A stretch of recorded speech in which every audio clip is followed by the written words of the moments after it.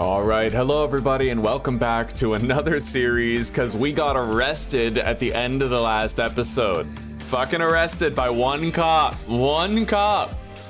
But I was giving some thought to what our series today would be, what the rules were that I would select. I thought about doing a no vandalism, no gambling, no pickpocketing playthrough. But to be honest with you, it's harder when I'm allowed to commit crimes.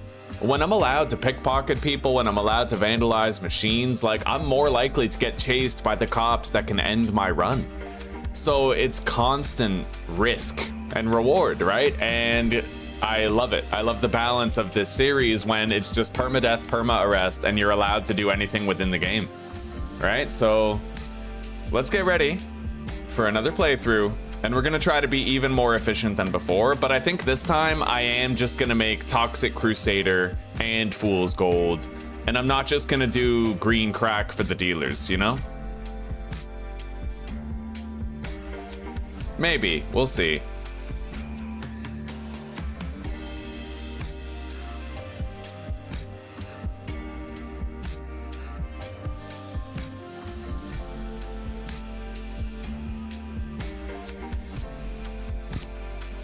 I'll sell you drugs, Stooge. Good morning, buddy. I'm glad to see you. How are you doing? Okay, so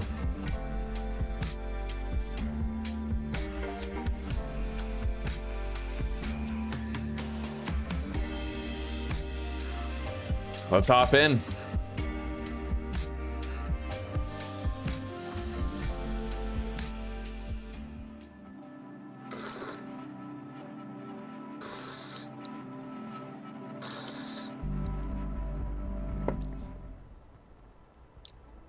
You're a small-time drug dealer from the south.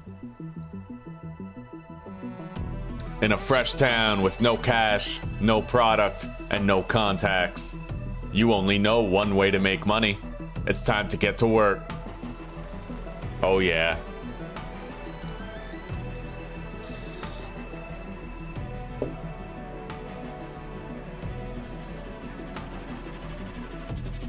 We're back again, baby. We're gonna have to get a hold of Uncle Nelson real soon. Poor bastard got arrested last night. We got the fuck out of there. We fled Serena Flats and we came to Hyland Point, a neighboring town. We're gonna have to settle down here and try to avoid the fuzz.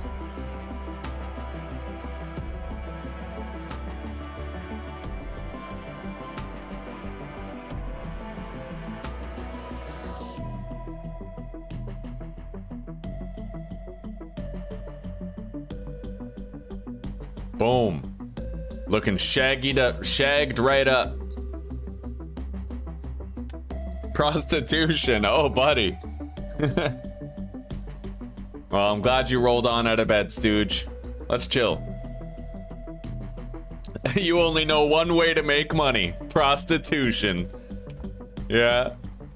That's funny, dude.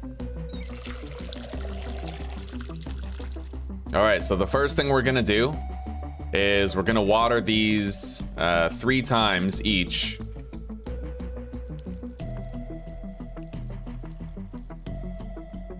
And then we have to take this stuff. Oh no, I have to leave the trimmers. We'll just hang on to the trimmers, actually. That's fine, yeah. All right, I've heard you're in some trouble. Best not to talk over your mobile phone. Go find a payphone. We got a text from Uncle Nelson. We're gonna have to get in touch with him. First, we got some shit to do. Let's get started.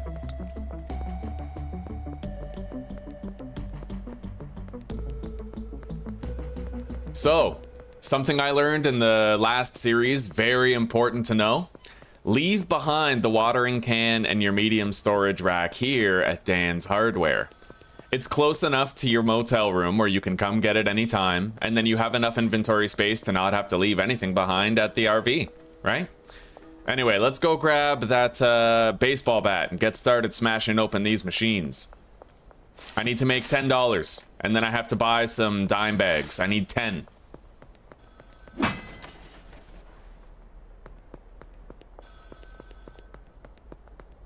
Hang on.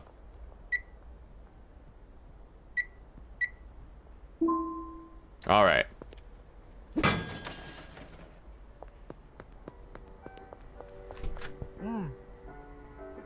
10 baggies. And done. Hey friend, you're new in town, right? It's nice to see a fresh face. I'm Dan. I run this here hardware store. What line of work are you in? I work in agriculture. Oh, ain't that nice? I always fancied a bit of gardening myself. Here's some speed grow on the house. Welcome to Hyland Point. And the beautiful part about coming here, and you know, you get the speed grow right away. You have stuff on this pallet. You've already talked to Dan, so the moment you pour, like the moment, you'll be able to contact Albert Hoover pretty quickly, like quicker than usual. God damn, it's good to hear your voice, buddy. Looks like our luck finally ran out. The feds have got me locked up while I wait for trial. I'm glad to hear you slipped out though. Before I moved to Serena Flats, I used to live out there in Hyland Point. It ain't the nicest town around, but there's plenty of opportunity for someone in your line of work. If memory serves, I've got some cash stashes out there. It ain't much, but it should be enough to get you back on your feet. You'll find the stashes near the town hall fountain, in the canal, and behind the supermarket. Go grab it, head back to the RV, and we'll go from there. Sounds good, Nelson. Oh, right. $55 on the OG Kush.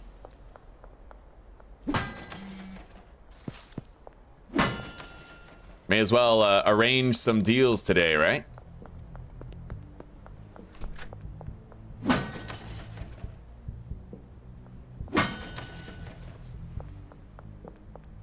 Okay. 3 grams. $70 more. Late tonight.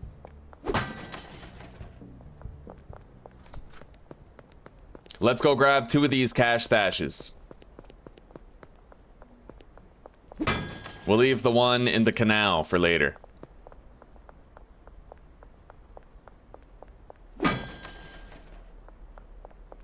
Oh god, 4 cops right there. Bun that, dude. Bun that. Okay. This cash stash right here.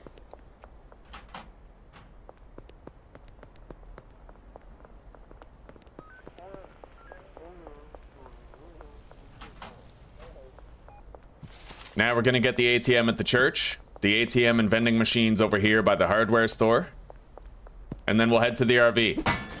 Harvest the weed, collect all that, you know. Shaggy again, damn straight, buddy.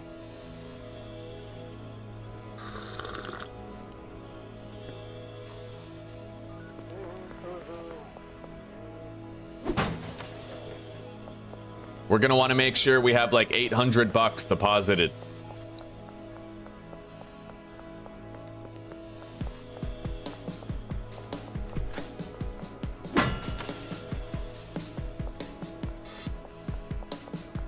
We'll deposit at the central gas station.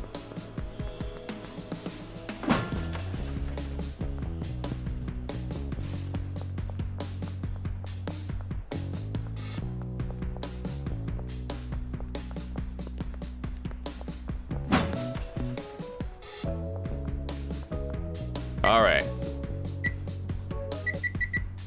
$815. We're done. Now let's go harvest those plants. We have 10 extra baggies, so we can dime bag all the product right away. We have to give free samples to everybody before midnight tonight, so that we have a second chance to get them as customers if the first attempt fails.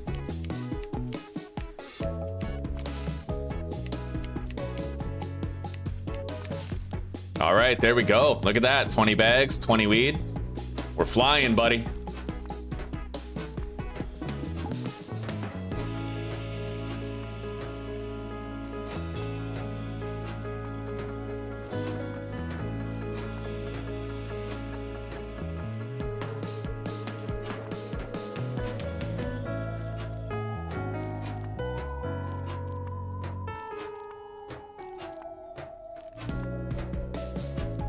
All right, there we go. Let's grab everything. Now we can have the RV blow up. No harm, no foul. Let's go.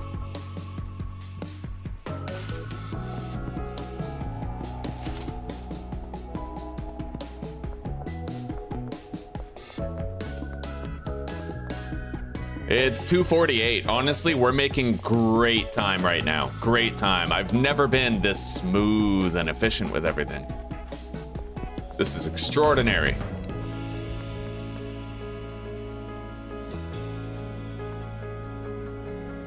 All right, we got a call from Sam Thompson because we lowered the price. We're gonna go, yeah, 2 grams for 80 bucks. It's an extra deal, right? More money. I'll definitely be able to grow a plant before the end of the day, I think. If we use that speed grow, right? Welcome to Hyland Point. This is our territory, don't interfere. Well shit, now that that's blown up, we're gonna need a new place to hang our head. Let's go to the docks and get these 2 machines right here, and then we're gonna head down to the motel.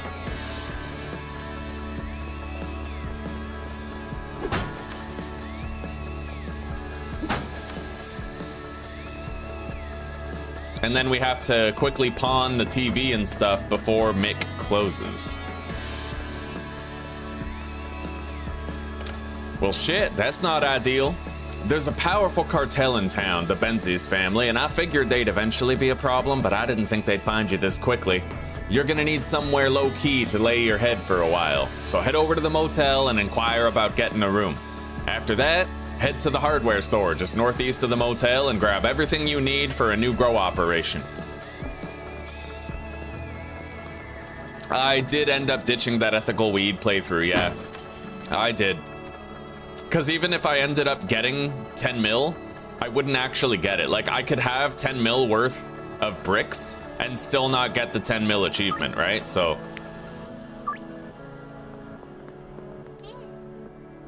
All right. New customers. Let's pawn the TV first, and then we have to rapidly bang out all the new customers we can very fast before midnight tonight. I'd like to rent the room. Thank you. Why don't you try this weed? All right, we got her. Now let's deposit all that and take the TV as well as this lamp. We have to pawn it. And she wants to buy something. Next customer, Peggy, Chloe, Geraldine, and Peter. We'll visit Peggy first. Wait, no, we'll pawn the TV and stuff first.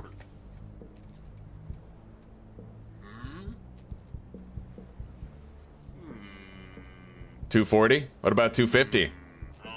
All right, $240, you got a deal, buddy. You wanna buy some weed? No?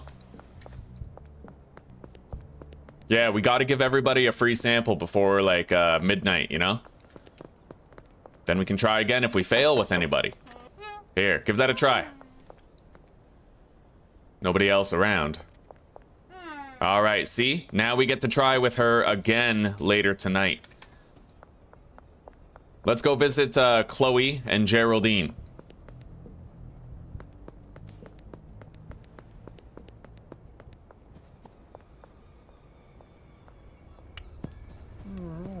Here you go, buddy. Give that a try.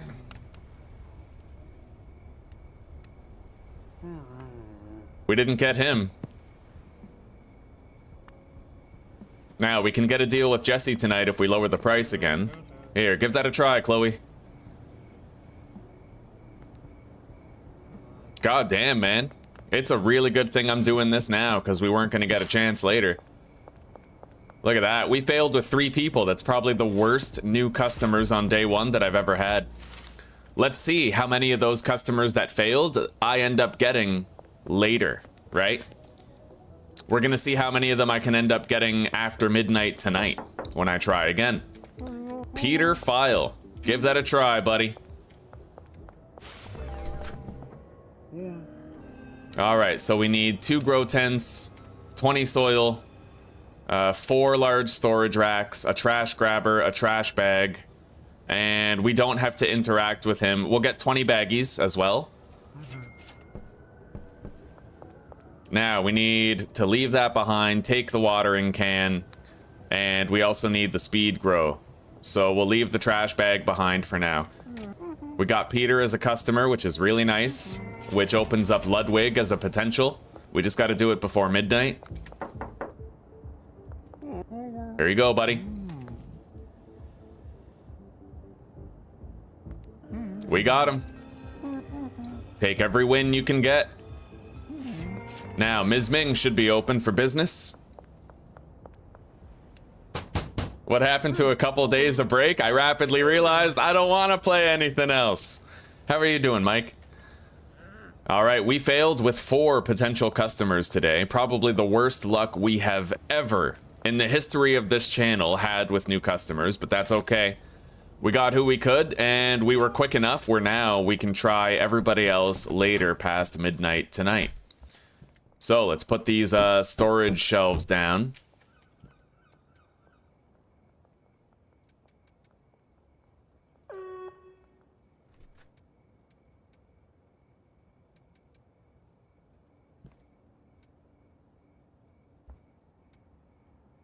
Okay, let's go.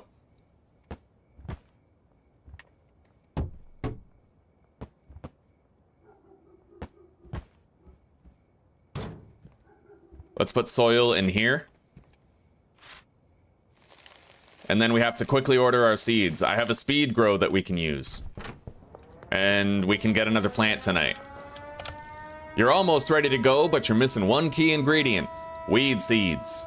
You'll need to speak to a supplier to get your hands on some, so I've passed your number on to a local that I know from the good old days, Albert Hoover. Send him a message and request a dead drop. Since I've vouched for you, you don't have to pay up front. You'll have a tab instead. All right. And let's order 4. No. Yeah, we'll order 4 so they get here relatively quickly, within 2 hours. Then we can use the speed grow, and they should be potentially fully grown in time. All right.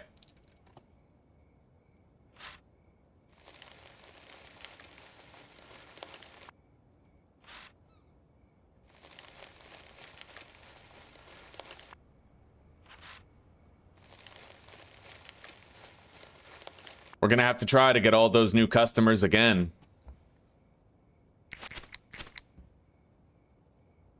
Grab the weed, the bat. Deposit the speed grow for now. So what time are we? 10:11. Let's reduce the price of our weed down to the base price. Wait. Yeah, we might get a call from Jesse if the price is low enough, so we'll leave it at like $45 or something. Let's just leave it at the baseline price of $38 for now. We might get it. Yeah, Jesse Waters right there.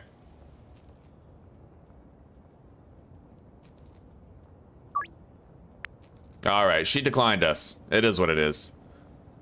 All right, $55.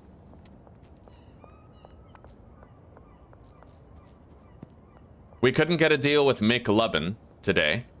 That's okay. We did get an extra deal with Sam, which is nice.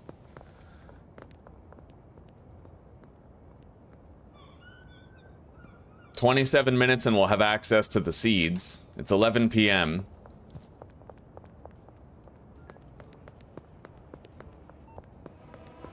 Oh, shit.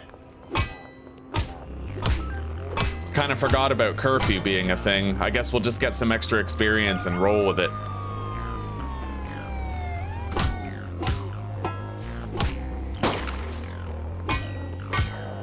All right, we're good. So, the dead drop is ready behind the supermarket, right over here. We gotta go plant, and then we're gonna bring everybody another free sample.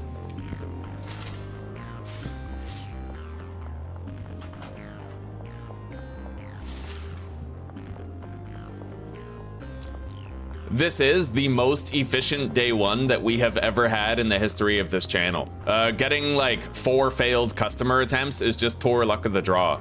But overlooking that, this is the best day we've ever had. Like straight up. All right, put the seed there. Grab the watering can and the speed grow. We're gonna water it right now. and then apply the speed grow. That should be done before the time freeze this morning. Yeah, totally.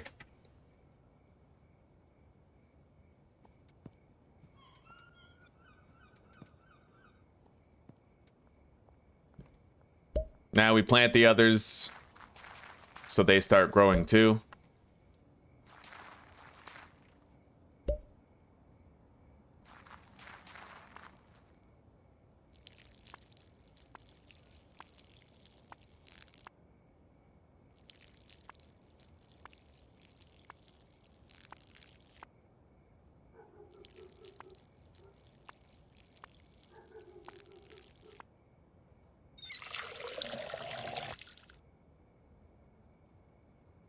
I am doing good, Mike. I am doing good. Thank you. It'd be really cool to use the RV as a mobile, like a mobile weed growing base, you know? That would be pretty dope. All right, let's go get the stuff that we left on the pallet down here.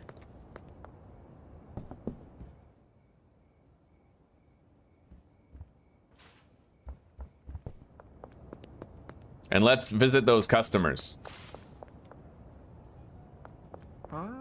Here you go, buddy. Good doing business with you. And we don't have to worry about this deal beside the barber shop. There you are, Sam. So, Chloe Bowers first. And we have to get a few more machines tonight before we end the day. 81%. Give that a smoke, sister. Let me know what you think. Right on. We got her. She's declined our offer at a deal right now, but she'll call us later when she wants some. So we're cooking with gas. 89%. Here you go, Geraldine. I hope you like it, buddy. Right on. We got it. Ooh.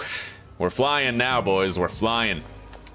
Now we have to go visit Ms. Ming and Peggy Myers. However, we're going to want to harvest this plant before we do. Let's go to the hardware store and grab everything that we left on the pallet.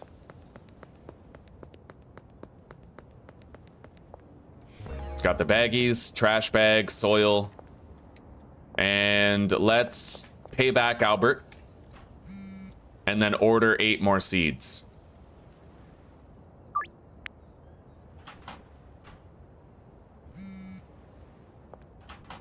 All right.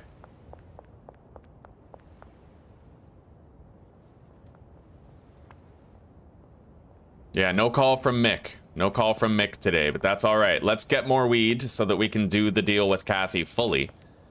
Oh, right. Yeah, let's harvest that plant, visit Peggy and Ms. Ming. Yeah, I'm hoping one day, old dog, that we'll be able to have several different maps, right?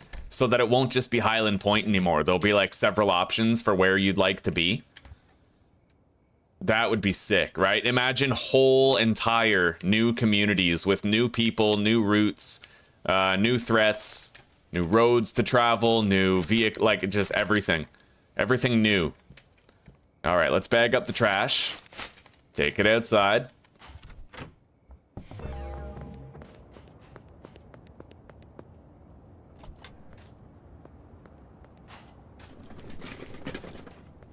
May as well clean up around here real quick. There's no rush. The first night can last a good long time.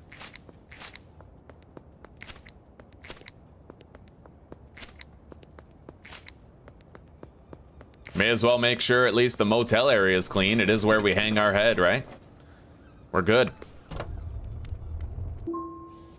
All right.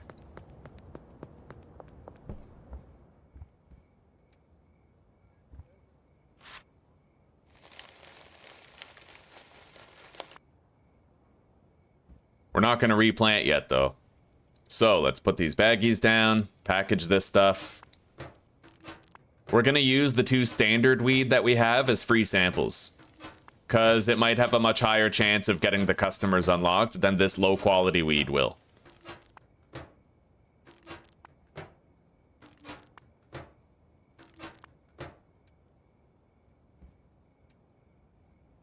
All right, let's go. Ms. Ming and Peggy. And then we sell to Kathy. I'm really glad I didn't sell that standard OG Kush. Because I think, yeah, 60% and 74% chance, right?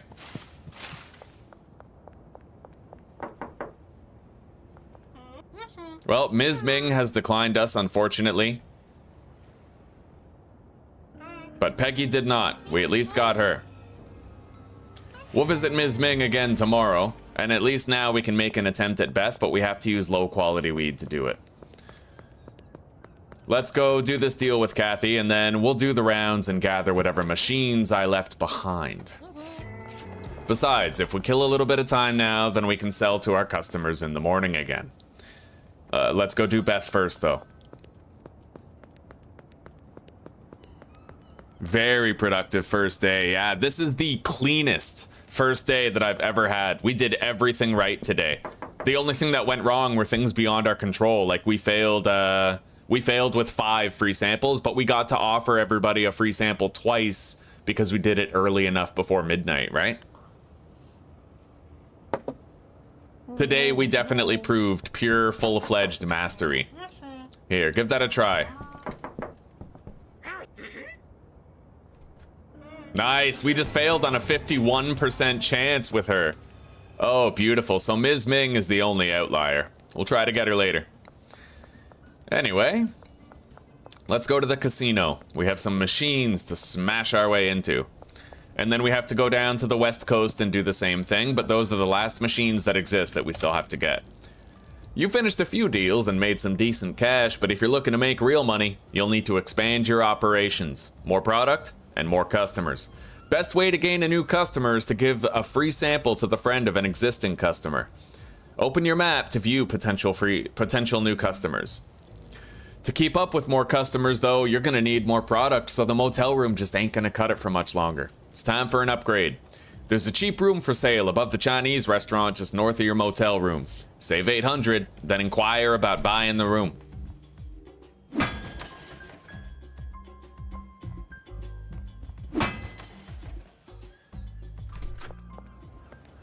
All right, the drop is ready right over here. Let's go grab it.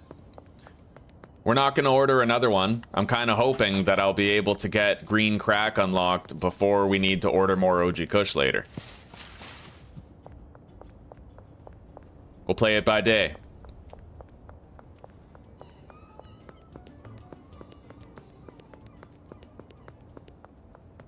I got that ATM over there.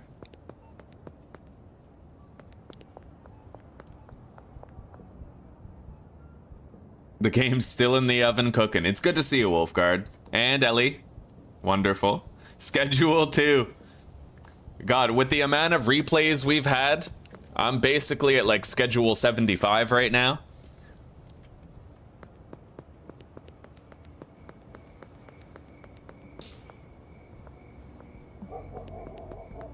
All right, so let's do a little deposit here. We're gonna deposit $300. That should be more than enough for, you know, baggies, jars, whatever else.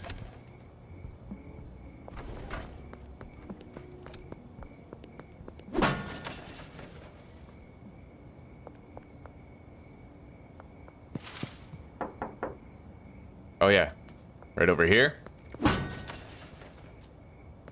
Okay, so the question then becomes, do we try to sell it to everybody now and unload these 6 grams before we go to bed? I think so. I think we do. Let's go pay a visit to Mick over here. We already sold to Kathy tonight, and I don't think her cooldown's gonna be over yet. Beautiful. Another 20 experience gain for us.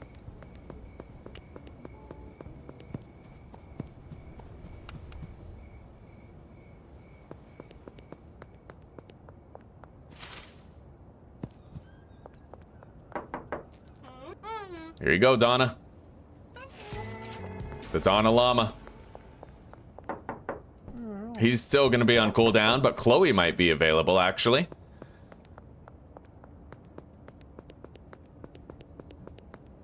And we could visit the Cooley residence as well, because we have Austin and Kyle over there, and it ain't far.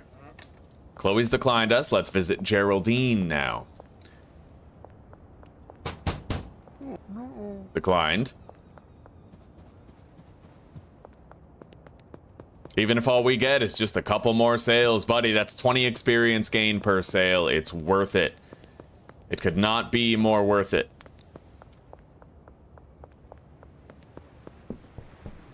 If you want to get your green crack in the first couple days, you gotta haul ass. We are a fresh prospect in a new town. We need to really go out of our way here. Look at that. Nice.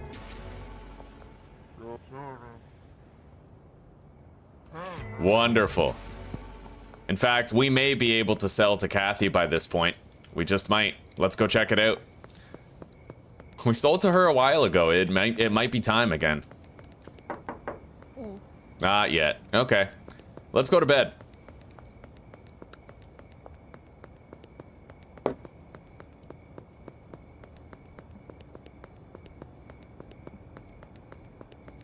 Good morning, Liz. How are you doing?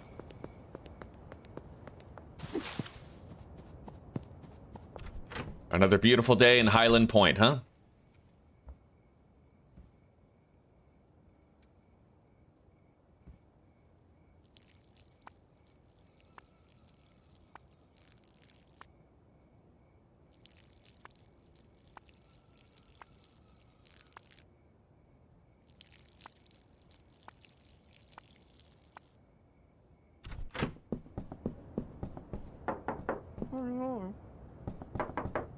Yeah, we can't unload these two baggies, but that's all right. Let's go to sleep now. I'm not going to replant. I want to synchronize all the plants. Okay, 875 experience gain, boys. So I'm pretty sure we actually managed to get out of the Street Rat tier entirely. Street Rat 2. Street Rat 3. Street Rat 4. And Street Rat 5. We're not out of it, necessarily. But we're right at the end of it. Like, we could literally buy our plant trimmers and pot sprinkler already. Right? That's huge. Fucking huge, buddy. For day one. In fact, we're gonna go buy that shit right now. We got the cash. Let's, pawn off these storage. I'll hang on to them. We need them for our meth lab.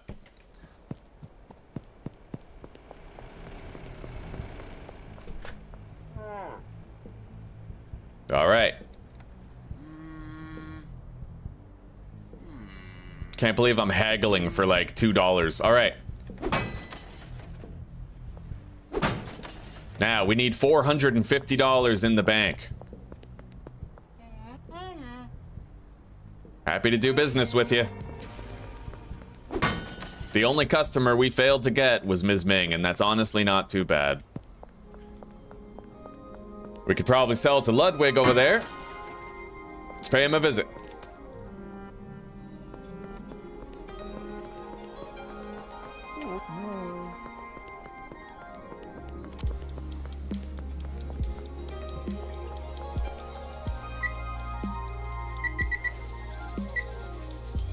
That's exactly how much we need, and then we'll deposit another 130. Yeah. For jars and baggies and whatnot.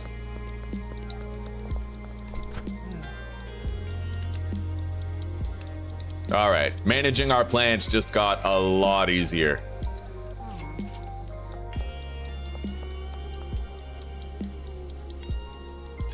Yeah, we're gonna try to unlock green crack today. We just need Hoodlum 2. We're already at like Street Rat 5, right? So it won't take much longer. We harvest our plants, we do some dealing today, and we just might make it. And we just sold the last of what we had, so let's go get more.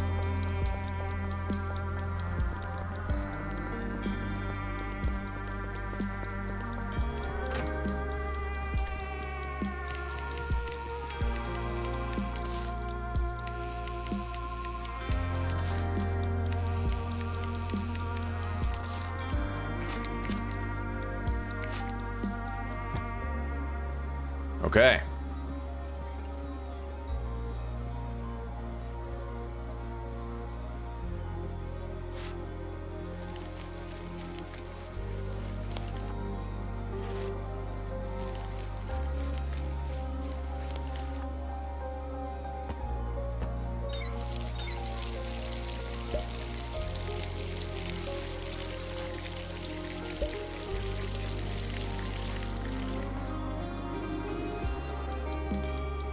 It never really stops being satisfying, does it? Every single playthrough, this is just such a fulfilling routine. It makes me so happy, buddy.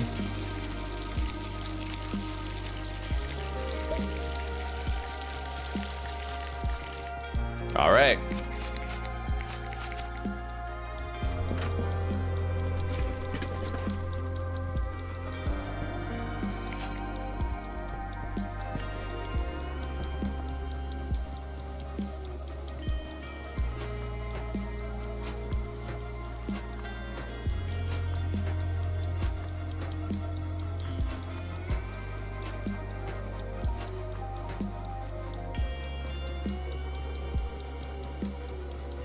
I'm glad to hear you're doing okay, Liz. I'm happy you're here to chill.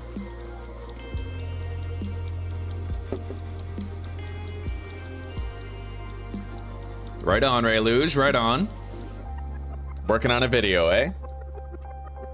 I'm a fellow enjoyer of the video editing myself. I actually got my start here on YouTube editing videos and making series.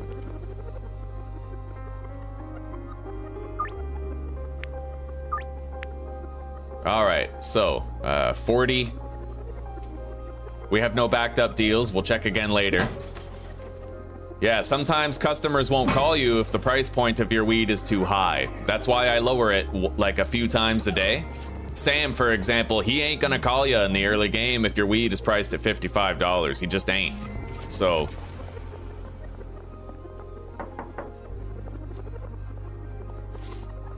Now, we're gonna go buy more baggies and attempt to sell what we got on hand. And we'll have a new generation. We already have a new generation of customers now. So, Joyce, why don't you give that a try while I sell to Chloe? We got her. All right, let's get 60 baggies and 20 jars. 120 bucks. Hello, Austin. Let's see if we can sell to Joyce. Nope. All right, so Keith Wagner coming up the road. Give that a smoke, buddy. Let me know what you think. Didn't get him. Doris Lubin and Meg Cooley. We could visit them now. Let's bag up a little bit more weed, though.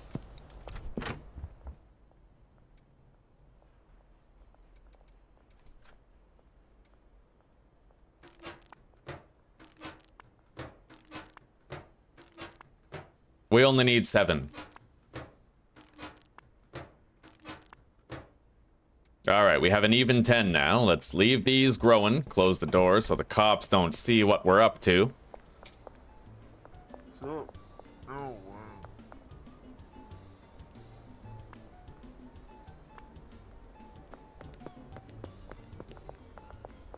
Trent over there might be willing to deal with us. He is a West Coast customer, and we did just unlock him, but wait till that cop drives by right now. Okay. So, Doris, it's me and you, sister. Here you go. Give that a smoke and let me know what you think. Doesn't like it. I love the contents of your pocket, though.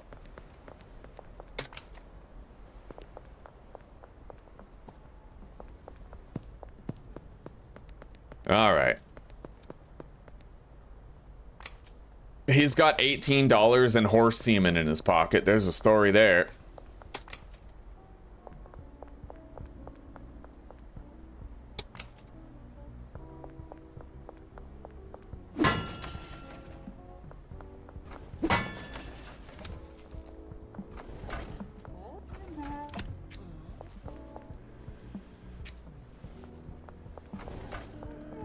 Well, we got Meg. And Geraldine wants a deal. Let's just lower his gram count by 1. That's a great moneymaker deal right there. No backed up deals.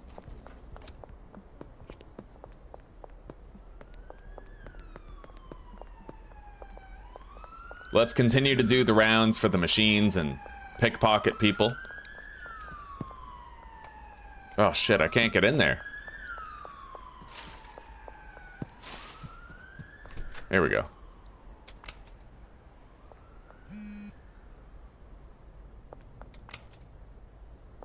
Chloe and Ludwig, will schedule with them shortly.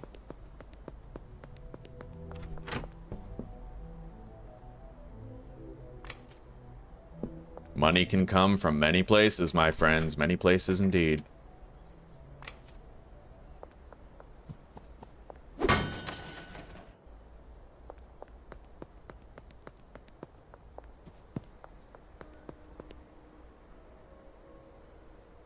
Oh, definitely took your advice, Lone Star. That was a great idea. You can talk to the 3 people while you're headed back to the RV. I probably wouldn't min-max that, only because we have so much time before that's our quest objective, right? I'll do that one of these days when we're just selling to Meg Cooley or something.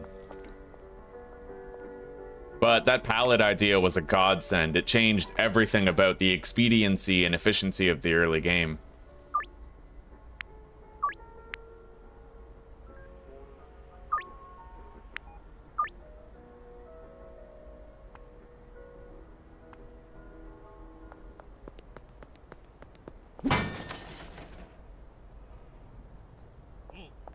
I'm being searched. All right, hurry up. We're good. She has $1. I'm not pickpocketing her.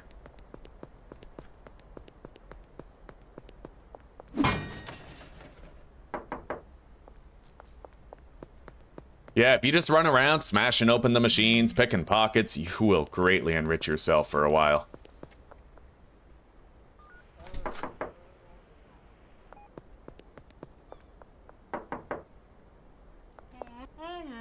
I'll buy something again. Benji Coleman. All right, we got the dealer.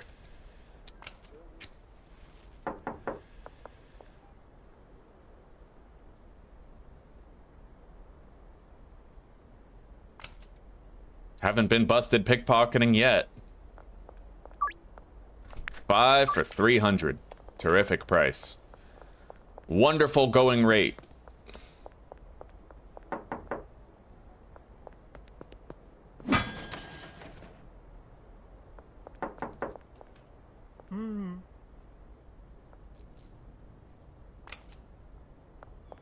Now, I'm gonna want to try to get a new customer out of all the West Coast customers before midnight tonight. We have to get as far as we can, because midnight offers a new opportunity to get the customers that you failed to get previously. Very important. All right, $69. $82. Money everywhere, buddy. Everywhere. Let's cut through here. Try to sell to Peggy.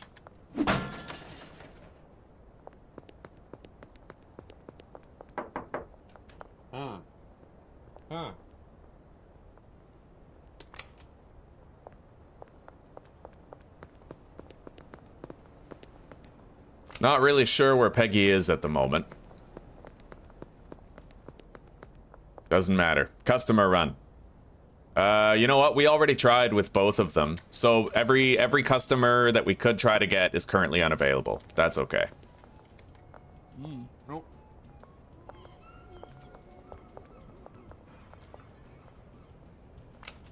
Got him.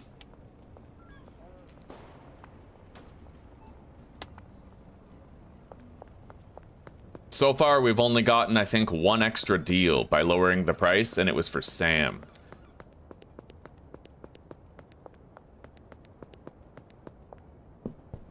Let's harvest and replant.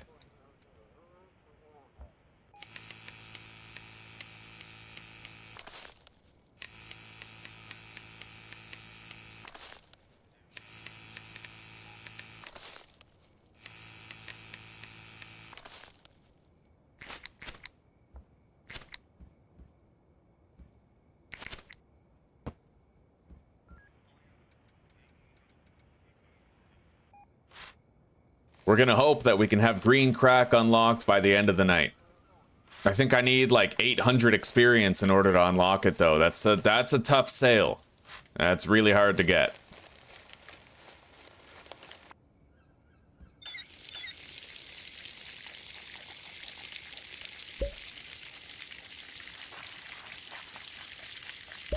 In fact, it might be more like 1,000 experience that we need, so not really sure. But we'll probably get there, if I'm being honest. The fact that first thing this morning we already had the West Coast customers is a very promising sign.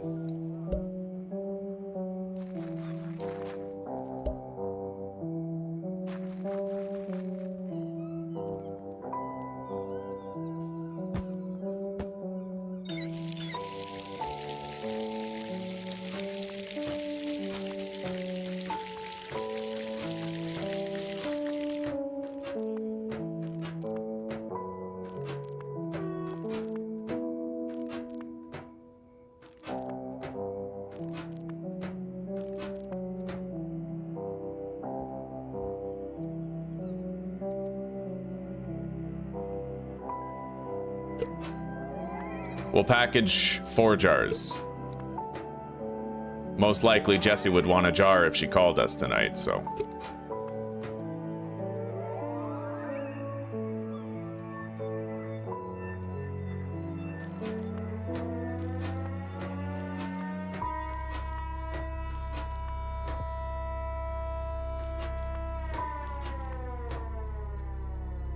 Okay. All right, we just got a deal with Mick because we lowered the price. So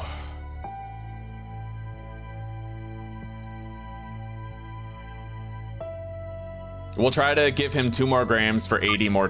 It's a very bad price point. Like with the other customers, right? We usually get a jar for 300, but it's an extra deal. So we're just gonna take it. And we'll get that late night bonus as well, so there's still gonna be the markup involved.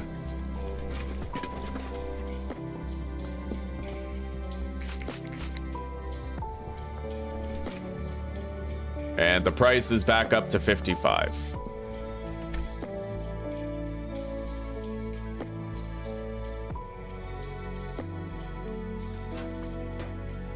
Let's get out there and try to do some, like a little bit more wheeling and dealing.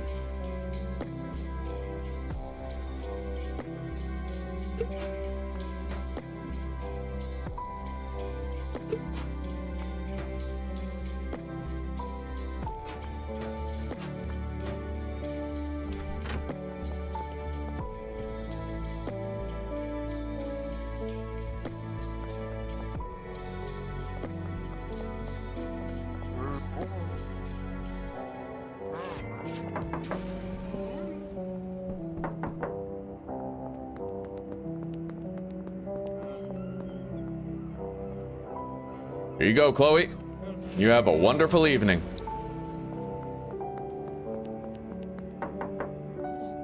Not time yet.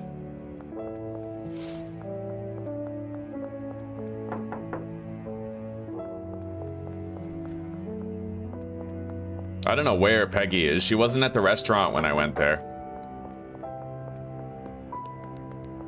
Oh, there's Austin.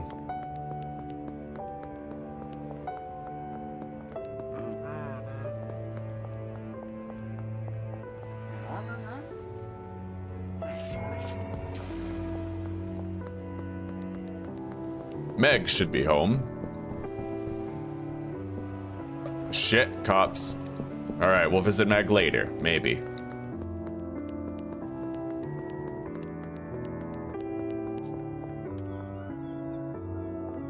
Anyway, after we do these deals, it should be time to visit Ms. Ming and give another honest attempt at getting her as a customer. If all goes well, we can order our first green crack seeds tonight before we go to bed. We made some great cash.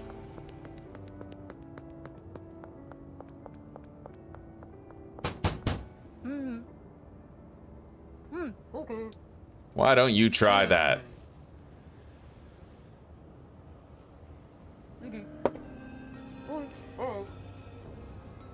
We got her.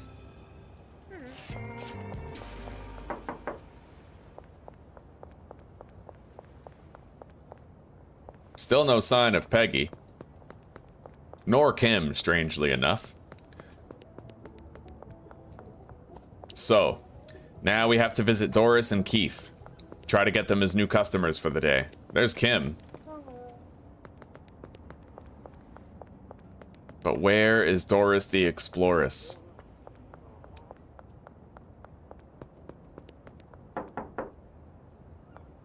Oh, right, yeah, Peggy, not Doris. I don't know where Peggy is.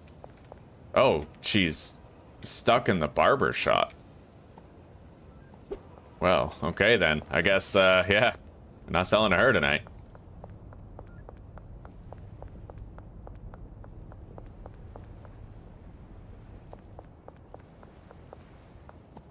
We're gonna visit Keith first, only because there's every possibility that we might end up securing his business tonight. He may call us again after we get him as a potential customer.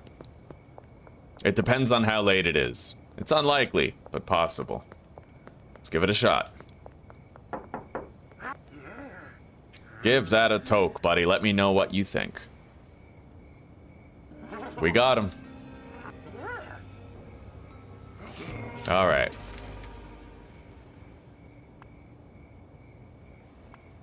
We'll leave the price as is for now.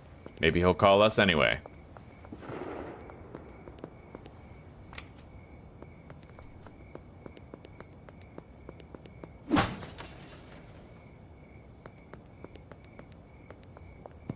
So now we gotta visit Jerry and Doris. Now Jerry is the big one. Gated behind Jerry is your potential at getting Dean and George as new customers. That's huge. If you get them, then your earning potential for the early game that first week is greatly increased. We've had it happen where I failed to get Dean and George for 4 days because we kept on failing trying to get Jerry, right? Jerry has a 66% chance of being secured as a new customer with OG Kush. It's not good odds, not really. So we're gonna have to hope that we get lucky and that we can secure him right away. If we get Jerry, then Dean and George, you know, you might fail a couple times with one of them, but they have great high chances for success. Give that a toke, my man. We got him. Beautiful. All right, that's the first big hurdle.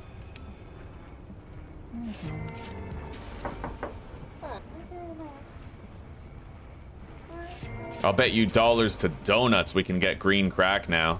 Yep. We're literally able to order green crack on the night of day 2, which is superb.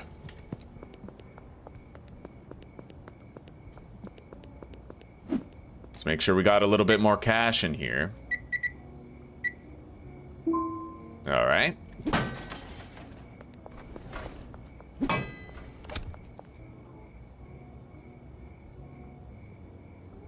Oh shit. Well, he's running away, but he doesn't want to fight me. That's favorable.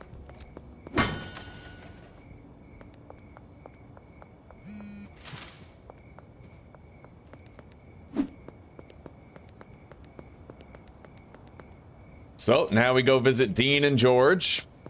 Afterwards, we visit Meg, try to sell to her, and then, maybe Kim Delaney as well. Depending on how this goes, right? We got him. Dean Webster, great customer to unlock. Now let's try our hand at George here. We'll have a better chance with George if we fail when we use green crack. But we don't have to worry about it anyway. We got him. In fact, I think I'll sell him one of these jars here.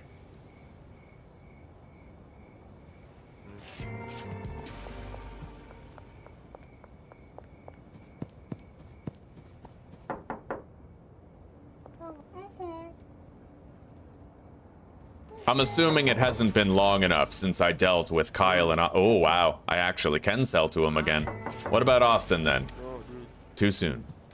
But that's okay, we got extra deals, extra EXP, extra cash. We're flying.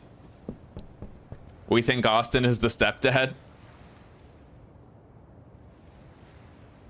Oh, yeah. Yeah, old dog. What I think it is that Meg and Kyle are siblings and Austin is their stepdad. Or their biological father. He might be their biological father because he has red hair and they both have blonde hair. And apparently, like, when you have red hair, you have the recessive gene that can cause blondness, right? In fact, apparently having red hair is a byproduct of having, like, blonde parentage.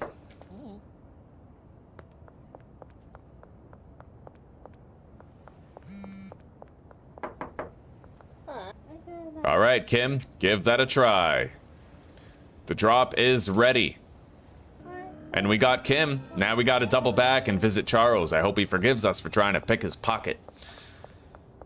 Honestly, even though we failed giving 4 samples on day 1, this has been not only the luckiest start ever, but the most efficient start ever. In fact, it's funny. We failed giving 5 samples on day 1, but we got all but 1 customer on day 1 because we made sure to visit everybody before midnight so we could visit them again after midnight.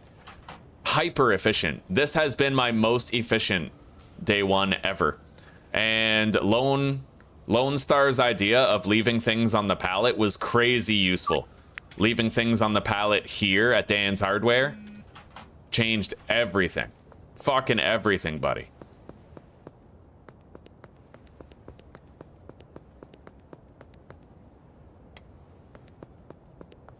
Let's go grab the green crack seeds.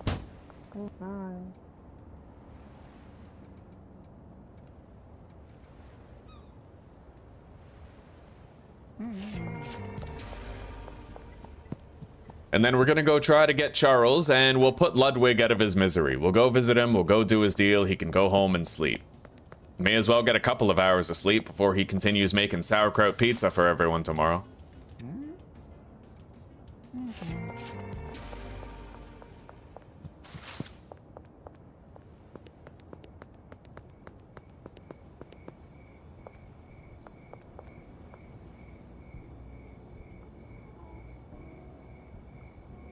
Oh, yeah, Recoil, how are you doing, by the way? It's good to see you today, buddy.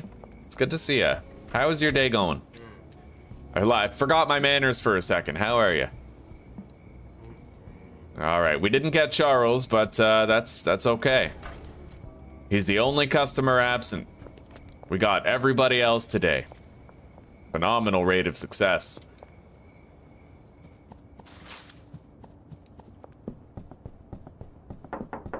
Oh, no.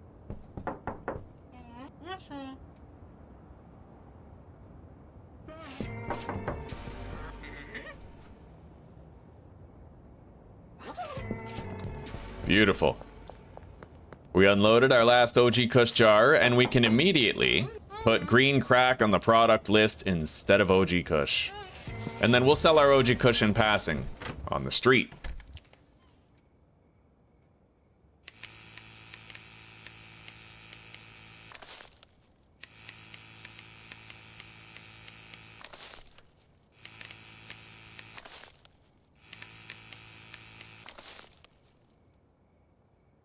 Okay, so, delist OG Kush, and we will instead sell green crack for $60, I believe.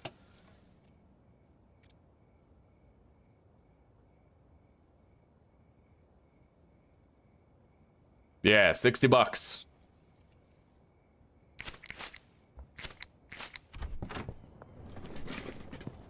Let's go to sleep.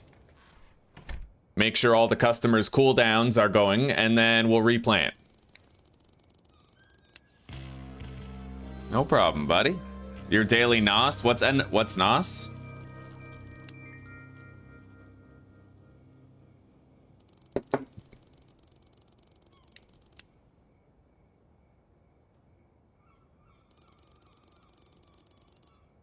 SCP, like the containment thing? Yeah, I think SCP, special containment. It's a video game about monsters. And there's like a whole bunch of lore about all the different monsters on the internet.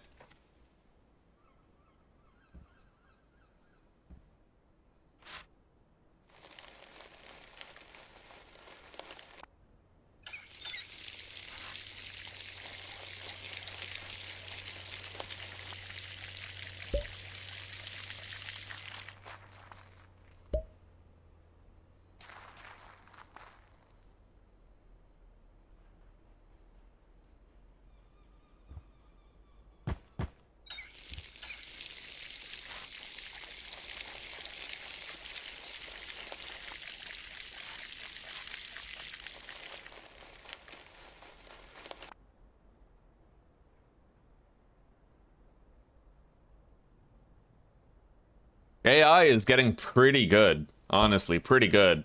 Everybody's afraid of it because it's gonna take away their jobs or whatever, but that just means humanity is gonna be forced to evolve past debt slavery, and it's about time.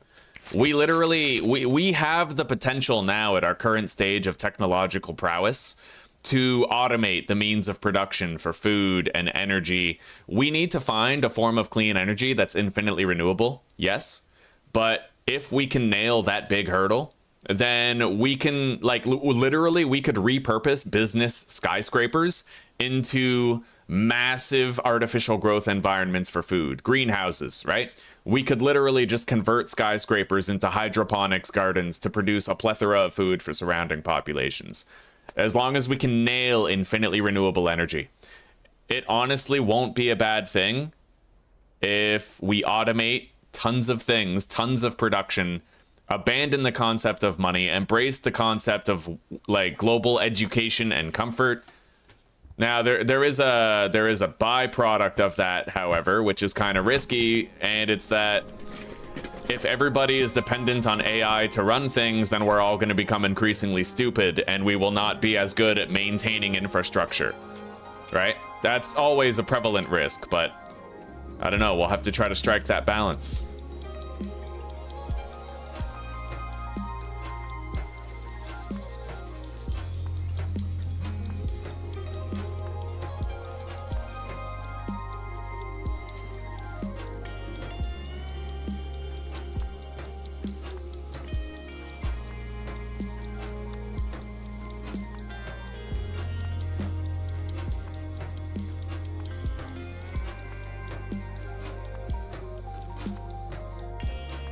All right, now I'm gonna schedule away this OG Kush.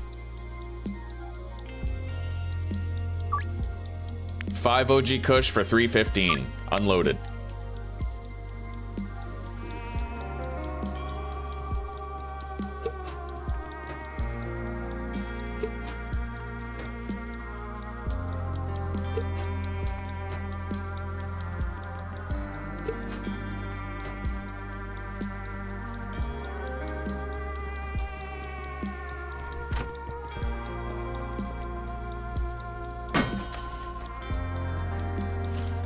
So that one's spoken for.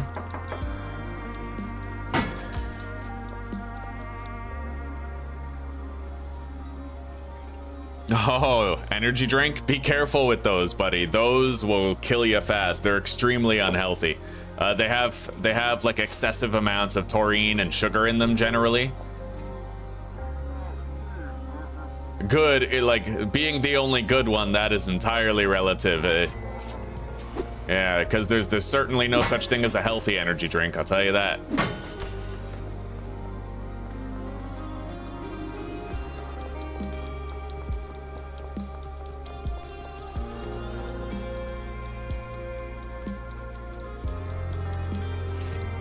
All right. Molly Presley.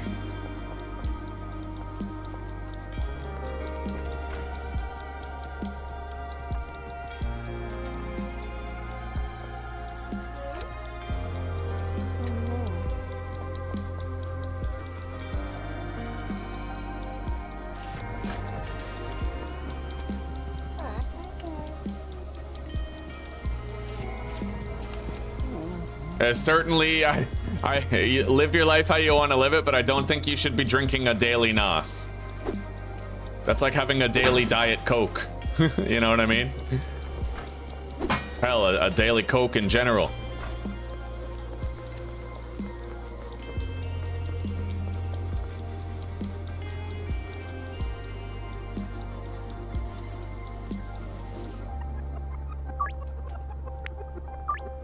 All right, we have another jar spoken for, so we only have one more that we can sell at this point.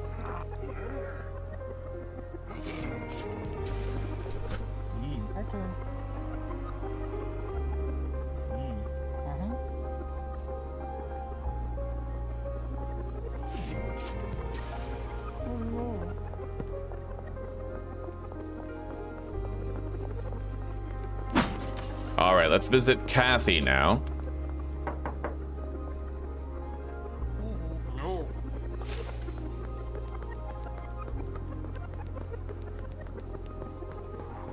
I only have 2 a day and I don't drink coffee. Only 2 a day. You may as believe what you want to, buddy. I can't live your life for you, but I'm just saying that's gonna catch up with you. An energy drink is like a treat that you should have maybe twice a week, maybe. It's junk food. It's junk food, and having it every day is gonna wreak havoc on you over time.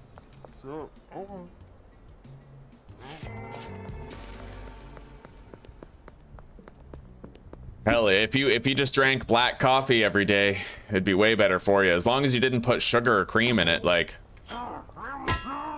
Black coffee is where it's at. Black coffee is actually, like, healthy. It gives you energy, but it doesn't break your fast. And it suppresses the appetite, making intermittent fasting a lot easier. Yeah, what makes coffee unhealthy is putting sugar in it. And milk. Milk will break your fast, so you kind of forego the health benefits of fasting that way.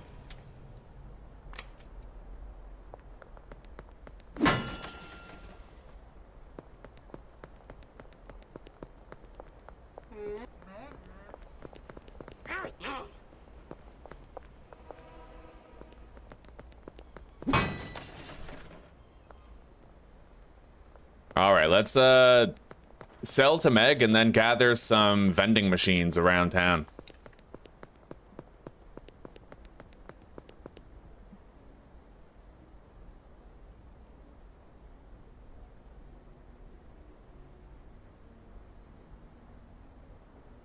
Hell yeah, Pan. I'm a dreamer, just like you.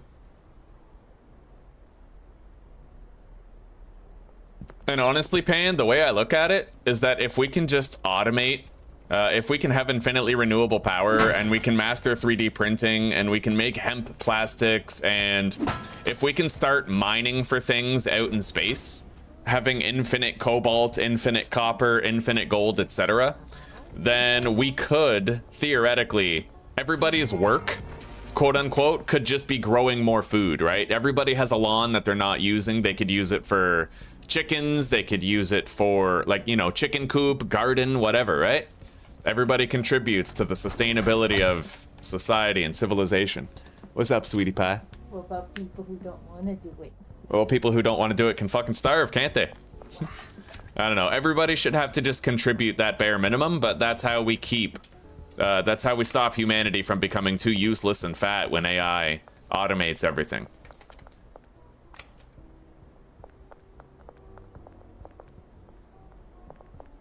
All right, so now we're gonna do the machine circuit.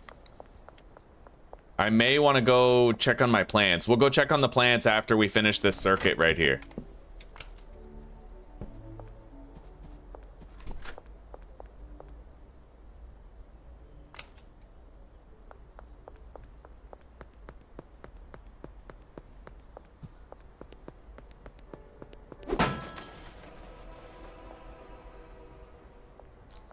Yeah, you gotta remember, things like those energy drinks and sodas and chips, all that stuff is meant to make people sick, to stimulate pharmaceutical advancement.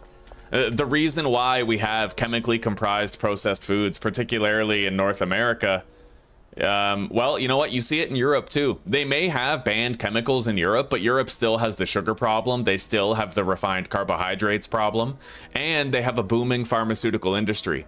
What does every first world country have in common?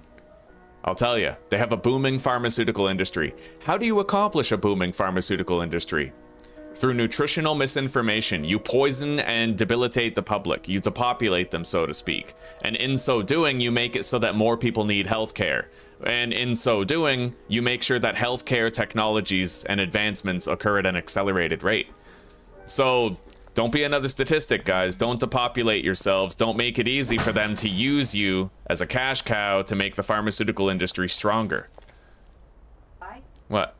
Because the West all over has in common the worship of money and of money.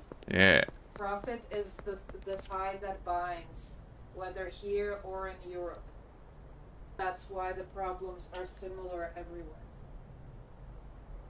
I used to drink 2 Monsters a day for the longest time. Yeah, those old man. Oh, fuck. Yeah. Honestly, people don't realize how simple it is to feel good. They tie their feelings to these substances that ultimately fuck with their health. But the truth is, in order to feel better, in order to escape depression and anxiety, and in order to give your brain equilibrium, literally all you need to do is fast. You just need to fast. If you take cold showers, it helps, but going long periods of time without putting anything in your body that breaks a fast, like sugar, carbs, protein, just fucking fast, right? Most mental illnesses come from gut health problems. The thing is, the link between metabolic health and mental health is becoming so scientifically strong that they have reclassified dementia and schizophrenia, Alzheimer's. They've reclassified Alzheimer's as type 3 diabetes. Look it up. So honestly, everybody has a moral obligation to understand how their body works and how to properly feed it, and when they shouldn't feed it, when they should in fact be doing intermittent fasting for their health.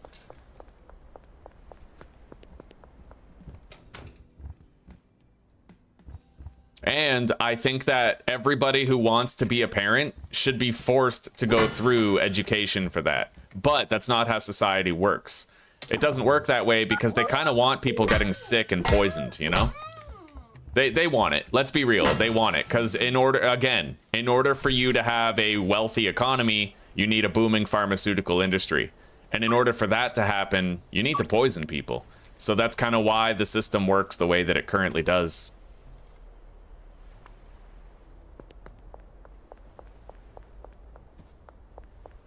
When I see parents feeding their kids fucking cereals with trisodium phosphate and pizza pockets all the time, like dude, like give up your fucking kid. Just put them in a fucking adoption center. They'll be better off. You know what I mean? Well, probably not. No, because they feed them the same shit there. But it's like a society-wide problem. Nobody knows anything about what the fuck they're eating. Anything. It's a passion of mine. I'm very involved with it, you know?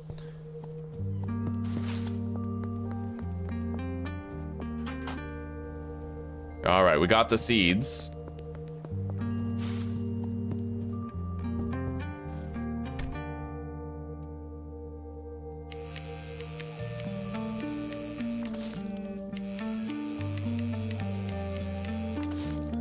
All right, Jerry. 5 OG Kush for 280. I'll go easy on him because he's a new customer and we need to break him in late tonight.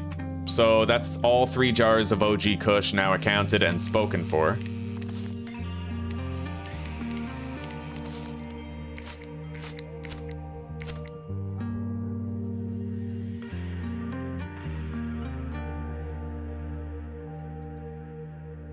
You know what? We'll package after. For now, we need to replant.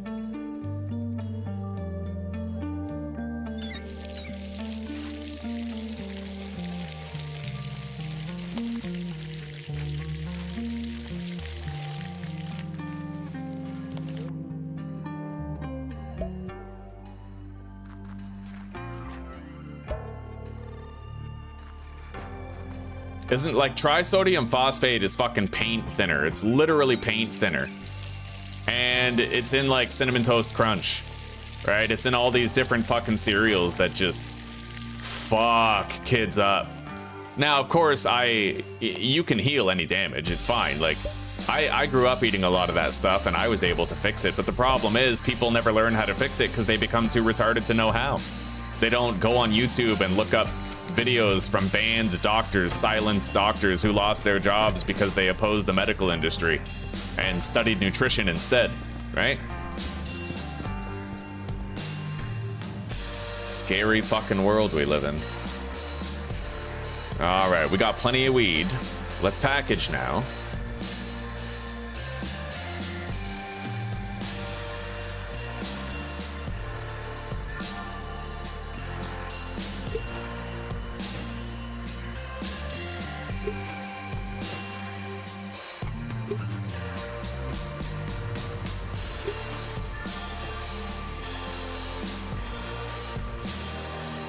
All right, Beth, 2 green crack, eh?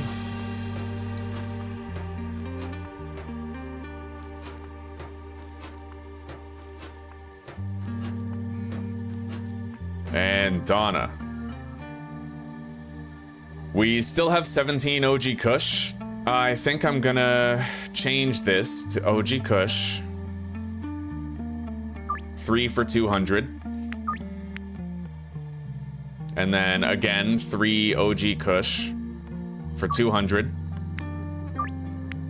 And then Donna, we can actually do 5 OG Kush and just sell her baggies for 300.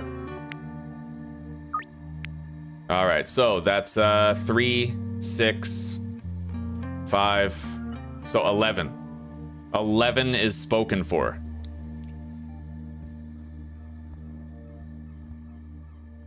Anyway, I should buy more baggies, but we might actually be able to enter the warehouse tonight when we're done. Hello, Rickwith. Welcome. How are you doing?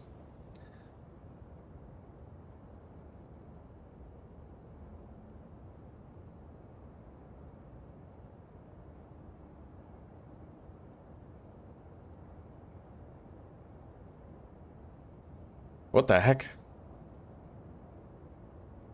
What's a whippet? Nitrous oxide? Oh, popular inhalant drugs?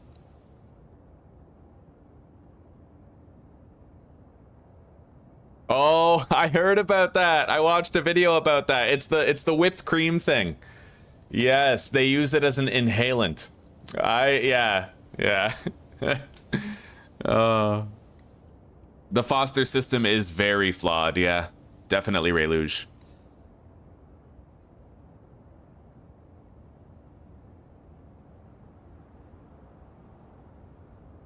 Yeah, Zuzi got checked up at the doctor. Her aneurysm is gone. Gone. They couldn't even find it. It's gone. Just goes to show you the power of carnivore and fasting. Or even just a ketogenic diet, yeah. Honestly, Rayluge, it's not hard to eat well in this economy. It's not. Eggs. Eggs are your superfood. Okay? They have every good amino acid. They're very rich in protein. And as long as you have sunny side up eggs when you fry them with runny yolks, then a lot of the potassium and magnesium in the eggs survives and doesn't get denatured due to the heat. It's very easy to eat well in this economy. All you need to do is only eat meat for dinner and fast, skipping breakfast and lunch. The thing is, your body needs extra nutrients to break down processed food. So that makes people gluttonous. But if you make a regular habit of fasting and you only eat meat or vegetables, then you could fast all day, have a big vegetable and meat dinner for like 10 bucks, maybe 15 bucks, right? 15 bucks a day is not a bad meal cost, right? And you'll be fine, yeah. In fact, it's more expensive eating processed food because you get addicted to it and you eat it in greater volumes, greater quantities.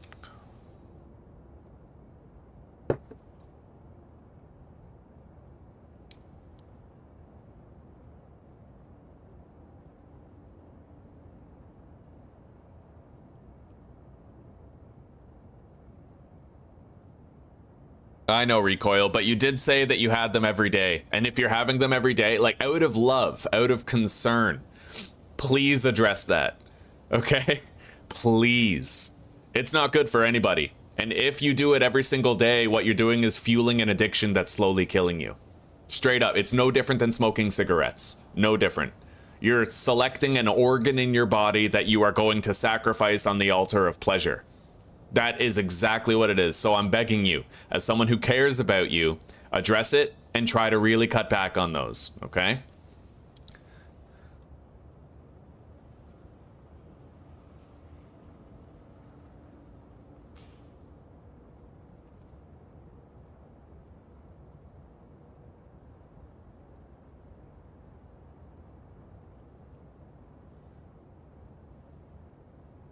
Honestly, Rayluge, my best recommendation to you is just look for sales. Try to find packages of chicken or beef or pork that are like 50% off at grocery stores. That very, very easy, especially if you check every 2 days, check every 3 days. If you have a grocery store closed, look for marked down meats.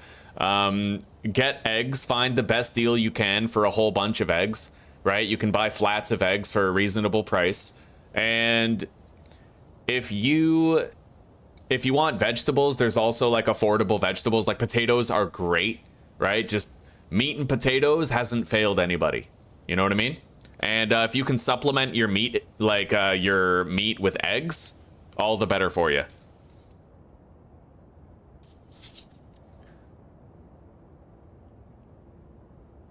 A local butcher is kind of fancy. That's fancy, right? A lot of people just don't have access to it. It's a luxury when you have a local butcher and when you can like get tight with them and when they can sell you chuck roasts and stuff. That's like affordable beef. But honestly, if you're eating grocery store meat that was fed grains and stuff, it's still okay. It's better that than eating like pizza pockets and stuff, especially if you're fasting too. Do yourself a world of good. Anyway, we got 3 hours. Let's try to seek out some more customers. Because I still have 6 OG Kush that I can sell. Okay.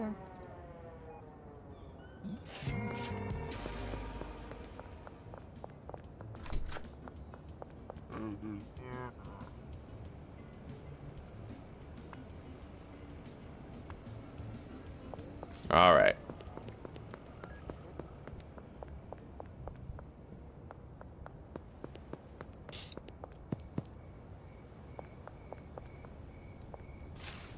And let's order more seeds, too.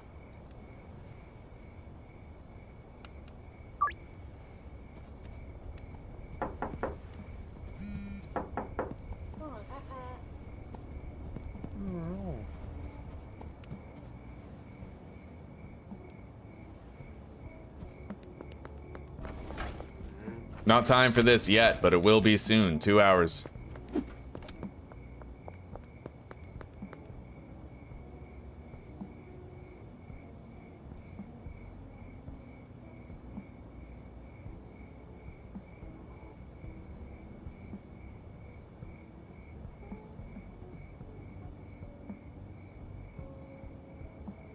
Well, it's not just about the caffeine recoil. It's not. Look. Let's look up the NOS ingredients.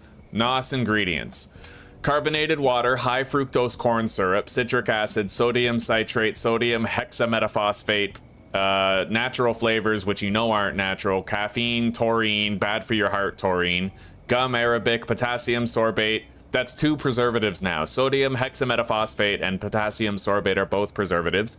Yellow 5 is it's a color, a food coloring that has been associated with hyperactivity in children and subsequently banned from several types of cereals and foods, being replaced with tartrazine. Inositol, I have no idea what that is. Ester gum, sucralose, calcium disodium edta, another preservative, so that's 3. Pyroxidine hydrochloride, that's, I honestly, and it keeps going. This is only what Google's showing me, but there's actually, it continues past that. So it's just not worth it, buddy. It's not worth it. There's nothing you're getting from that energy drink that you can't get from some healthier source. Even pleasure. You can get pleasure from healthier sources, like... Only saying it because I genuinely care about your fate. And I don't want you to fuel habits in apathy for the sake of pleasure that will end up causing you problems down the line, right?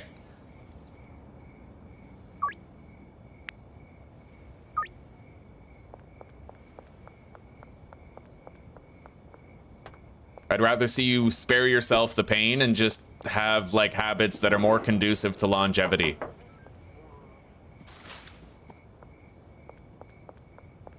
I'm gonna try to sell to Keith before he calls us tonight. Sweet.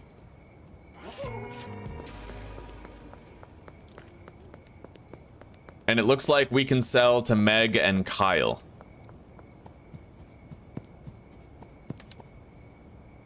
Hello, Lee. Oh, he's having a wonderful day, buddy. Wonderful thing.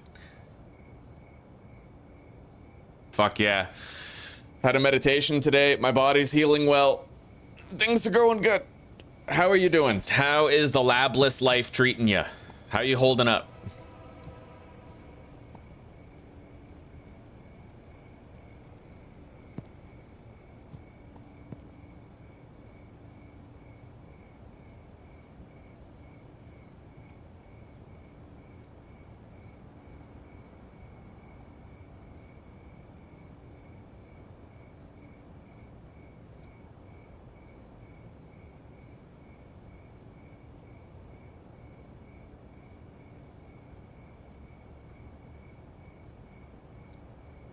Well, but remember, Recoil, yes, maybe it's vitamin B6, but what they're doing is roofing you and calling it romance, right? I mean, having one good thing, like if I have a cake and I put a cherry on top, that doesn't mean I'm eating fruits, you know what I mean? Hey, Dom. Yeah. I think that's the point where you just let people make their... No, and I've been very clear about that. He can make his own choices. I'm just letting him know that there might be better ones.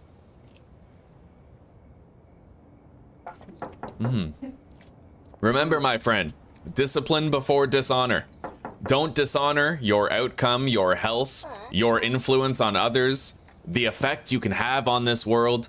Don't dishonor that. Be disciplined instead, right? Take care of yourself, that you may better take care of the world and people around you. There's integrity in that. Even if it sucks, even if we're denying ourselves pleasure, doing the right thing is always hard. We always have to sacrifice.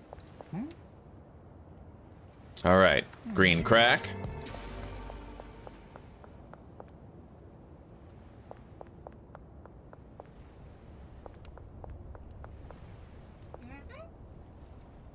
Five OG Kush. Cozy tie-tie. Cozy in the next time video. Let's go visit Ms. Ming.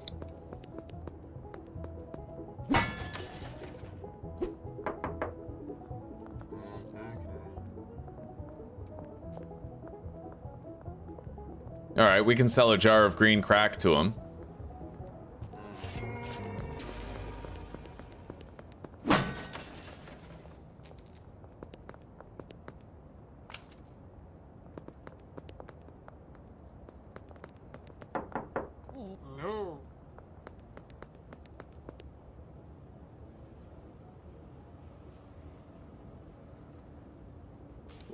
Yeah, Michael, yeah, they still call, even if you sell to them. They do. Although he might not be calling today. But I've had it happen where I've sold to a customer and they've called me immediately after. It doesn't really influence whether or not they call you with a phone deal.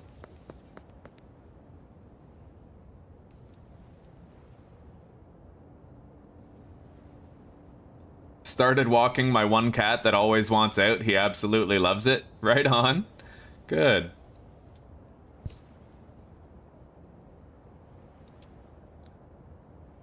Well, Recoil, I have a solution for you. It's nothing you could do at work or whatever, but Zuzi and I started making coffee that it's Turkish coffee, okay? So all you have to do is stovetop, boil water, and put the coffee grounds directly in it. So what you want to do is for every mug of coffee that you're making, you put 1.5 tablespoons of grounds in the water. So if you're making 2 mugs of coffee, like just regular little mugs like this big, 2 mugs, 3 scoops, 3 tablespoons of coffee grounds directly in the water. You bring the water to a boil first, then you add the coffee grounds, and then you just leave it to steep for 10 minutes. You come back, you have a strong black coffee, lots of pure energy, suppresses your appetite, helps you to maintain a fast. And a benefit, a lot of people don't know this, but the filters used in coffee makers contain PFAS chemicals, forever chemicals that stay in the body. So, well, they're made with those chemicals. So you're helping yourself hugely if you avoid a coffee maker and just do stovetop coffee. It's more work, it's not as convenient, but that's the price we pay, right? And the worst part, like a lot of people when they have coffee in the morning, they put sugar in it. But if you put sugar in your coffee, then you're locking yourself out of the health benefits of fasting for the next like 7 hours. It's definitely way better to have black coffee, whether we enjoy it or not. Like I used to have 4x4s. I would go to like a coffee place like Tim Hortons or Starbucks. I'd get an extra large 4x4, which means 4 cream and 4 sugar. I loved it, but it was a drug. I was feeling a drug addiction, right? Sugar's very addictive, and I had to learn how to like black coffee. But learning how to like it was definitely worth it for my longevity and health. You know what I mean? It takes time. It takes a while, but there's a lot of small changes we can make to really maximize ourselves. I don't just min-max in video games. I min-max in life too. Like in real life, I'm always min-maxing my shit, you know? All right, we got to go down and visit Charles. And we have to do our West Coast deals.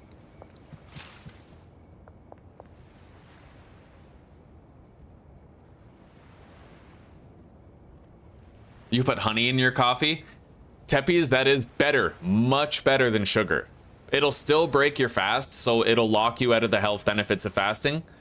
But it's way better to have honey than it is to have granulated sugar. So you're doing yourself a favor.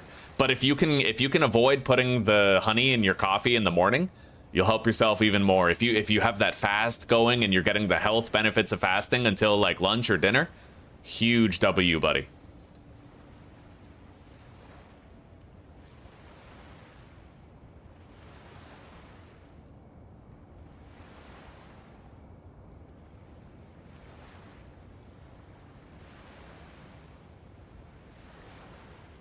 Yeah, Michael, you can do those day hand sales and still get calls from people. If you do the daytime hand sales often enough, you'll see this for yourself. I encourage you to give it a try. Sell to people during the day, and you'll see that you still get calls from them throughout the day. In fact, look. Oh wait, no, never mind. I'm gonna try to produce evidence for you tomorrow. I'll produce evidence to you tomorrow, all right? And we'll get a good look at it. And then you'll have the comfort of knowing that if you do it in your playthrough, that it'll work.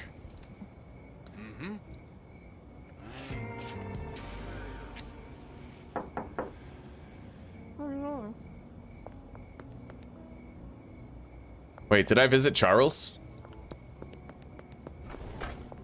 Here we go. Okay, so green crack is 72, OG Kush is 72. We'll just give him the OG Kush.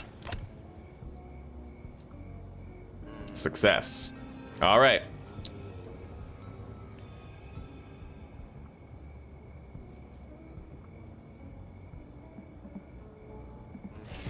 And I'm happy to say that after we do this last deal for Austin, we'll have no more OG Kush. And we can just stick to our green crack. I need to try to gain access to the warehouse real quick, though. I don't know that we're there. We might not be there till tomorrow, but I need to try. We need to buy more soil. And I would kind of prefer to pay cash for it if I could.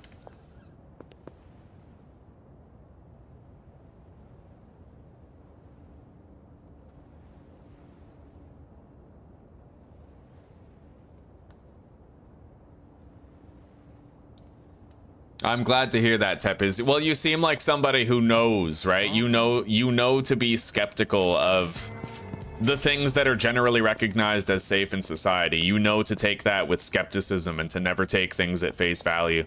I mean, the fact that you put honey in your coffee instead of sugar speaks volumes about you. Behind the laundromat. Let's grab these seeds and then we'll go to sleep.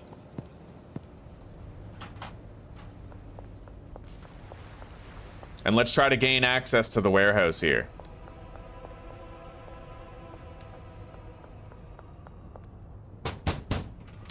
Can I come in? Oh yeah, right on, guys. We got into the warehouse by the night of day 3.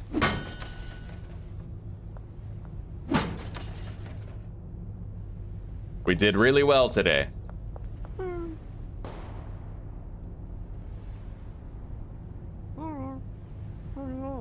So we're gonna buy, I guess we'll just buy like 12 soil for now. 20 jars, 40 baggies, and the advanced packaging station. Best $1,000 I ever spent. Let's talk to these guys.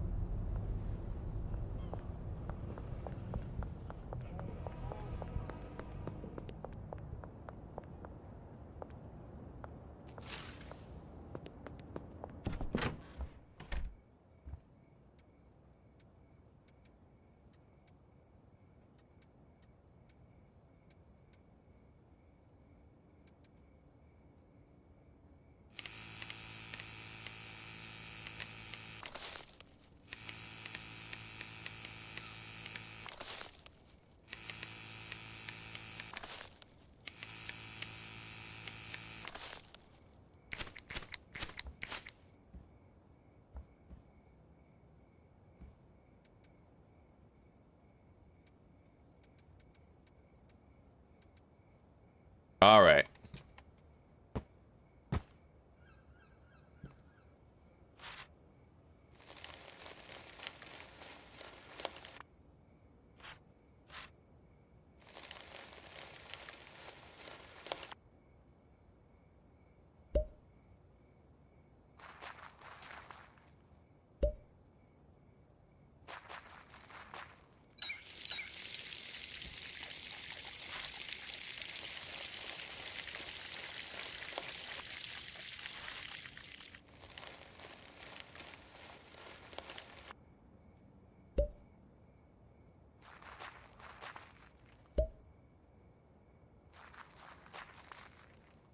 Okay, here we go. Bedtime.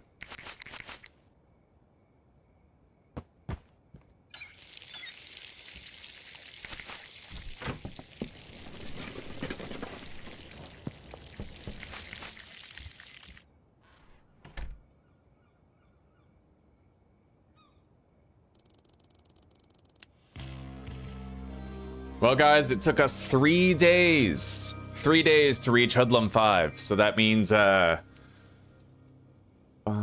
you start at Street Rat 1. So we're averaging like 3 level ups per day. We got 9 level ups in 3 days.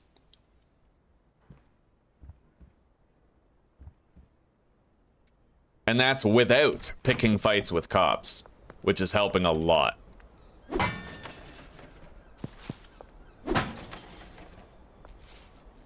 Okay. Let's make sure we got a lot of product on hand. Bagged up, jarred up, ready to go.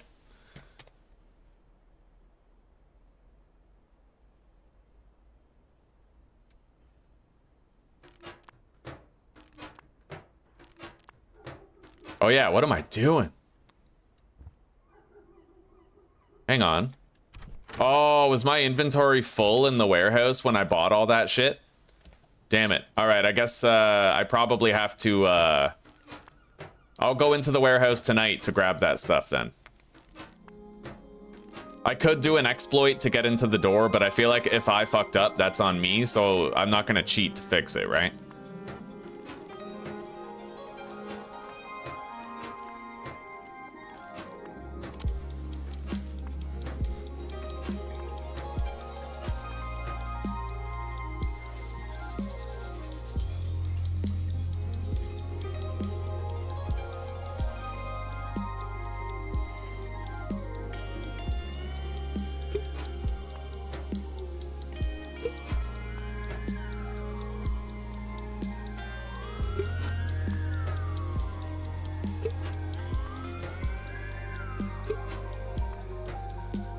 Alright, so today we're gonna sell to people and we're gonna try to remember who we sold to. And see if we get a phone call from anybody that we've already sold to. There's Donna. Kyle. Kyle's an easy one. If we get a call from Kyle, we'll know for sure. I think he calls around like noon or 11. There's Meg.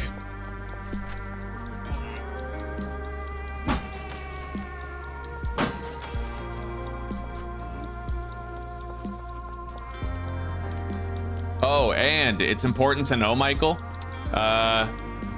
If you sell somebody a bag on the street, the cooldown's only 6 hours. So you can actually sell to customers on the street without a phone deal multiple times per day.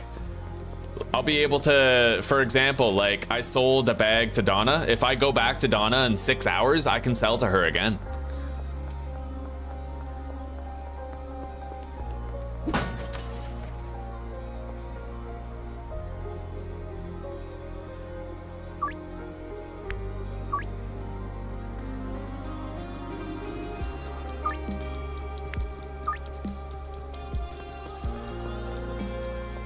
All right, we're gonna start on the West Coast. And you know what? We'll start in Northtown and then rapidly come back up here.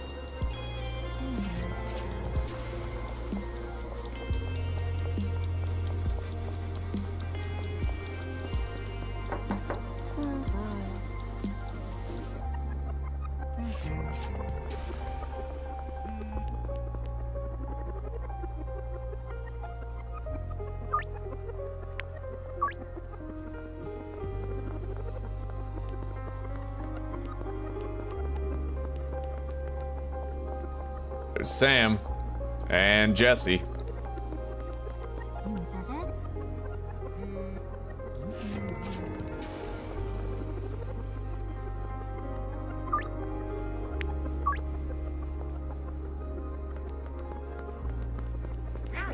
And now we have a bunch of people from the West Coast that are going to be walking up here.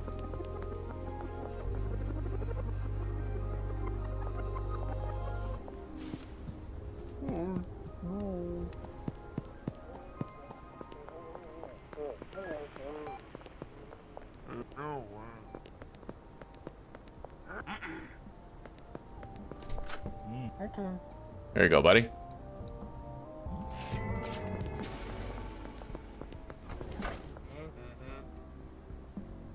Now we just got to go visit Kathy. Thank you, Susanna. You're welcome. You are loved.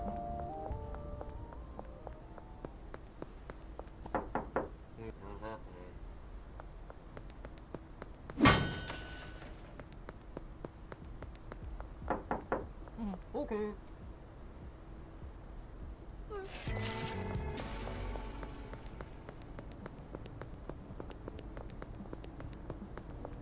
So I have a pretty good mental note of all the customers that we visited today.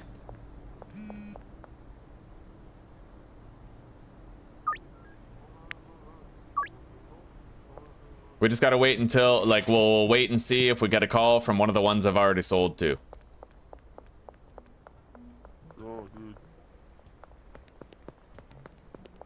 And let's go visit Beth as well. Trent was the first one we sold to today, I think. One of the first. Here's Beth on her lunch break.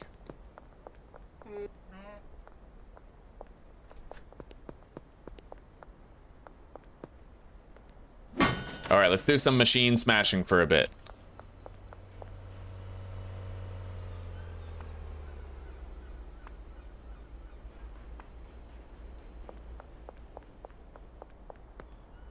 Hey, we finally reached 2.5, eh? Wonderful news. That's awesome. Awesome. Right on. Oh, you studied medicine, eh? Okay, right on, Teppies. Right on. They need the meth. They need the weed to come down from the meth. Oh my god.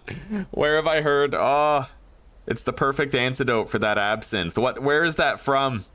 That reminded me of, there's like a comedy movie or something where this guy takes a drug and he's like, oh, it's the perfect antidote to that absinthe. Where is that from?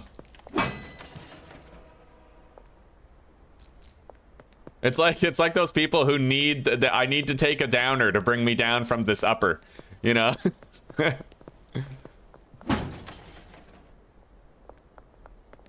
God, that's funny.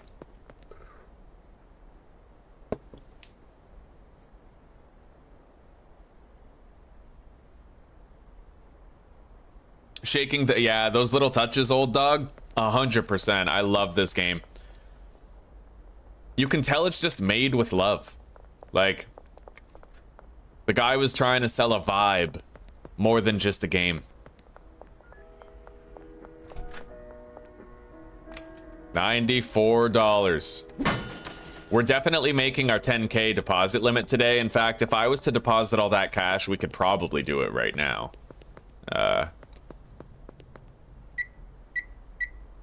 Yep. All right, that's our 10K limit. Let's buy the laundering business.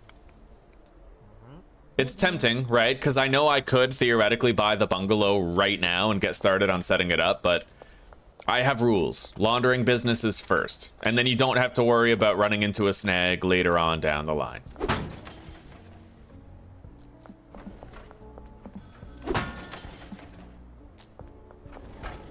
We already have a deal scheduled with her.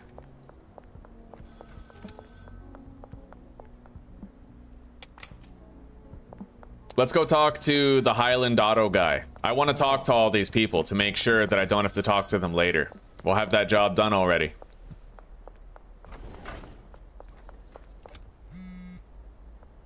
Oh, there we go. Okay, so we visited Charles Rowland today. Yeah, we visited Charles. Let me just check the footage and make sure whether or not we sold to him properly.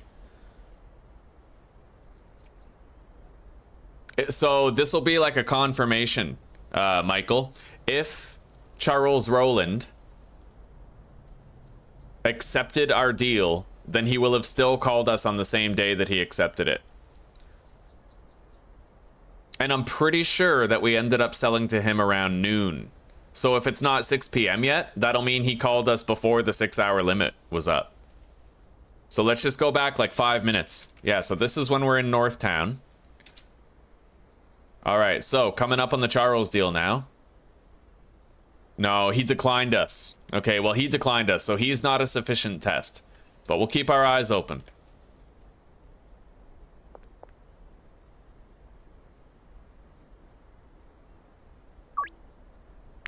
But I have seen it happen before.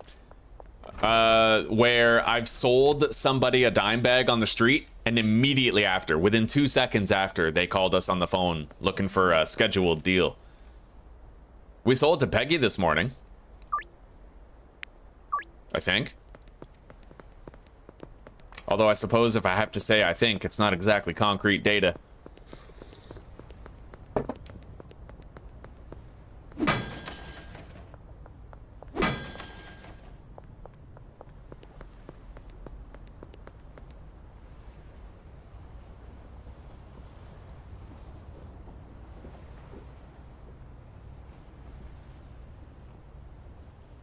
According to the Mayo Clinic, for 199 out of the 200 people who have a healthy heart and who do not have a genetic heart disease, energy drink consumption in moderation is safe.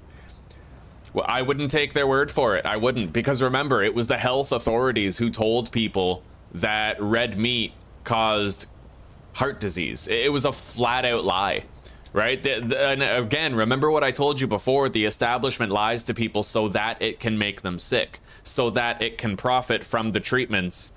Because you got to remember, 80% of Congress is confirmed to have stocks in pharmaceutical companies. So every time business is booming for a pharmaceutical company, 80% of Congress in the United States gets rich off that, right?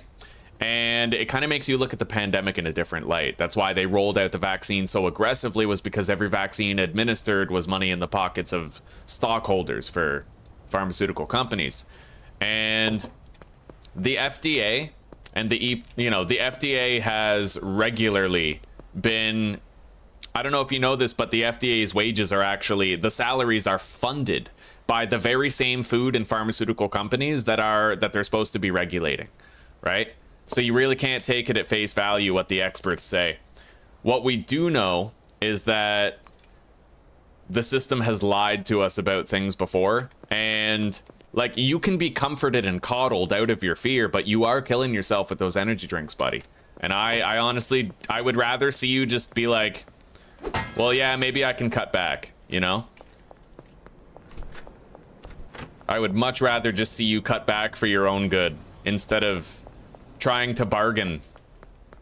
Because honestly, man, those energy drinks are confirmed to be dangerous. Whether or not it gives you a heart attack is besides the point.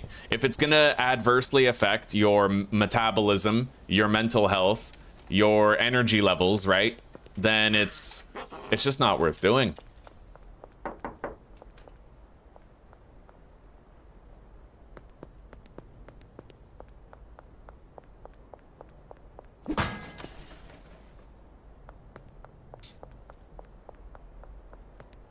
I mean, I had a grandfather who smoked until he was 88 years old, and then he ended up dying, but he smoked from 8 years old to 88 before he died. But even though I saw somebody live until 80 years old, I'm not going, well, it's okay if I smoke because I'll live till 80 anyway, right?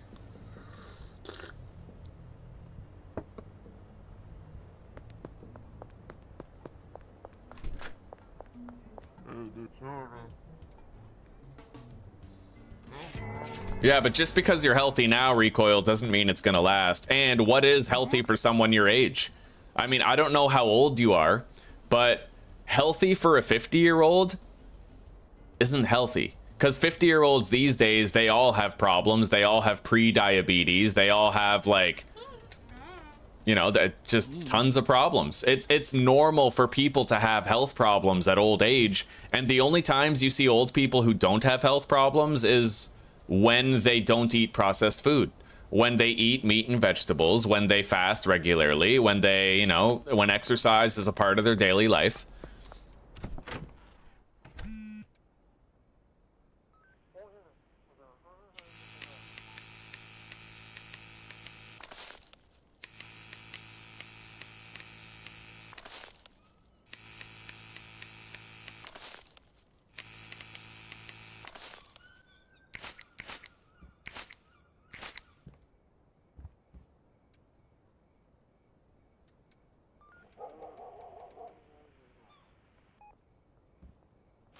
All right, let's do the soil. It shouldn't be too hard to just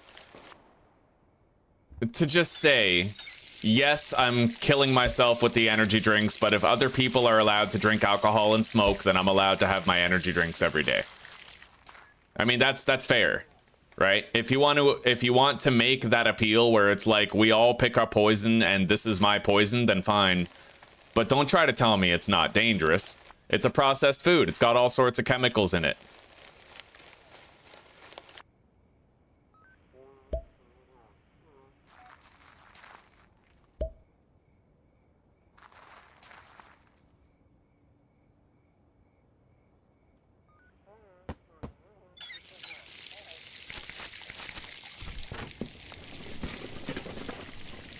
All right, Jerry Montero.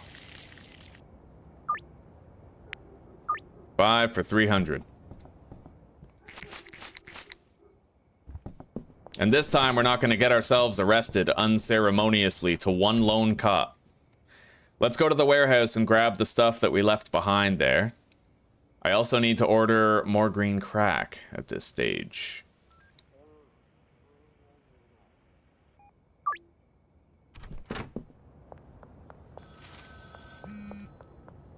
Debt's paid off.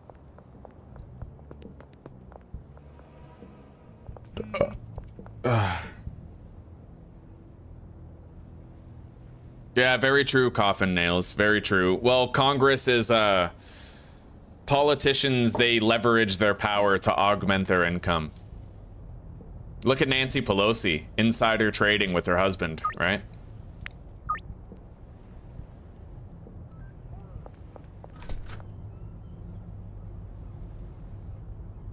Oh, it's good to see you, Jesper. We're doing pretty good, buddy. I'm sorry I missed your message. Yeah, we're engaged in a deep conversation about health, longevity, and addiction. And apparently denial. All right. Let's get 40 more baggies.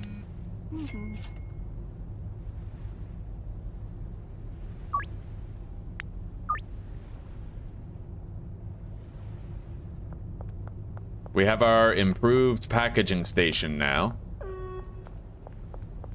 Hey, that payphone doesn't work. I just noticed that. You can't use the payphone in the warehouse.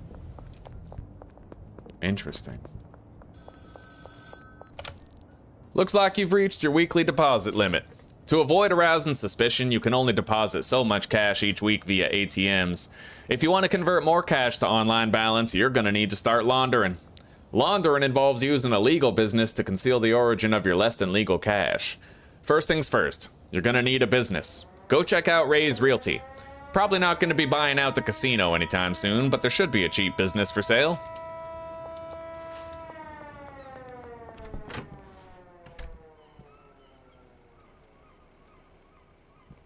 All right, let's collect this table. Place down that one. And we'll hang on to that until we need it.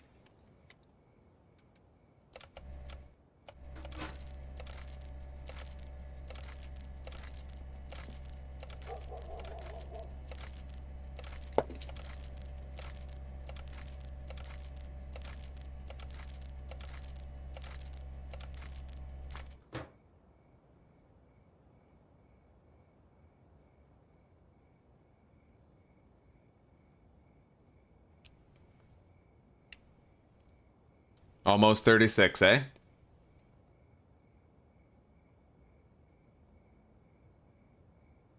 Well, that's the thing, Recoil, right? It's investing in your old age kind of starts when you're young, right? And I feel like if you're having 2 energy drinks a day at 36, then by 45, that's going to catch up with you, possibly even sooner.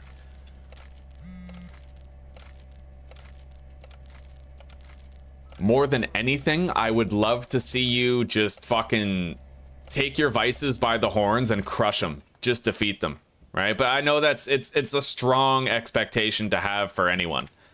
Perhaps even an unrealistic expectation. Not everyone does it. People caring for their health is not the norm. Not really.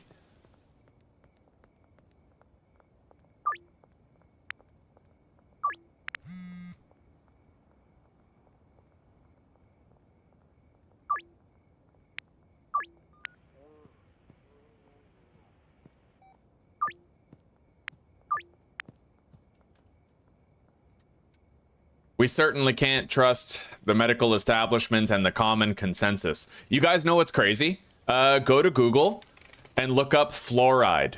Look up fluoride neurotoxin on Google. And AI, it will literally tell you. You know how there's that Google thing where the AI gives you results? If you look up fluoride neurotoxin, it says an AI overview is not available for this search.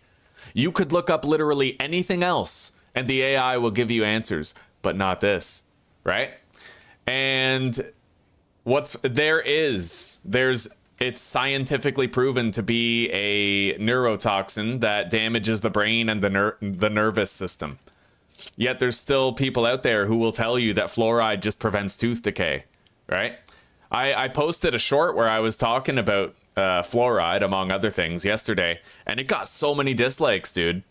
One guy even told me, what's wrong with you? Fluoride is simply for preventing tooth decay. I'm like, wow, is it? I must have missed that memo. All right, so we have 700 bucks. We don't need to purchase the Chinese restaurant for quite a while.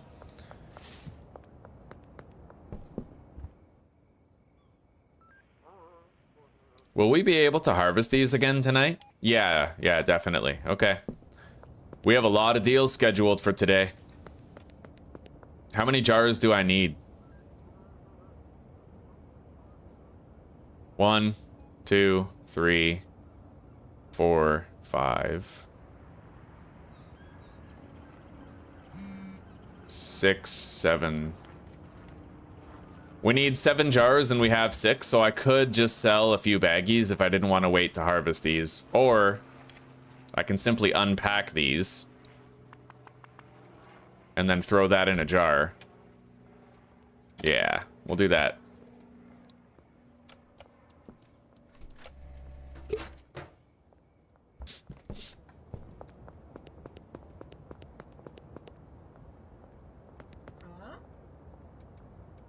All right, there you go, Beth. I think I want to try to buy a tier 2 mixing station tonight just so we can start working on people's addictions early with chili.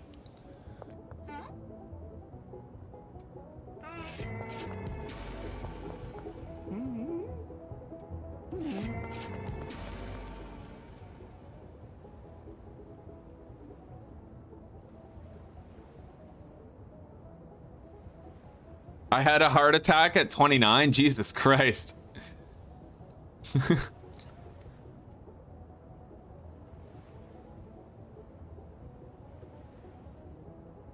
Well, remember, Recoil, the part of your brain that wants the energy drinks is the same part of your brain that wanted the crack. You didn't quit crack, you just redirected the addiction to something else. It's kind of like how my brother had problems with heroin, with opiates specifically, right? So heroin, painkillers, and when he didn't have drugs, he was a sugar fiend. And the reason why was because the sugar lit up the same part of his brain that the opiates did, right?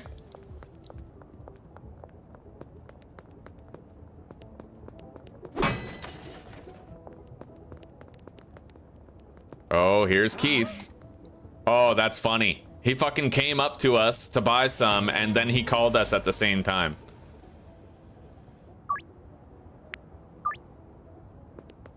All right.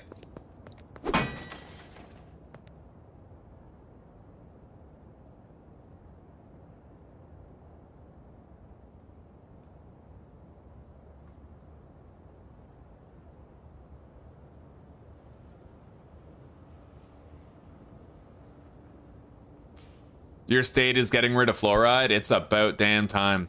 Yes, Recoil, fluoride was indeed Hitler's idea. It was indeed Hitler's idea. In fact, if you look up the date when fluoridation started, Western countries started fluoridating their water supply in like 1946 at the tail end of the war because they realized how effective it was for Hitler's, you know, Nazi Germany. It was very effective for Nazi Germany in making the population docile, complacent, and malleable, so they decided to use it here. And I would actually argue that the fact that Western countries think men can become women is the best. It confirms the effectiveness of fluoride as a malleability influencer. It makes people believe anything.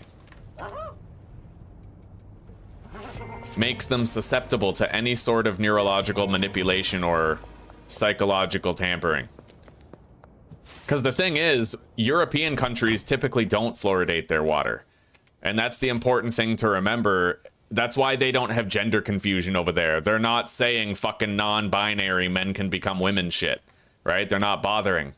They do have budding tyranny, but the people are more aware of it. The people oppose it more ardently. They try to contest it. Over here, it's like, you know, the vast majority of the population just bends over, spreads their ass cheeks, and says, please, daddy. You know what I mean? And I think the fluoride has the most to do with it. Granted, we have the worst processed food standard as well, which contributes heavily to retardation. But North America is the evident cesspool. Whatever we're doing it right if the goal is to make the population retarded and willing to accept anything.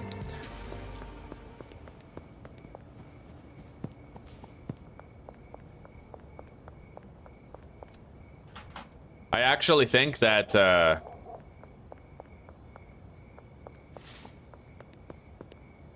think it might be like causing genetic infertility among everybody too. All right, there you go, Kathy.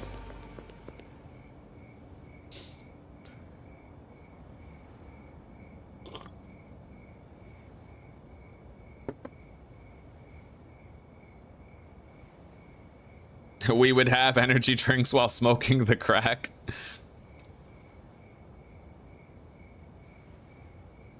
Well, I mean, that's what they would tell you, Recoil, but all you have to look up is when fluoridation started. When did fluoridation start?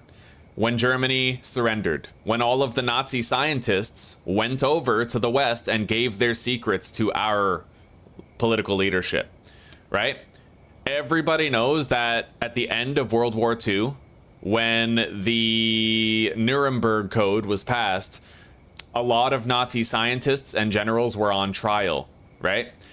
They were granted pardons and immunity for their past crimes if and only if they shared state secrets with Western powers, and they did. And fluoride was one of those state secrets. And you can tell, one thing that is not disputable is that fluoridation started for Western countries in 1945, right at the end of the war, right when those secrets would have been exchanged from Germany's higher-ups to ours, right, to the Allied powers. It's right there, right? They can call it a myth all they want, but that's what fact checkers do in order to distract people from reality. I saw fact checks that the vaccines weren't causing side effects during the pandemic. Like yeah, we can't take those fact checks at face value. Usually if there's like a Snopes fact check for something, it's because it benefits state rule. And they're trying to mislead people.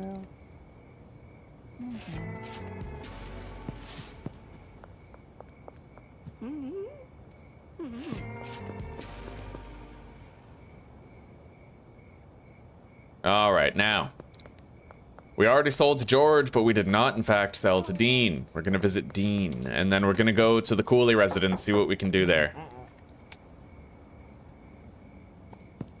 Operation Paperclip, indeed.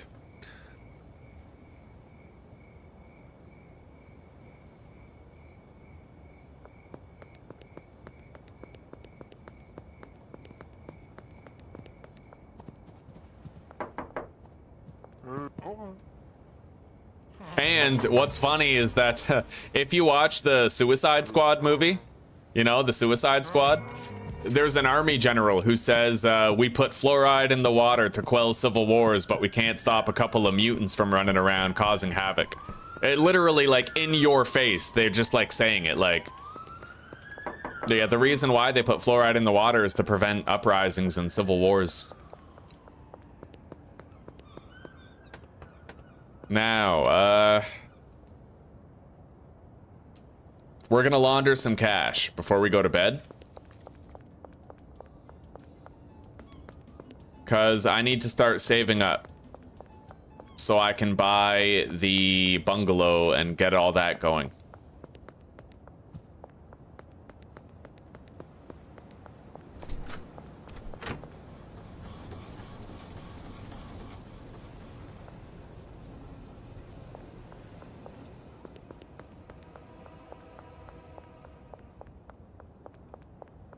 You still drink tap water, yeah. Well, man, like most people do. I did for most of my life. And tap water is scary because there's a lot of residual pharmaceutical chemicals in the water that water treatment plants can't get out. There have been like sample analyses of tap water that have had damning, like, damning indications, you know?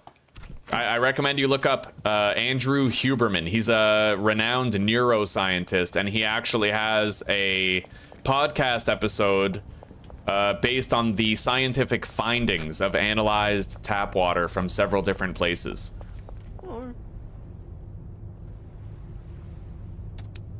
And what he said specifically was that there are residual chemicals that water treatment plants can't get out. Typically the chemicals that are processed by the kidneys and urinated out from pharmaceuticals. Azuzi and I have a water filter here. When we moved here, we could literally taste the chlorine in the water. So we rapidly decided that we bought a filter for our water. It's got like several different layers of like sand, charcoal, and a bunch of other shit in it. And it filters the water. What we do is we pour tap water into it, and the tap water passes through, and a bunch of the leftover shit gets like filtered out of it, right? We can't even taste the chlorine in it after we do that.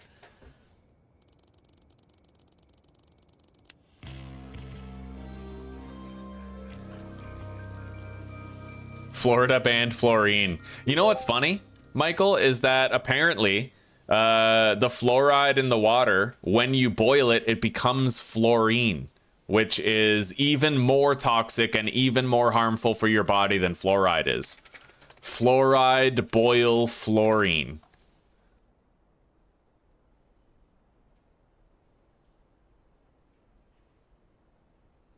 Boiling concentrates fluoride.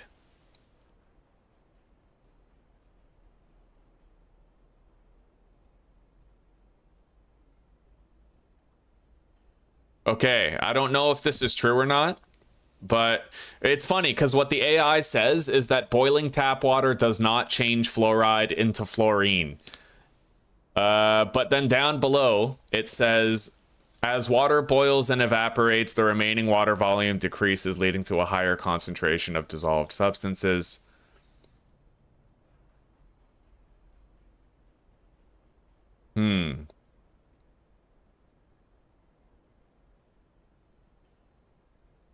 Boiling water, fluoride.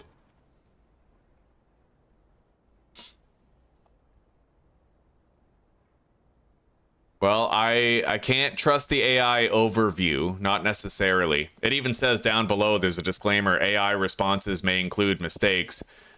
And we know that if you ask the AI, is fluoride a neurotoxin, it actually says the AI cannot answer this question.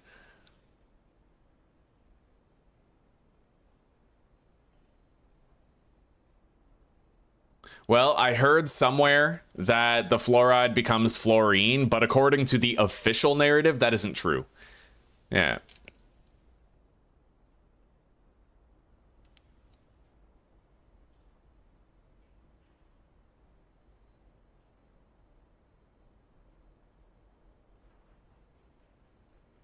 I've convinced you, Lone Star? What do you mean?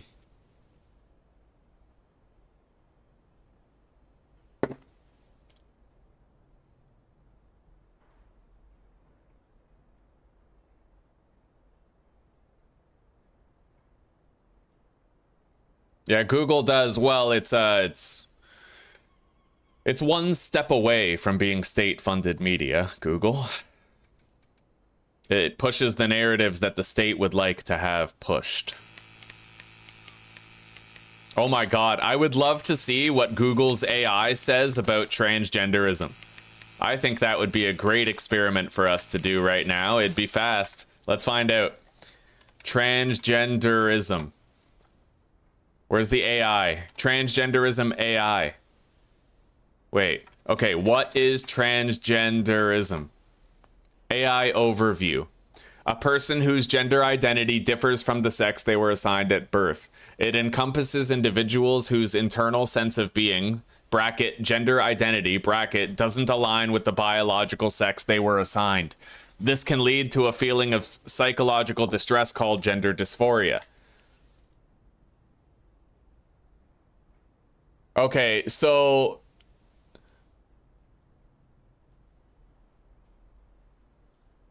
yeah, see, down you scroll down here and all of those ideological things have been programmed into the AI response, okay? It's affirming the existence of non-binary, gender identity and expression, transgenderism, males at birth and females at birth, assignment, right? Yeah, it's like that AI, it's programmed by people, and that's an important thing to note. And the question is, for whom? To the benefit of whose interests, right? There's a good reason why the AI, when you look up fluoride neurotoxin, here, I just Googled fluoride neurotoxin, and it says an AI overview is not available for this search. It literally says that at the very top, an AI overview is not available for this search. Yet, if you look up the word fluoride, the AI overview does work, right? So there's some sort of informational suppression going on here.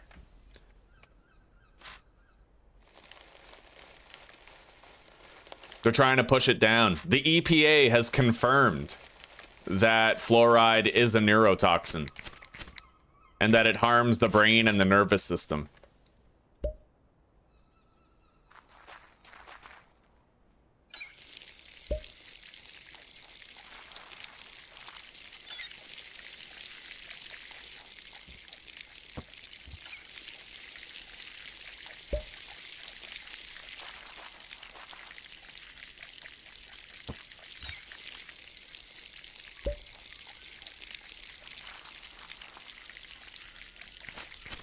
Bro, I feel like my channel's gonna get deleted if I keep talking about this stuff, especially if I get more and more popular over time. Like if I have 100,000 subs and I say the shit that I say, dude, I'm gonna get like Alex Jones level of banned. You know what I mean? Like they're gonna wipe me from the entire internet ecosystem.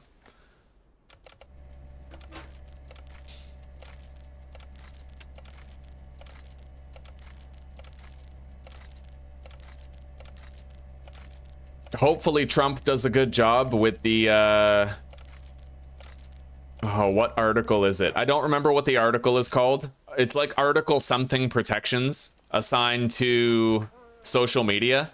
Basically, they can't be sued for copyright infringement because they are a platform, not a publisher.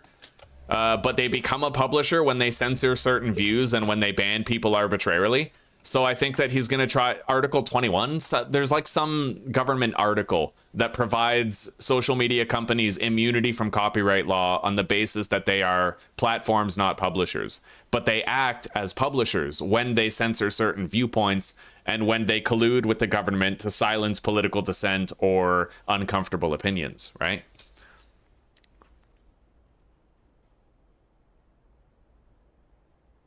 Ask if it's a mental disorder. Is transgenderism a mental disorder? There's no AI response here. There's just a bunch of like a bunch of articles from like 2014, 2019. It does say here at the very top, Canadian Institutes of Health Research. Trans people have been found to experience higher rates of depression, anxiety, and suicidality than non-trans people. And those figures do not decrease post-transition. Basically, after transition, they're still killing themselves just as much as before transition. It doesn't really mitigate the severity of the statistics.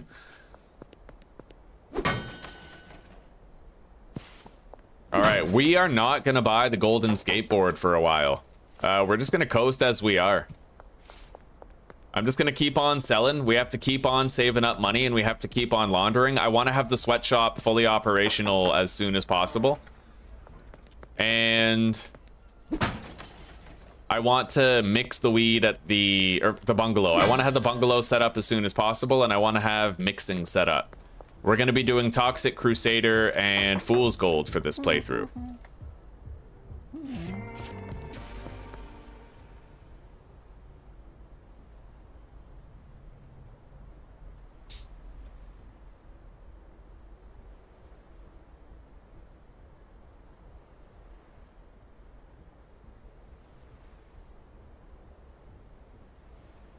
Oh, they really believe it.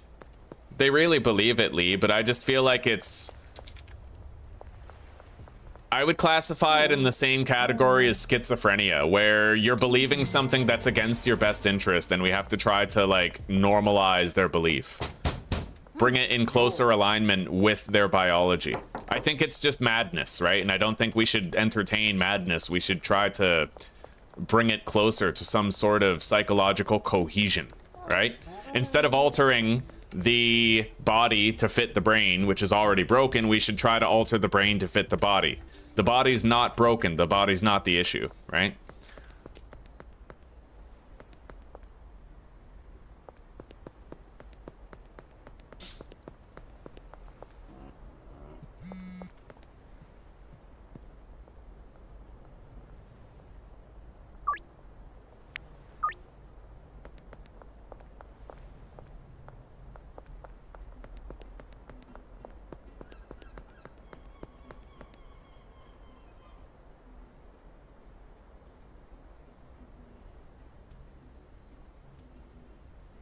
It's telling you how many leaves are produced per hectare.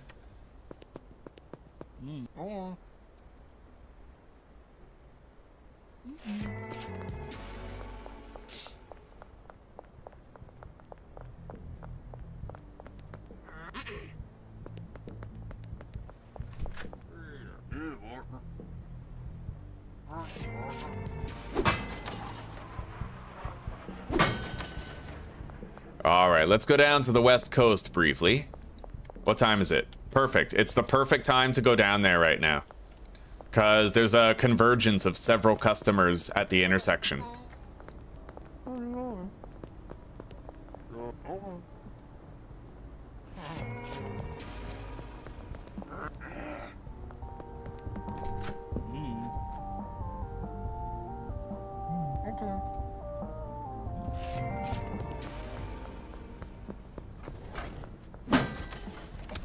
And then we can go visit Kathy as well as Charles before they leave. Here's Jerry Montero. See that massive convergence of customers? Great place to be at 11:30 to 12.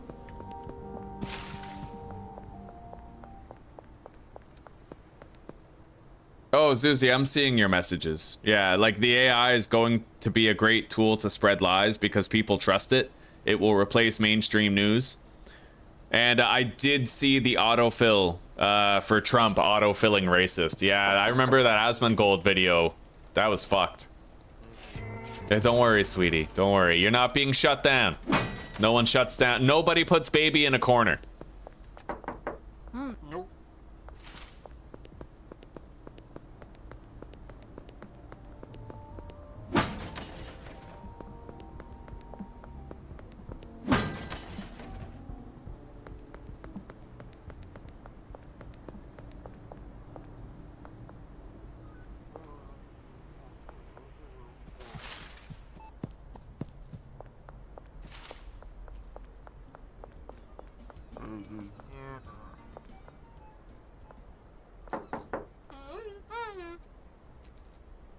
Doing a good job making sales so far. How much longer we got on these plants? 81%. We don't have long. So let's go see if Beth is on her lunch break. I'll try to visit Kim Delaney and Peggy as well.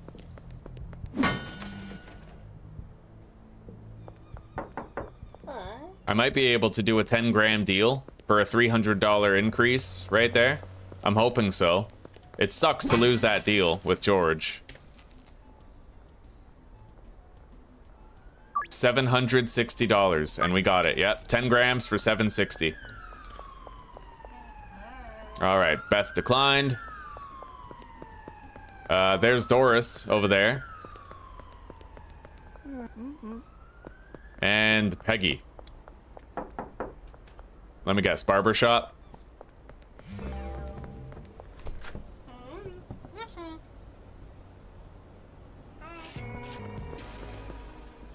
All right, let's go on a machine smashing run because we visited just about every customer we had access to. So now the best thing to do is just pickpocket, smash machines, and try to increase our holdings.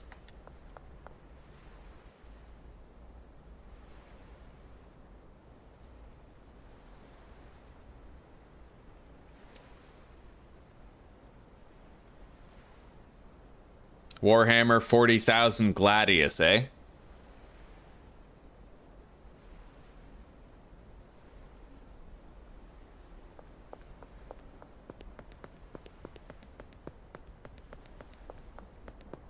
I think a lot of men who want to become women, it's just a desire to escape the responsibilities associated with being a man.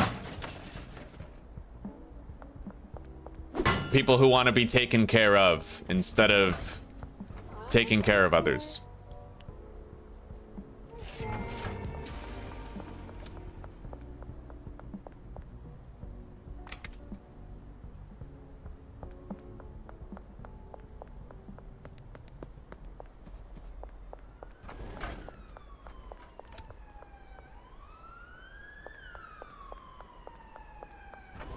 You notice that it's astronomically rare. Hang on. Let's look up something here.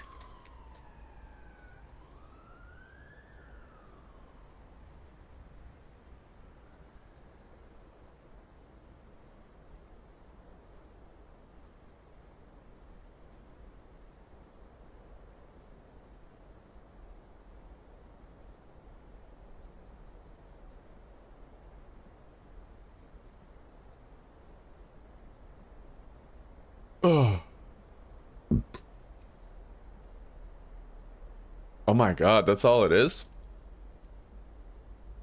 1.6 million adults in the United States are transgender, apparently. What the hell is 1.6 million to 350? Like, there's like 350 million people there, aren't they?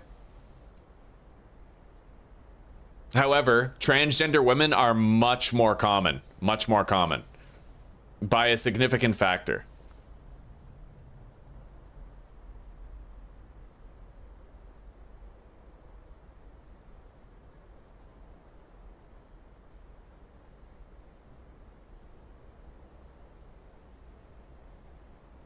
Yeah, the statistical data indicates that 38.5% are transgender women, which are men pretending to be women, and 35.9% are women pretending to be men. But it says down below right here that these figures are likely underestimates because they only account for individuals who have been diagnosed with gender identity disorder and or receive services at gender clinics. So it says nothing of the rate of people who just cross-dress or say it's ma'am and GameStop, you know, like it's not really accounting for those people.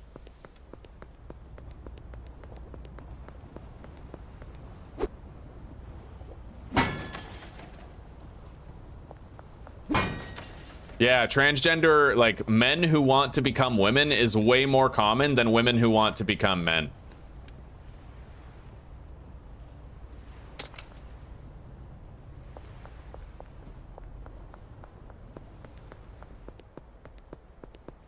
Anyway, we're gonna head back to Northtown now. Might be a good time to continue making some deals.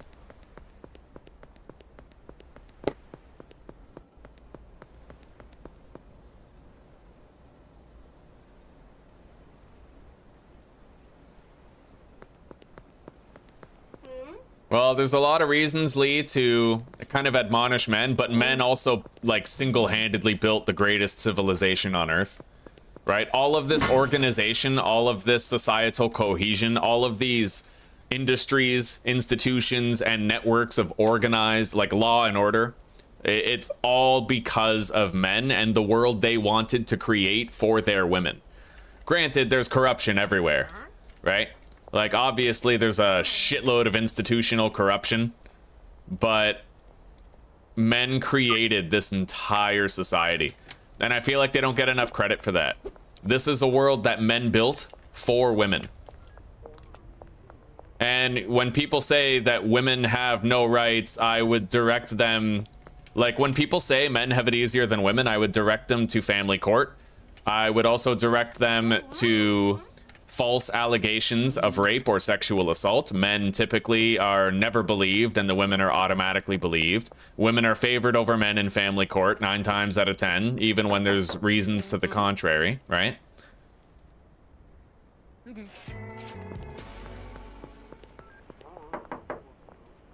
And I feel like I would love to know the statistics for childhood, like parental outcomes for single motherhood versus single fatherhood.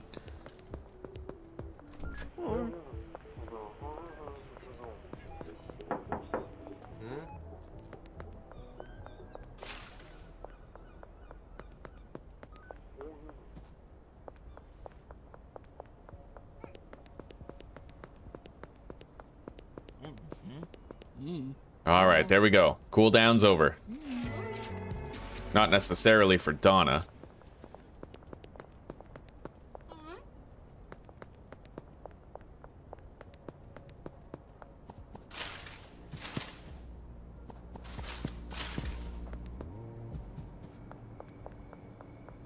Yeah, more boys want to be girls.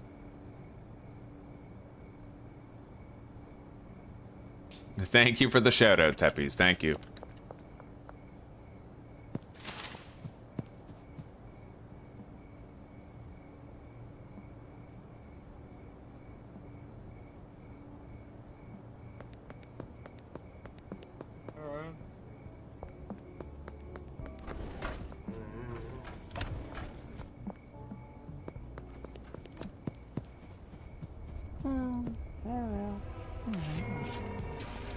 It's funny because it almost seems like we can trace the downfall of Western civilization. Like, the rampant corruption of institutions can be traced to women having more rights.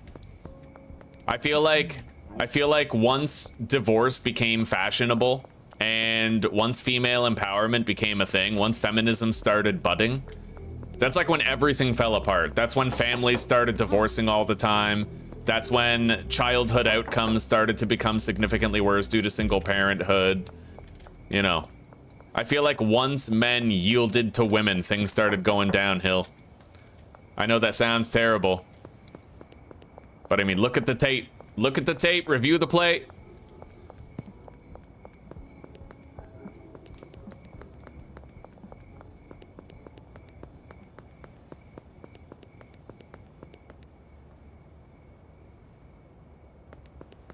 Single moms, yeah. Oh, it's funny, right? They all think they deserve a king, but they failed to be their first man's queen. Isn't that funny?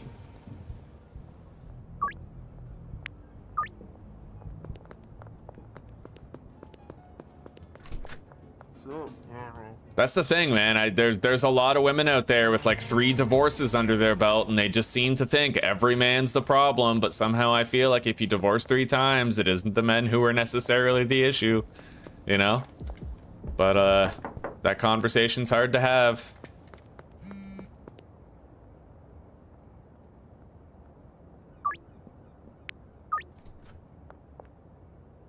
There's a reason why there's a trope where the woman cheats on the man while he's away at work, providing the life that she enjoys.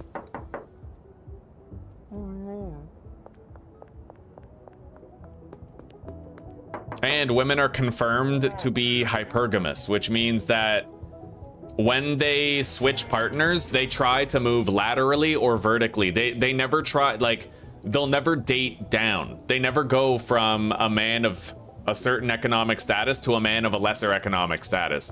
They're hypergamous, which means they're either going to find a man of equal measure, equal strength, equal economic income, or greater in those fields, right?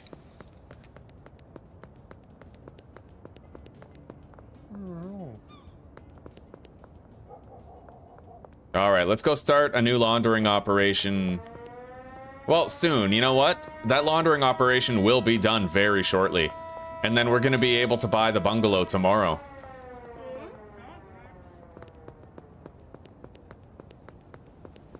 How long? 6 hours. By the time we wake up, basically.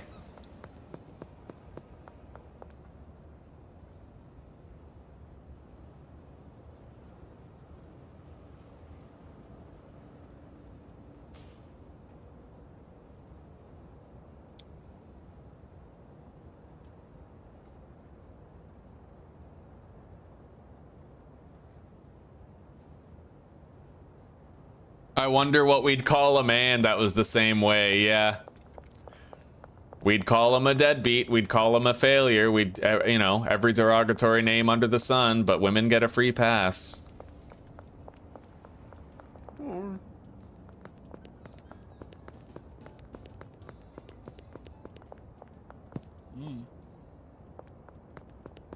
I was telling Zuzi the other day, like, we were talking about this sort of stuff, and I said, I'm not a misogynist, but I do look down on women. Because I feel like women they're constantly emotional due to their periods. They don't think rationally for like a week out of every month. And on top of that, the vast majority of women are obsessed with superficiality. It's all about makeup. It's all about brands. It's all about wearing the right thing, looking the right way, conforming to the right social standards. I would love to have data on how many men versus how many women put the Ukraine flag in their Facebook profile. Dollars to donuts that it's going to be majority women, and the men doing it are the ones who want to fuck the women doing it. Same with the pride flag in the Facebook picture. Honestly, women are conformists to social standards. They go along with anything. There's Sharia law, right? Sharia law, they're going along with it. They go along with whatever. And I feel like these days, the reason why everything started falling apart, the reason why Western values started decaying is because women started to enter positions of power, and they sort of clung to fringe ideas and magnified them to an extent where now we have the trans problem, we have feminism, we have broken homes, we have decaying societal structure, right?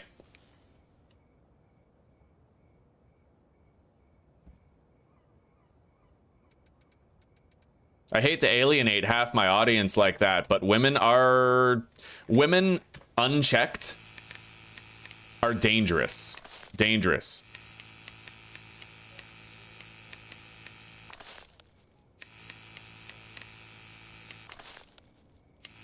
Remember, it wasn't Adam who ate the apple first. It wasn't Adam who gave in to temptation and listened to Satan. It was the woman, and then she dragged the man down with him. Oh yeah, dragged the man down with her. Yeah.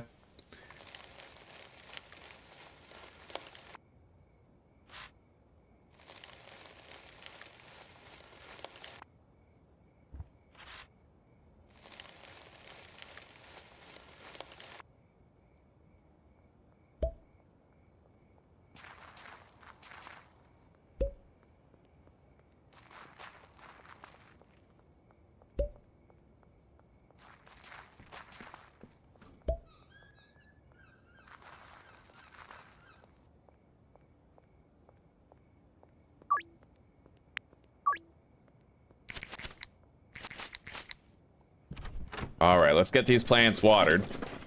Plenty of product. Didn't get that many calls today.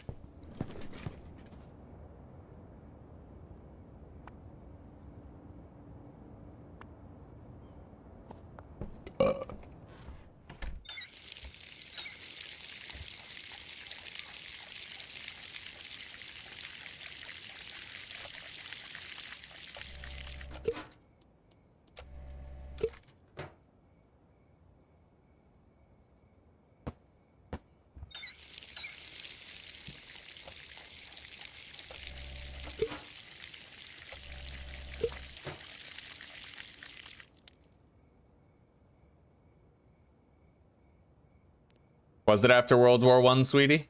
Well, that was like, it was around that time when suffrage happened, wasn't it? And that's why they call it suffrage, is because men had to now suffer the independent desires of women. Right? You know what I mean? All right.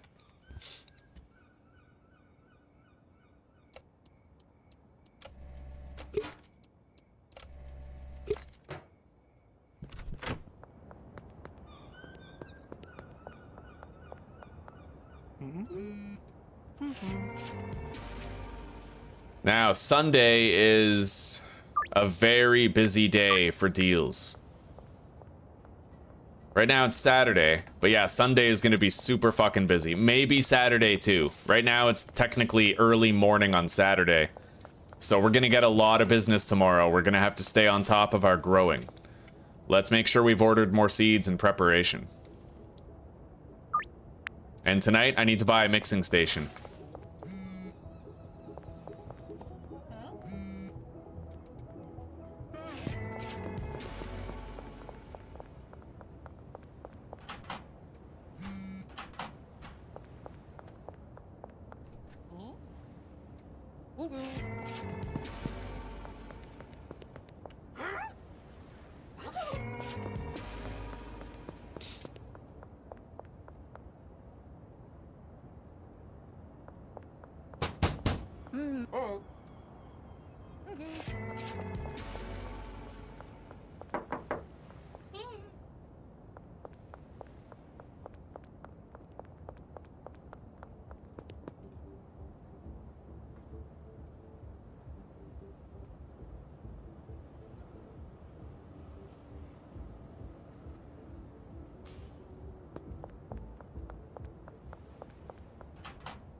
Yeah, I don't believe in equal rights. Not really. Let me say this a very specific way. I think it's irresponsible to give a woman the right to be a police officer or a firefighter, okay? When physical strength and coolness under pressure is requisite for, like, they shouldn't have a right to be police officers and firefighters. They simply shouldn't. You want to work a desk, sure, but it is, I could disarm a woman and victimize her so much more easily than it would be for me to do the same thing to a man, right? Against a female cop, it's like, boom, broken jaw, thanks for your gun, I'll take the pepper spray too. What do you got in your wallet, right?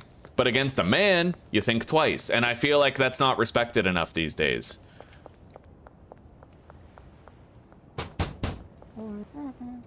The entire notion of equal rights assumes equal existence, but men and women have never been equal, ever. In the history of time, they have never been equal. They've always been delegated to different positions based on their strengths and weaknesses, right? Men did the dirty work because women were dainty, they were delicate, and we respected them as such, and they took care of the kids because a woman in tune with her feminine nature is really good at caring for a kid.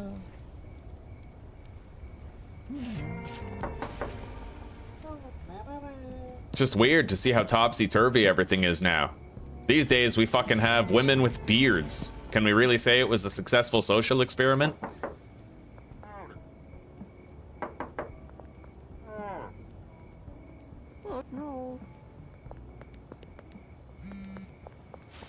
All right, the laundering is done. We're gonna start a new laundering operation before bed. And we'll be able to buy the bungalow first thing in the morning and aspire to get it set up.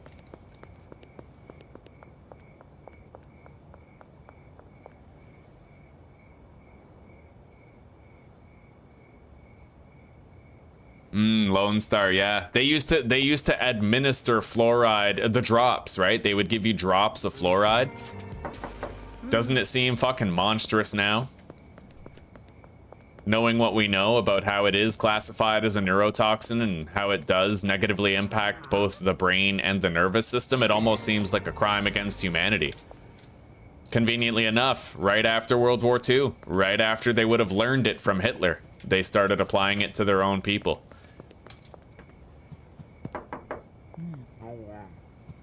Hitler was terrible, sure, but our rulers are no better. If they started fluoridating the water right after, it just shows that we didn't really have many outstanding values that made us distinct from the Nazis. The Nazis, they picked and chose people to victimize and subjugate. But our leaders just started doing it to everyone equally. They took what Hitler did and they blew it up by 1,000. Okay, we're going to make processed food. We're going to start depopulating everyone of every race and every ethnicity so that we can get rich off it by having stocks in the pharmaceutical companies that treat them. Basically, the Allied powers prove themselves worse. Now, not all of them. A lot of European countries, they have integrity with their food standard. They don't have a lot of chemicals in the food. They don't fluoridate the water. But like the United States, Canada, hands down, just as bad as Nazi Germany, if not worse. Particularly because we started depopulating everybody with fluoride and fake food so that our political leadership could have stocks in pharmaceutical companies and food companies and profit off of the entire racket, right? And it sucks to acknowledge that. When I look at America's dirty history, I don't look at fucking slavery. Everyone had slaves. Black people had slaves. Nobody sold more slaves than black people from Africa. Nobody owned more slaves than black people. Like, I don't look at that. That's not the dirty part of America's history. The dirty part of America's history is that we became just as bad as Hitler, if not worse, right after the war. And that we still have fluoride in the water today, even though the jig is up and even though everybody officially knows it's a neurotoxin. That is the seedy underbelly of North America. That is what makes Canada and the United States worse than Nazi Germany. And we saw it. The pandemic was the perfect gotcha moment. That was when we knew. We were never better than Hitler. We just needed a reason to be worse than him, right? And the pandemic, when everybody was being fired over their vaccination status, that proved to us that the Allied powers were hypocrites in World War II, and we were always a stone's throw away from the same totalitarianism, the same prejudice, the same discrimination, the same apartheid, and we exhibited all of it during the pandemic. All of it, buddy.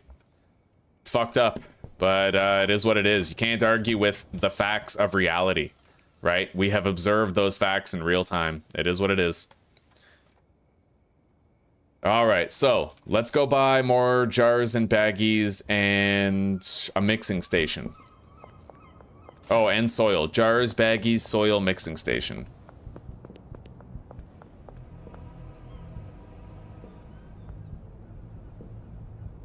Don't worry, guys, I got it.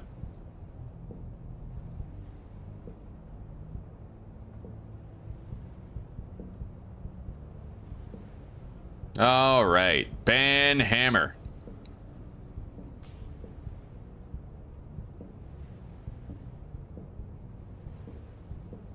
Hello, Andrew. How are you doing, buddy?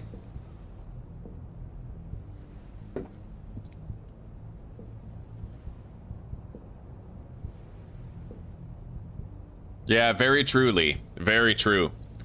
What sucks is that for the standard military, they have lowered the bar so much. In order for women and trannies to get into the standard military service ranks, they lowered the they lowered the physical standards and the training so fucking much, right?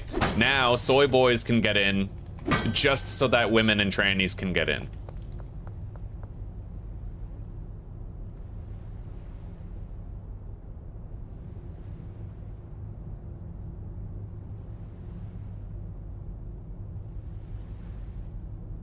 Hello, Anthony. It's good to see you, buddy. How are you doing? Honestly, we're having a good day. We're having a pretty good day. Can't complain. Yeah, we got arrested yesterday, and it sucked, but we're bouncing back today. We're having lots of fun. Things are going good. Hell yeah. We're killing it, buddy. We're just now prepping for the bungalow build that we want.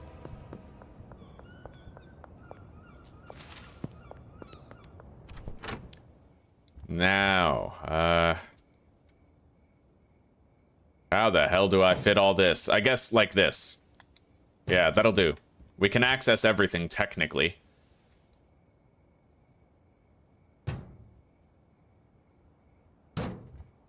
And we can still get to that shelf, even if it is a little messy. Yeah, we're good. Let's water these and go to sleep. All right.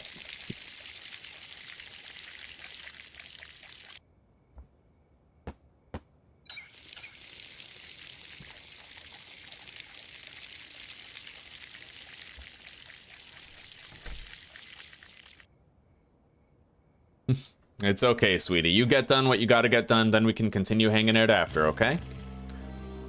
Now, I don't have chilies unlocked yet, do I? I think in order to get chilies... I believe that in order to get them, I'm going to first require, Peddler 3. I'll go find out first. May as well go find out first.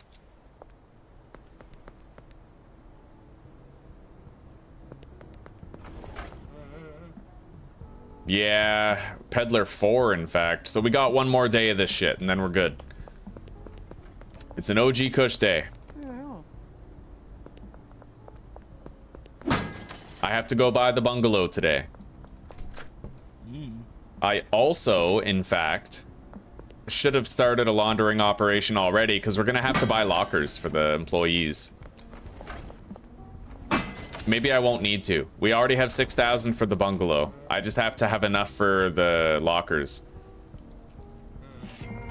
It's $750, I think. So we don't really have enough laundered money, which kind of sucks, but we'll get it. Let's go buy the bungalow first and start our laundering operation if we haven't already. Although I think we did. Yeah, I think we might have.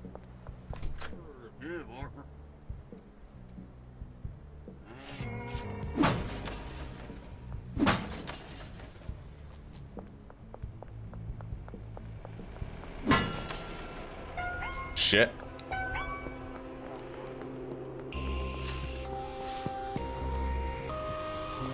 I hear the laundering operation. It's currently active.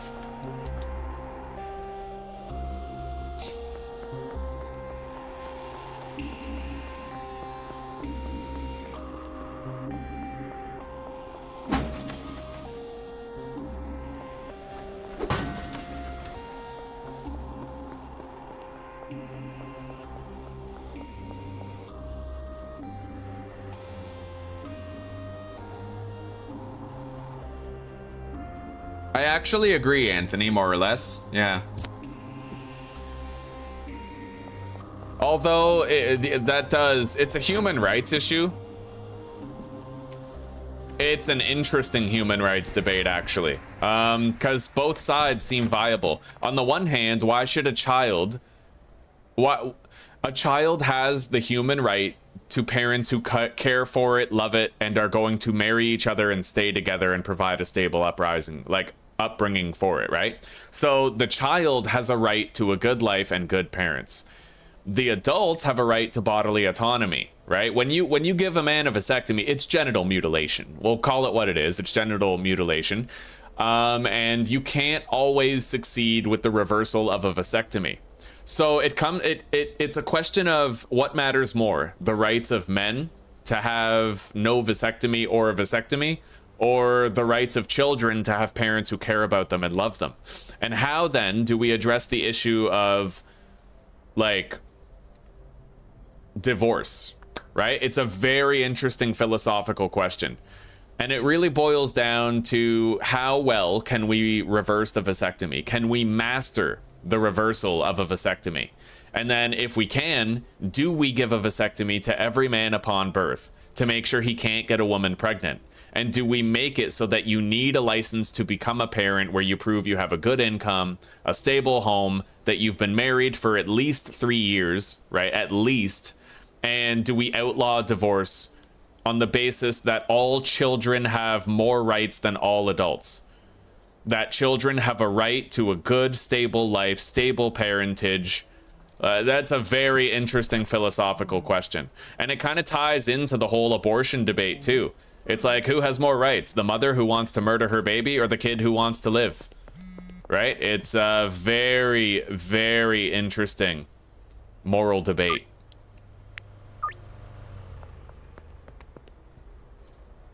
Loving the convos of today, Carlo?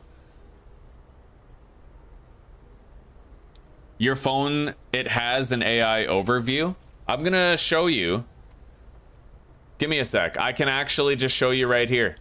I'm going to switch the output of my stream to my browser with the page open. So fluoride neurotoxin. I'll show you. Yeah, right here. Okay, check this out. Window capture. Toggle it on. Move it to the top. And Google search. Look at my page, right? An AI overview is not available for this search. You see that right at the top? Yeah, when I look it up, that's what I get. It's not available.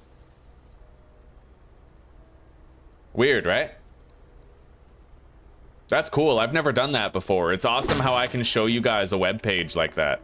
I'm gonna have to delete all of my pornographic search history on the browser so we can do that more often. That's why I typed it up. That's why I typed up the page and opened it before I showed you guys my window. I don't want an auto search fucking filling in like Chloe Lamb titfuck when I put the first F in fluoride. What the fuck do you think this is, right? Like, what are we even talking about?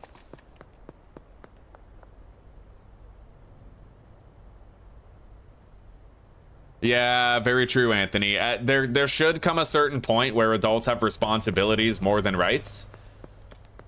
But then it also extends into the next moral debate, which is who gets to decide what the responsibilities are? Because if you allocate that to government, we already know that government is highly corruptible, right? And that the interests of the government do not align with what's best for the people.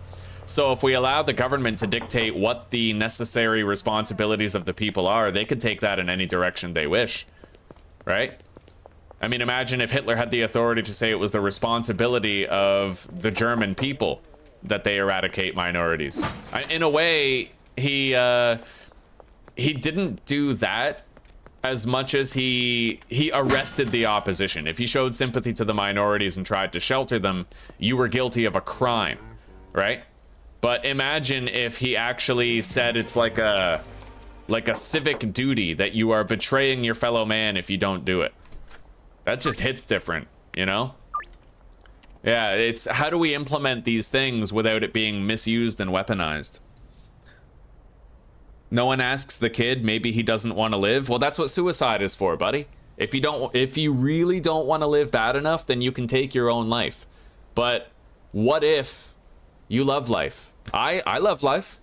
And my mom was actually, she was on the birth control pill when I was conceived, but because she was also on antibiotics for an infection, her birth control didn't work. So she got pregnant with me. I could have been aborted, and then I never would have been here. I never would have experienced the majesty of life. I never would have met Susanna. I would never have this fulfilling career. I wouldn't even be here with you guys. And she thought about it too, but she kept me because I was a little piece of my father and she loved him very much, right? And I feel like whether or not someone wants to live, they should be able to choose it when they are conscious and cognizant. Making the decision for them is not right, you know?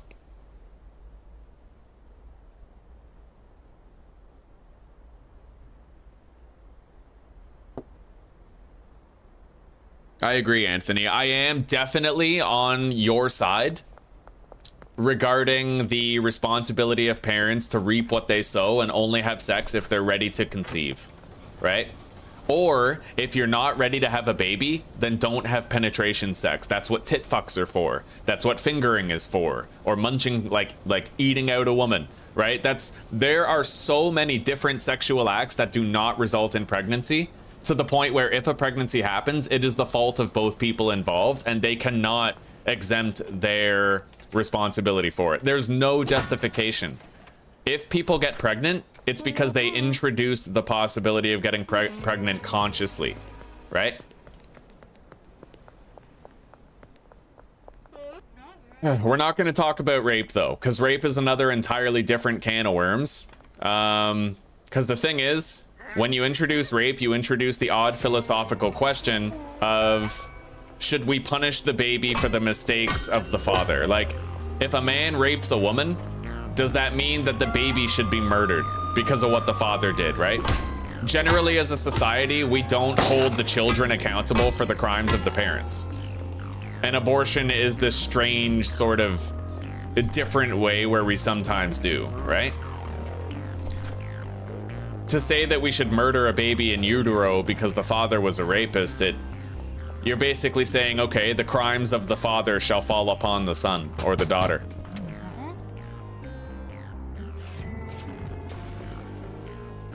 Might not rape if you were raised correctly. Ain't that the fucking truth? Yeah, very true. Yeah, yeah. Or condoms. Well, condoms are fallible though. They don't always work all the time.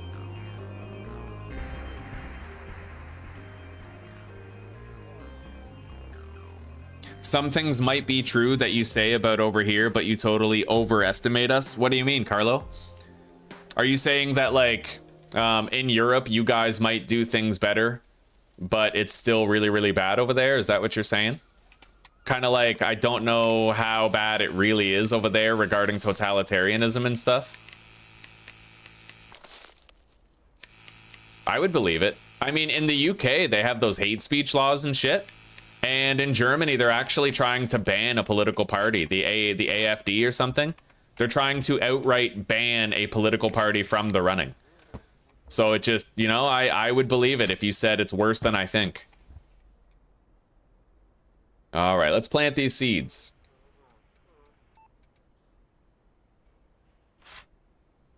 Got to keep supplies up.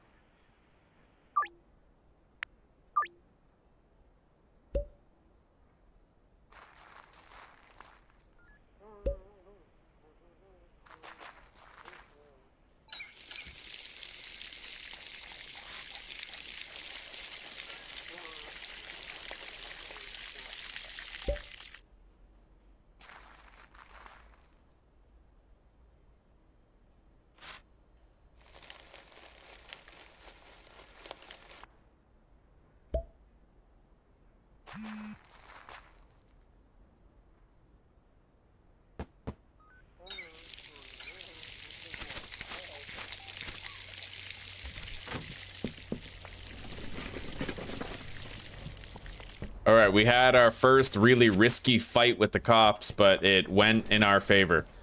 We're gonna try our very best to avoid any run-ins with the cops for the future of this playthrough. All right, great deal with Geraldine Poon. Seldom gets better than that.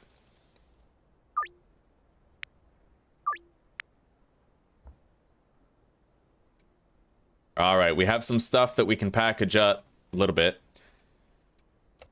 Jars first.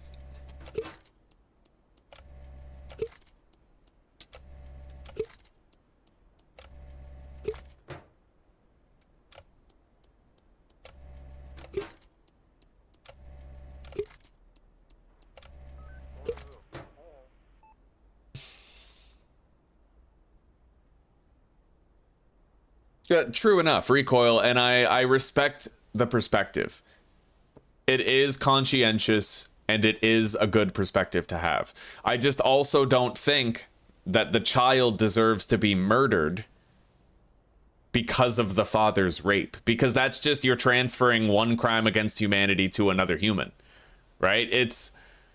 It boils down to what women want, unfortunately. I wish that women had a perspective where it's like, you know what, I got raped, but I can put this child up for adoption into a loving home, and I'll always be the mother who chose life instead of the empowered feminist who chose murder because it was convenient, right?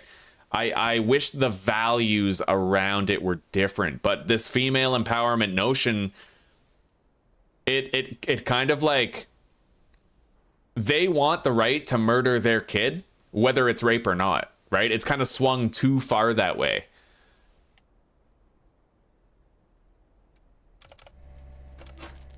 Essentially, women want the right these days to have abortion as a form of contraceptive. They want it to be able to undo their mistakes more than they want it as a rape protection. Because if we're looking at actual statistics for abortion, God, hang on. Let's see here.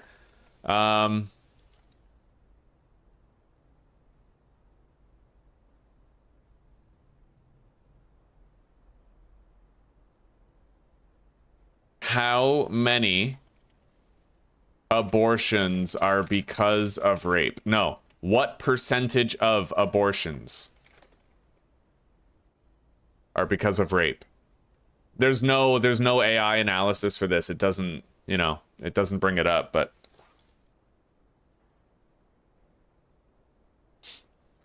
our politicians killed the new generations, economically speaking, and doomed us to a life of work that's more like slavery rather than actual work. So a lot of people my age are emigrating wherever just to live a dignitous life, especially those who studied a lot or have special skills. Just like Canada. Just like Canada. The economy's completely ruined by the generation that came before. And most people my age, like 30, no hope of ever buying a home. None. And some have theorized that this is all actually by design. Apparently, the goal of the pandemic was to worsen inflation. Same with the war in Ukraine.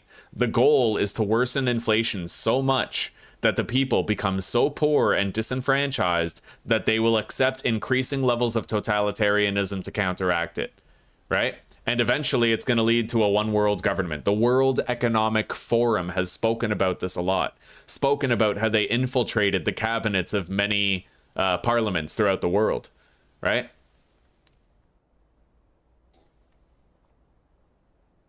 It just compounds the trauma of the crime. Well, it compounds the trauma in either direction. The thing is, when you abort a fetus, it actually feels it, and it tries to pull away from the clamps. What they literally do for an abortion with a fetus is they put clamps in the vagina and they rip the baby apart and pull it out limb by limb. So I just feel like that is probably worse than a woman giving birth. A lot of women give birth. I mean, if there's a moral question about a woman having a congenital heart defect and she's literally at risk of having a heart attack if she tries to give birth, that's one thing, but it's tough. right? Neither side can be labeled as fully correct because there is validity to both perspectives, to yours and to mine, right? I would be horrified if I got raped and I had to give birth to a kid. And it is nice to have the choice, to have that back door, to not have to do it. But I also feel like leaving that back door open for rape victims also it has a byproduct of leaving that back door open for casual sex people who just get pregnant and then they want a post intercourse contraceptive to correct their problem, right?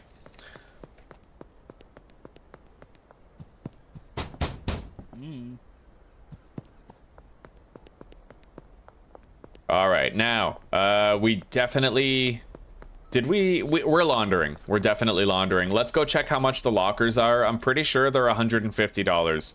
So I won't be able to buy all 5 today. No matter, like, I wish I could, but I can't. It's Saturday, so we're not going to be able to use the ATM for a hot minute. Yeah, I can't get all 5. We're $11 short.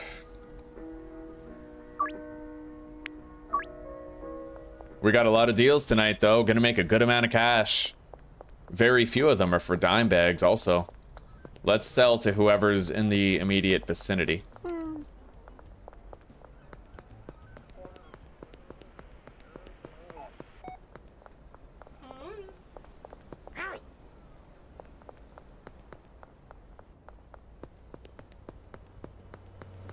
We have a deal with Charles, but not with Mick. Let's pay him a visit.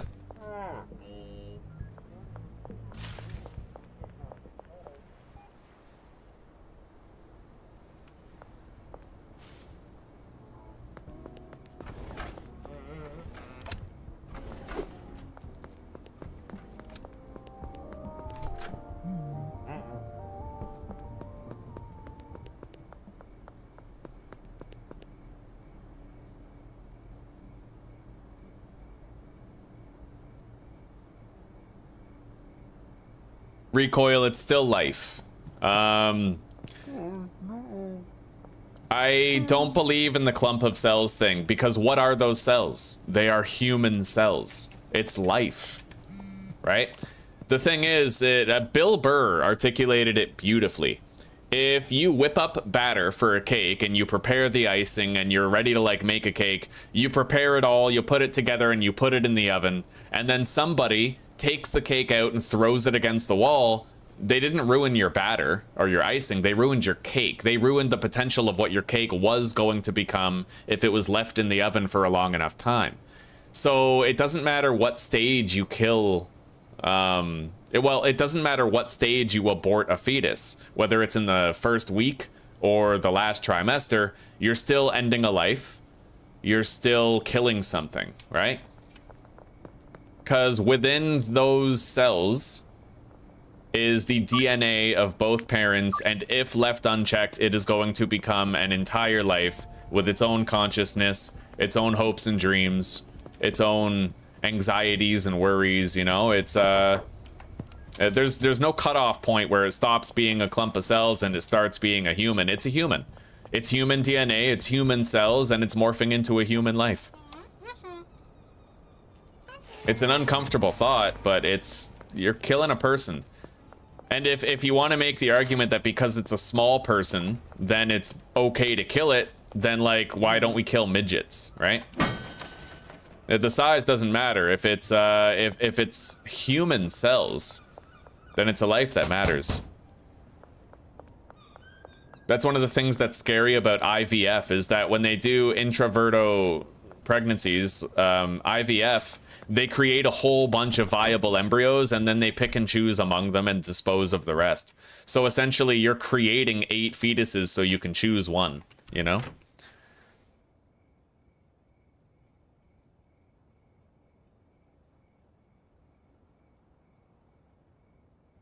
Well, true, Carlo, but most people won't vote for it, yeah.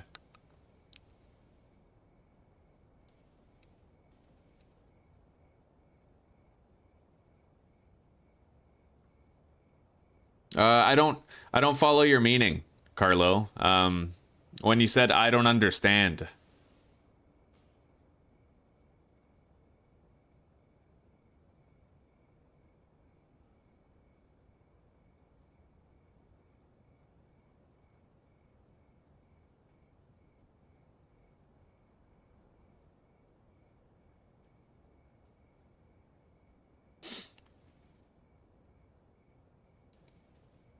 Yeah, third trimester is like total on, like full-fledged murder at that point.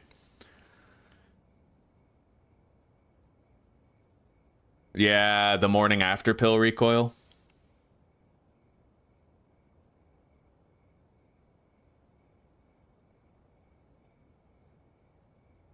The point that you make, Lee, about sperm is actually a pretty good point. But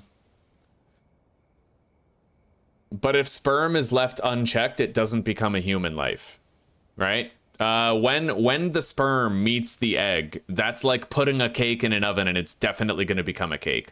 So I think conception, honestly. Yeah. The thing with, if I jizz into a Kleenex, that Kleenex isn't going to eventually become sentient and have hopes and dreams, right? Basically what I'm doing when I masturbate is I'm putting fertilizer. No, I'm putting a crop into unfertile ground, right? I'm putting a seed there. And when, like, if we follow that analogy through to its conclusion, you could always scoop that seed out and put it into fertile soil and it'll start growing, right?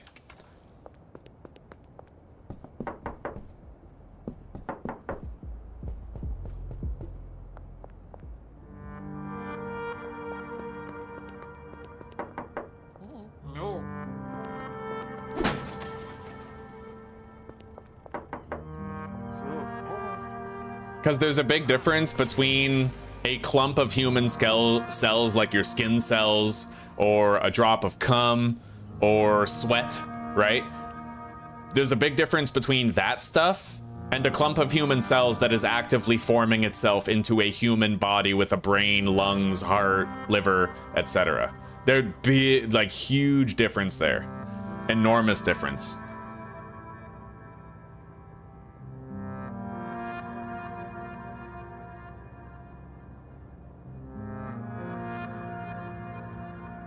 Oh, I see what you mean, Carlo. I see what you mean.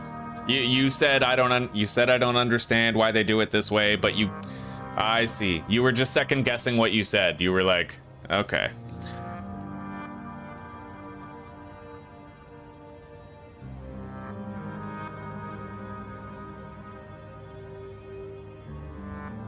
Oh, it wasn't a morning after pill. Yeah, Zuzi, I agree. I agree. Abstinence is the best birth control. And honestly, there's so many sexual acts you can do without penetration that it's like, I don't believe in the notion of accidental pregnancy. I think that like introducing the risk is a very voluntary thing when you could just do fingering, or you could tit fuck, or you could do oral. There's so many options for men and women to derive sexual pleasure with their partners without introducing the risk of a pregnancy and a life that you'll then have to end for your own convenience.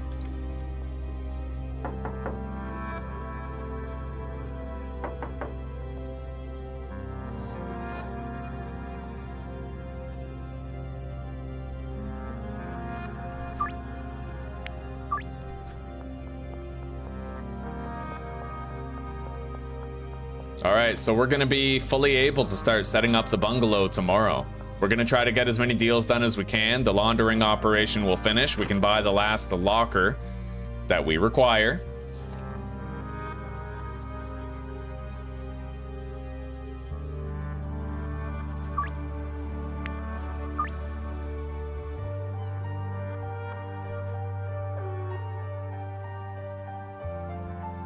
Let's go buy more baggies and jars.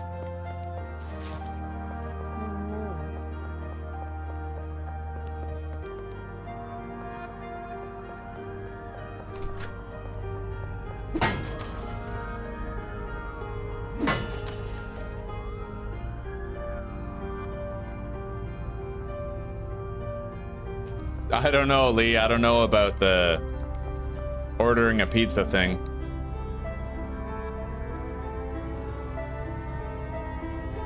All right, let's get some of the grow up stuff.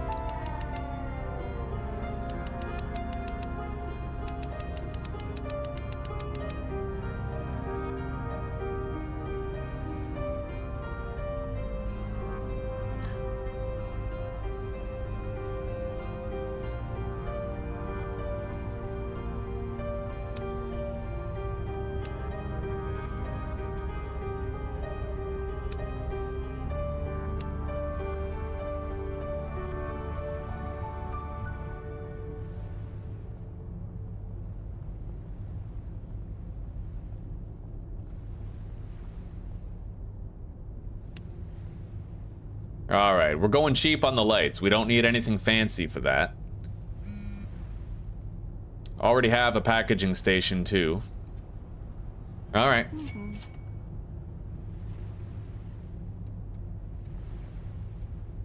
We're gonna leave that stuff here for now.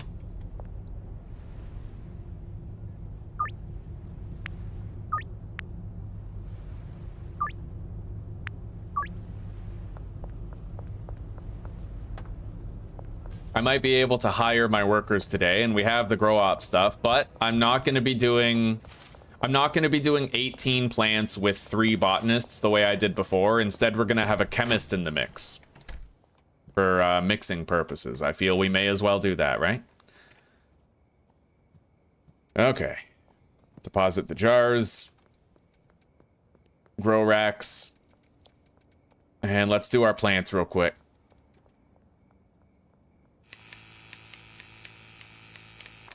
I should be able to buy chilies now, I think. We needed, what, Hoodlum 4?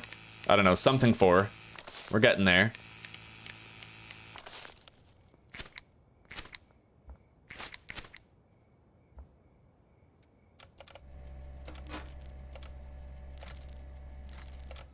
Come on, Tai. Oh, that's a good boy. It's a good boy, Tai. But you can't be up on the desk, okay? I know. Come on. Good boy. Good boy. Oh, that's why. He's closed in the room and he wants out. Alright. Go on, buddy. Hey, Zuzi, maybe you could let him out if you're still around?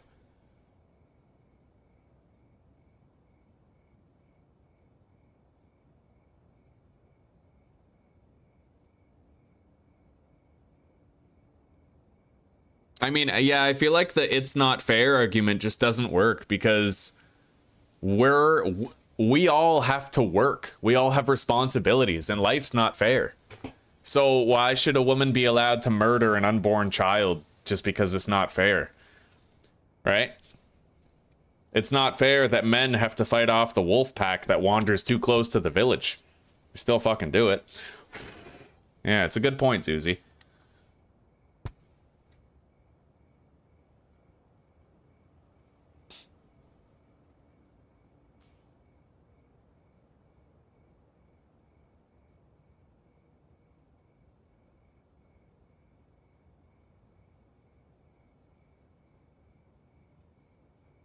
Who does number 2 work for?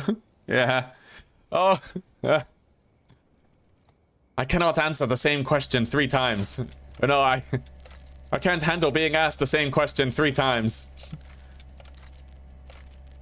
Where is Dr. Evil's secret volcano lair? I can't believe Austin Powers is on the... I can't believe that apparently he's on the Diddy list. Apparently, Michael Myers is on the Diddy list. For those of you who didn't know. One of Diddy's freak party, like freak off clients.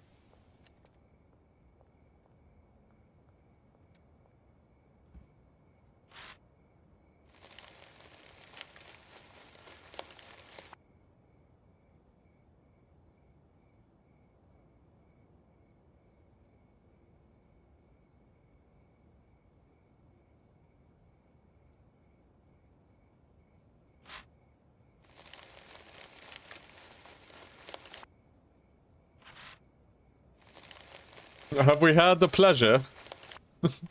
I just met you, baby.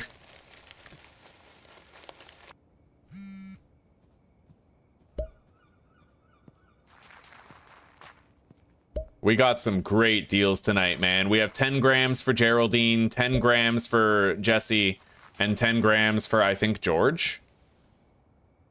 No, maybe not for George, but still, we have 2 10-gram deals. We're gonna get a solid, like... $950 for each deal.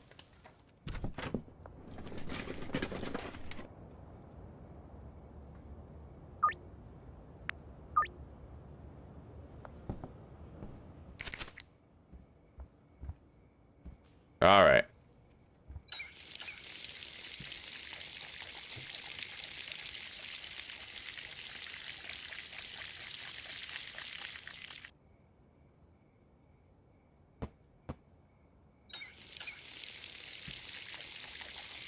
We're gonna try to buy some chilies. And I'm gonna order more seeds ahead of time now. We also have to buy more soil tonight.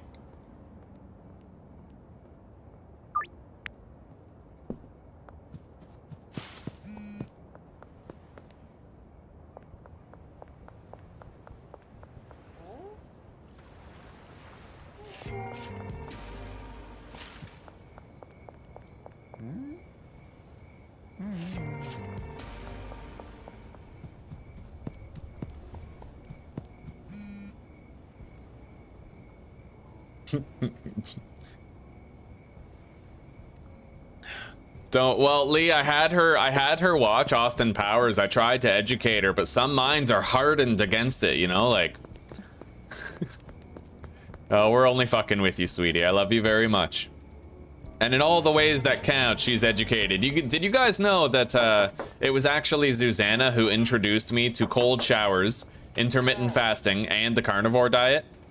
And the ketogenic diet, for that matter. She introduced those concepts into our relationship. Before her and before she found out about that stuff, like, she researched it.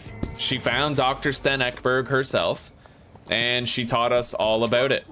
And then from there, she found Wim Hof. We learned all this other stuff, and I lean on that stuff to maintain normalcy in my day-to-day life today. So, huge Zuzi W.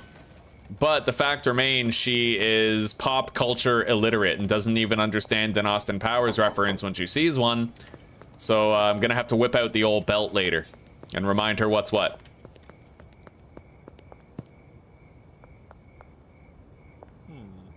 All right, there you go, buddy. There you go, Kim. Let's go to the Cooley residence.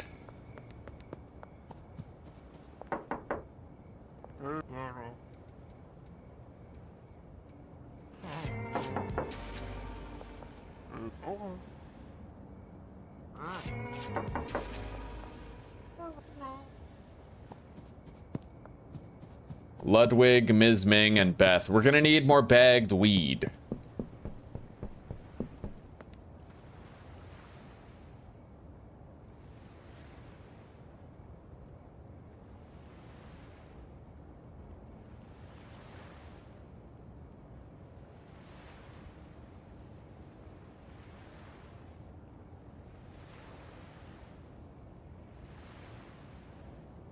Oh, yeah, you told me about that before, I think, Recoil. The odds of that were fucking insane, right? Like, astronomical odds. With the blackjack pulling the ace when you hit on a 20. He didn't know what he was doing, right? And he got, like, one of the rarest occurrences ever. Health Preacher Tom. Hell yeah.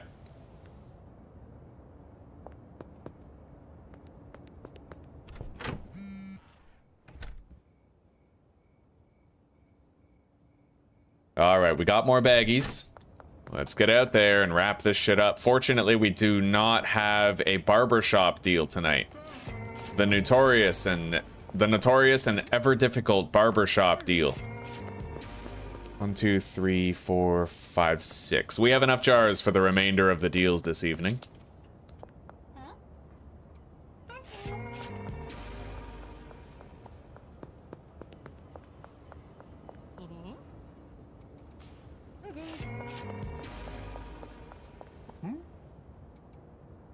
Wonderful. 8 grand and counting.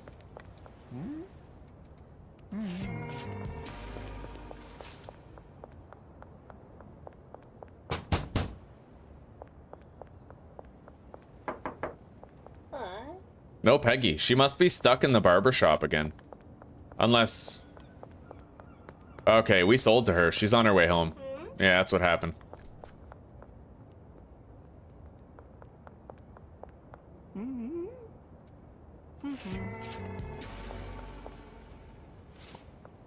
Now we just got a deal for Jesse to conclude the evening with.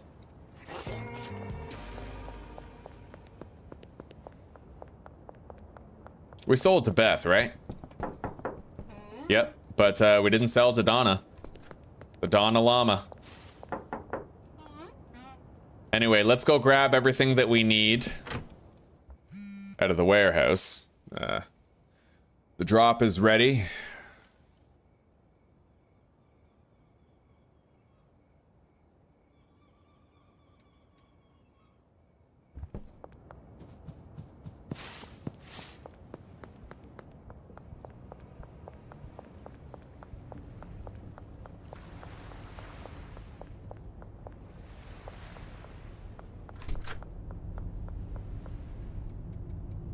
Okay, we have the grow op stuff.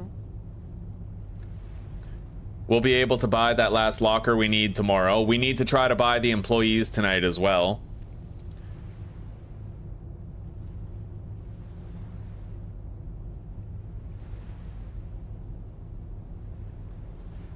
All right. We're just gonna get 4 more soil. No. 8 more soil. Now we need to hire the workers and get them sent over to the bungalow. We need a cleaner. Done. And then 2 botanists.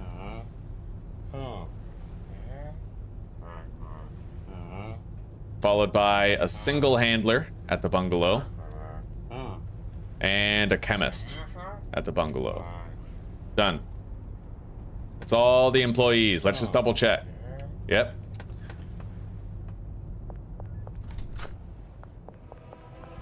Shit. I don't want to risk it, but we're gonna.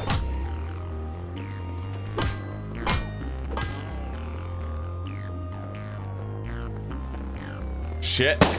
Don't shoot. I'm innocent. Oh, fuck. Yeah, the trick is don't stop sprinting when you're fighting them. You need to be able to backpedal. I literally almost got arrested there. Fucking horrifying, dude.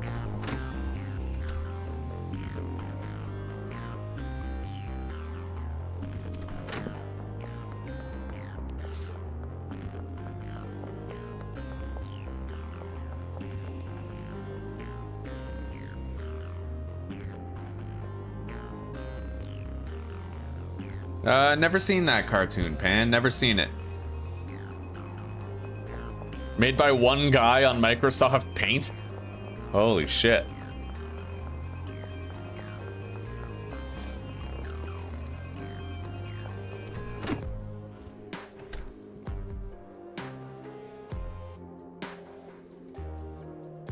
Okay, let's go to sleep. No, we gotta water these first.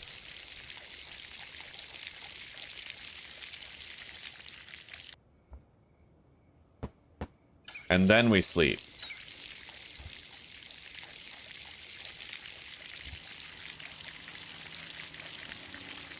All right, now we need large storage racks. Peddler 3. We need Peddler 4 in order to get chilies. Which we have. Beautiful. Okay, we got it. Let's start hauling loads over there, I guess. Packaging station. Lockers. We're gonna go buy,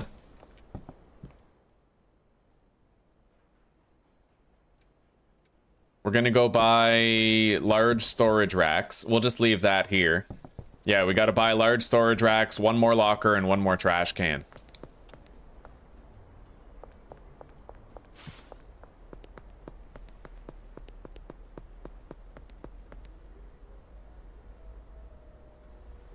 Oh, hell yeah, biker. We almost lost it, buddy. Hello, Coffin. Hello, Observer. It's, yeah. Oh, sorry. Yeah, Coffin, you've been here for quite a while, but I saw Observer's name. Chill time. Chilly time. Fucking right. How are you doing today, Observer? All right, so.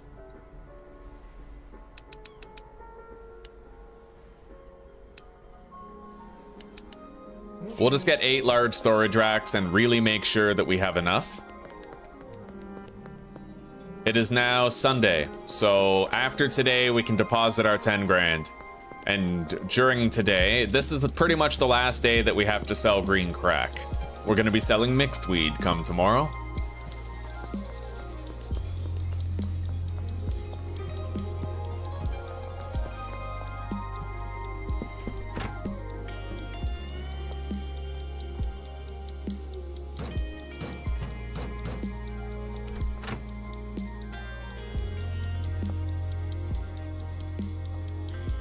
All right.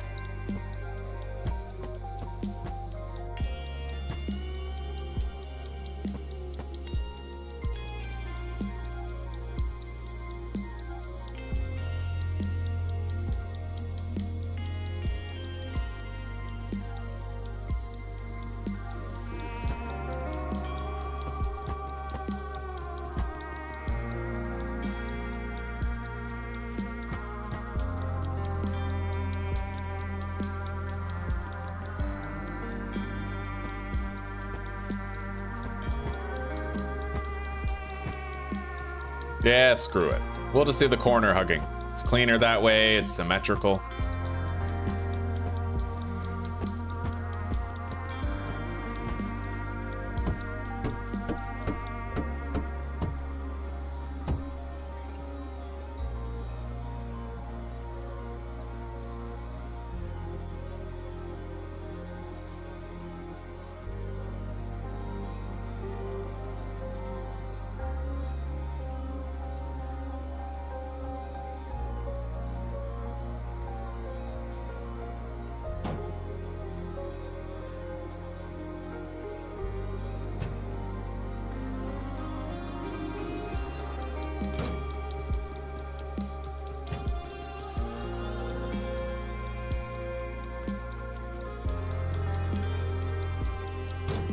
Okay.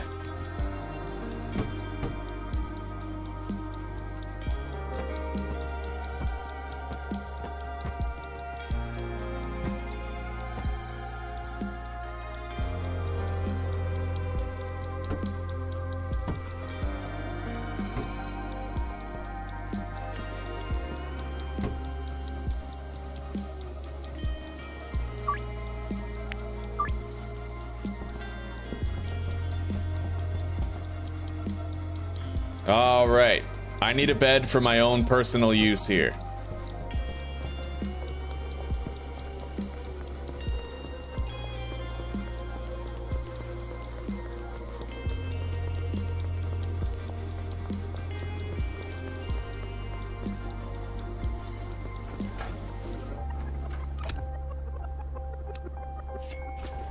We can buy the jars with cash, allowing the operation to be fully functional tonight.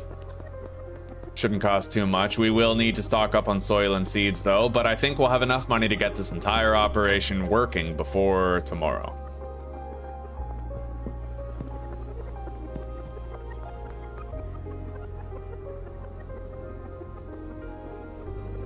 Yeah, Lee, you knew that was coming. Fucking swinging the banhammer. Later, buddy.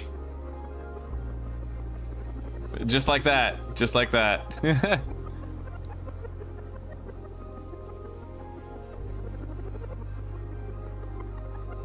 Oh, Pan, I forgot to ask you. Yeah, I'm okay. I'm glad you're doing good.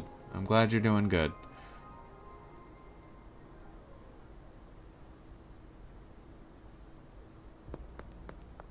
Okay.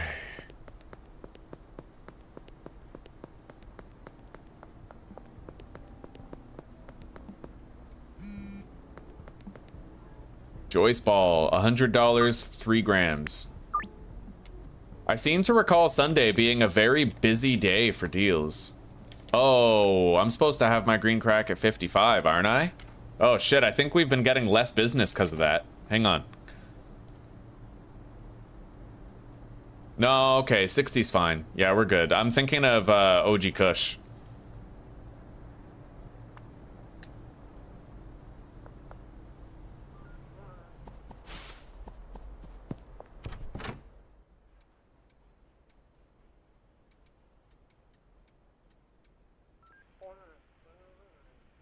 We're gonna want to harvest these. We need enough weed for tonight.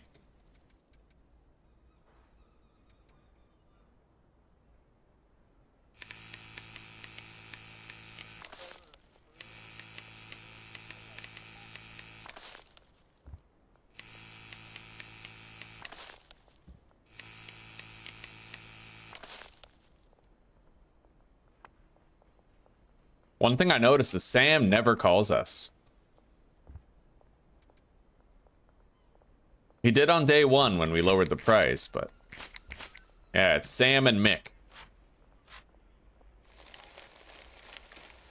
We'd probably benefit from, like, quitting the game and coming back in, but we'll do that once the bungalow's operational. Oh, George with the 7-gram deal.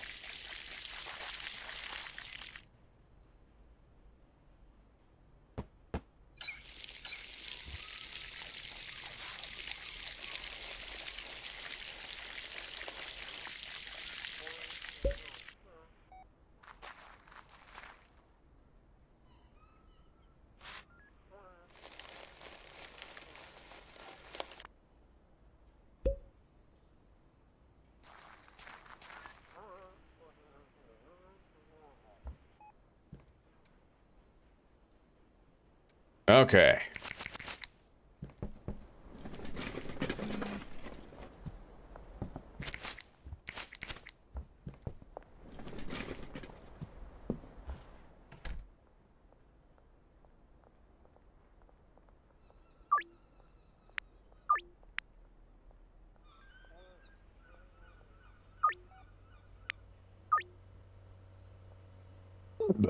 Oh, that was a beautiful deal we just got. Okay. Let's take the rest of the stuff over there.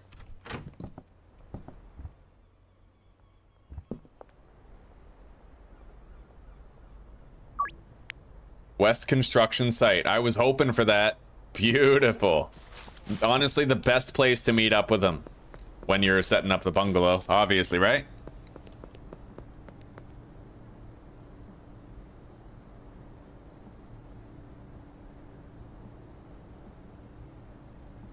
Storage unit yet? Not yet, no. We're gonna be buying that and setting up a meth lab right after we're done with the bungalow here.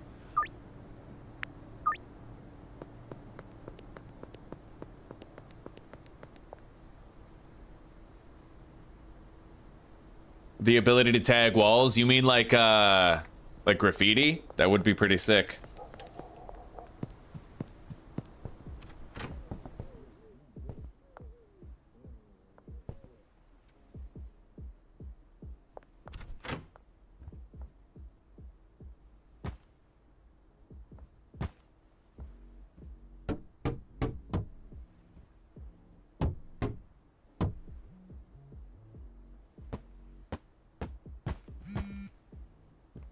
All right, there it is. Everything's all set up more or less. We need all the lights facing this way, though. Yeah.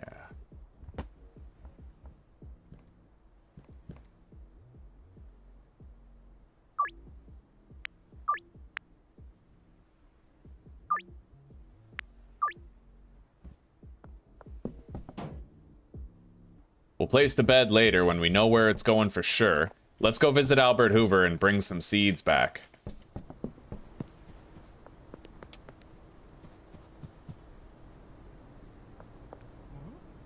So if I wanted 120, that would be $4,800. I don't have enough for a full batch. At least not yet. But we can get them started with a fractional batch.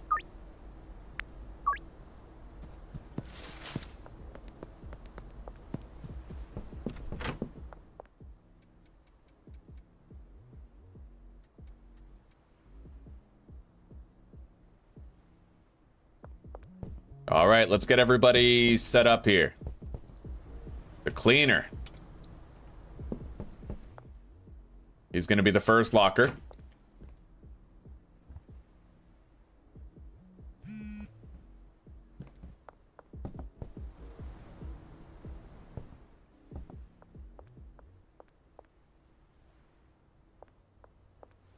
He should be able to collect whatever trash falls outside the room. Now, the botanists.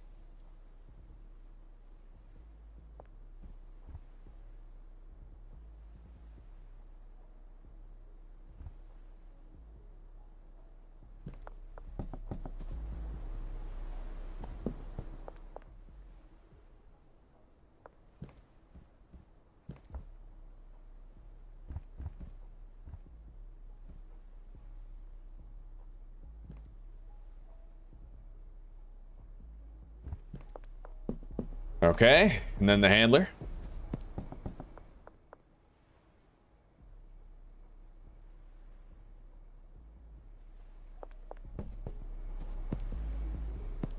And the chemist.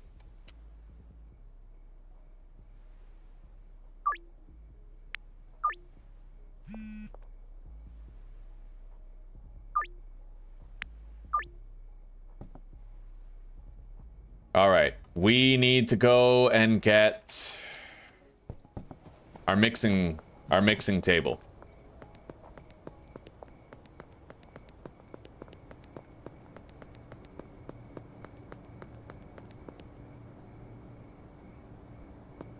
Yeah, damn straight, Observer, and we're gonna try not to get arrested today. I almost got arrested earlier, buddy. It's the cops are scary when you're playing perma arrest, truly. All right, let's take the mixing station here. I think that's pretty much all we need.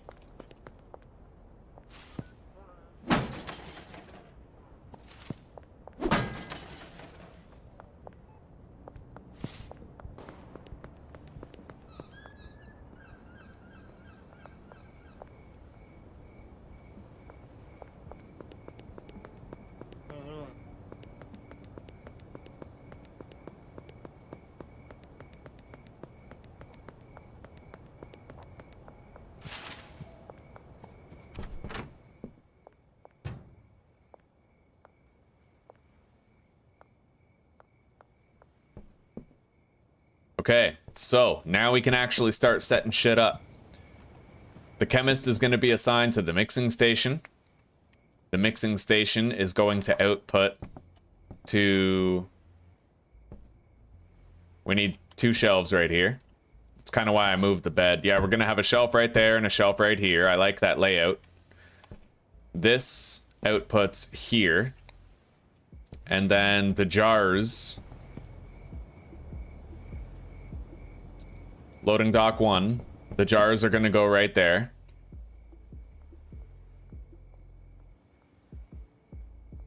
So we have to whitelist the jars here.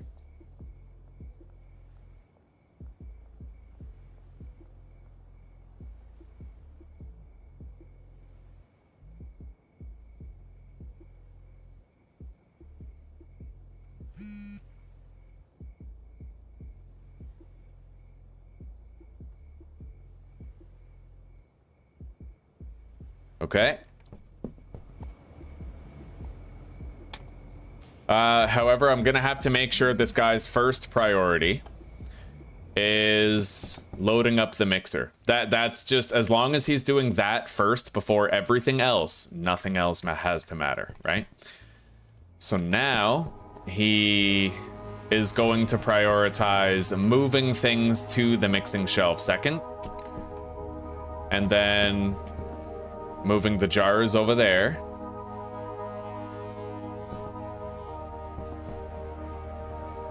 Followed by the growing supplies right here. One thing that kind of sucks is that having the mixing guy means one handler isn't enough to do everything that I want him to do. Let's schedule our deals first, then we'll think about this a little bit more. I might just forego mixing here. We'll see. I could still use those chilies to make my own mixed green crack, right? So we'll see.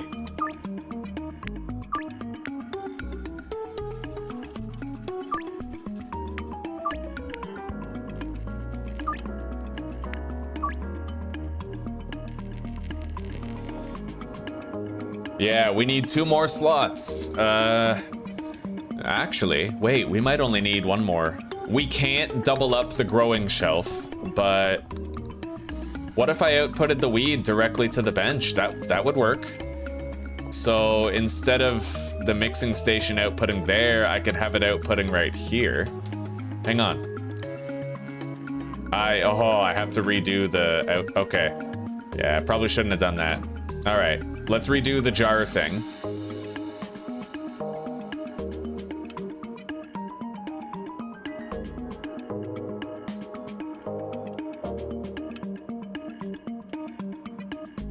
Hang on.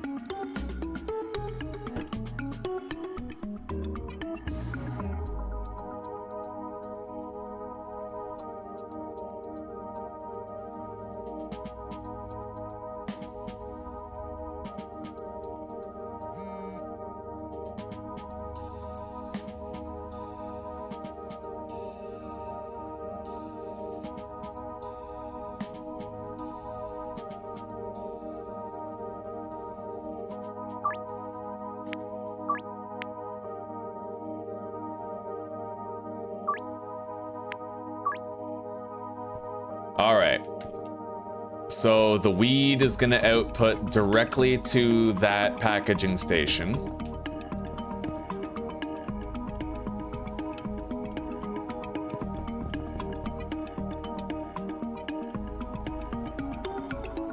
We need to change up these priorities.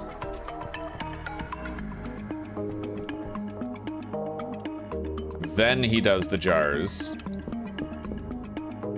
And then he moves the jars over here. Okay, looks like we might be able to do it after all. And then the finished products will be outputted onto that shelf right there. Yeah, mixing shelf. Then he loads up the mixing station from that shelf. Then we assign him to that.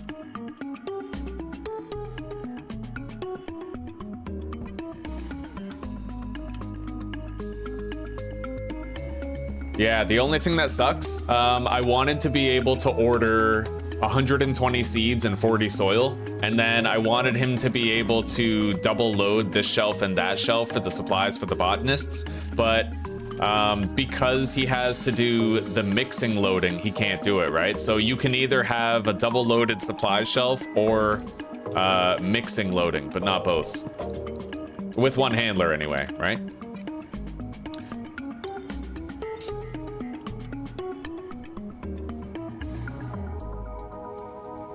All right, but this'll do. These guys are set up well, and they're prepared to work. I just have to load up the jar shelf and then pay them. Let's go do our deals. And I need a bed for my own use, so I guess we'll just put it right here. And this shelf isn't even needed. Yeah.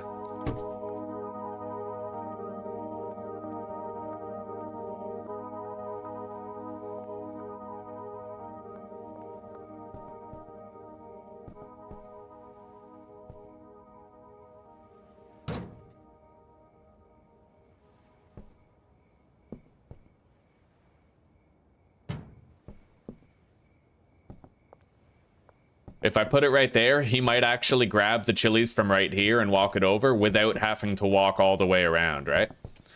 So I think we'll do that, but that means I have to reorder a couple of things here. Assign the chemist to that. Assign the output of the mixing station to that packaging station.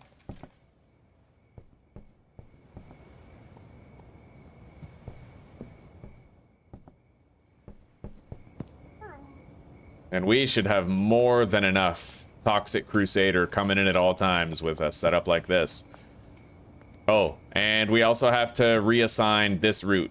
Large storage rack to the mixer. All right, let's get our deals done. And I'm gonna need, I need to whitelist things as well. Actually, I forgot a couple of whitelists. We have to whitelist the seeds and soil so that whenever I get soil and seed deliveries, the guy will unload it directly to this shelf. So we're gonna whitelist this for green crack seeds.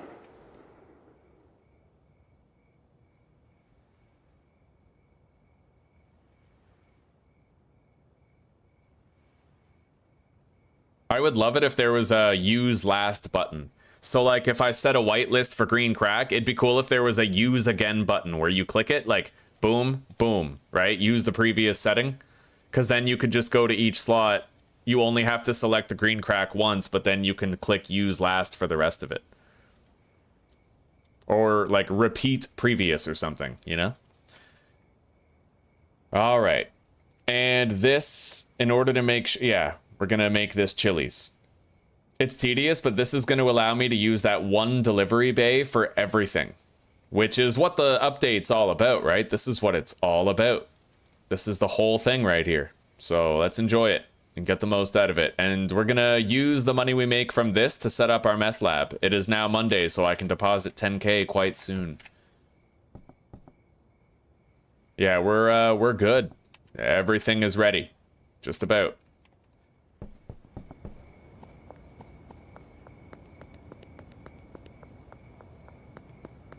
Yeah, the whitelist is incredible.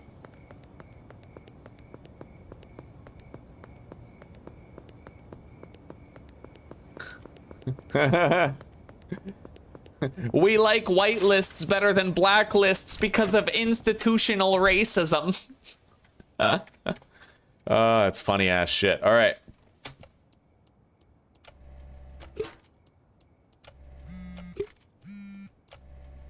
If institutional racism doesn't exist, then why are there white knights but no black knights, hmm? When a man comes to rescue a woman, why isn't he a black knight? Why is he a white knight?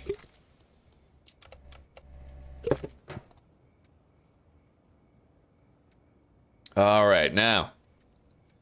We're gonna need to get a bunch of jars and baggies. Let's go get them.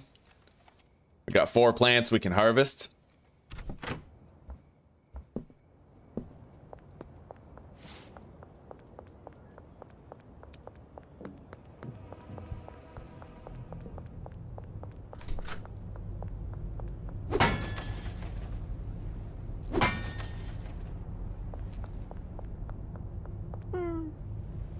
So, we need 160 jars to fill up that shelf, but we're just gonna deposit a bunch of them here.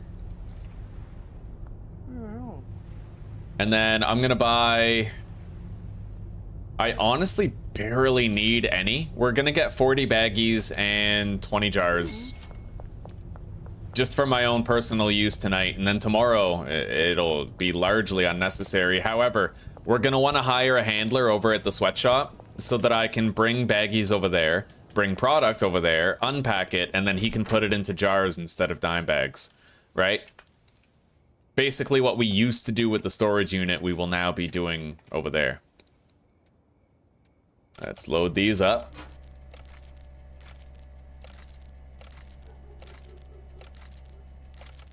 Shit.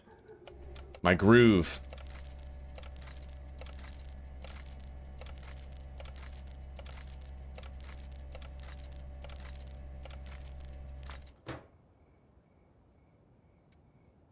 Leaves are falling all around. Time I was on my way. Thanks to you, I'm much obliged for such a pleasant stay. But now it's time for me to go. The autumn moon lights my way. But now I see the rain, and with it pain, and it's headed my way. Oh, sometimes I grow so tired, but I know one thing I got to do. Ramble on. The time has come to sing my song. Wait, I think I sang that wrong. Ramble on. The time has come to sing my song. No, I don't know. I don't remember past that point. I have ramble on Alzheimer's. And now's the time is now to sing my song. On my way, I've been this way 10 years to the day, ramble on. Right? I don't know. I don't quite remember. I'm drawing a blank.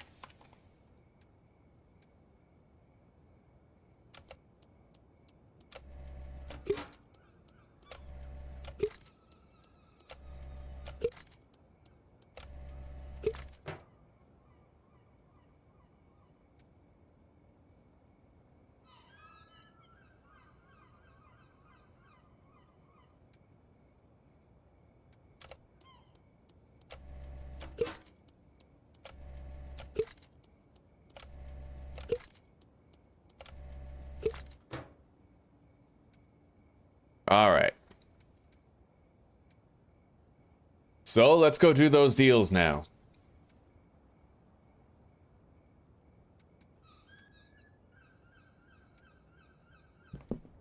Ugh. Black Knight with Martin Lawrence was a great film. I showed that to Zuzi. Florence and Normandy. Normandy? We've been awaiting word from Normandy. Damn right you have.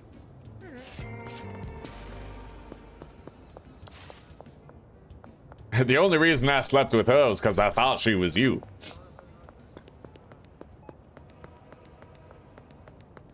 You have deflowered my daughter. Trust me, somebody got to that flower long before I did. Oh, yeah.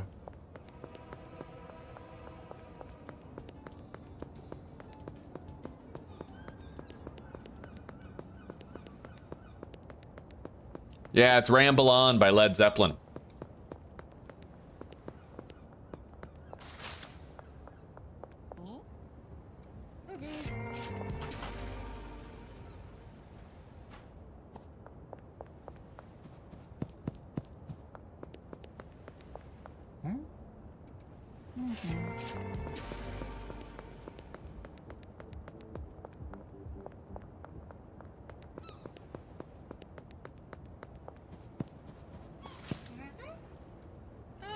I've been this way 10 years to the day. Ramble on. I gotta find the queen of all my dreams.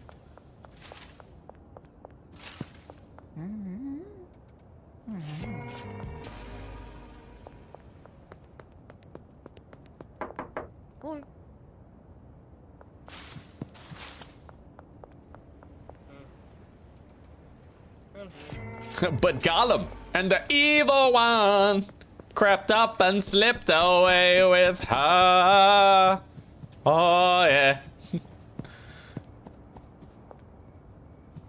And there ain't nothing I can do now. I guess I'll keep on rambling.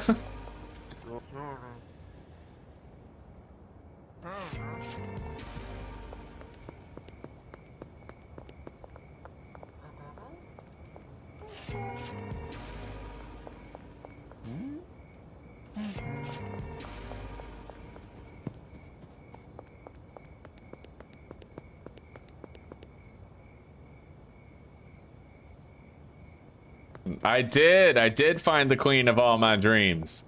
Damn straight I did. Gollum and the evil one did not creep up and slip away with her. I get to keep her. She's mine. She's all mine. Okay, so 3 days' wages.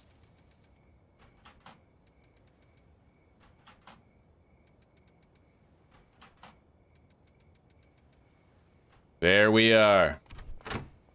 Everybody's got 3 days' wages.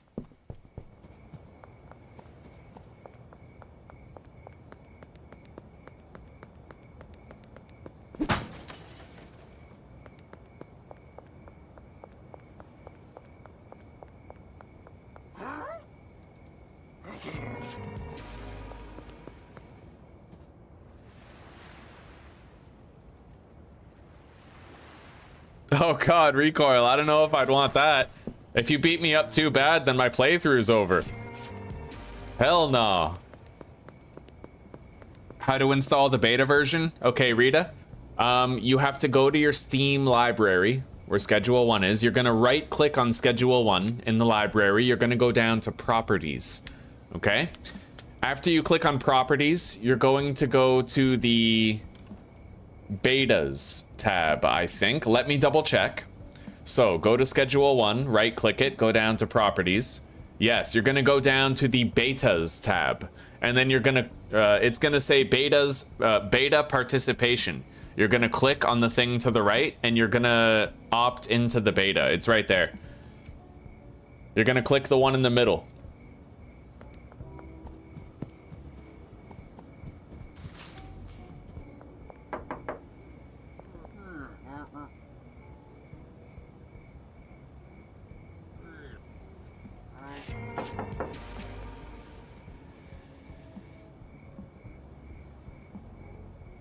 God damn it, Mick. I can't get to your wife. You cuck. Fucking cuck boy. Alright.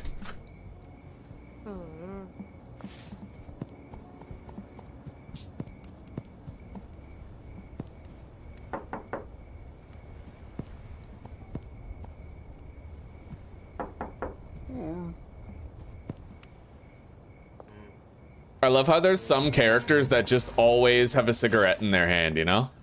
Like, always. Donna, Jerry.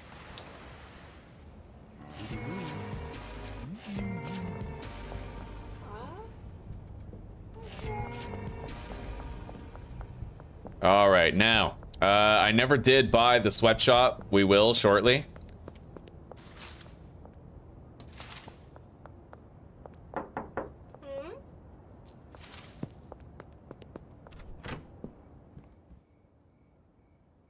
And I might want to make sure that I've mixed the new product for tomorrow. We just need to mix one, only one. Anyway, we're gonna take this load. So green crack, we have to take it down. We gotta mix one, and then we have to finalize our Toxic Crusader. We're gonna buy the sweatshop right now, and then we're gonna go hire a handler to the sweatshop in post, and then we're gonna have to haul all the jars down there. All the jars have to be here. Let's try to pickpocket Ms. Ming and get our money back. No fucking way did I just get that. Man, I am so good at like... Oh fuck, she's pissed. I'm really good at difficult pickpocketing. Like, whenever I have a high chance of failure, I succeed so often, but then as you can see, I fail on the easy $76 portion. It's funny how that works, right?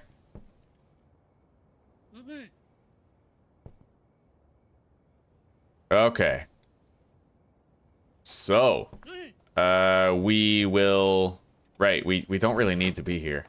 All right, let's get the hell away from her. We bought it. We bought it. We got our money back. Best thing ever.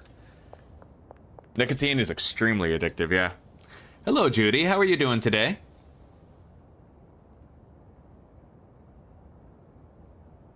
No problem, Rita. No problem. I'll only use my fit. Yeah, but you get to respawn, bro. Kyle's the biggest cuck. We don't know that. We don't know that. In fact, we have a theory on this channel that Austin Steiner might be the father of Meg and Kyle.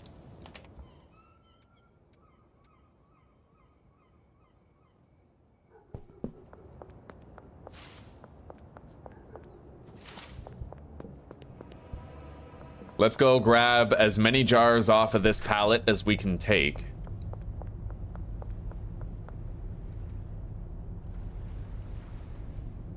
We have one more stack to bring, and we have to mix this. We're gonna actually leave behind another stack, buy one chili on the way. It's gonna cost $7, not exactly gonna break the bank. And while we're here, let's hire the handler for the sweatshop. Who's gonna do like tedious packaging into dime bags for us whenever we need it. And we'll be using him like probably right into the end game, right? Whenever we want like meth or Pepsi bagged up, you know?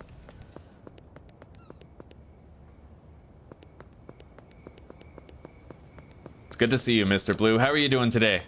We are tapped in.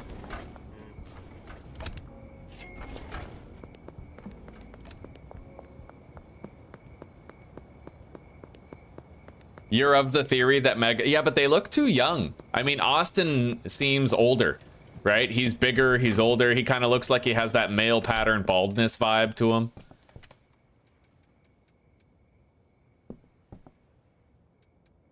All right, here we go. Our mix.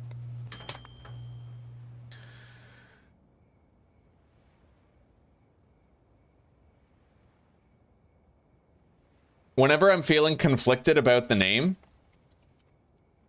I just look up Toxic Crusaders and I immediately want to do it. Like, I'm going to show you guys a picture of Toxic Crusaders, all right? I'm going to show you a picture. I'm going to bring up my browser right now. And I want you guys to look at it. I love knowing that I can do this, dude.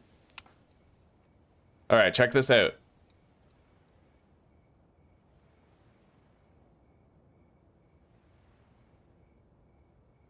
You guys see that shit? That is Toxic Crusaders. So, see how he's green and yellow? Now, compare that to our weed strain, right? Hang on, give me a sec. Right? Green and yellow. Now, it's kind of weird how this is majority yellow with a little bit of green. It's kind of like a green trim, but still, right? It fits. It fucking fits. I wonder if there's a better name, though, that I might be missing. Like urine boogers or something. We're just gonna go with Toxic Crusader. It's tried and true. Yeah, Toxic Crusader. All right, and now that we have that, we're gonna go with the maximum value, which I think is $84. So 56 times 1.5. Yeah, $84. We're gonna max it right out, and we'll be selling that for $100 per gram.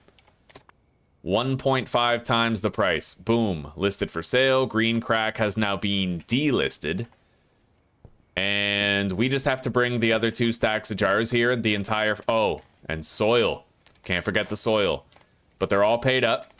Let's get out of here. We're going to have to buy the soil and bring the jars here, and then we're ready. The factory will activate tomorrow.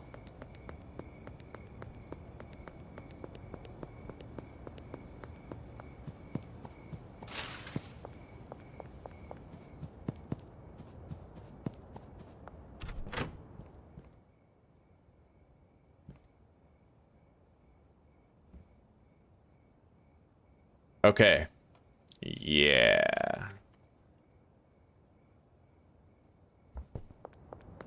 I'm gonna buy a packaging station for the sweatshop as well.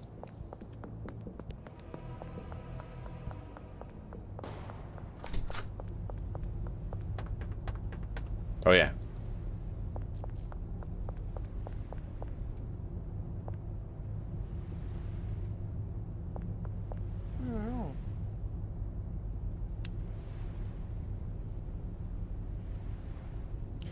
Beautiful thing about having the sweatshop be like your packaging station, it doesn't have a delivery bay, which kind of sucks, but Dan's Hardware is right outside, right? So whenever we need to like re-up the supply and make sure there's more dime bags for the packager, we just go over to Dan's Hardware. It's a 2-second trip. Nothing to it.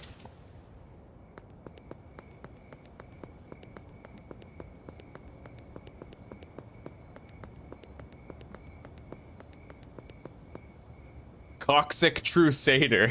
Wow. Because it's like inverted.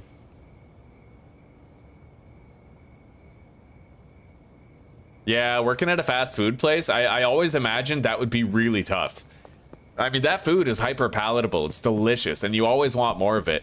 It's poisonous and not really nutritious, but nonetheless, you always want more of it. So oh, the soil. So I'd imagine if I was able to get fast food at like a reduced rate, a reduced price, man, like on my lunch break, I would be eating fast food all the time. All the fucking time. I remember when I worked at the grocery store, I fasted very often, but there were a lot of times where I'd buy stuff from work.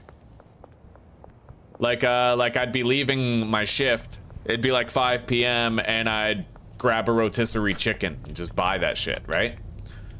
I'm so glad I don't work at like a place like that anymore. Because I feel like there was an ever-present worry that I would just waste my income on shit I didn't need and shouldn't have bought. Although with the rotisserie chicken, I felt like I was sparing Zuzi from the responsibility of having to cook, so it felt nice, you know? And to be fair, those rotisserie chickens are very reasonably priced.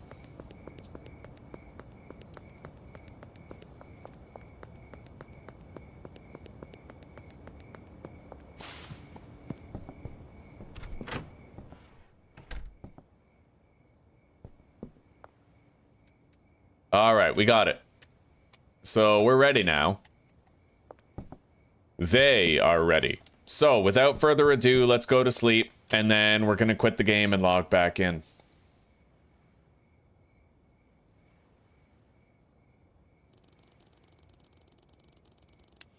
Peddler 5. There it is.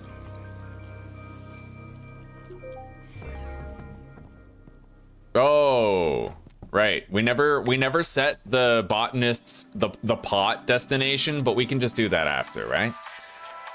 So let's continue.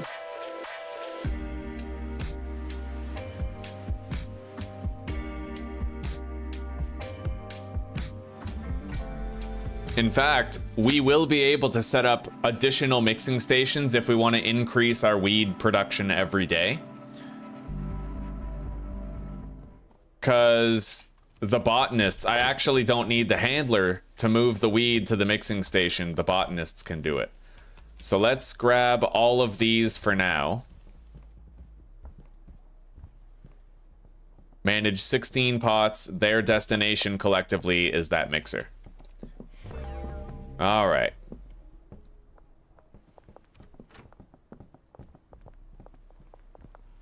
Oh, yeah. And the cleaners. Yo, it's like all women here. That's awesome. I'm a pimp, except for these two. But yeah, it's thematically appropriate because the women do the grunt work and the men do the complex stuff. Well, I guess packaging is grunt work. I just want to be a misogynist. That's all it is. No. Pick up this garbage. What are you doing? Pick it up. Pick it up, you fool. Pick it up! Okay. How about now? Go on, get it. Son of a bitch.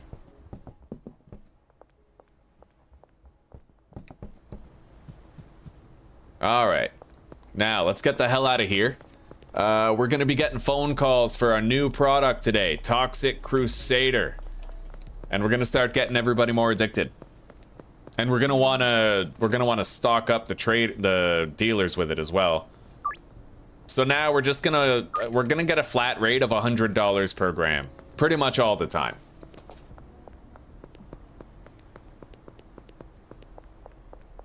No more selling a jar for 350 bucks. It's gonna be a flat 500. Oh shit. Here they are. Yeah, let's get this shit watered.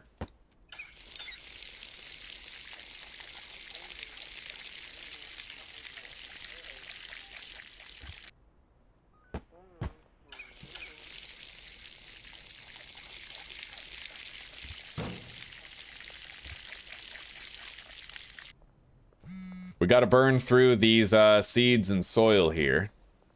Oh yeah, look at that. 300. Beautiful, man. She wants 2 for 200. I can bump it up to 3 for 300. Nothing to it. Business is gonna be booming for a while. Straight booming.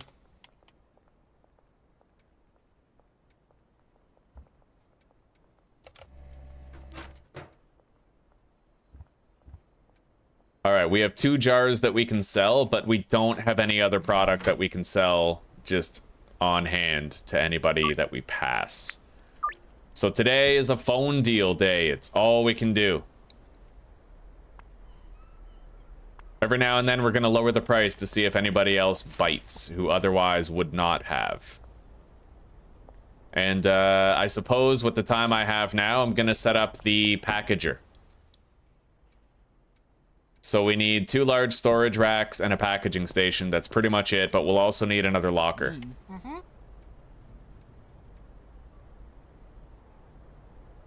I can think of no one better to sell that to. When Sam's more addicted, he might actually call us with business.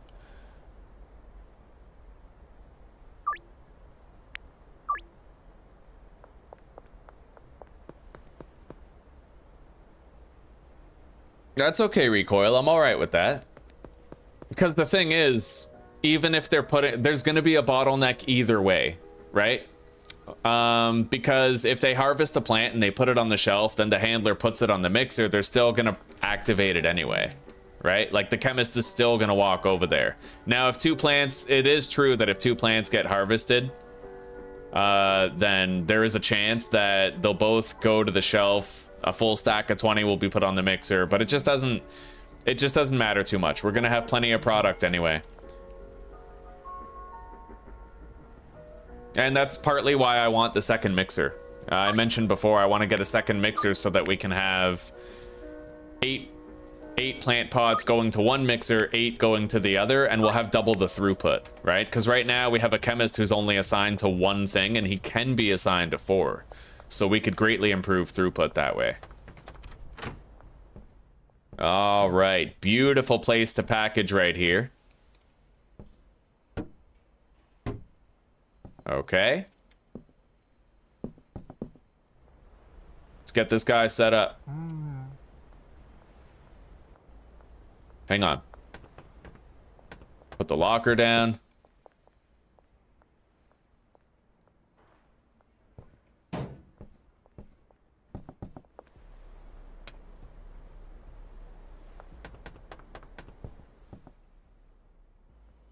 And I have to operate within the constraints of what's possible, right? My handler is already maxed out. He has 5 routes. So I can't really assign him to move stuff from a shelf to a mixer. Just won't work. All right, boom. Boom. And then I actually should have brought one more storage shelf. So we'll just go get that now. I mean, what else are we gonna do today, right?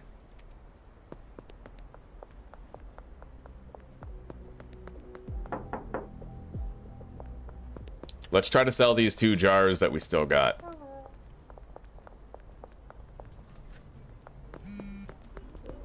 George Green. Hell yeah, he pays more than 100 per gram, dude.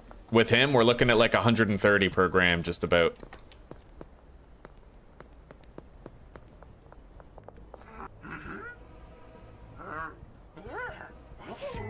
Got it.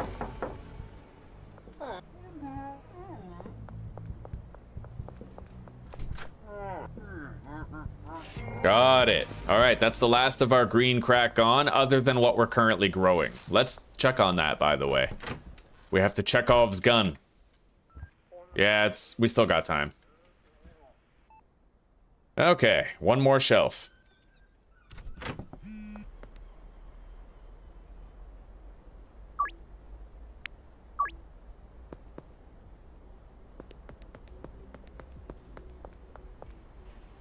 It's okay, because even if they do have to wait to harvest plants, like, that just means that the supplies on the shelf will go slower, right?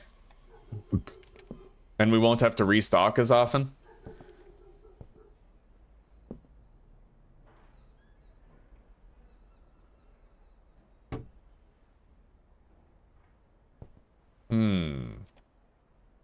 How am I gonna set this up? I could do it like that, with the supplies right here and then the output right there in front of the door.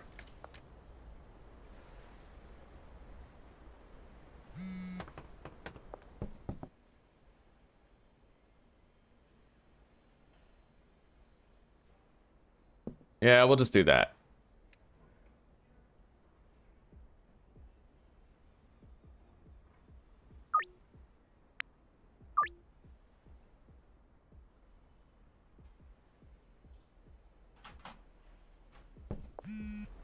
Yeah, as long as we have enough to sell. As long as we have enough to sell to everybody, we'll be fine. And at that price point, it's...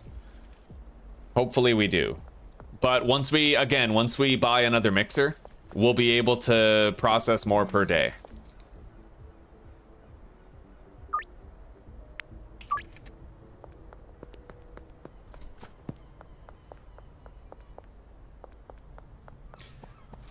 However, looking at this list of deals, I don't know if we'll have enough at the end of the day.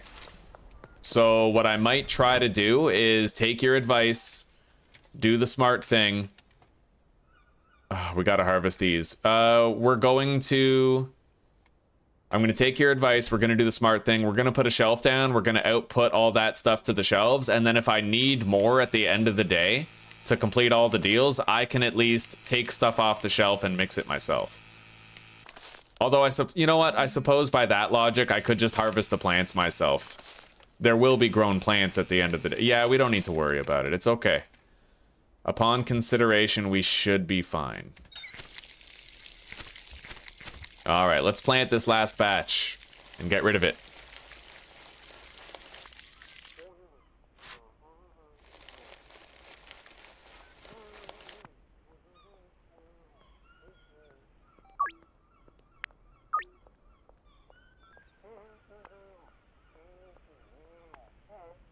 Yeah, I don't think we have to lower the price for anybody. I think we can stop doing that. We've only gotten like 2 extra deals while doing that the whole game, so it might not even be worth doing. Kathy Henderson, 5 for 500. Okay.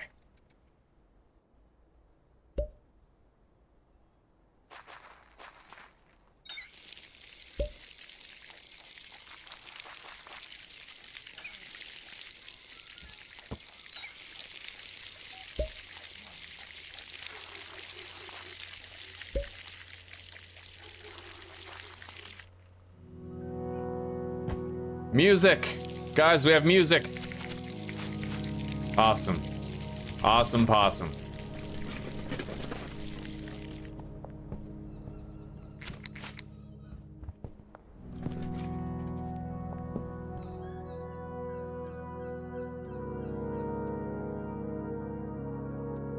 All right.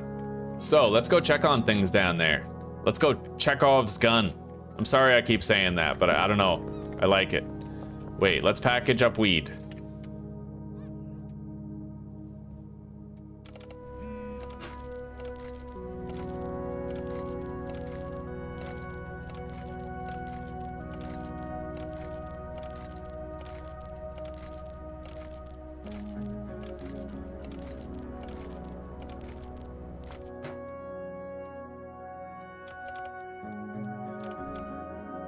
Hopefully we make more than enough weed, yeah. Especially after we get the mixer. We should be alright, like additional mixers. However, one thing I did not acknowledge, we can't get extra mixers because the handler's already used up all of his roots. Right, we couldn't actually load the mixing stuff to the mixer. We could output the weed to the second mixer, but...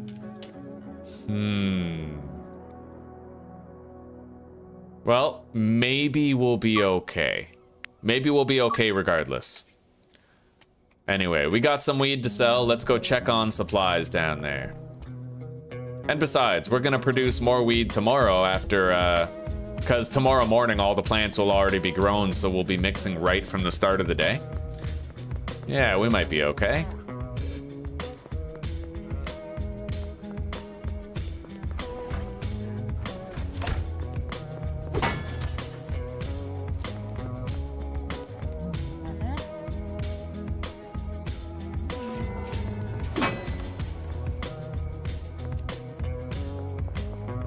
Yeah! Yo, I just hit myself with the bat. Oh my god, guys, if you're running and you're holding V and you swing the bat, you actually hit yourself. That's crazy. Bro, I almost fucking self-deleted. Anyway, yeah, we definitely need more. Are you working? Yeah, okay, good, he's working.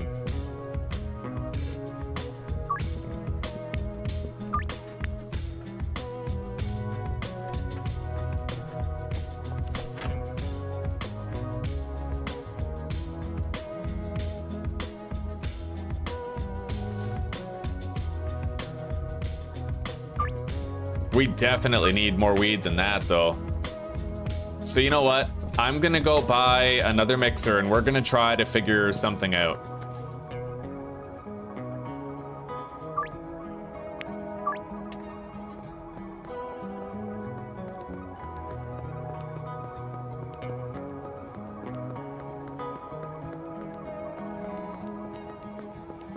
He killed himself with a machete? Jesus.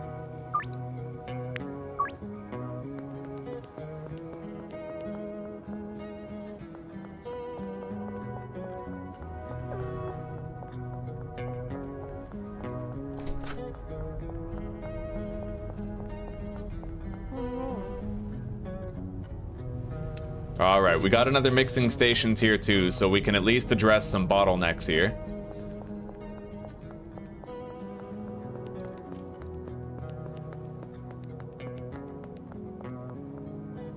And I couldn't help but notice that the botanists never actually replanted those crops. There was like empty pots, a lot of them.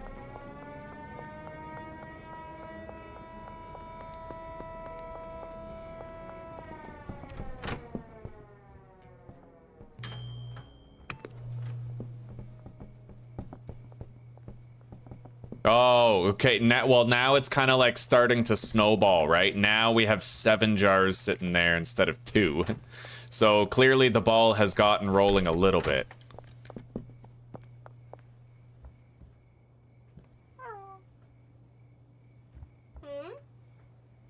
She has soil in her inventory. Anyway, let's put that down.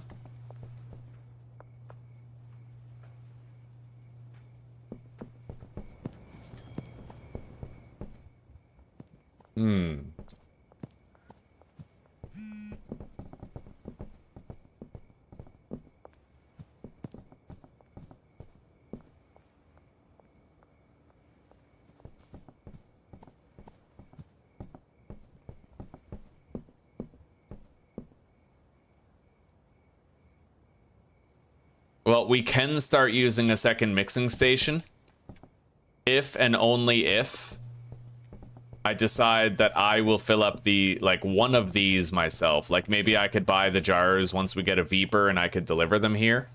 But we should wait and see if we can actually produce enough product for all of our deals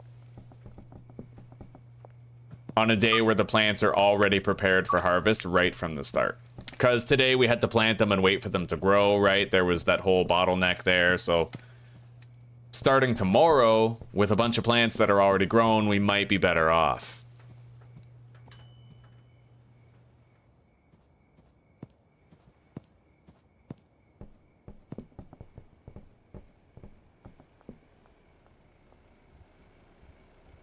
We need 9 jars of product, which we already have. So at this point, all we actually have to do is unpack jars until we have enough weed for the baggy people.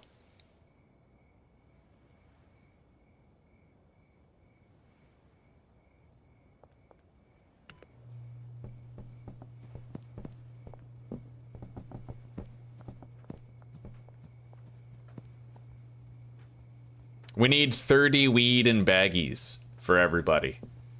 30. Which is what, 6 jars?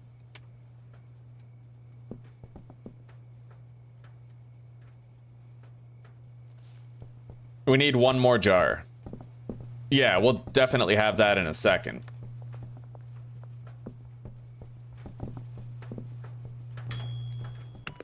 So you know what? We should be fine. We should be fine.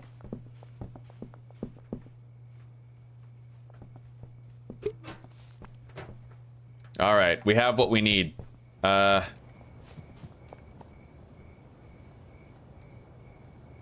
Although we still might want like 1 more jar.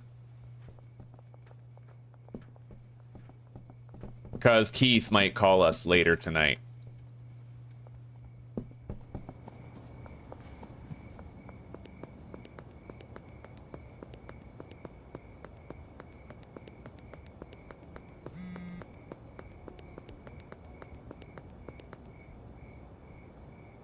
You can put those thin lights up on the ceiling of the post office, even in the lobby? Interesting. Oh, you don't even have to be running to hit yourself with it? That's fucked. Well, if we ended up dying to something like that, then I probably wouldn't... I wouldn't accept that as a death circumstance, because that's more of like a glitch, right? That's like falling through the floor levels of glitch, so... we would probably discount the occurrence as something that we didn't need to respect or validate type thing.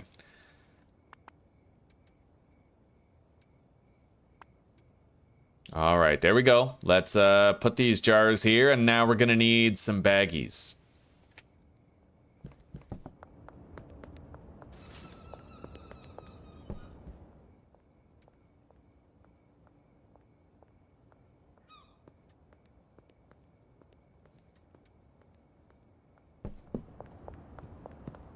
And tomorrow we can actually use the handler to package stuff up. Well, maybe. We still need to get ahead of production. So tomorrow's gonna be the first day where we actually start to get ahead of it. And I need to keep on leveling up Albert Hoover.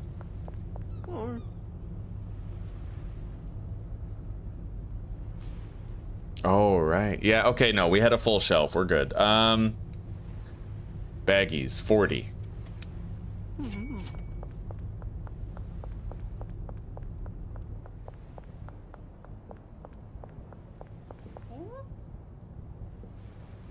We don't have any baggies of Toxic Crusader yet.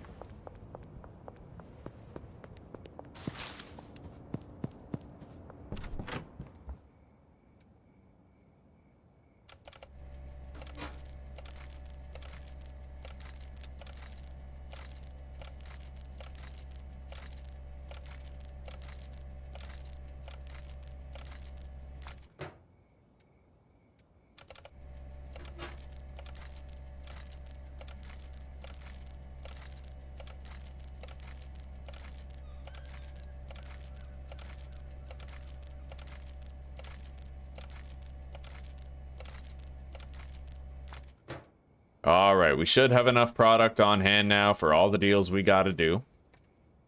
Let's get out there. And let's order another delivery. We're just gonna get 10 Granddaddy Purple Seeds.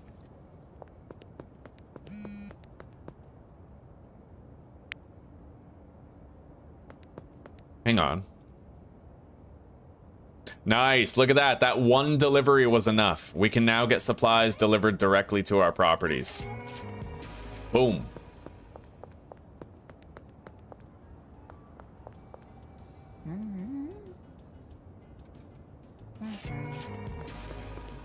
We're gonna be making great fucking money now. Great money.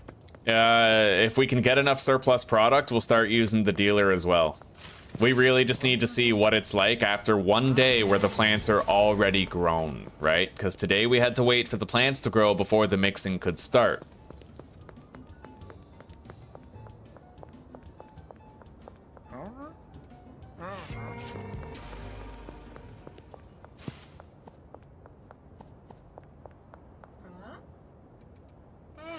And as we continue to level up and get further and further, there will come a time when there's no customers who want baggies of Toxic Crusader, and they only want jars. Also, it's important to note that once we have meth, we'll be selling that too. So it's gonna take some of the demand away from the weed, and make it so that we could sell either or, right? It'll reduce the demand, which will help us to make more out of our limited supply.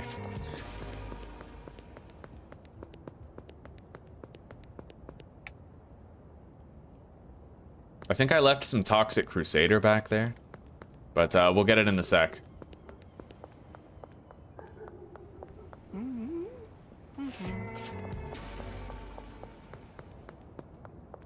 He also blew himself up cooking meth? Bro.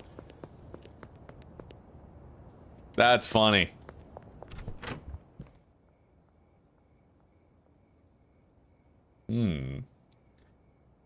Didn't we bag up like 2 stacks of Toxic Crusader? We don't... What? I didn't like accidentally delete a stack, right? That's not... I wouldn't do that. I feel like we're missing something. Hang on. I have to look at the VOD because I feel like we're missing weed.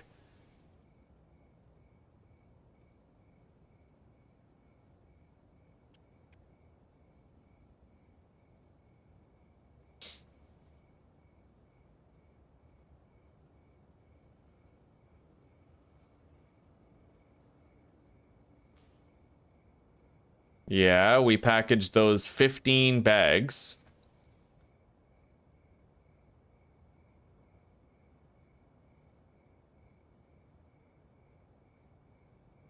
Oh my god, we had weed get deleted. Oh, that's a glitch. That is totally a glitch. Okay, so I found out what happened. The output was full when I started making when I started bagging the other stack. And it basically just deleted whatever was there and overwrote it. So we actually are allowed to use the console to try and give ourselves what we lost. So give Toxic Crusader 15. Okay, it worked. It totally worked. Yeah, we lost 15 and now give baggies 15. Well, what are they called? Yeah, baggy. Okay. Give baggy 15. Yeah, that's fair. We're just correcting a glitch at this point.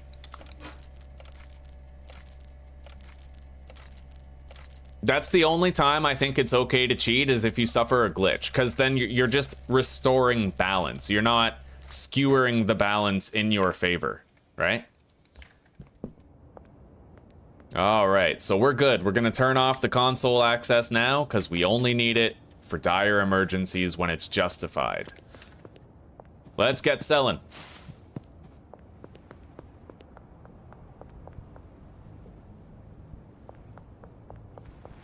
Yeah, if it's full, it's supposed to stop you, right? So that's...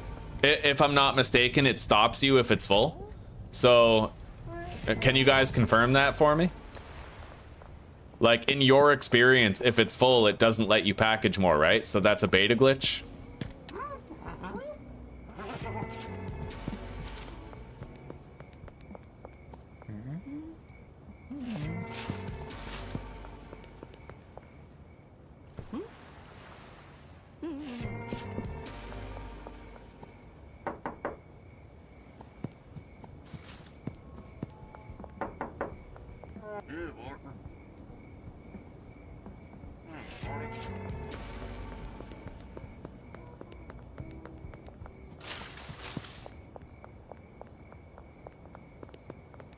If it's full, it stops you? Okay. Alright. It happens to you with jars? Oh, that's brutal, buddy. But yeah, just so you guys know, you can totally use the console to fix glitches like that. Yeah, there's a give command, and you can generate the stuff that you lost and give it back to yourself. The console is amazing. It saved me so many times. One time we had a glitch where, actually it was Charles, funnily enough, we just dealt with him, but I was trying to pickpocket Charles. No, I was trying to sell to Charles and there was a cop looking at me, so I tried to do it quick, but I misclicked and I right-clicked on my stack of money. So we moved money into his inventory. We moved $100 into the deal window, and then when I pressed escape and exited, the money was returned to my inventory, but it was actually put, rather than being put in my money pile, it was put on my tool belt and I was unable to drag it off or remove it. But there was actually a delete inventory command that allowed me to wipe the money from there. So, really fucking useful. Saved my ass, dude. Alright, the drop is ready. Pawn shop west wall. And I may as well just grab this stuff now.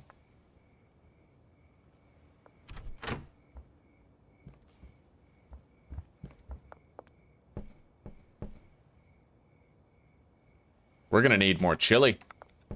Fucking hell, we're gonna need a lot of it. We can deposit now, though. It's Tuesday, so we'll deposit 10K. Flat 10K. However, it's also required that I purchase the post office. So we'll deposit 10K, order some chilies, and after that, we're gonna launder money as well.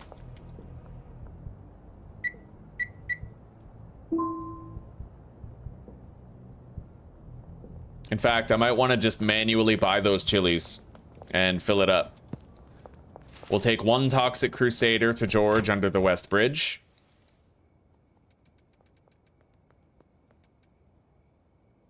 Oh, hello, Jesse.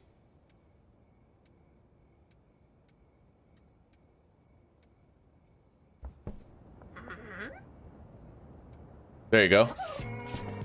All right, yeah, we're leaving everything else behind.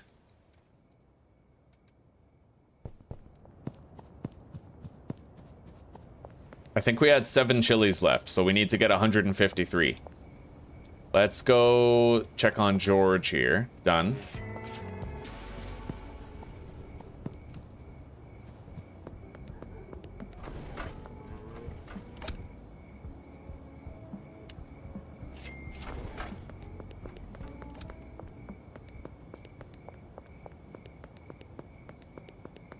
When you hit escape, it eats all the product? Ouch, dude. Oh, that sucks ass. Alright, we bought 1 extra chili, but that's okay. We'll just delete it. Either way, production can continue tomorrow.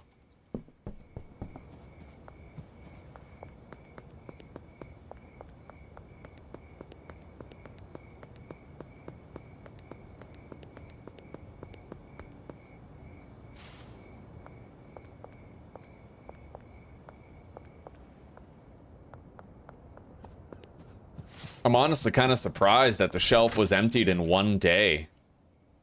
I hope that's not a glitch too. Like, I hope we're not bleeding mixing supplies, but let's harvest this.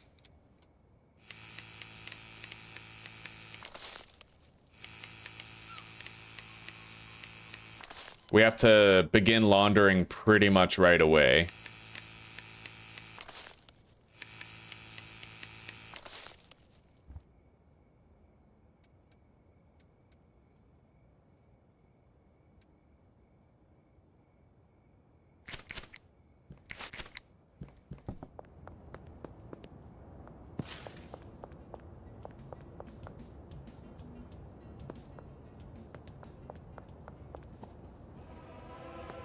Holy shit.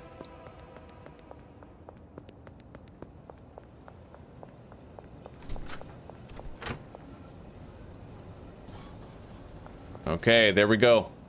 We'll be able to buy the post office the day after tomorrow. Provided we don't run out of fucking Chili's again.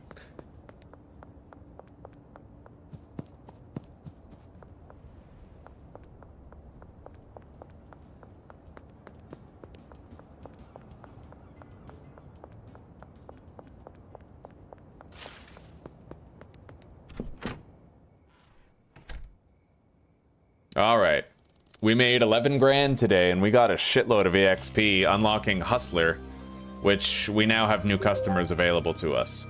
We're gonna quit the game and log back in just to make sure everything's copacetic.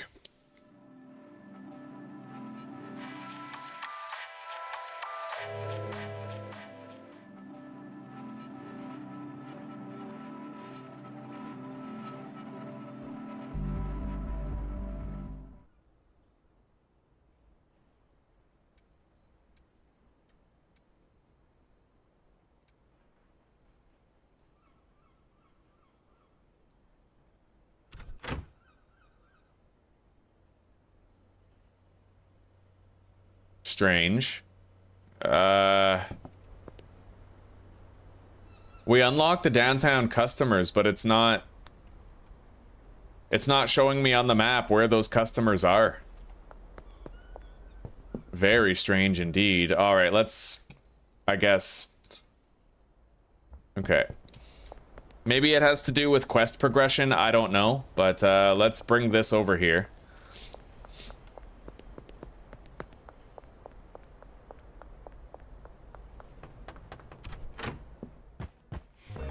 Okay, done. Yeah, I got no idea. The customers just aren't showing up on the map. Hang on.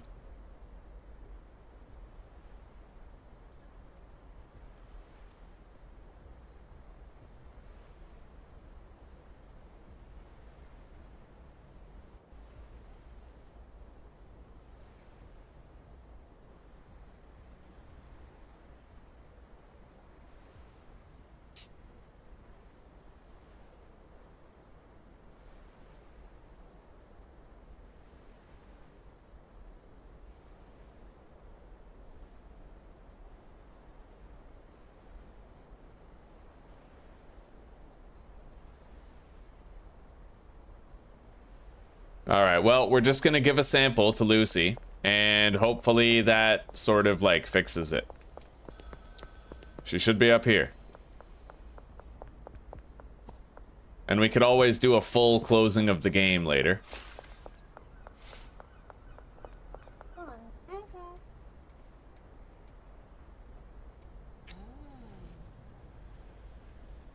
Drinking an energy drink sobers you up, eh? Oh, we got it. Okay, we got it. We're good. So the new customers after her show up. Thank you, sweetie, but Elizabeth is not, so we'll have to find Elizabeth on our own. You've got a decent base of operations and a growing customer base. You'll be pulling in some proper cash now, but you'll need help to manage all your customers. It's time to think about recruiting a dealer. There's a guy, Benji Coleman. I think he's the first dealer you can work with. Yeah, and he lives right next door to us.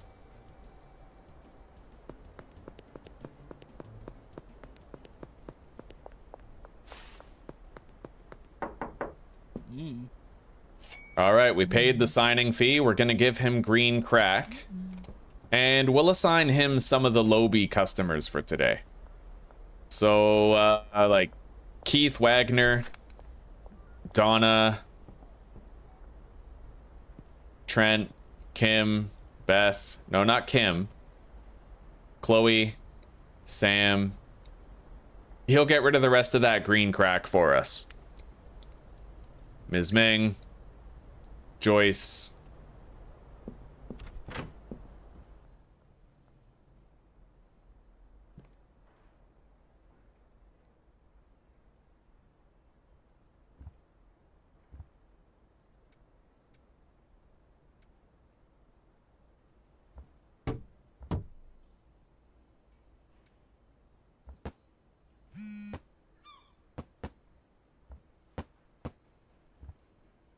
Okay.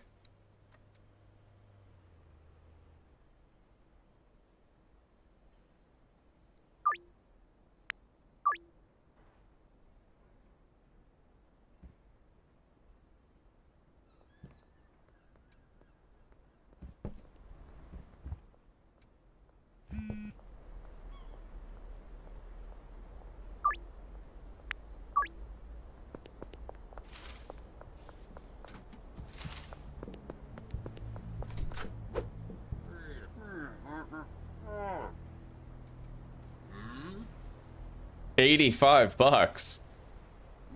No fucking way. Yeah, we're gonna wait until later when he's not trying to blue ball us.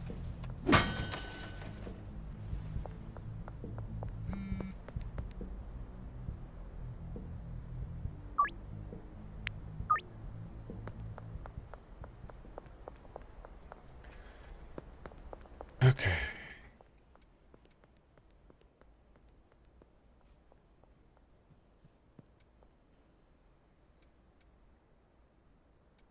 We're gonna package up a little bit more for free samples.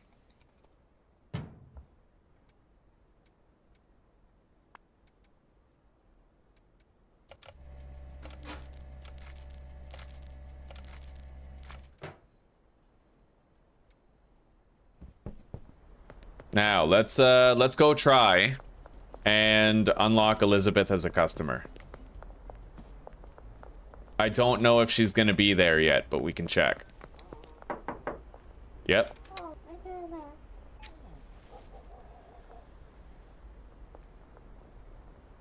We got her.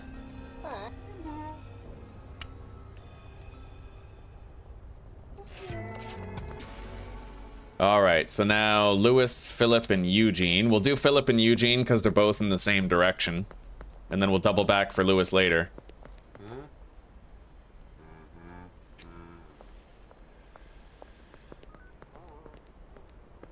Got him too. We're having great luck with that today. Not having great luck with that though. All right, let's make sure we don't fucking get arrested here.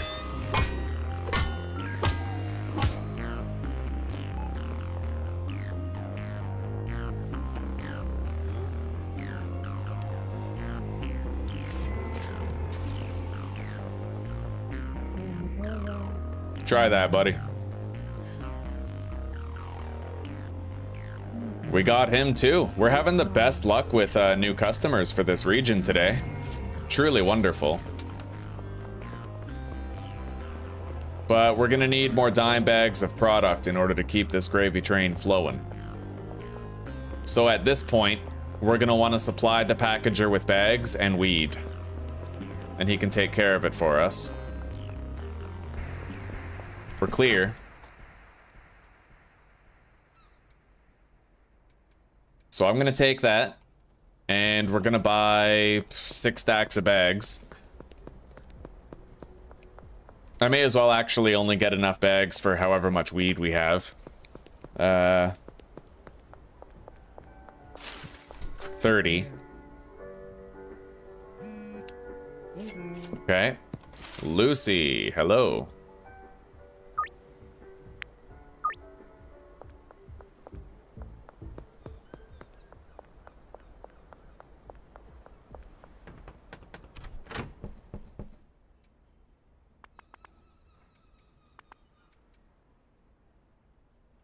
I may as well bag that up myself for today. Honestly, like, the more I think about it, that's a very short bagging process. I may as well just do it myself.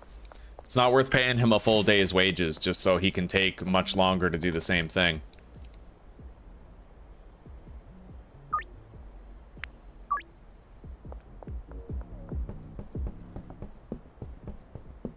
Although I did just leave the baggies back there, which is pretty funny.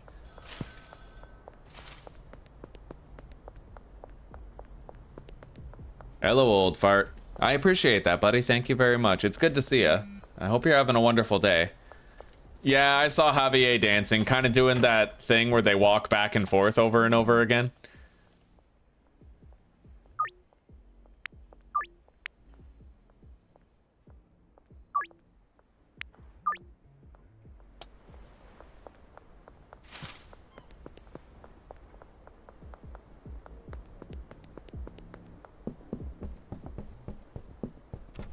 All right, let's do this. I gotta try to get those new customers still. Before midnight, we have to visit everybody, because past midnight, I can actually try again for the ones that failed.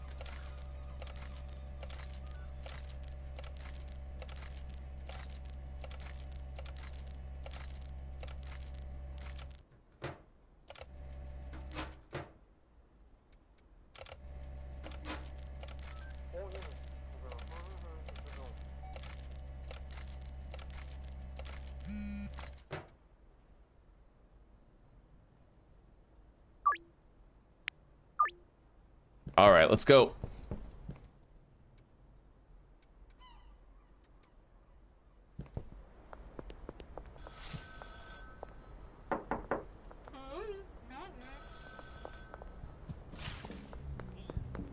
Oh, fine, search me, but hurry up. Intrusive bastard.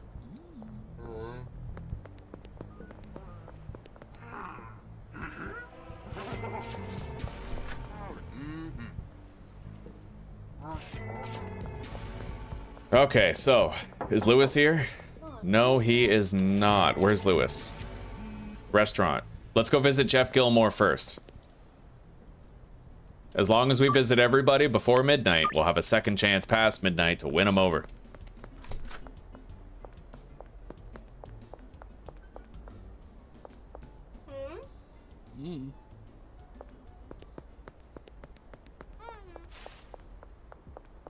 I think this is the longest I've ever gone without getting that golden skateboard since like my early playthroughs. I like it though. It's not bad. Having fun. Hoofing it, taking the Footway Express. Okay, now it's just Greg, Randy, and Lewis. We'll just make sure we visited all of them before midnight. Starting with Lewis.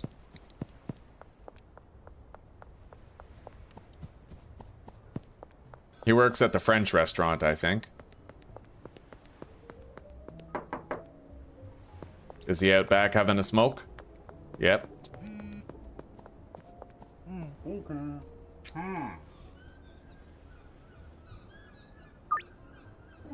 Man, the best fucking luck today with new customers. Look at that. I mean, it's random too. We failed 5 times trying to get new customers in the very beginning of the game.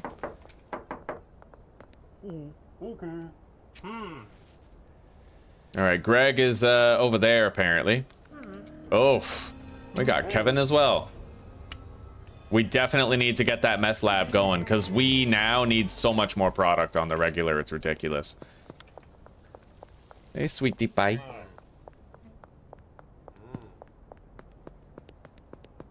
I'm so grateful for the water. Hey, we still have those sausages, right? Yeah. You feeling sausages and eggies? Okay.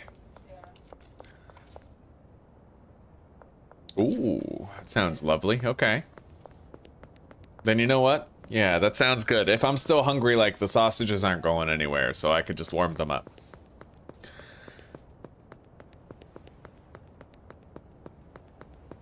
I'm glad to hear you're doing well, buddy. That Toxic Crusader is fire. It's setting people's heads alight and shit, like... Alright, let's go visit Randy. Man, we got almost every single downtown customer in one fucking day. That's awesome.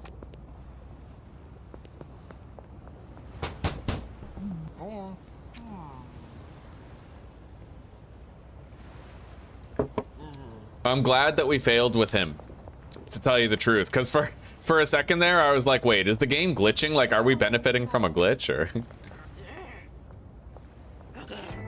But no, we're good. Alrighty then.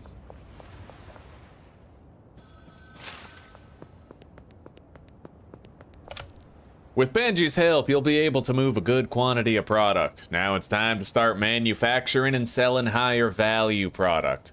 You might have noticed you can buy different seed strains from Albert, but you can create even more unique products with a mixing station. At a mixing station, you mix products with special ingredients to create new mixes with unique effects. Customers will pay more for these effects. To get started, go purchase a mixing station. After that, grab something to mix with your weed from the local gas mart.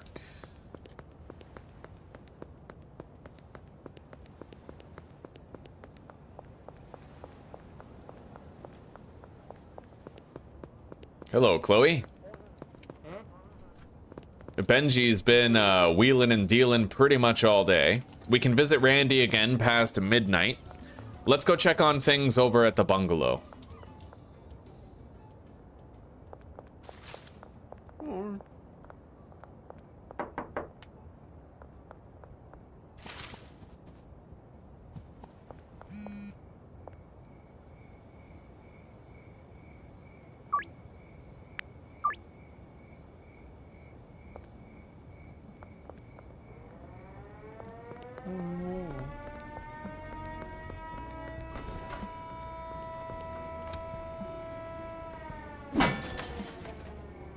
We have to wait for those cops to pass the bungalow so I can get there comfortably.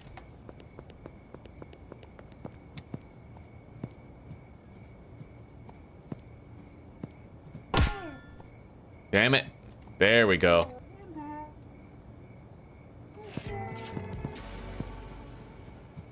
Oh, wow. I can't believe I wasn't seen. That's dope.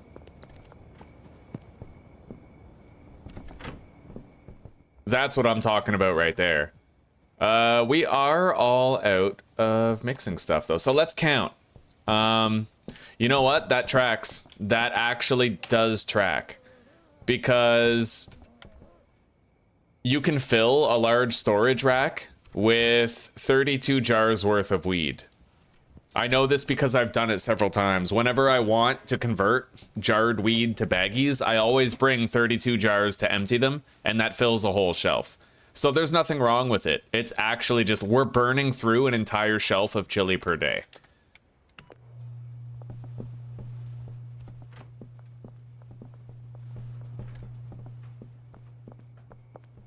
We're gonna need to resupply that shelf soon, too.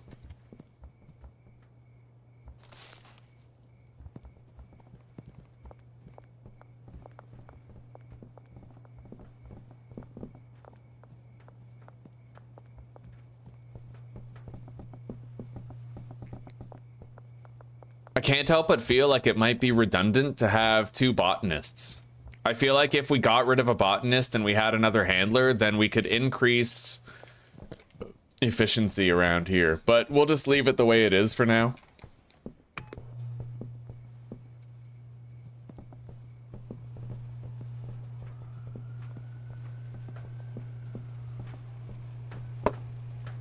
Anyway, as I'd hoped, we're gonna have way more available product today. We're gonna have a surplus going into tomorrow, and we can start to think about utilizing our dealers, right? Most importantly, we'll be able to take surplus product over to the sweatshop where it can be packaged into baggies for us. All right, looks like that's all we're getting for today. I need to make sure that I have 10 grand tomorrow morning. So I can't spend more than 10 grand on mixing ingredients. So we're gonna go to the gas mart with nothing in our inventory. And we're gonna spend $1,106 on chili.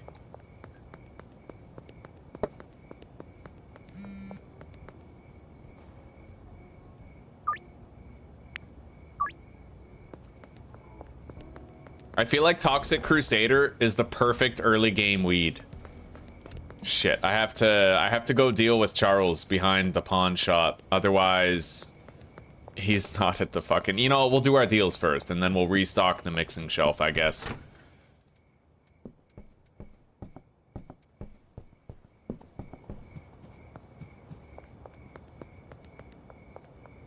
It's not going to be so bad once we have that post office unlocked. We'll be able to launder more money on the regular.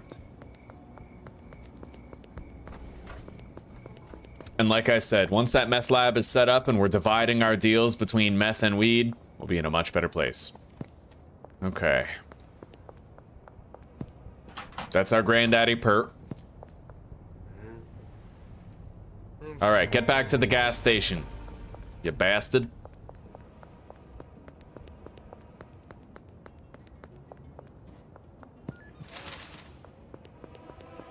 Shit. It's risky.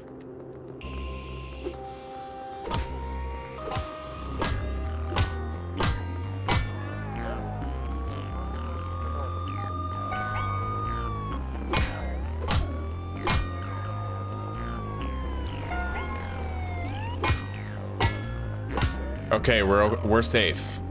We're now safe.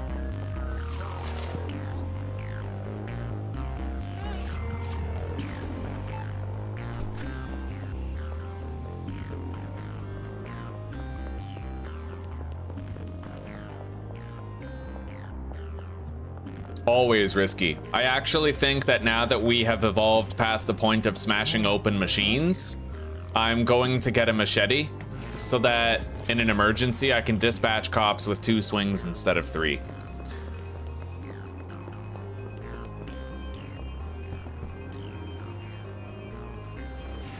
The reason why I love Toxic Crusader so much is because it has that juicy $100 per gram price point. Everybody's just paying an exact $100 per gram. It just seems made to order for the early game, you know? 100% addictiveness, single mix, $100 price point. I love it. And to be honest, I would rather... I don't like the Viagra effect of race swapping everybody. That just seems so weird. You know you got issues when George is looking like Ludwig and vice versa. You know what I mean?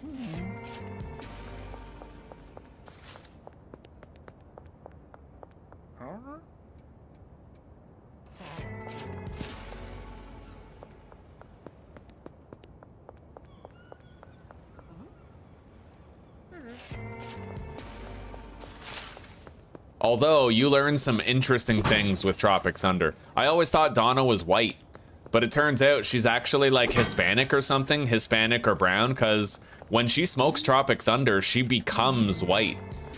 So she's not white by default.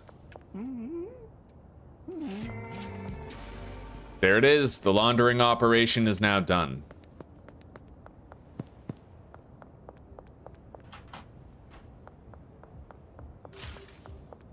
All right, now we do our last 2 deals, and then we can load up. I'm also gonna buy a shitload of baggies, and we're gonna prepare this guy over here. He's gonna package a shitload of drugs for us.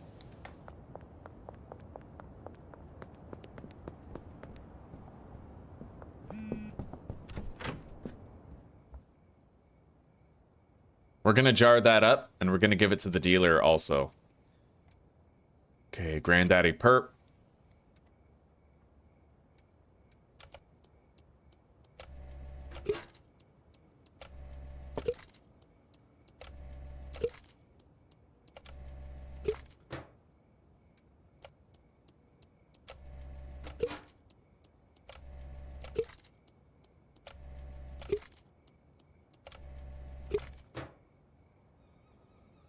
All right.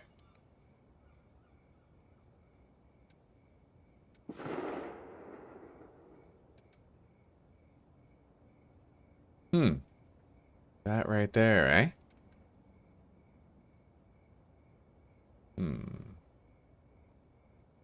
All right.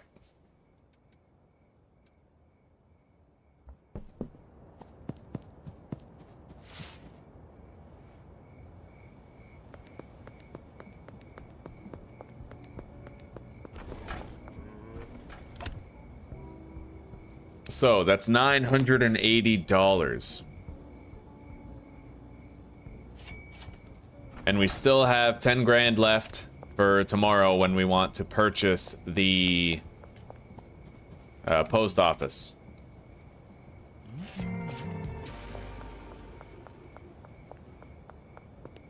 Definitely a top tier mix, buddy. Yeah, this is the beta version, Jim. Definitely is.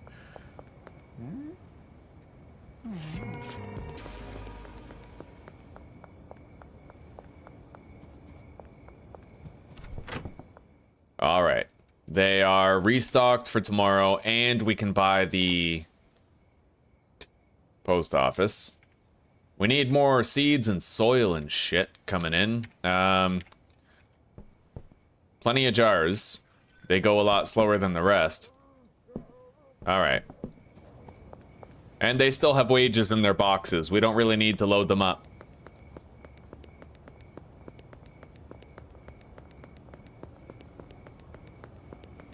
Might be about time for me to whip out the old skateboard, you know? Finally purchase it. Get around faster.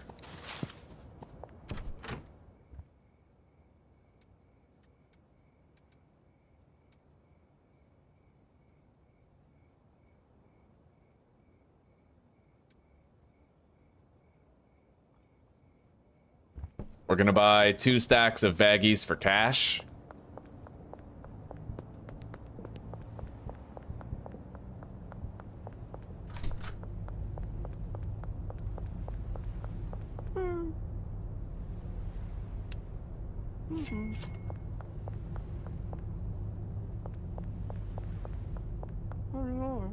Four stacks of baggies for cash. Then we're gonna grab 8 more jars of this shit. We're gonna take it all over to the sweatshop. We're gonna hire that guy for 1 day, and he's going to take what we unpack, and he's gonna package it into baggies.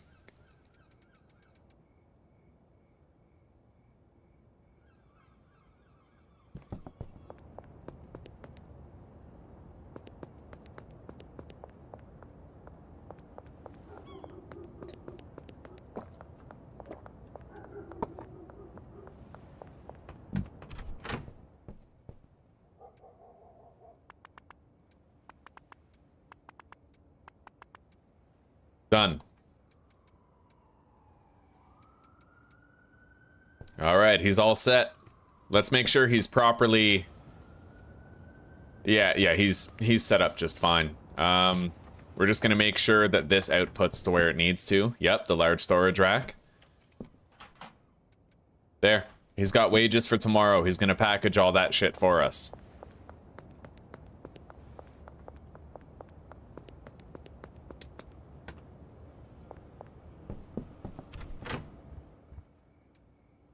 So, just about time for bed. Let's take the Toxic Crusader with us.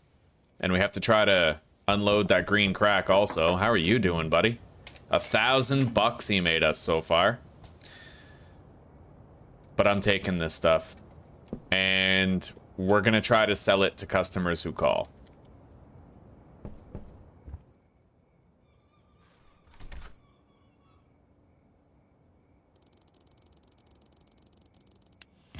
Hustler 2. I think once we get Hustler 3, that's when we unlock standard quality pseudo. Perfect timing. Now, the first thing...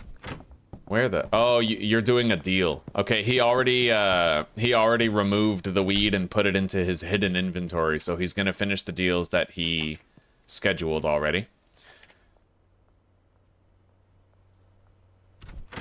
Today's the 3rd day that those guys are gonna be working, so I'm gonna need to think about wages for them pretty soon.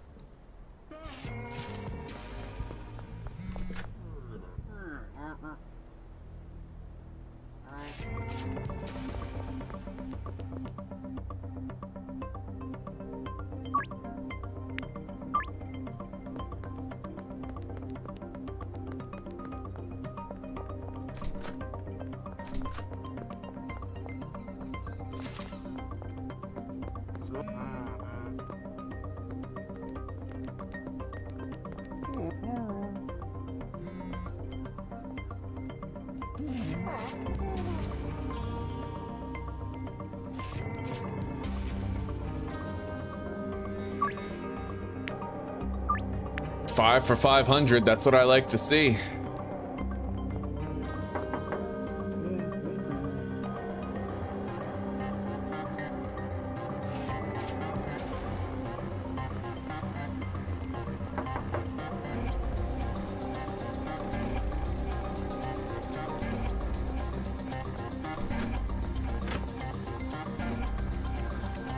Laundering started.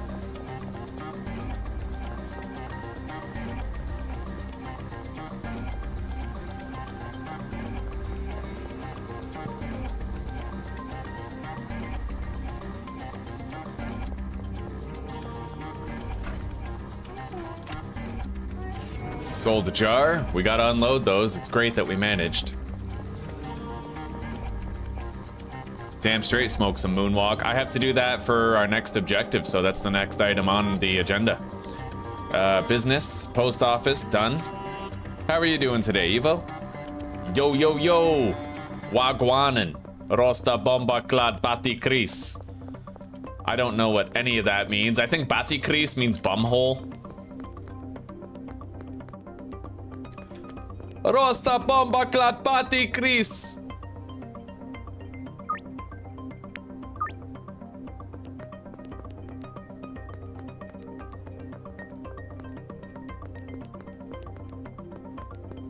Yeah, where's Philip? Might be able to sell him something. He should still be home if we just walked by Melissa. Yep. Not yet, eh? Eugene. Oh, and I have to start that laundering operation at the post office, too.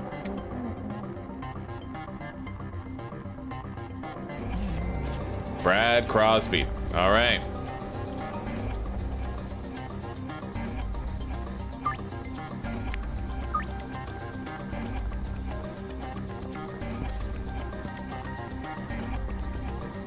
Is it laggy for you? Even like on all of them? Or just some of them? Like, is it a ping issue?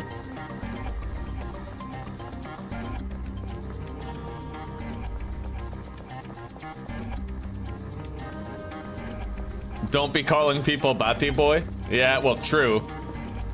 I'm not gonna exactly go up to some black dude, call him a Bati Kris, you know what I mean? Like, I think that might go badly for me.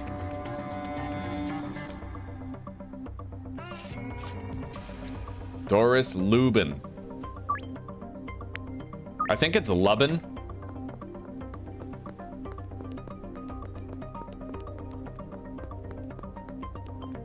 Anyway, guys, we are now able to launder as much money as we want when we want. Well, more or less.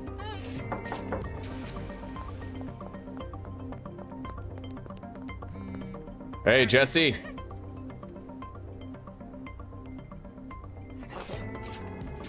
We finally almost fully unloaded all this leftover green crack.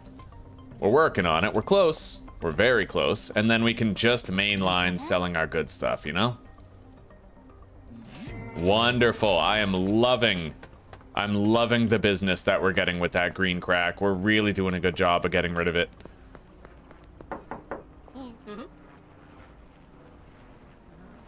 Goddamn, Ms. Ming. What about you, Geraldine?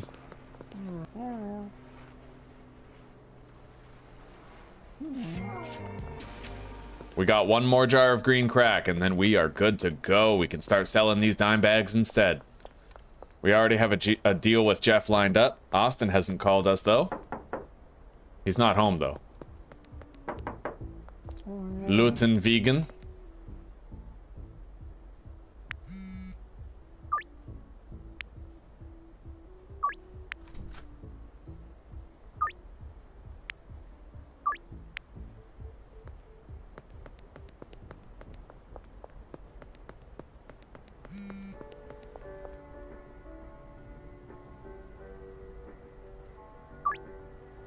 Oh, hell yeah.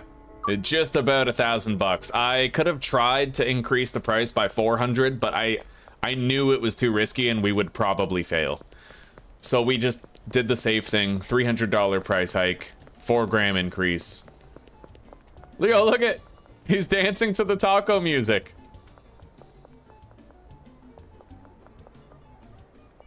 That's fucking wonderful, dude. So, dude. All right, there we go. In fact, I just realized how much of a fun short that would be, so 5:19:30.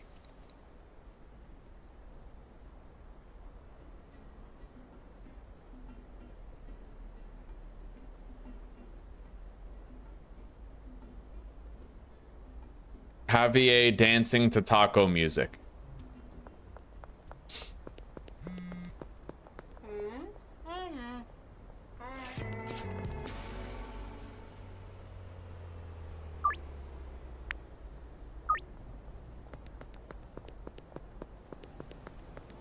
I do think it's about time we bought that skateboard. We're gonna go out of our way for it very shortly, while he's still open.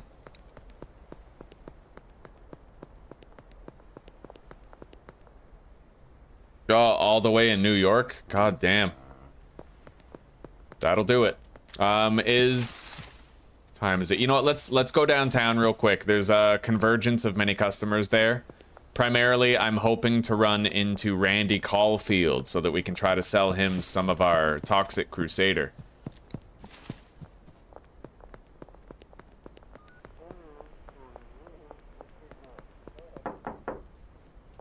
Okay. Oh, free sample, right. He's the customer we never got. Forgot about that. Well, we have him now. Oh my god, they're staring right at me. I don't like that, dude. Get moving. Okay, wait. I can do it right here. Behind the pole. Got it. Oh, they moved on anyway. Still. I got it.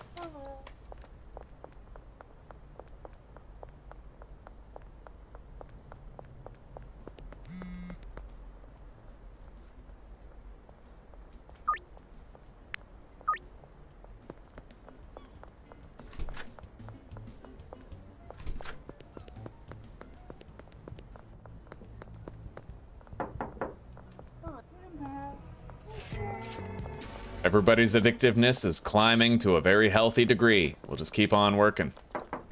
Huh. Now, I think Philip declined us. It has been a few hours, but he's not ready yet for another. The taco shuffle, or the hips don't lie, yeah? Oh, man.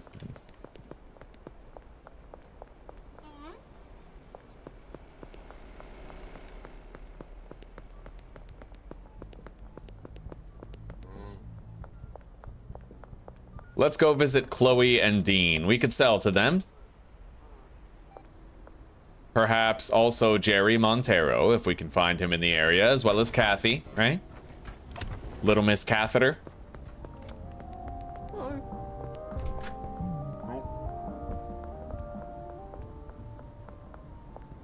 Oh, there's Kathy right there.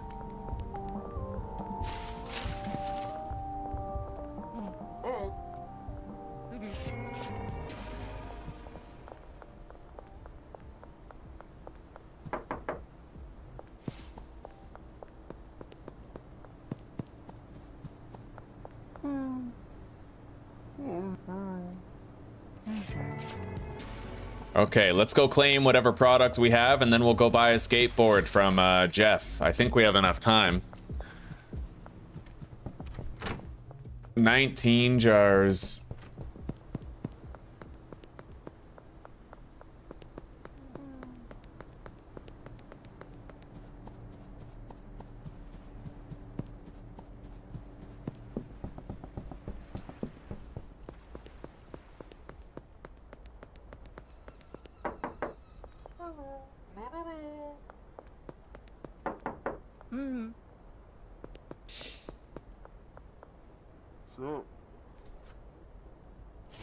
All right, we got it. Golden skateboard achieved. We waited like an extra long time in this playthrough to get it, but that just means we'll appreciate it all the more.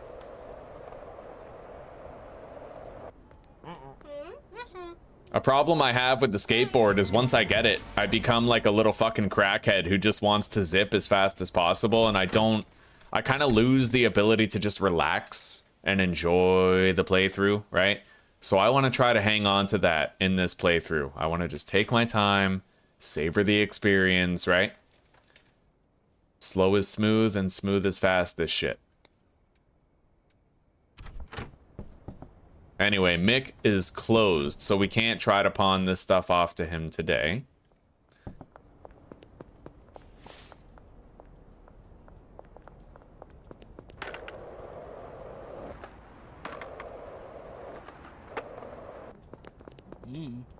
No one.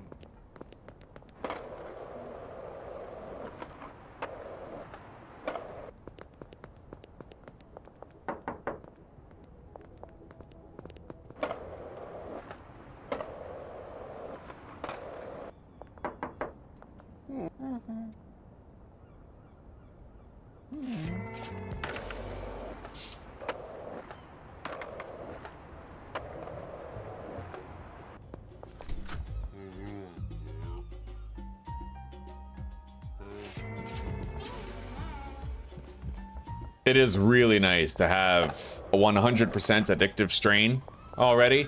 In the last playthrough, like, yes, it's more convenient when you just focus on green crack at the bungalow, but it's far less convenient in the sense that you're not immediately getting to work on people's addictiveness, you know? Anyway, let's go over to the warehouse and buy some soil for here. And honestly, blue soil will do.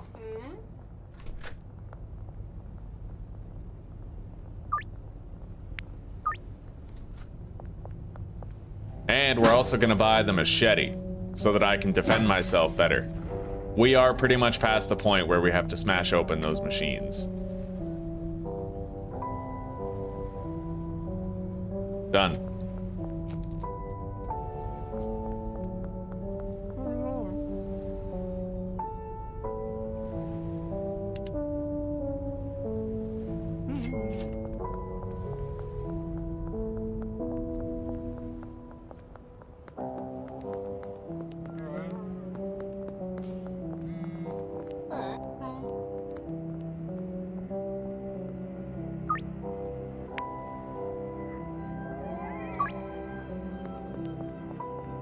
Steal that money back? We'll try, but what we've noticed so far with our beta playthroughs is that sometimes they don't have it, right? He does have it this time though, but we fucked it up. We might still be able to try though.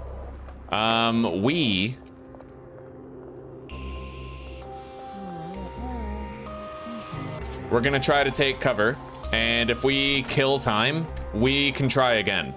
We can try to pickpocket him again. That's fair.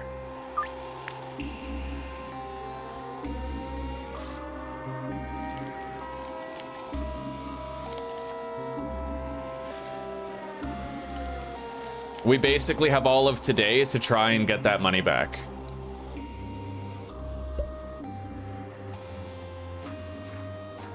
Investigating takes such a long time to go away.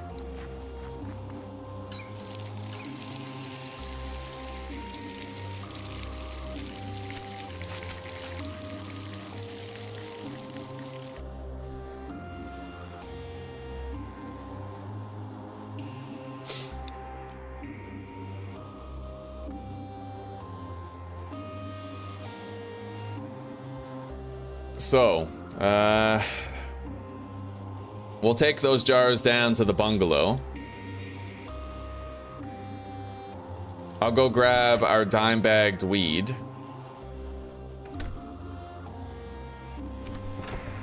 And we'll try to pickpocket... Oh, shit, what? Well, that's weird, because we fully escaped. I don't know why that happened. We were in the clear. Either way, it's extra EXP, but let's try to be very careful from this point forward. Let's go get our dime-bagged weed while we're killing time, waiting for the heat to go down.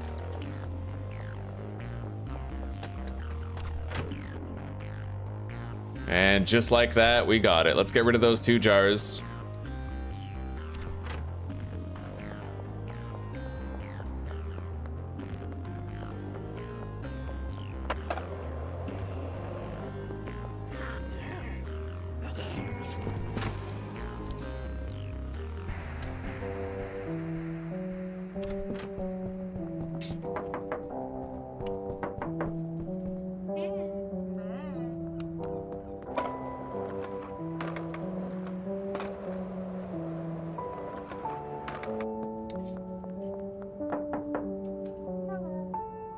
It looks like we have a deal with Jeff behind the Crimson Canary.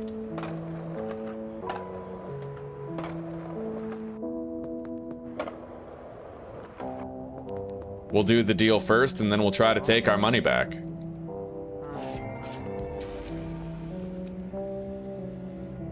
Fuck. Alright. Well, we can keep on trying. That's fair. Like, as long as I don't kill him, we just keep on trying to take it. But I have to deal with the burden of the investigating thing. That's what fairness is, right? I have to deal with constantly being under investigation.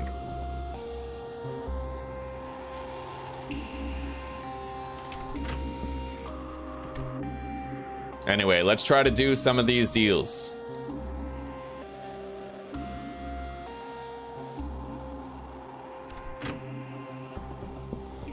While we're being investigated. Try to bang some of them out.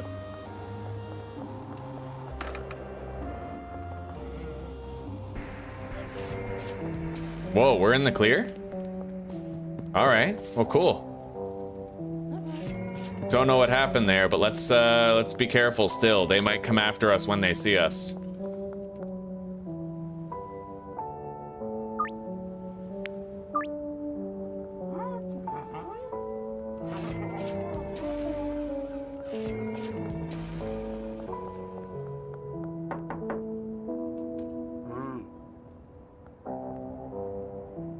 Got it! Oh, we got it. Fair and square, too.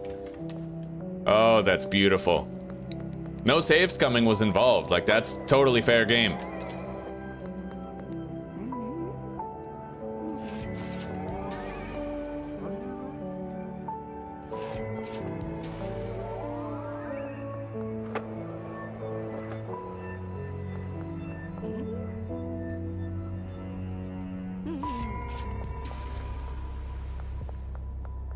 Anyway, we're gonna go deposit some product and we're gonna bring 20 soil down there. We need to replenish the seeds and soil at the bungalow.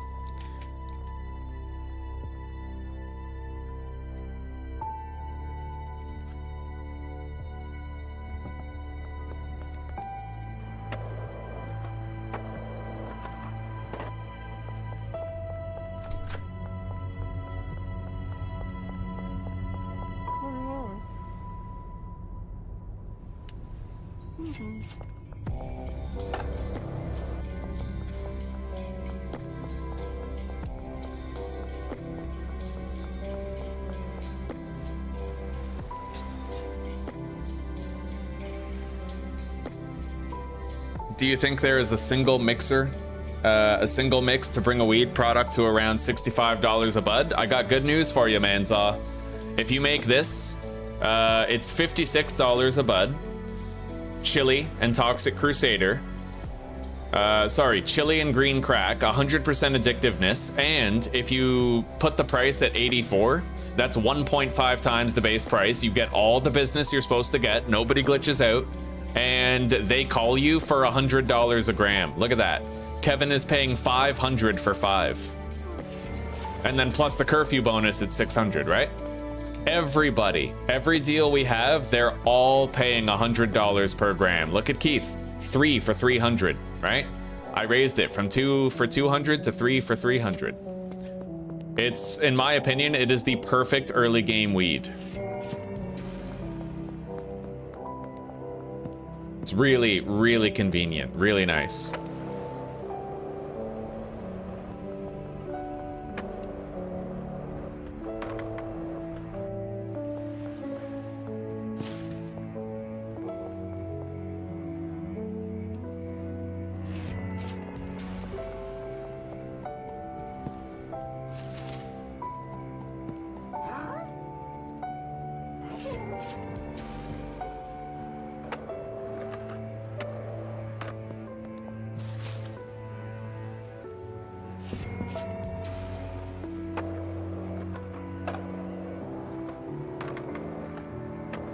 Now, what sucks is we can't actually get more chilies until our laundering operation is done, and that ain't gonna happen till tomorrow, so the weed supply we currently have is all we're gonna have for a hot minute.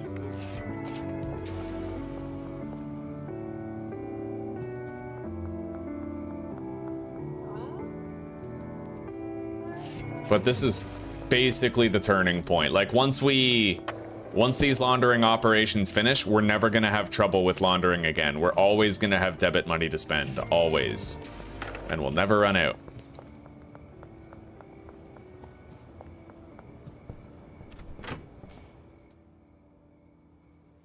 All right. Deposit the soil. The jars.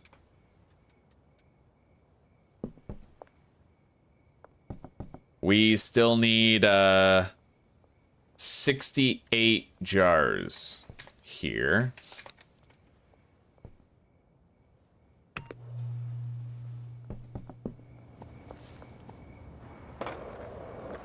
Can't afford it with what I currently have, but what we will do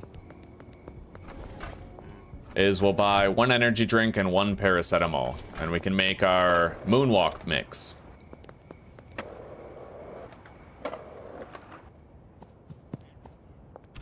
Anyway, we do have surplus product for tomorrow. We should have enough for all the deals that we have to do and then some. We'll be all right.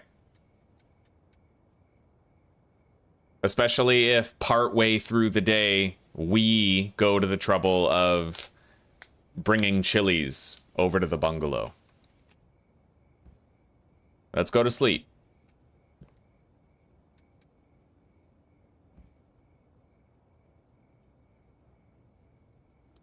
We made 11 grand today, and we unlocked regular pseudo and horse semen for fool's gold.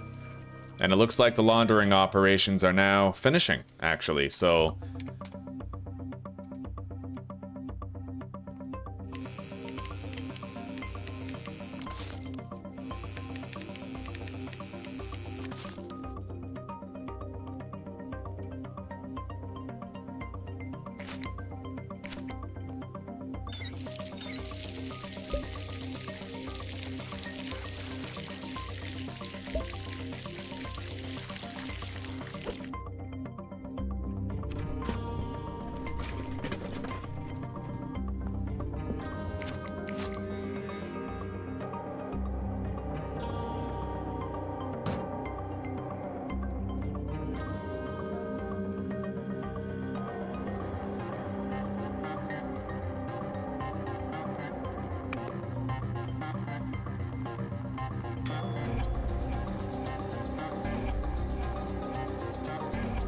Midway moonwalk.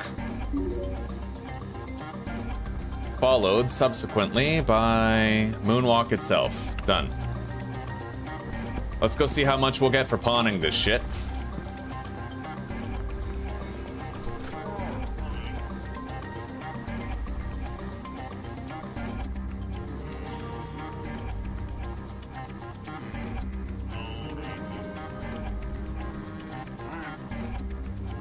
You know what? That's actually a great amount of market value. Yeah, we're good. I'll take it.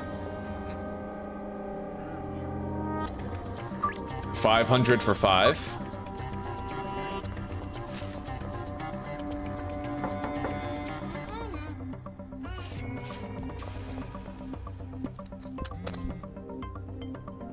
All right. And this is Moonwalk. We have it. So, now, those are decorative plants now. We're gonna leave this behind. We're gonna go back there. We're gonna restock the chilies.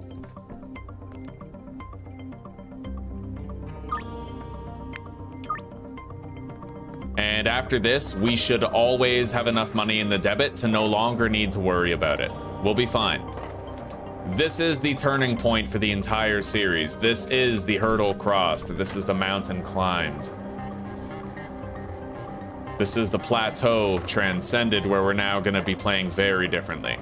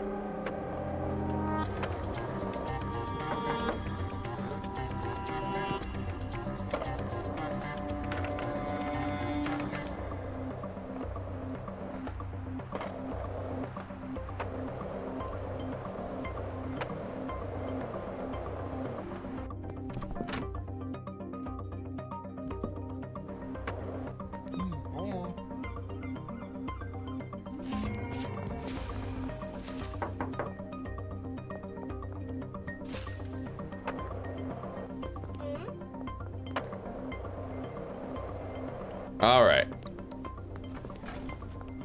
So now we get 100 chili. We'll just buy 160 now, and then we'll move it all over there in 2 trips.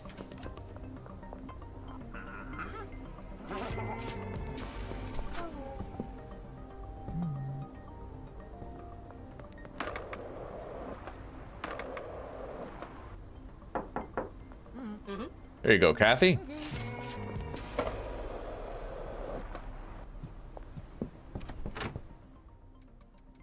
All right. Now we just need to buy more seeds. From Alberto Juvero. Under the West Bridge. Pretty damn good location to meet up.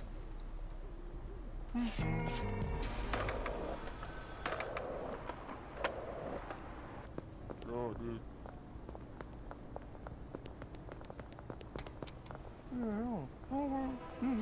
Yo, that was a lightning fast fucking deal. That was just epic. All right.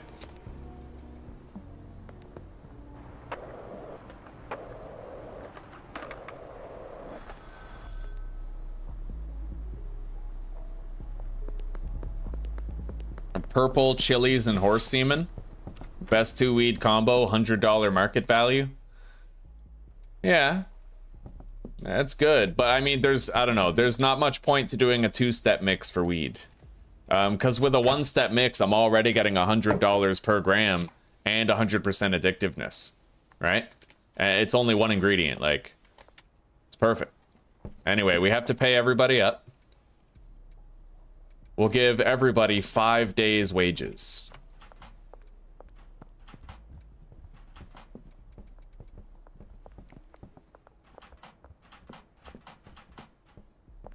And off they go.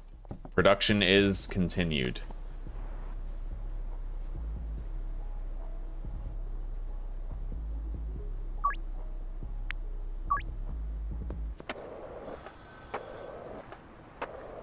Let's hunt down more customers that we can make more addicted to the product.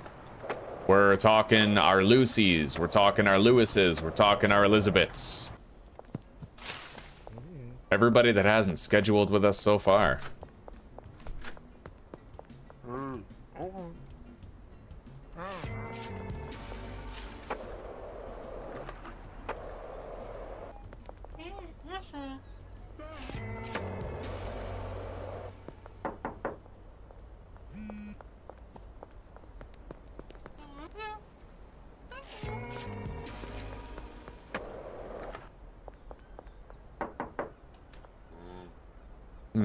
Elizabeth might be at the central gas station.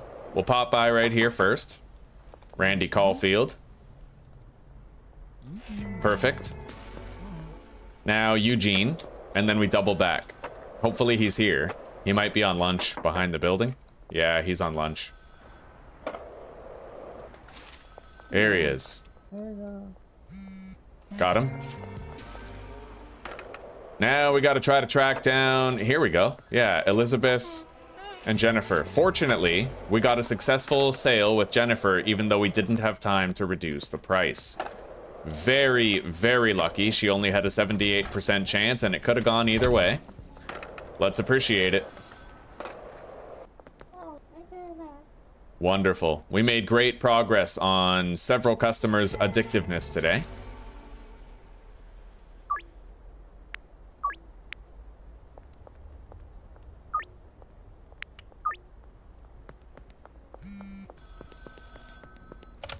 That's your first mix done. There's a wide range of different ingredients with unique effects. Each one will affect the value of your product differently. Keep trying different mix recipes and you'll be able to make some seriously valuable product. You know everything you need to get yourself established. I'll call you later when you're ready to start manufacturing some harder stuff. And we're done. Oscar will sell everything you need to make meth with the exception of pseudo. For that, you're gonna need to hook yourself up with a supplier. I don't know any pseudo suppliers, so you're on your own for this one. Fortunately, Jerry has already put us in touch with Shirley, who can provide us pseudo on a dime. Now, our laundering operations are currently active. We have surplus cash. We're doing great. Just fucking great. At this stage, we're going to want to start using the dealers to alleviate some of our personal burden.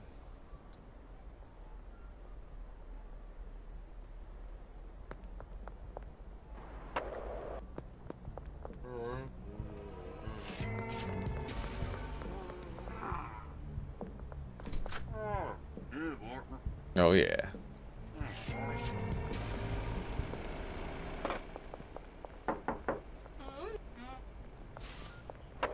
All right, where's Sam Lubricant? Recently completed a deal, huh?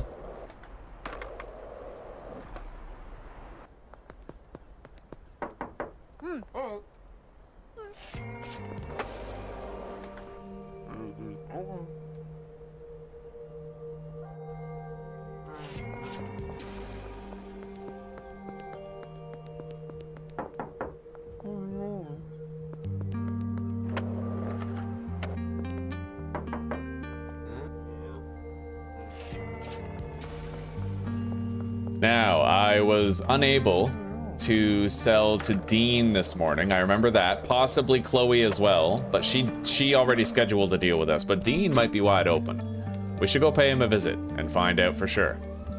While we're down there, we can buy the 23 paracetamol and energy drinks that we require for our mixes. Okay, yeah, right. She's scheduled with us. Got it.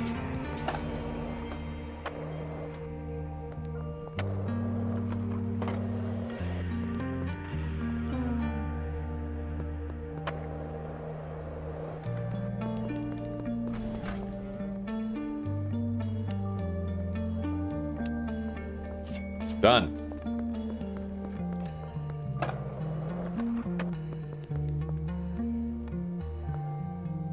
I'm hoping Javier will still work just fine even when it comes time to buy weed. Usually customers will teleport to their deal site if they have to, right? He's free, like eventually he gets free.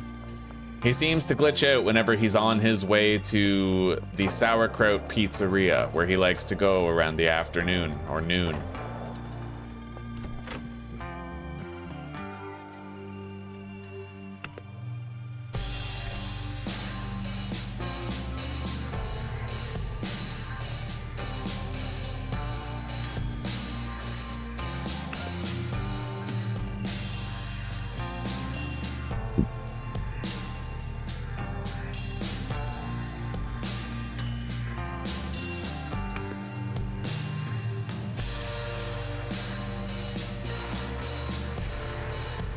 Beautiful.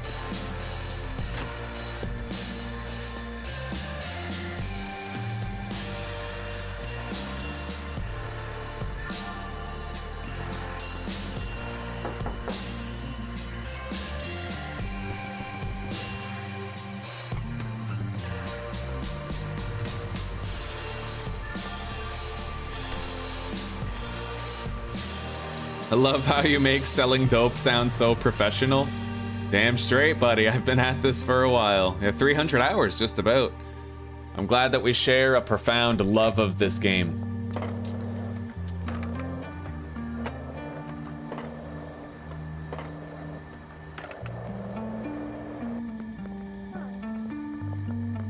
All right, let's go to the casino. Maybe Philip and Jennifer might be open to a trade right now.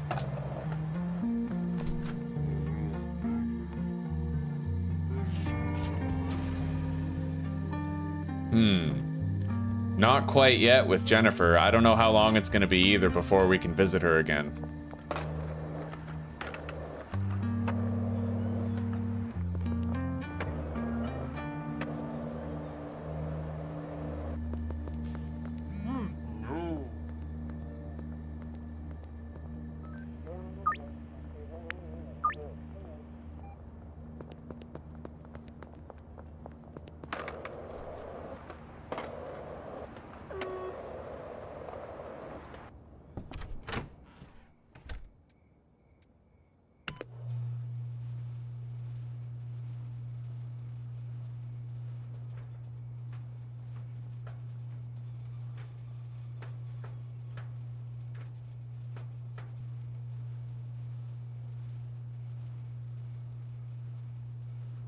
Kingpin 100. God damn.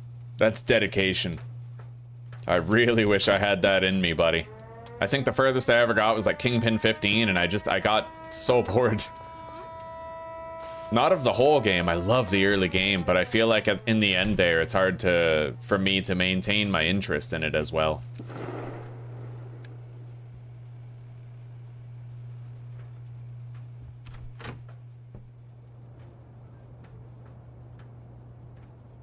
Oh yeah, we never met with Albert Hoover. West construction site. Perfect. Absolutely perfect. We can restock the shelf with seeds. Let's go check how many seeds we need.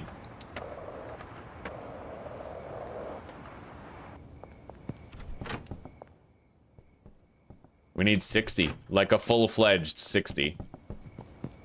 Plus 9 soil to go with it.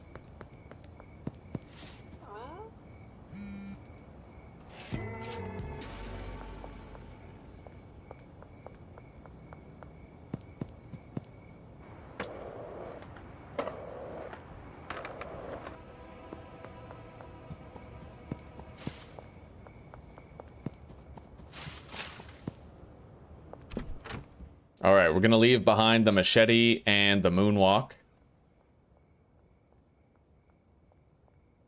We'll just, yeah, leave that behind too. We need to buy 9 soil, then we have to buy 60 seeds on the way back to the bungalow at the construction site.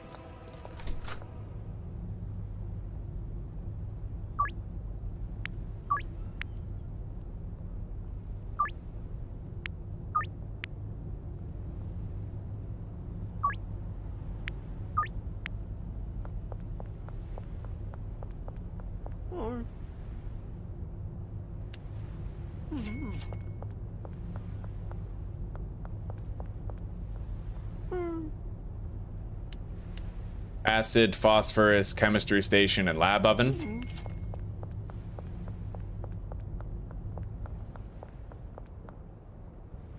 Message Shirley. Let's just get 1 regular quality pseudo. It should only take about 30 minutes. And we'll dump some cash into the box here. We are gonna have to start collecting it. Collecting pseudo, I mean.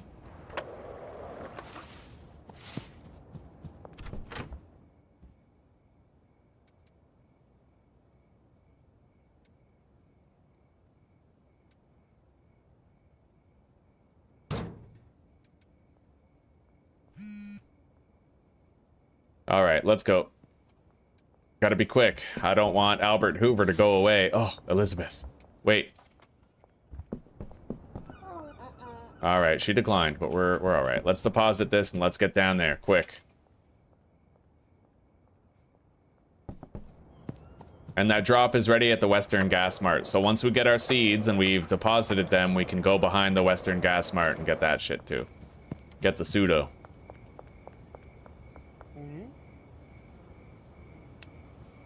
Insufficient cash? Oh, fuck. Alright. I guess we're just gonna have to get 9 fucking seeds, eh?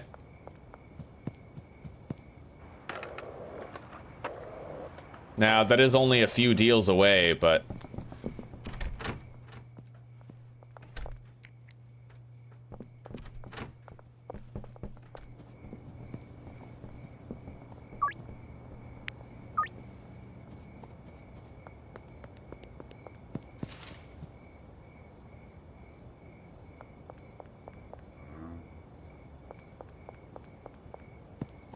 yeah, we have to get out of this early game scramble where we're getting everything set up. We're never gonna have money problems like this again.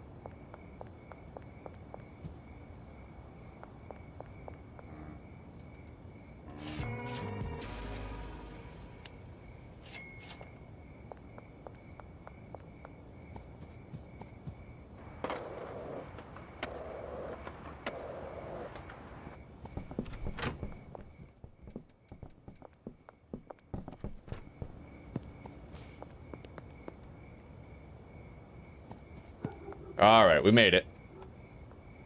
No worries.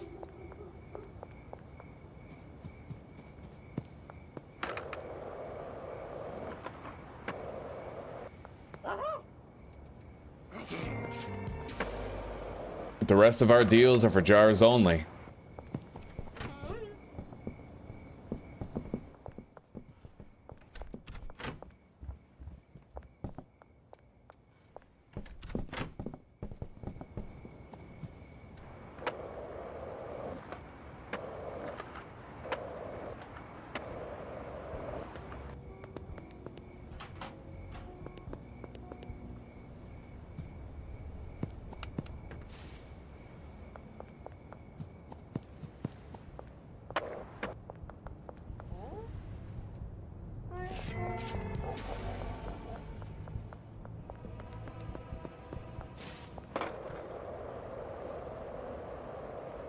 We got a barber shop deal. Shit's hitting the fan, boys. All right.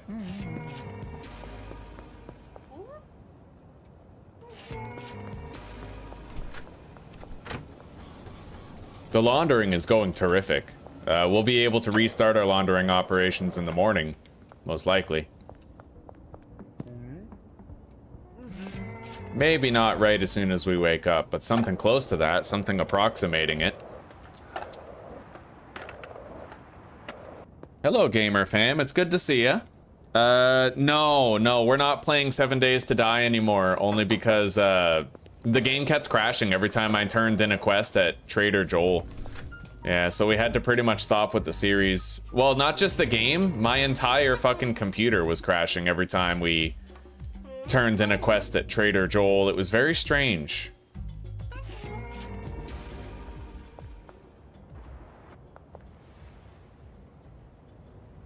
I'm glad to hear you're doing okay. We're having a wonderful day here. Wonderful day here. Things are going good.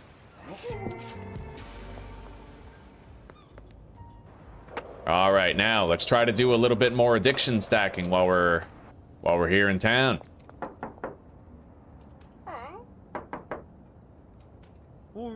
No. So,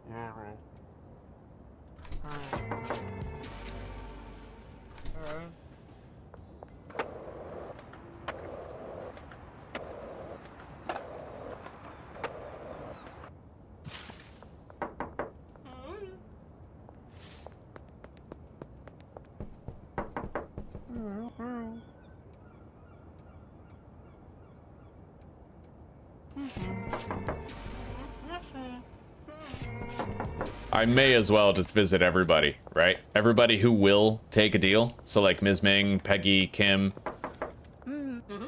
Yeah. She's fully addicted now. It's worth it.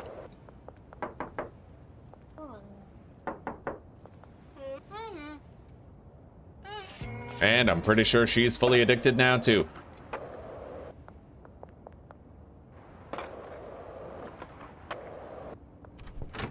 Pretty soon, we're gonna be able to just do phone deliveries to restock all the shelves. All of the fucking shelves over at the bungalow. All of them.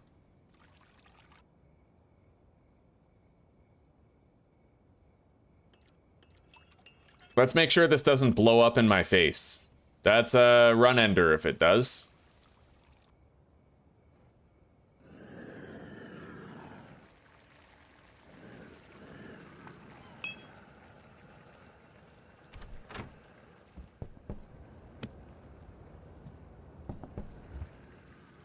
Throw out the trash.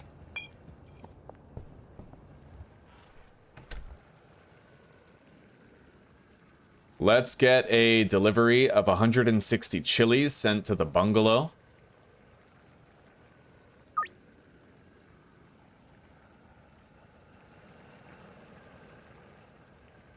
All right, we're good.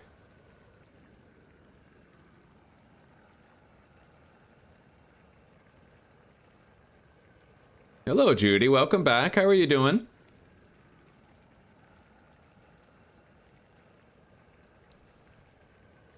You just went to church, huh? Right on, right on. Are you having a wonderful day? That included? All right, laundering operations are done. Oh, this is beautiful. We're really getting there now, guys. We are getting there. Let's go grab some more weed. In fact, you know what? We'll do that tonight. We'll do it tonight. Yeah. Let's take these baggies. Actually, you know what? It's fine. It barely costs anything. Let's just do it.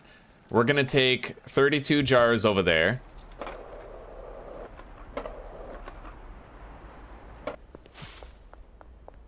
We're gonna unpack them, pay his wages.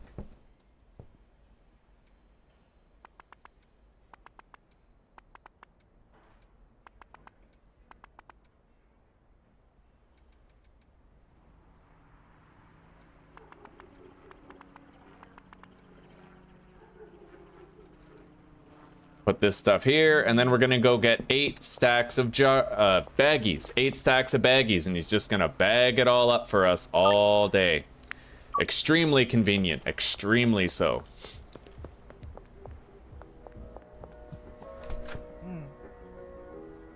I mean, it's so cheap, right? It's just 160 bucks. Not that bad. So today we have a choice to make. We can either buy the storage unit or we can buy a Veeper. I would say the storage unit is the right call, and I'll bet a lot of you guys would agree. We need to get that automated meth going. Anyway, let's pay his wages and get him to work. There he goes.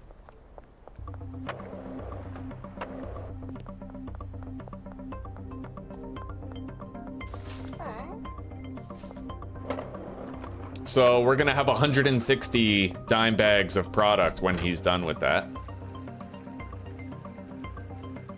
Now, let's go restart the laundering operations. We don't have that much cash though. I might want to try to make more cash. Real quick. That's the one thing that sucks about not having a bat, is I can no longer smash open machines for quick cash. But we can try to sell some jars to make up the difference. And we can pick people's pockets, as usual, right?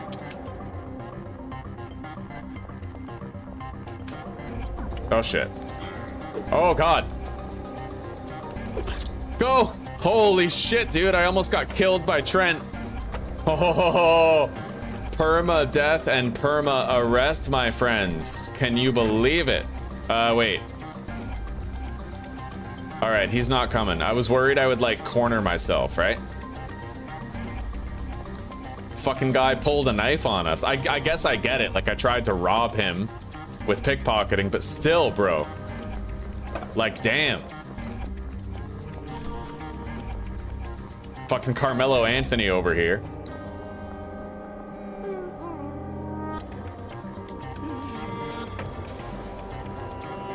All right, we don't need that much more money now. We need like 900 bucks.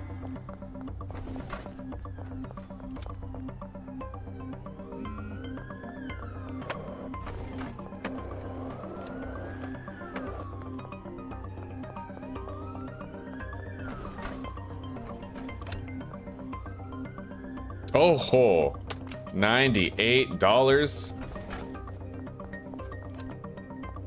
78.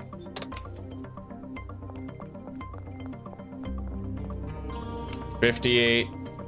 Let's go launder what we can right now, and we'll bring the other 600 back after. At least that way we know we're accomplishing the most, like, as fast as possible, right?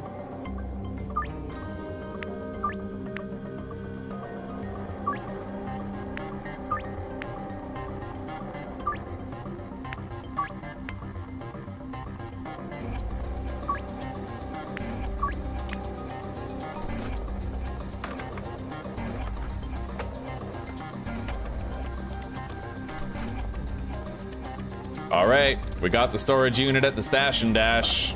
It's ours now.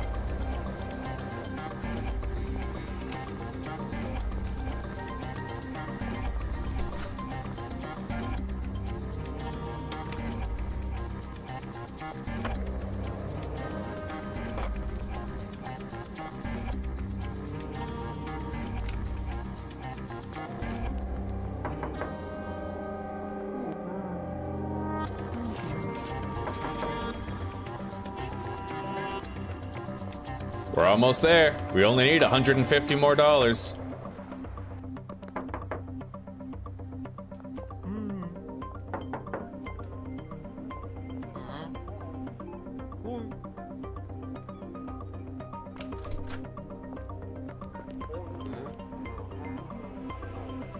Nice try, cops.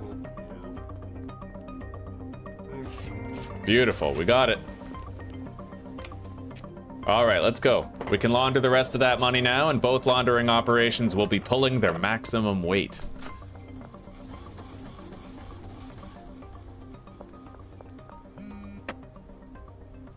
I appreciate that, Judy. My prayers go out to you too.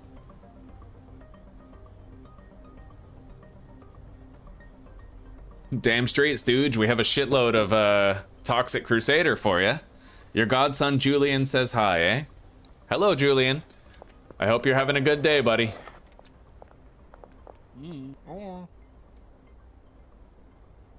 Alrighty.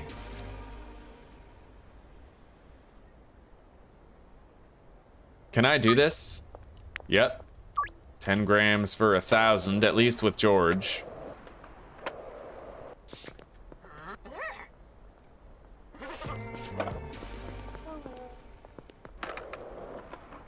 I see Lewis. And Javier is still doing the taco shuffle over there.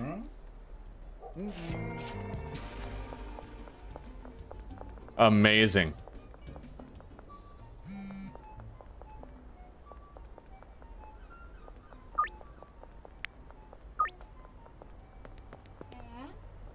All right, so I think all the customers are addicted enough now where everybody who wants 3 grams, I can raise them up to 5 and I can put the price to $600. Okay. We're doing a wonderful job with the addiction stacking so far. In fact, let's check on things. So Northtown, Ludwig.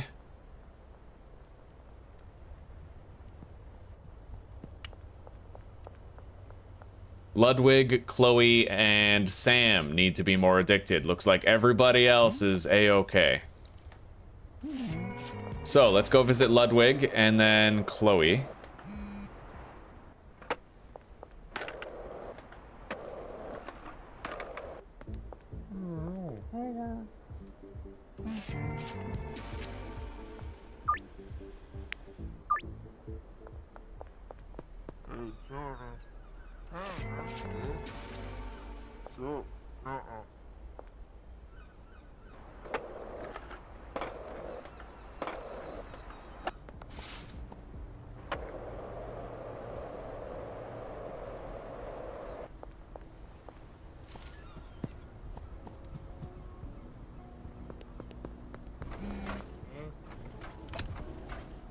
There we go. That was really bad timing. We might have made it if we were like 2 seconds faster.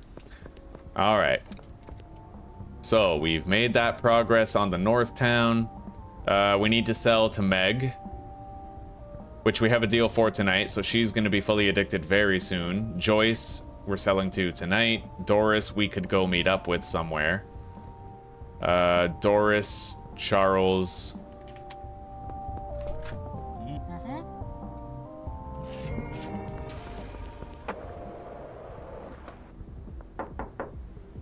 No sign of Doris yet.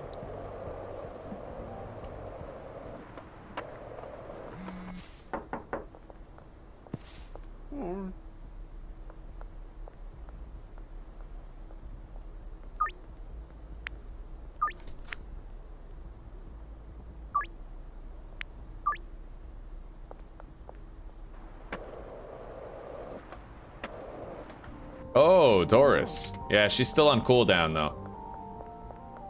Where did Kathy go? She was right here. There she is. Okay.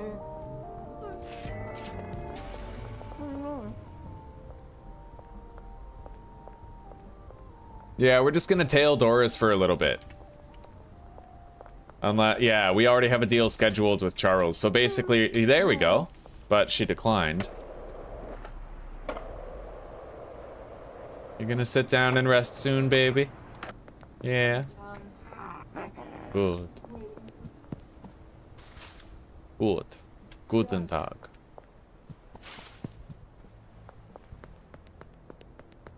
All over now.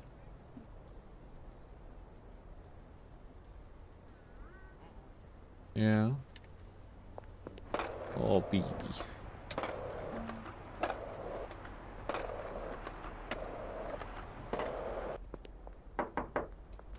Massage, sir.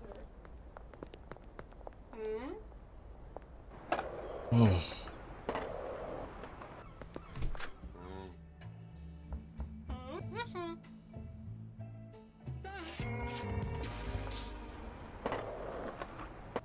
He wants me to play Minecraft. Well, maybe one of these days I'll do like a Minecraft hardcore series or something. We have, you know what? Maybe you could, well, I don't know. It depends on how old this nephew of yours is.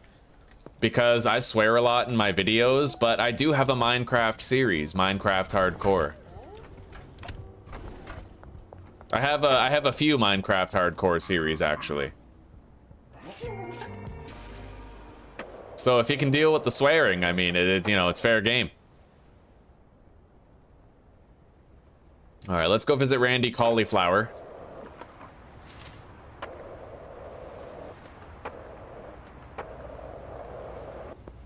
What's that? I needed to heat, so I put them in a bag. Stuff those veggies. Ooh, god damn. So it's like veggie cheesy potatoes. Yeah. That sounds pretty good. Like a shepherd's pie, except that there's no shepherd. Yeah.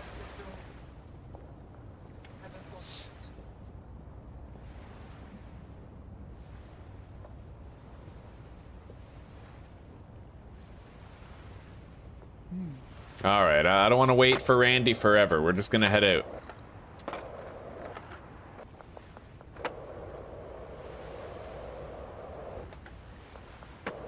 In fact, I'm gonna start baking the meth. We need to bake it. I almost ran into that cop.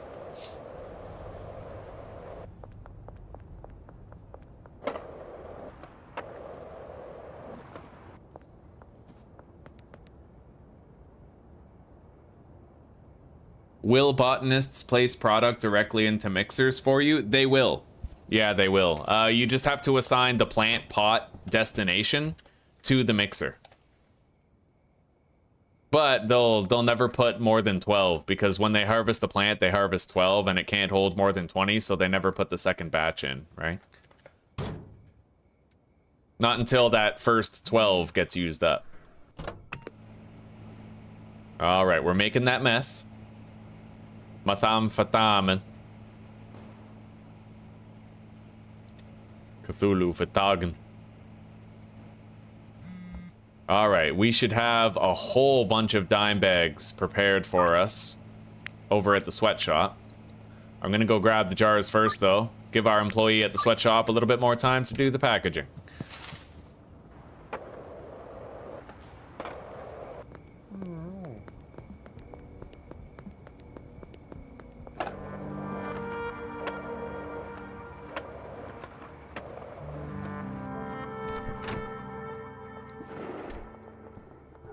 Oh yeah, there's less jars now because we were waiting for that chili delivery the whole time. I'm just gonna get the next chili delivery right now. Do we want to splurge on this one? Yeah, I think, you know, we'll get 320 so we can forget about it for a while. 320 chilies incoming to this location.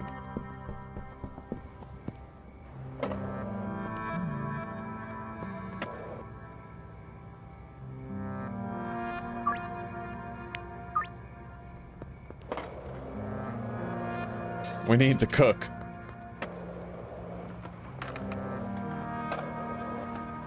Yeah, no, I don't have any issues with the process, yeah. It seems to work all right.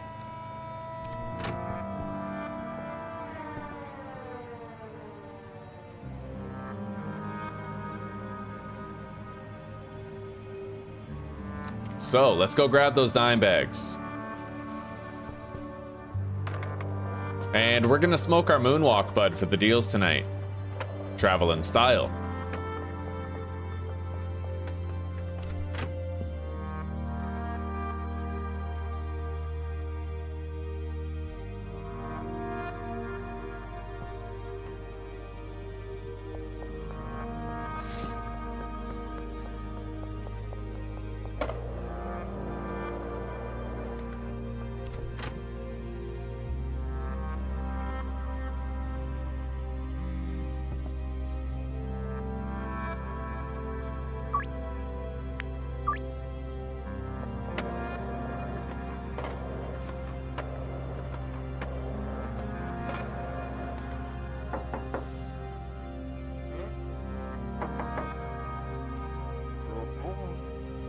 Now we can visit Randy Caulfield, and I'm sure he'll be ready to deal again.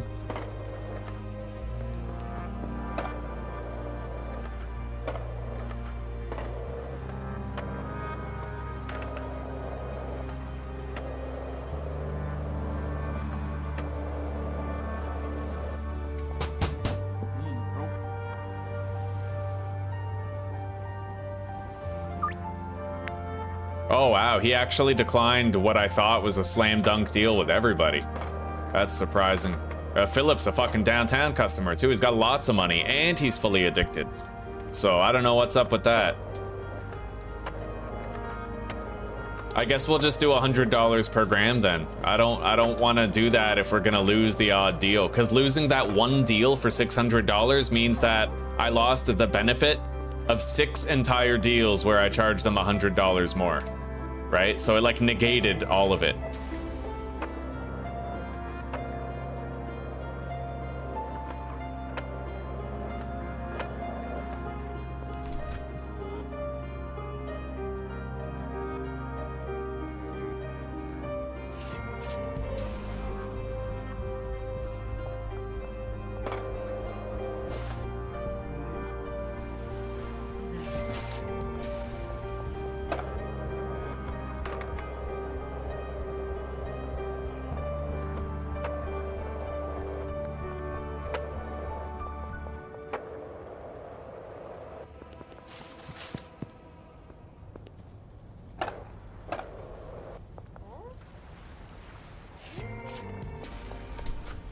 All right. We own the property. We just need a shitload of cash now to set it up. And we can have our meth lab going too.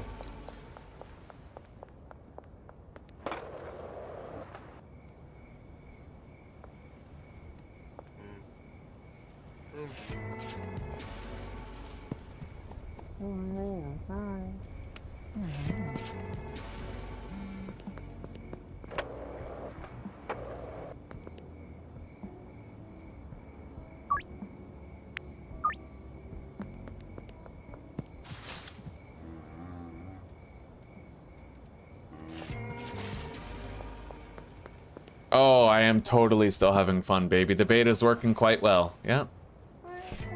Everything is smooth as silk. And you know what else? Hey, si moye miminko.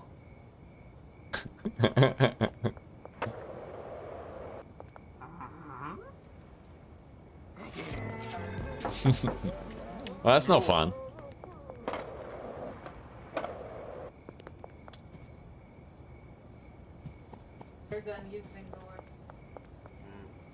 It's adorable though. Hey, si moye miminko.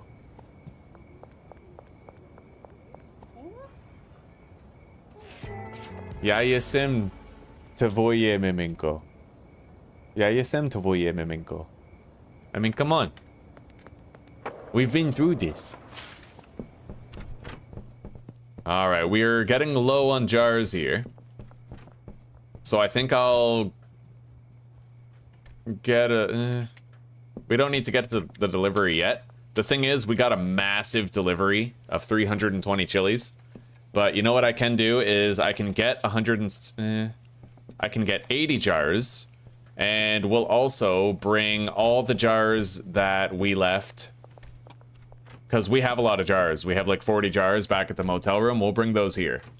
And we'll also get an order of 80 jars, which will be deposited in the appropriate location. Hands off, right? Automation, at least as close as we can get.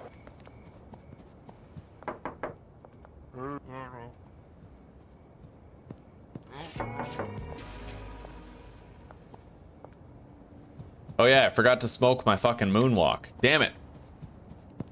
Yeah, that's the Czech language.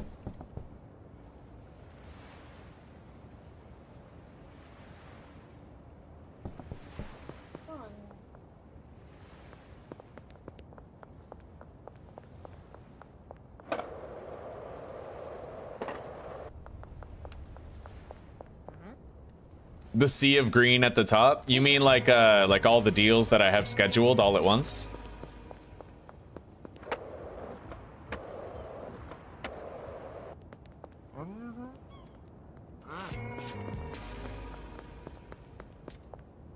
All right, Chloe, you are the proud owner of 2 more grams than you ordered, because I am way too lazy to go get more baggies.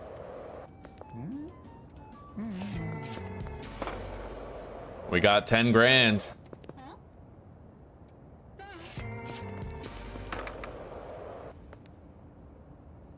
All right, now let's go buy the equipment that we're gonna need for our meth lab. Get started. Oh, speaking of.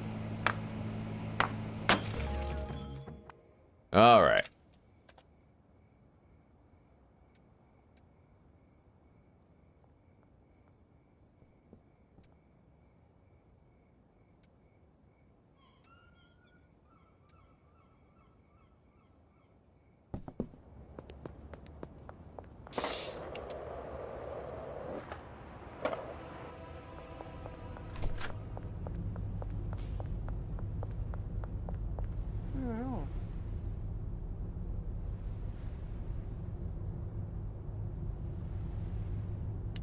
Two more chemistry stations and lab ovens. Absolutely requisite. Okay, now we go back. That's my packing station Mark II. We're gonna want to bring the Mark I over there. We don't even have a Mark I, do we? Probably have to get a new one at this point. All right, deposit that. Let's go buy a Mark I.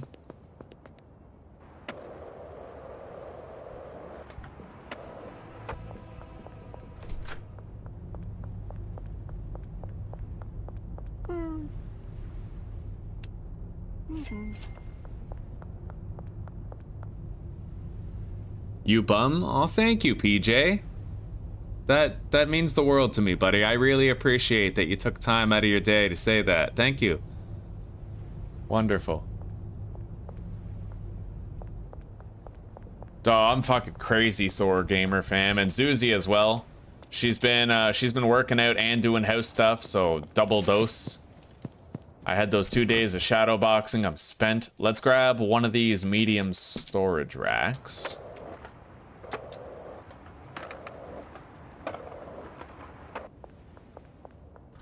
All right. That right there. Then this right here, and we're gonna load it up with, you know what? We can lay out these workstations right now, I think.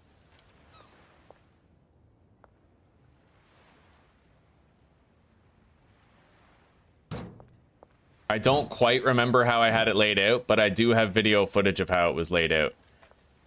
And I might not even need that video footage. We'll just get started on laying it out soon.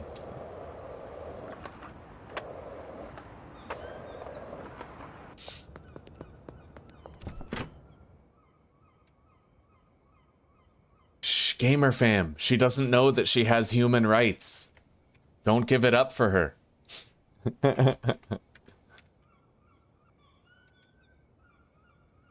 All right, now, we still need to hire the employees, so we'll go do that right now.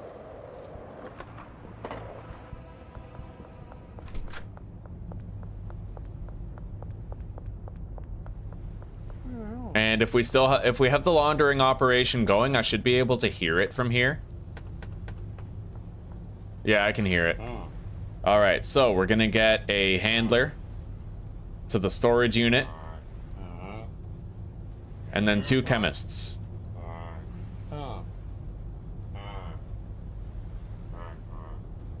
We got it. All 3 employees are present and accounted for.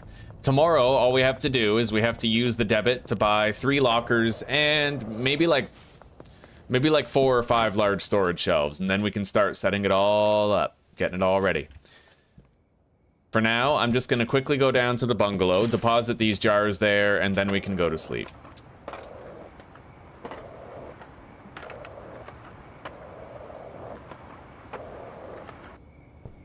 Looks like our mixing ingredients have arrived. We'll let them do that shit first thing in the morning. Let's go to sleep.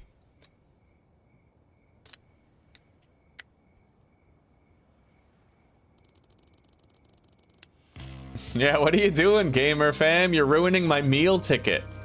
How is she supposed to cook for me every day if she knows this is an equal partnership? Come on now. She actually calls me playing video games every day me working. We can't ruin a good thing here, all right? All right, so the laundering operations are currently finishing, but we still have, yeah, okay. Let's grab, here. We're gonna go restart those laundering operations now. Although there is gonna be maybe an hour before I can do the last $600 at the post office, so. 3 lockers, 5 large storage racks, and that should be good.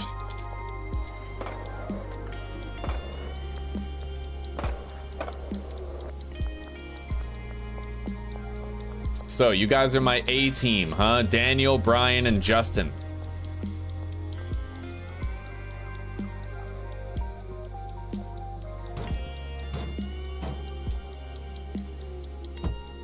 Okay, it's coming back to me now. The layout.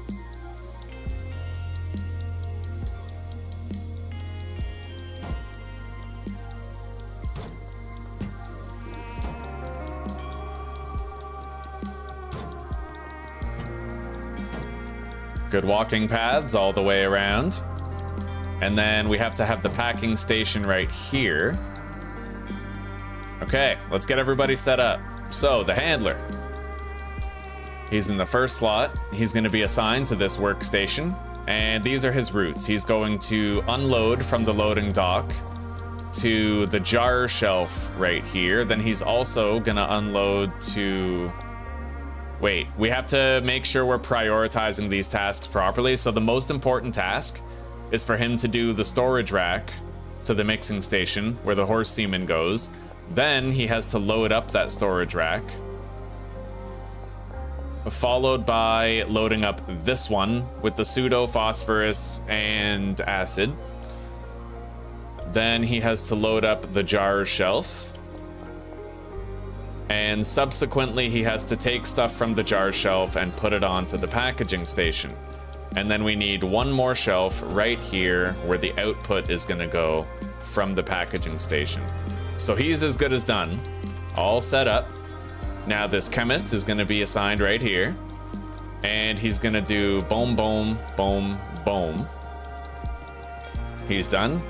And this chemist, assigned to a locker. He's gonna do the last chemistry station and oven, as well as the mixer. However, we're gonna make sure that the mixer is like the first thing he's assigned to in the hopes that it's his top priority. Yeah, like that.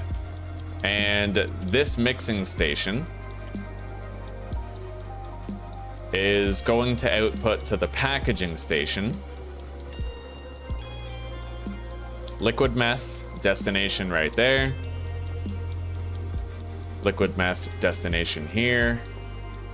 And lastly, liquid meth, destination there. Okay, and...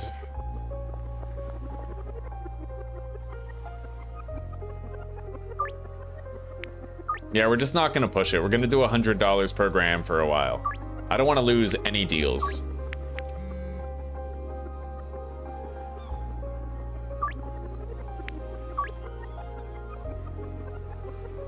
Everything looks ready. We just have to stock up everything. So let's go start our laundering operations. That's the next item on the agenda.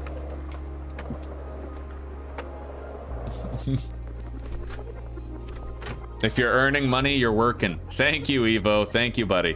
Whatever pays the bills, Observer. Damn straight.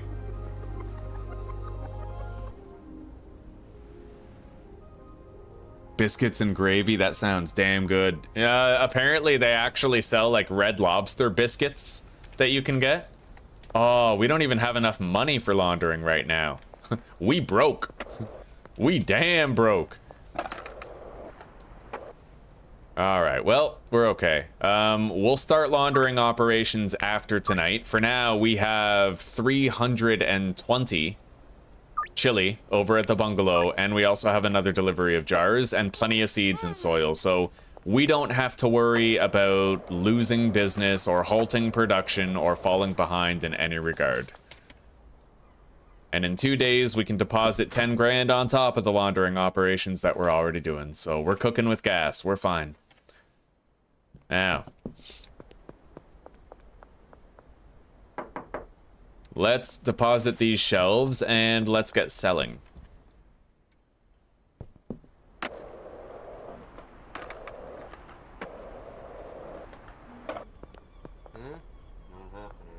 In fact, I might want to start ordering some pseudo.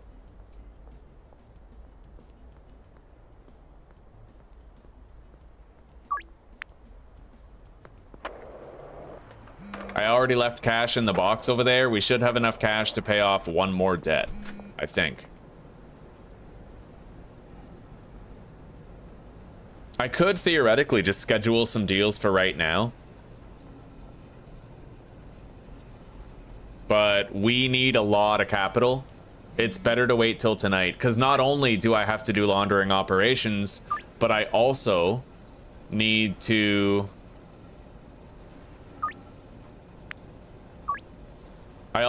buy the acid and the phosphorus and the pseudo. Like, we got a lot of setup to do, right? We got a lot of stuff to buy. What I can do in the meantime, however, is I can get the deliveries of horse semen and jars.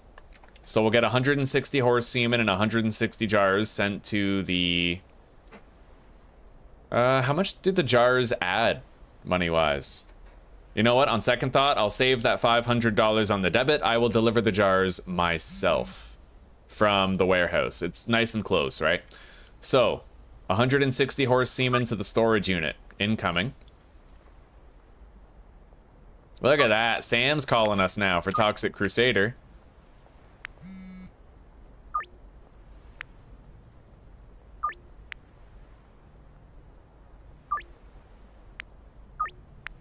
Beautiful.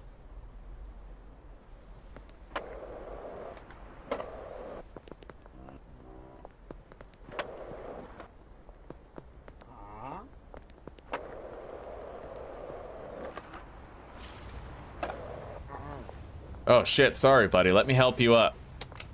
Thank you, I mean you're welcome.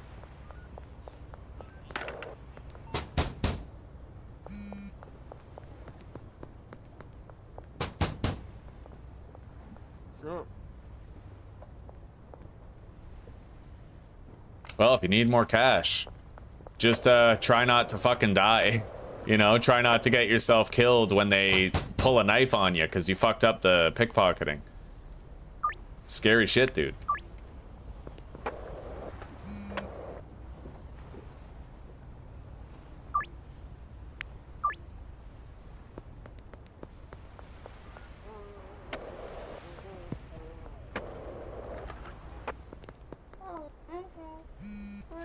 Oh, thank you, sweetie.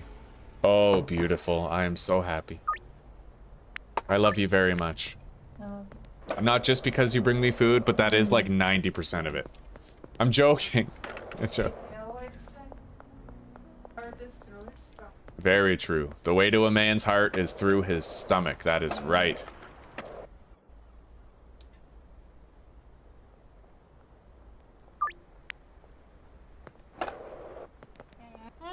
See, guys, that's the kind of woman you get when there's, like, present parents with good values.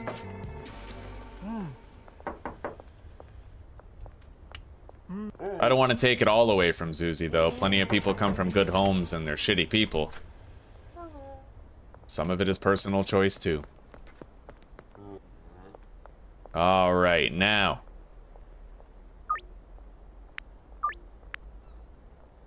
Debt is now $120. We're gonna put, like, all of our money into that collection box.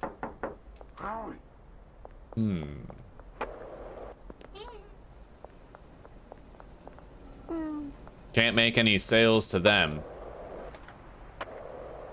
I don't think we have a deal for Kyle. Let's try to make some money here.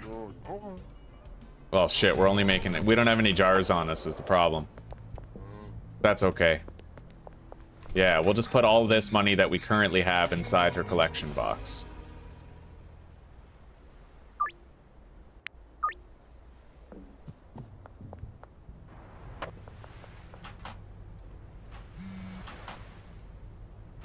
All right, there we go. We'll keep on ordering that pseudo.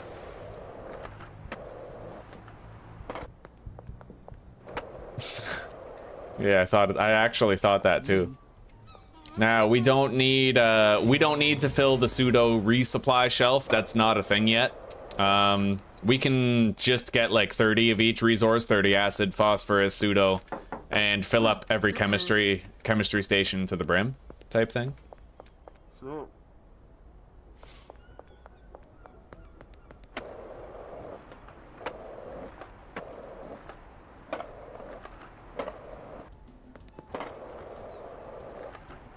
Hey, he's got the fucking taco fever as well. Look at that. Fucking look at those moves. Look at those feet. Those are some fucked up looking feet, dude. He don't even have toes. That looks like a fucking Twinkie. Like a couple of Twinkies walking around. That's awesome.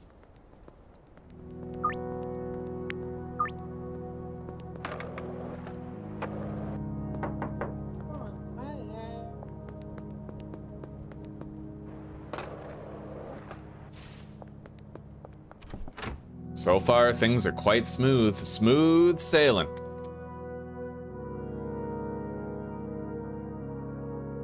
You just saw that short?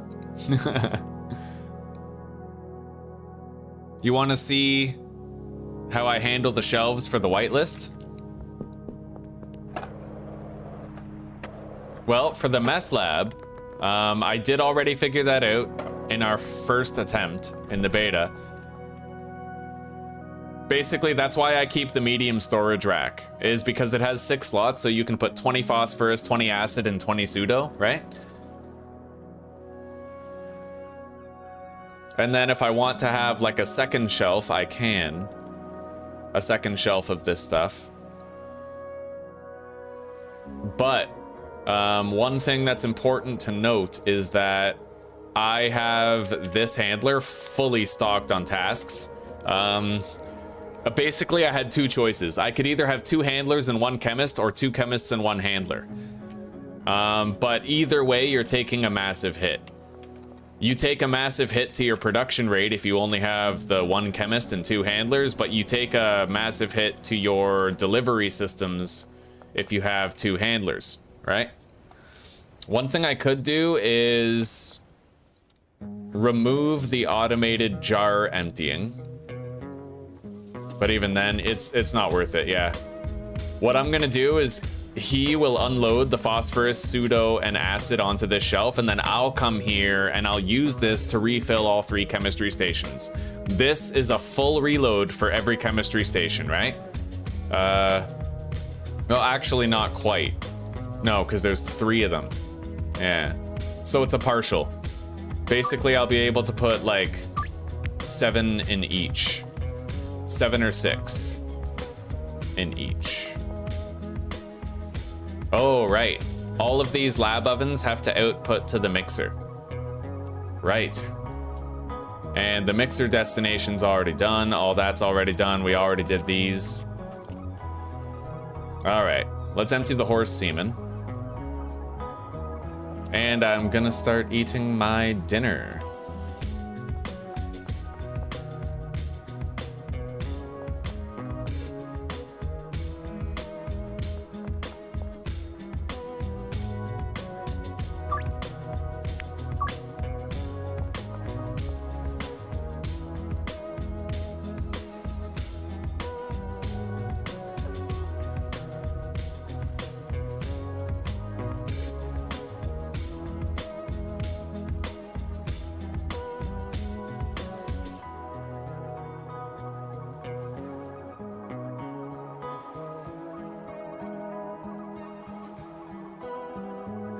is a good way of eating mashed potatoes. Yeah?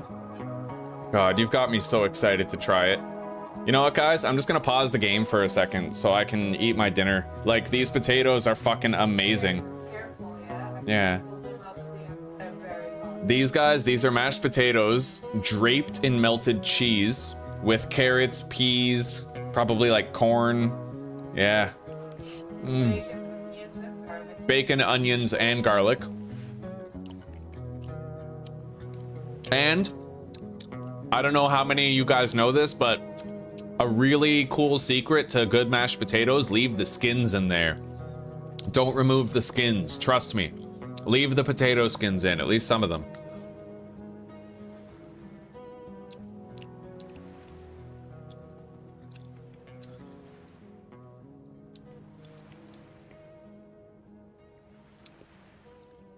You sniped an AI ship. I can't wait till I can understand the context of those, because that sounds really impressive. Like the distance.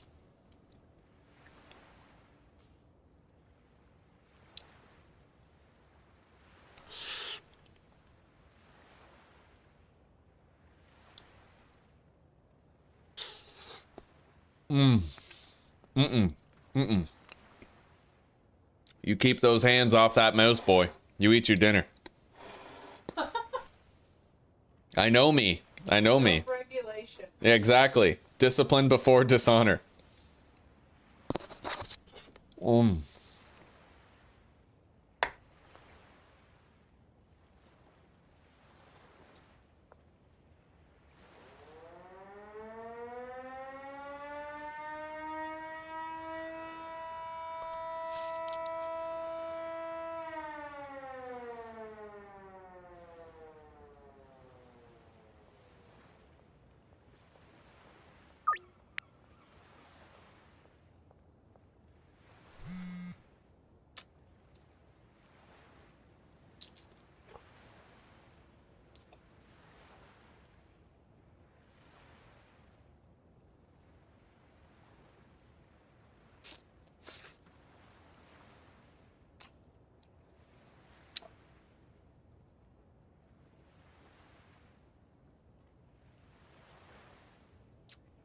God damn.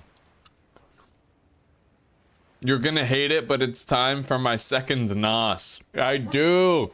I do. It sucks even worse. You're like, it is time. Like, oh, 6:37. It's time for my second NOS. No. That's a dangerous routine, bro. I care for you, buddy. Try to quit those NOSes, all right? Unless you're Paul Walker and Fast and the Furious, you don't need no NOS. Rip. How do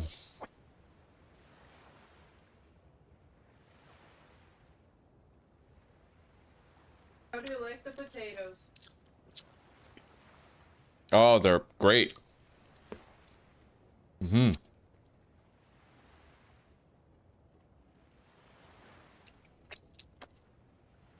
In fact, I feel like if we ever have a veggie medley and potatoes, we may as well make it like this instead of keeping them separate. I always mash them on my...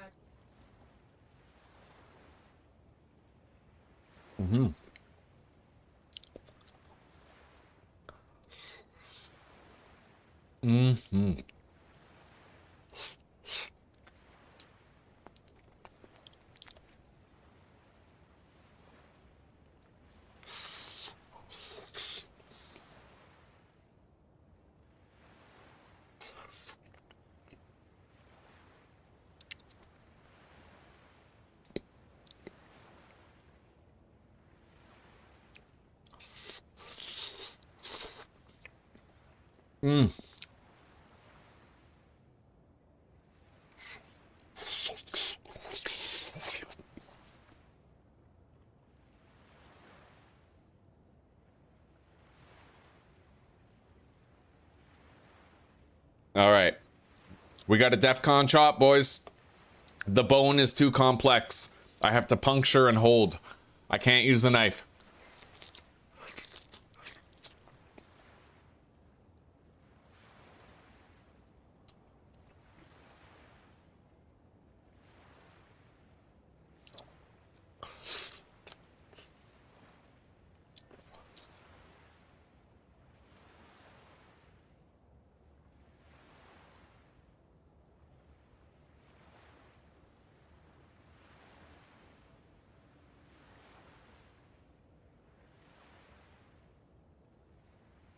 That's one thing that feels really weird about being me. You know, I'm so health conscious that I would outright refuse a G Fuel sponsorship. I wouldn't sell out my values like that because I know how unhealthy it is, and I'd rather be known as the guy who promotes health culture. It's funny, but like trying to break the mold that gamers have to be unhealthy. Every fucking so many channels that you see, it's like, oh, G Fuel, you know, gamer fuel. Why the fuck do gamers need to fuel themselves with poison? Why not food? Now, HelloFresh. I would totally accept a fucking sponsorship from HelloFresh or something. Or like those ketogenic cereals that I've heard about. Magic spoon. Magic Spoon. Hell yeah.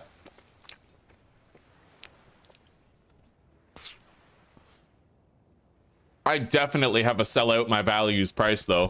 Like if G Fuel approached me and they're like, bro, we'll give you $1 million per year if you advertise, I'm like, yo, fuck these people. Give me that sponsorship. Like straight up. It's good to know your values have a price tag. I don't have any unhealthy food in the house. Well, Carlo, do you have a pack of bacon? Why not put bacon on a pan and preheat the oven? Because that's mostly autopilot cooking, right?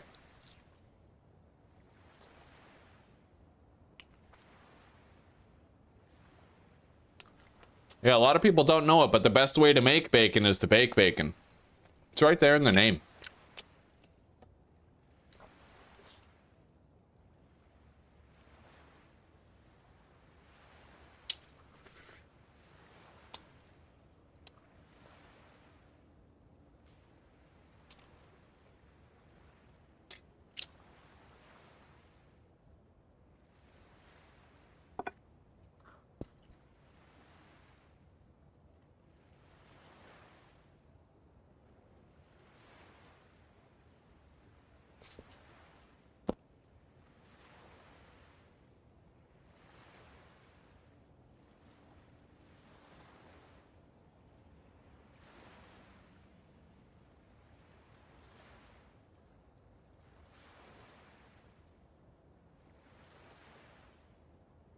Oh man, what a lovely meal this is.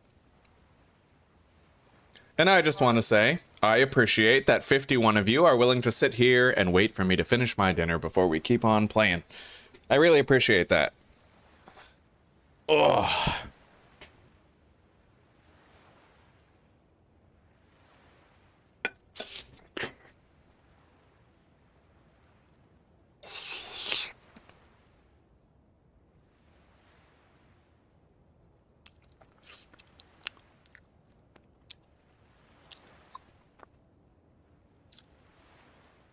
A cup of coffee at midnight, Evo? Are you nuts?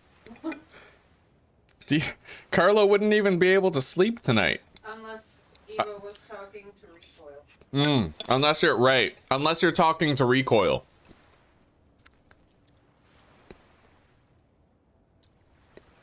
Vile's heart? You have Vile's heart? Is that like a demon heart or something?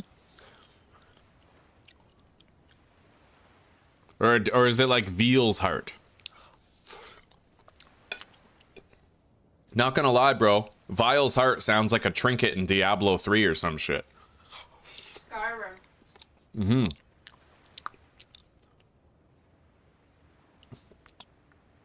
I still have it as a vial.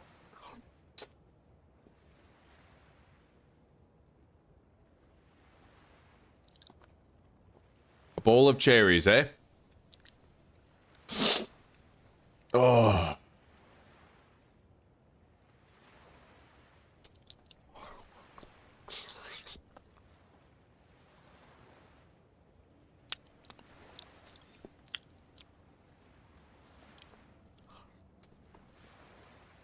All right.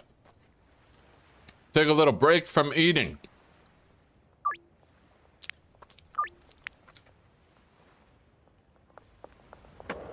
Looks like everybody's going to their deal sites right now. Let's go grab these packages. Shit. All right, we're not getting arrested. Not tonight, boys. Not a chance. Let's go.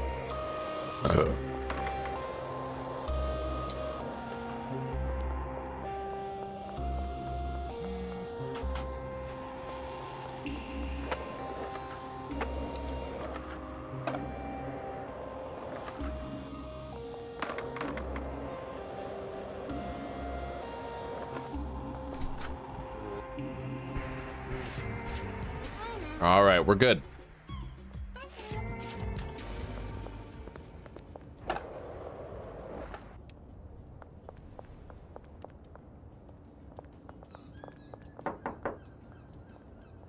No. Boy.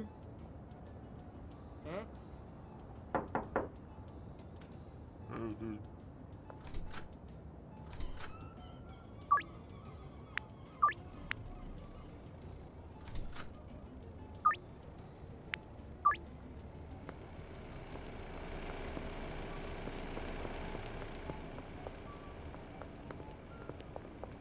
Hey, with those cops gone, maybe I can do... whoever it is, they're not even here yet. Who wants to meet here, anyway? I don't know. But, oh, it's Chloe. All right, she's coming.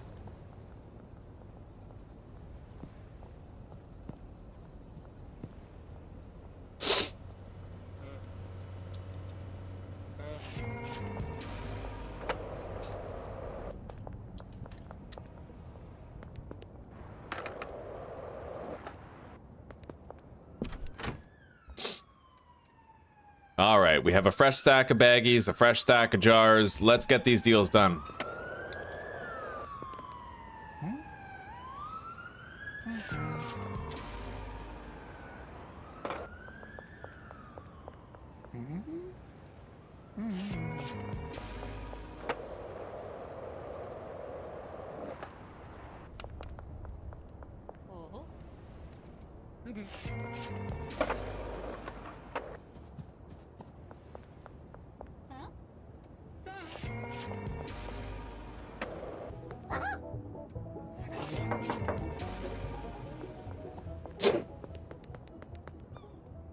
Who is coming over here? Looks like Sam. Hello, Plasma. Welcome, buddy. How you doing? Don't worry about it, Carlo. Don't worry about it. If you know 2 languages, then you already outrank me, buddy. Very fucking impressive for somebody to know 2 languages. Well enough to, like, communicate to both types of people. You're Italian, right? So, like, you know Italian and English?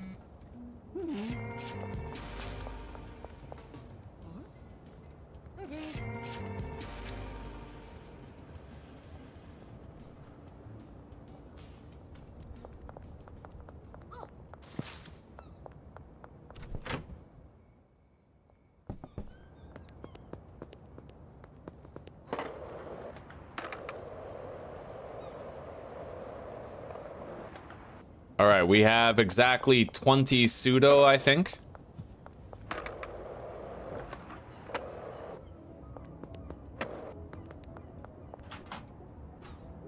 Yeah, exactly 20. So we still need 10 more.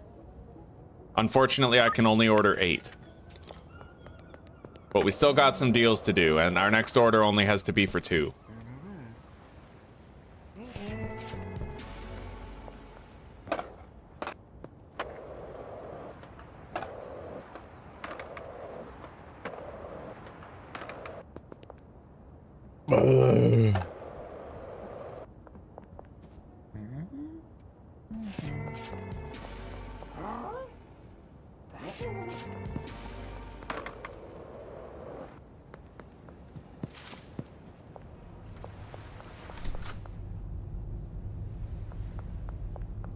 I know we're not really using our moonwalk very much, but that's because a lot of things that we're doing are like, we need to kill time. We need to kill time so that we can have the meth lab up and running tonight for tomorrow, right? Like we have to wait for the pseudo deliveries and whatnot.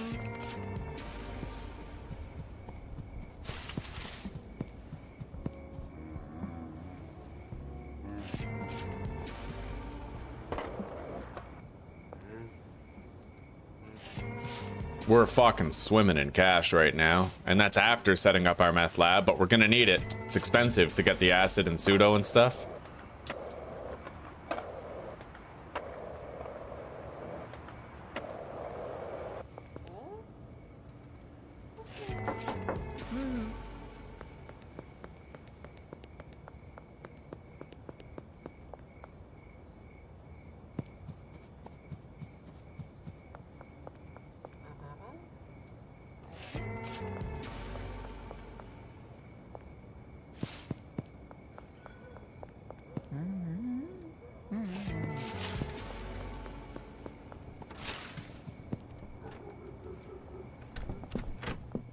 All right.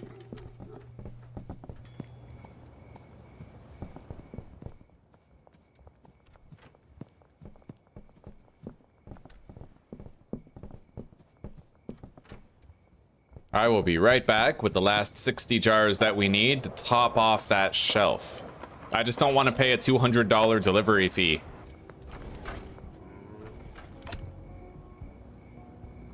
For something that's only going to cost 180 bucks, right? Like, pay twice as much, more than twice as much. Hey, Tai Tai. Oh, sorry, buddy. You can't be on the desk, all right? You're a good boy, though. He's a good Tai-Tai.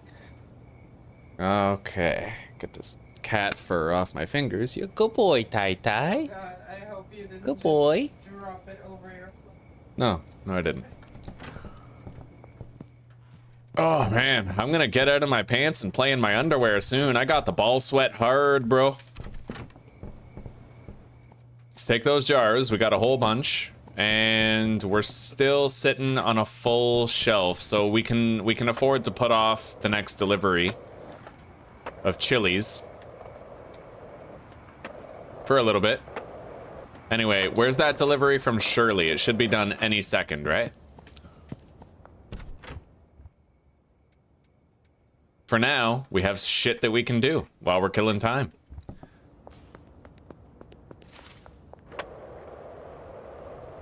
Hang on.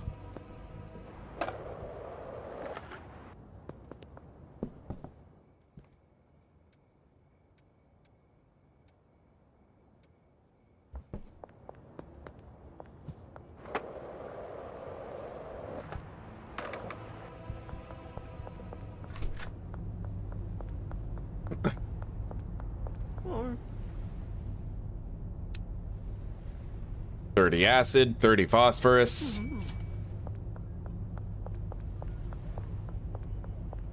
I have to resupply the jars on the shelf over there with cash, so I don't have to use my debit to do it. We could do with starting another laundering operation. All right, we need 2 more pseudo. It'll only take an hour.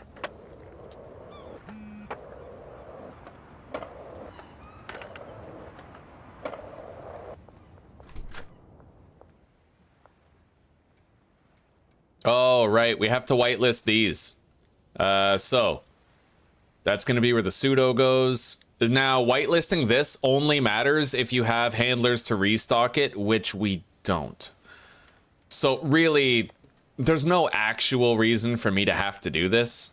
I'm just doing it because in the future, if I ever want to make like a bungalow meth setup, I need to have the habit of doing this, right?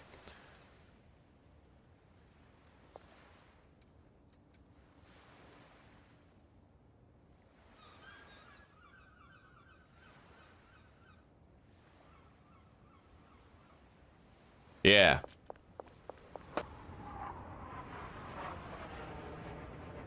All right. Let's go get both of those drops.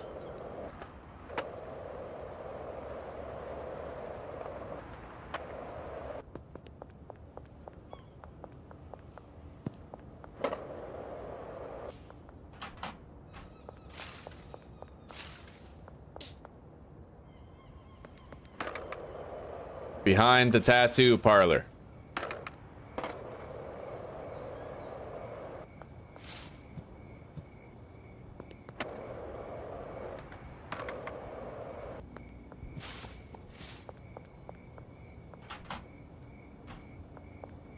All right, now we buy half the jars on the way there, the other half after. while we go grab that last stack of phosphorus that we need.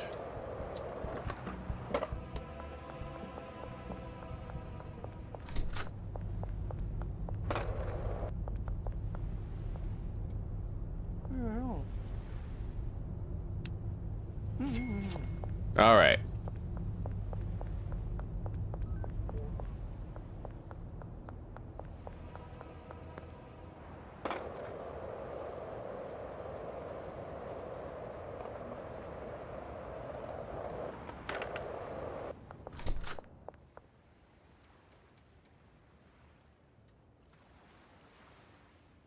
I never did finish doing this. This is what we were doing when we were eating dinner.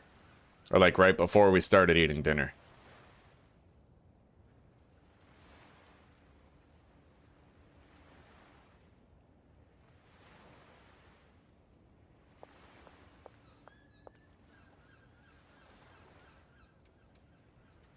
All right, there we go. Everything is set up. Now let's give them some wages. We'll give them 3 days' wages to get them started.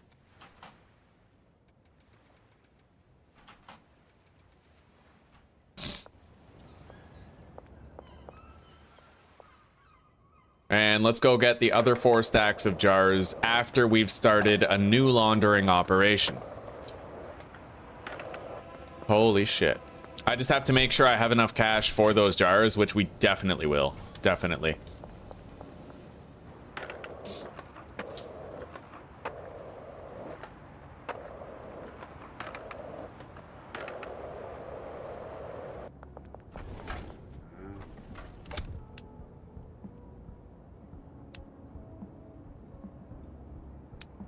We're gonna get 10 horse semen real quick because I have 10 leftover meth back at my base. We're gonna mix it so that maybe I could list a little bit of fool's gold for sale tomorrow. A beautiful thing about the weed and the meth is they're very similarly priced, so I can usually I can flip the deals around if I have more of one product than the other. You know what I mean? Now we're gonna go get those last 4 stacks of jars. No, we're gonna start mixing this, then we're gonna get them. And then it'll be done when we get there. So, we finally got further than we've ever gotten, guys. We're here. It's time. We have our fool's gold, we have our meth lab set up, we have the bungalow set up. This time it's even better, because the bungalow's not just doing green crack, it's doing full-fledged Toxic Crusader.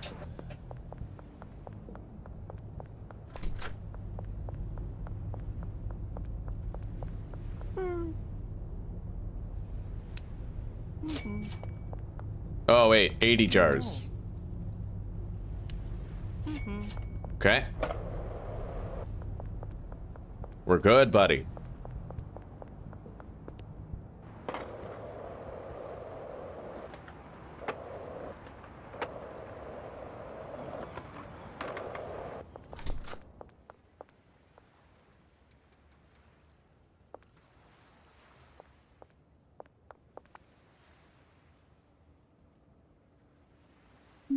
Done. Fool's gold. Now, let's list it on the products app. We'll go a flat rate of $150 per gram. I think. Hang on.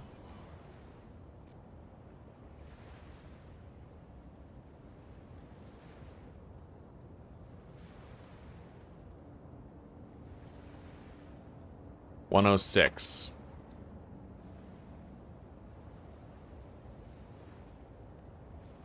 Yeah, 150 bucks. Maybe 155 would be okay. We'll do that.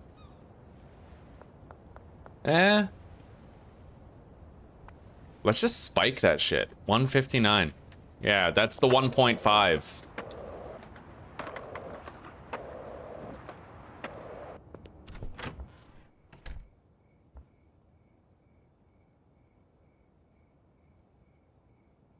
Okay.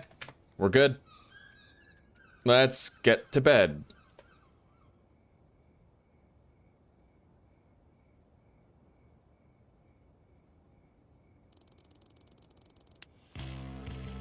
Bagman 2. I think at Bagman 4 we unlock high quality pseudo. Anyway, I'll be right back. I'm gonna fucking undress a little bit because I'm fucking boiling. You can't undress on camera and give him a little show. Oh yeah.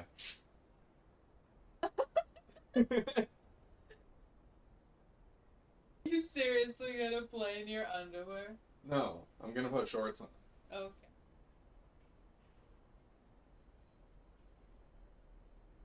I like your butt in the...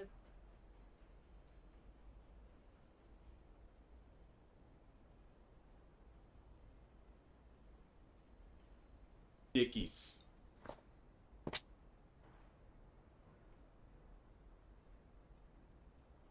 Oh, God, I wish we had a cup.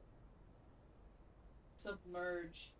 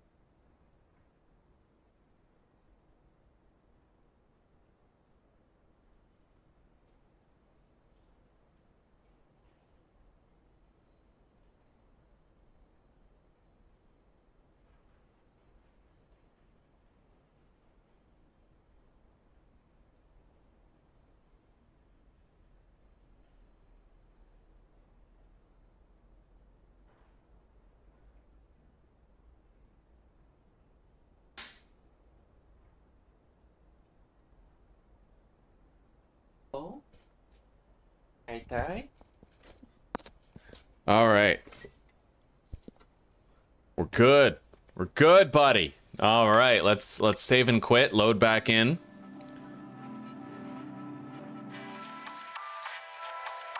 Earn a little extra money. Yeah. Gonna make a fucking OnlyFans. Market my boyish good looks and my little butthole.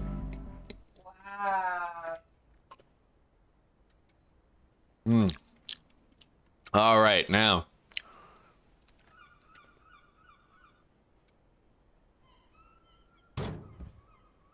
Leave that in there for now. Let's get busy.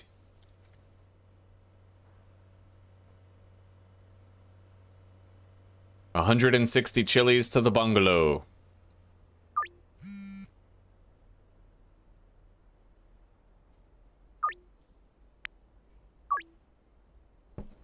And let's go check on things over here.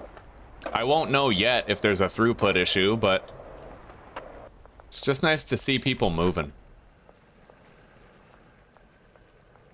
Yeah, things look fine. He's activating his second batch. There it is.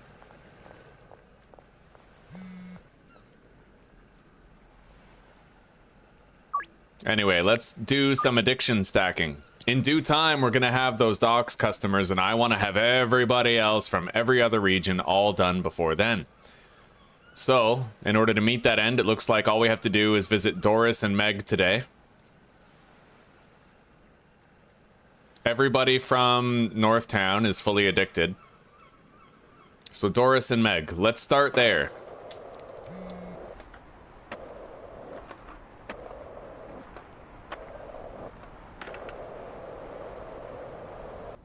Doris usually comes around here.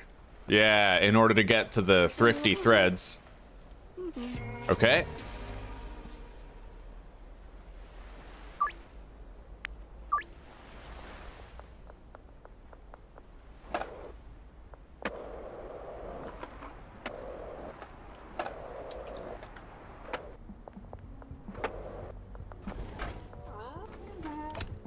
Beautiful. All right, I think that's every West Coast customer now done. So we set our sights on downtown. The vast majority of them are done too. Let's try to visit Randy and Kevin first, as well as Greg Feigl. I think Greg Feigl might still be home.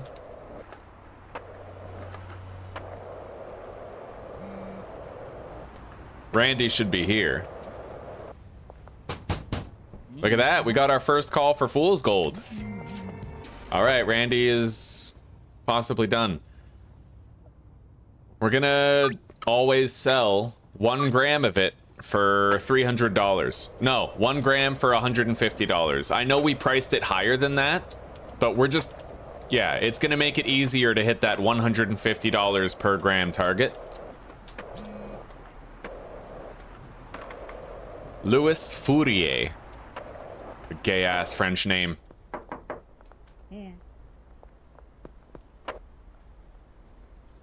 All right, boom. Elizabeth, nice. All right, so let's check Lewis and Elizabeth, see where they stand. Oh yeah, she'll be fully addicted today. We need to definitely visit Lisa, but Eugene's good, Philip's good, Jeff's good, Greg Figgle. So Lucy, Jennifer, and Greg.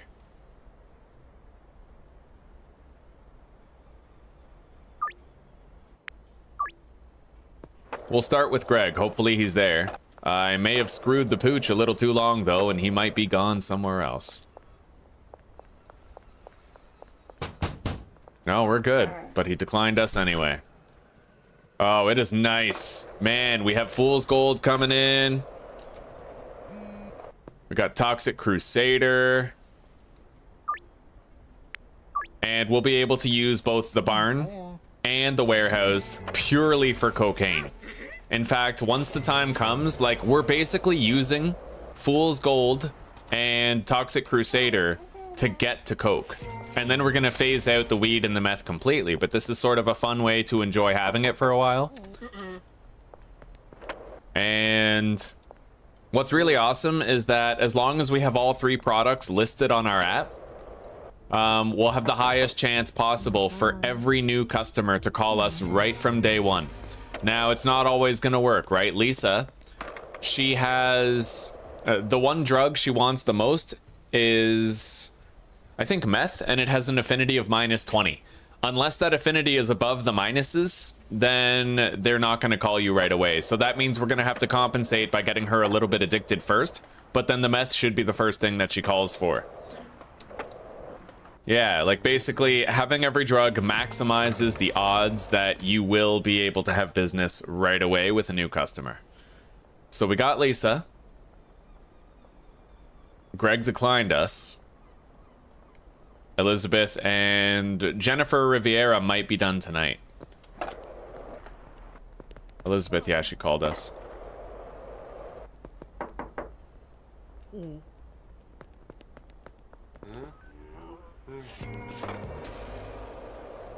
Eventually, Jennifer is gonna be walking through here.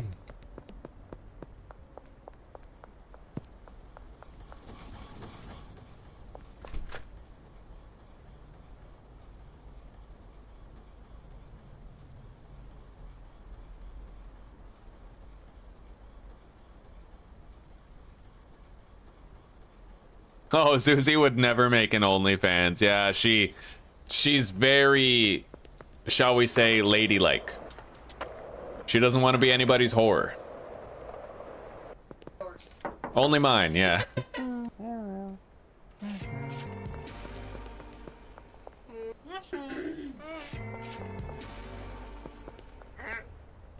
Not to say it wouldn't help pay the bills, but I wouldn't want to pay the bills by commodifying the envy that other men have for my wife, or the covetous feelings they might have toward her. That'd feel dirty. Yeah, I'd rather go back to work at the razor factory.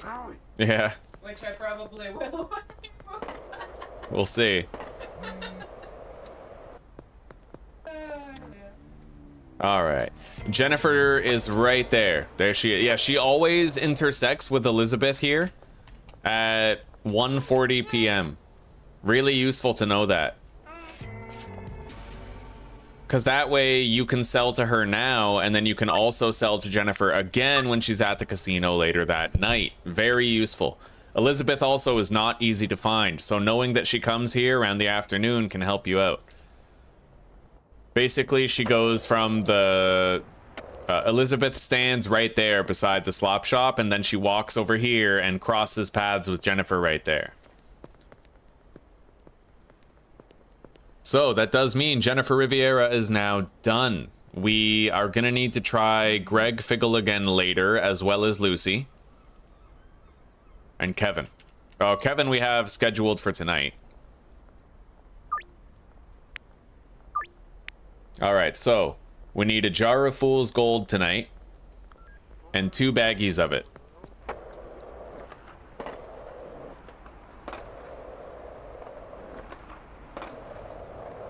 We'll definitely have at least, like, 2 jars of Fool's Gold at the end of the day. At least. God, probably way more, actually. Because we had 2 jars at the end of the day when I only had 1 chemistry station doing it. So, yeah, we'll be fine.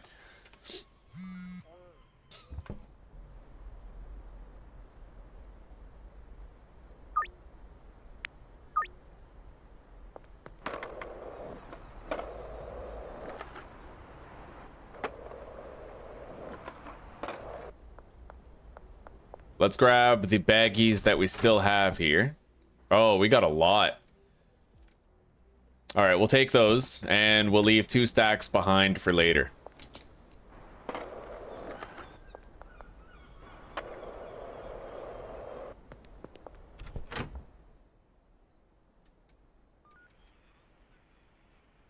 Now we need to go buy 10 baggies.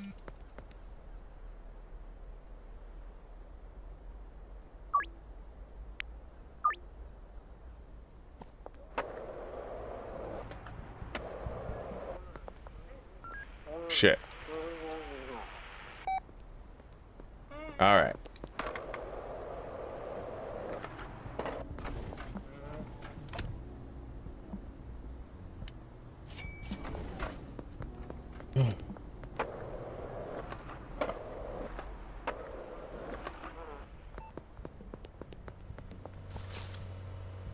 Solid black screen.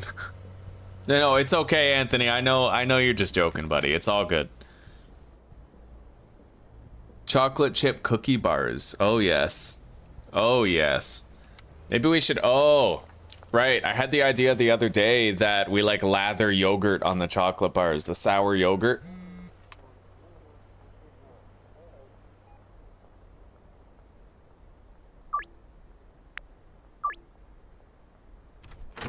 Okay, let's bag this up. And this should cover us for the individual dime bag deals that we get tonight. So far, we're only selling 4 baggies. We could sell a lot more. And let's make sure that we're staying ahead of the soil by ordering 20 extra long life soil to the bungalow. It'll happen after the chili gets emptied, right? Gonna be cleaning ourselves out for cash, though. We won't do that yet. We need to complete a laundering operation in order to get that and the seeds, so...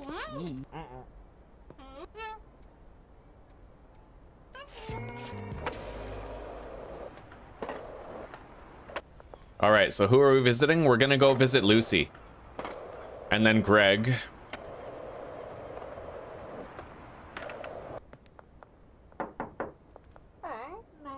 Alright, Lucy has declined us, and Greg, I'm not really sure where he is.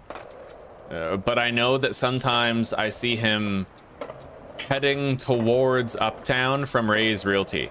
Like, that might be where he is right now. We're gonna go check.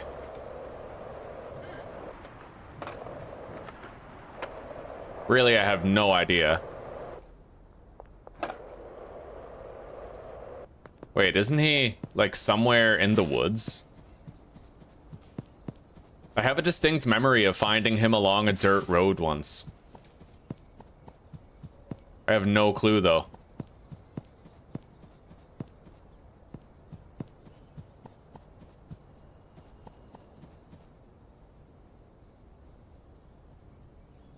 You know where he might actually be is down by the docks.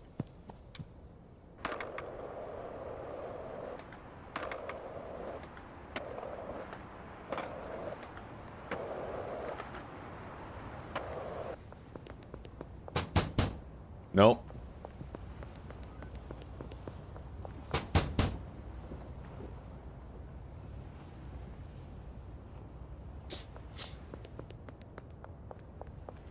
This feels good. You know you've been doing very well when all of your customers are 100% addicted before you end up getting the docs customers. That's how you know you've been streamlining your shit.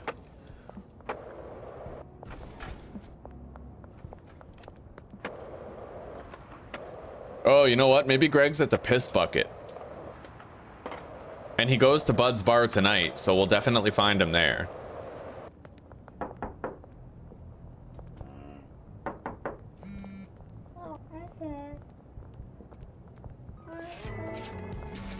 Mick Lubin is overpaying greatly for that fool's gold. That's beautiful. He's paying 200 per. He's a meth head, buddy. What are Mick Lubin's favorite effects? Huh. All right.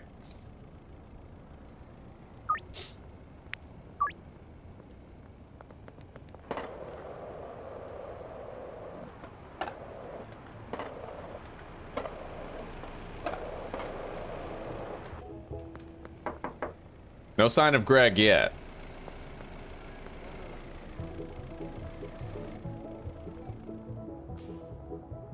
Elizabeth is gonna be fully addicted tonight. He'll be close at 93%. We can visit him the following day. And Greg... Lucy declined us. Doubtful we get her to 100% today.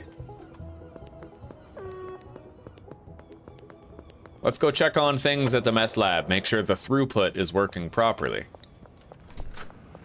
Well, they started baking, so that's working.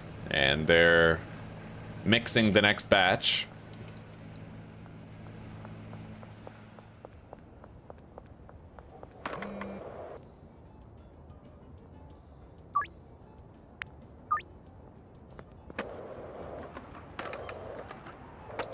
I do have the laundering operations going, right? Yeah, we started them late last night. That's why they seem to be taking so long. We started them very late. We're probably going to start them again tomorrow morning rather than starting them again tonight. Just to make sure it's part of our morning routine to go start them again. Oh, shit. Oh, fuck. I don't want to get arrested. Ah! Nice! Oh, right on, Father Feel Good. All right, let's get the fuck out of here. Oh, that was awesome. That was the priest. That was the fucking priest who just did that for me, bro. Yo, God is fucking based, all right? Like, straight up, that was amazing. Anyway, we are gonna get this delivery of soil to the bungalow. And then maybe I can just arrange a meetup with Albert Hoover to stock the shelf with the seeds. No, next to the mayor's house? Not a chance. That's way too far out of my way. So what we'll do instead is we will get a delivery of seeds, but I have to wait till the laundering operations are done. All right, we're good. Straight up, that priest is fucking based, dude. Oh, shit. Well, it's extra EXP. Let's just get away.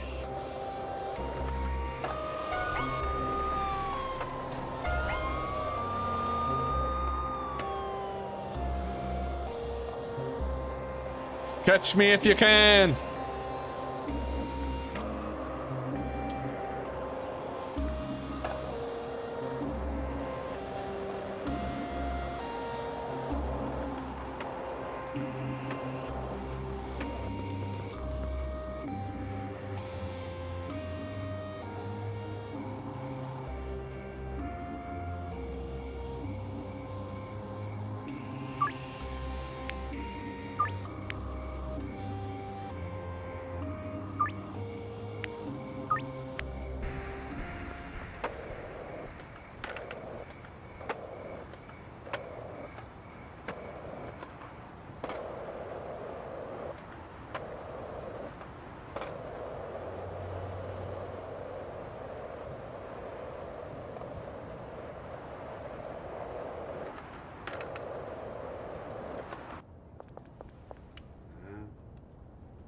Five fool's gold. Well, I'm not really sure that we have... Ooh.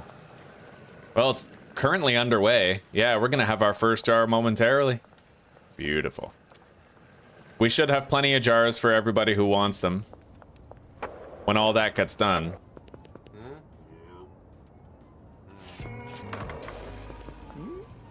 Well, let's go grab our jars of weed. That's at least something we know we can do right now. And some more Toxic Crusader baggies. Okay.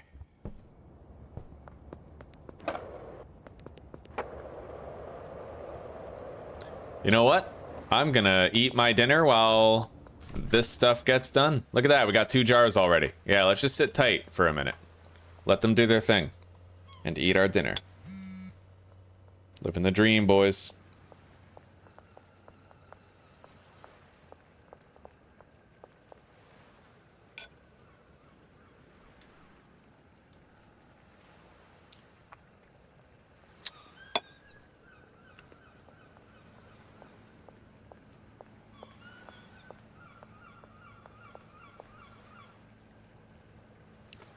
That was awesome, dude. By the grace of God. You know what? That must have happened like, what, 3 minutes ago? I'm gonna make a short out of that. Hang on. We don't need to have the game paused. We need time to pass. Yeah, I'm gonna make a short out of that. The priest running him over. So that would have happened at 7:25 approximately.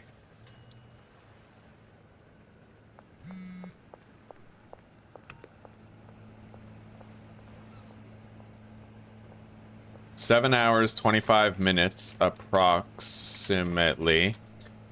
Priest runs over cop.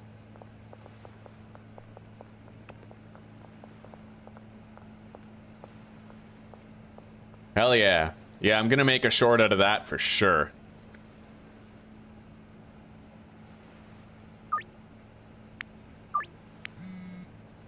All right, laundering operations are done, so now the time has come. I'm gonna have to find out how many seeds we need. You know what? I don't even think I have to worry about. Well, maybe. Yeah.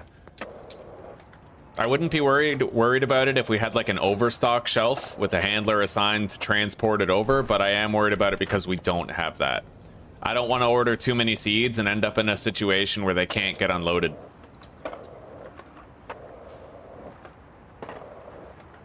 I don't really have enough money for the other laundering operation.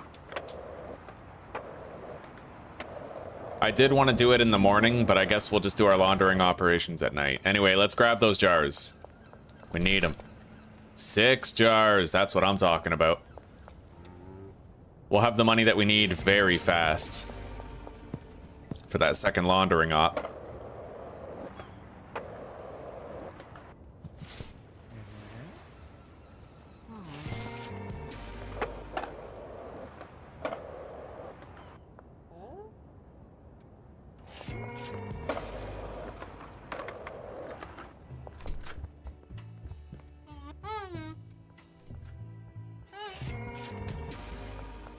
Okay.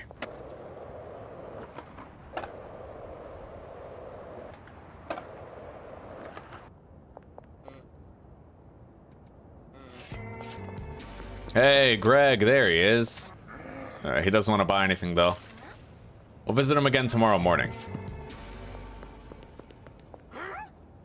5 fool's gold. There you go.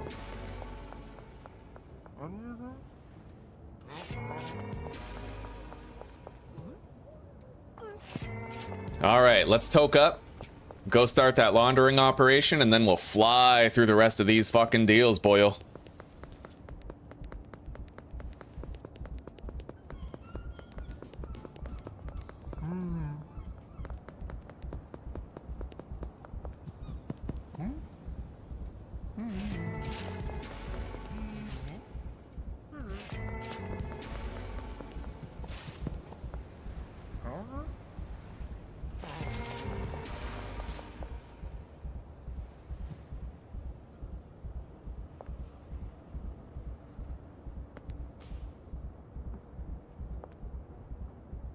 I think it worked out best for everybody. I mean, the priest doesn't, you know, he's gonna live the rest of his life feeling really guilty for running over that cop, and I don't have to go to jail. Really, it's a net positive. Priests like guilt. I mean, Christians like it. You can't find redemption unless you're originally guilty, right? So like, That's the thing, is we Christians, I say that as one, we love guilt. We love being burdened with hardship because that's our cross. And how do we redeem ourselves if there's no cross? You know what I mean? Original sin, motherfucker. Fuck yeah, that priest, I gave him a reason to scrub his hands for the rest of his life. He should be thanking me.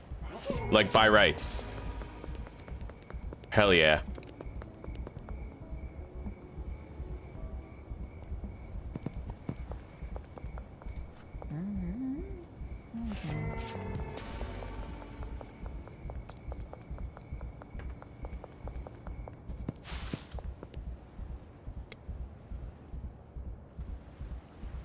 Right, the can of Coke heals you.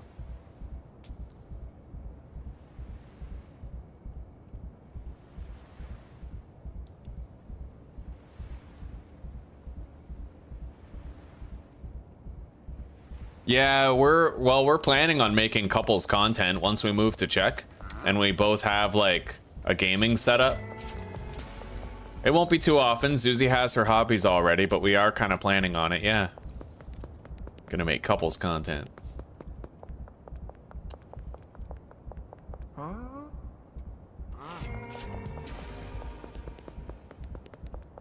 Oh yeah, we're swimming in the cash now. Pure fucking money. Already we can almost meet that $10,000 depositing quota. Anyway, let's go to sleep, and maybe first thing in the morning I'll be able to sell to Greg Figgle. Oh, right. Hang on.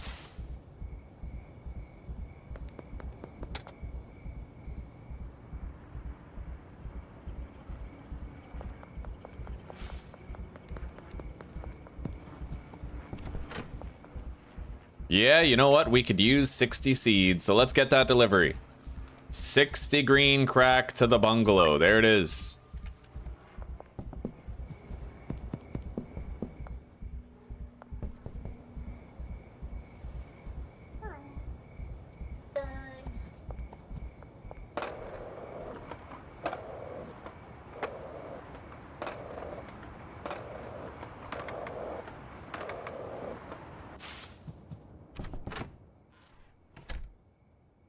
Hello, Wolf, the troubled teen. How are you doing? I'll call you Wolf for for short. We love guilt. How are you doing?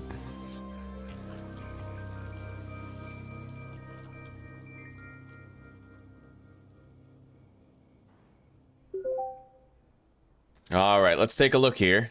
So Greg, Kevin, and Lucy. Greg, Kevin, and Lucy. Let's get out there.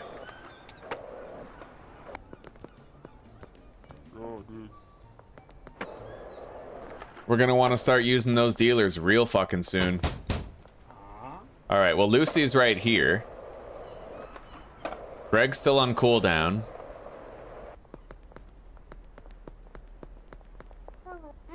Sweet. Well, looks like Lucy is finally done. Now for Kevin.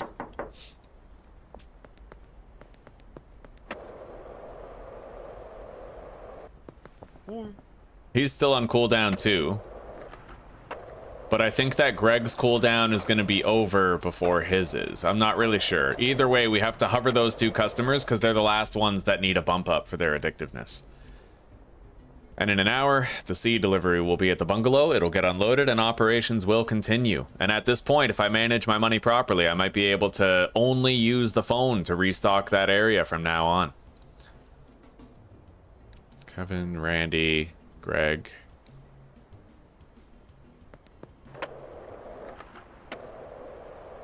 Wait, yeah, Randy's good. It's really just, yeah, these two.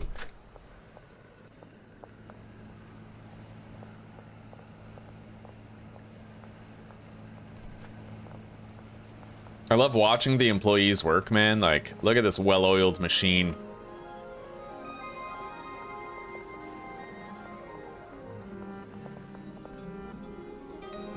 Go make the cookies. Will you give me a back massage tonight? Yeah, sure thing. I'll give you a massage. I love you. I love you too. Don't be a tit for tat. Tit for tat. Okay, I guess the massage is tat then, eh? Yeah. Like...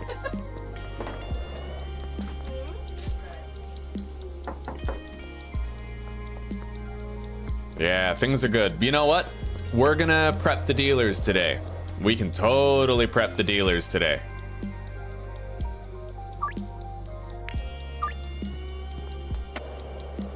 Give them all kinds of products. Get them ready.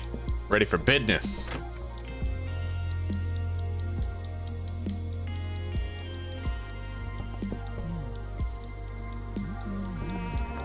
$10 jars. What's that? Some cashews. I don't know if I'd like that. It's risky. Why don't you do it with like a small portion of it? Like with put it in like a fifth of the bar. And then we can each try it and see if we like it.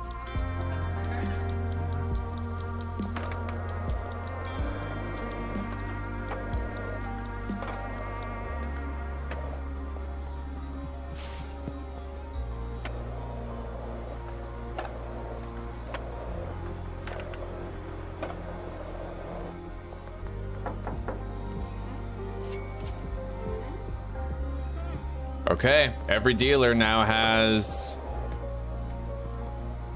a good amount of shit.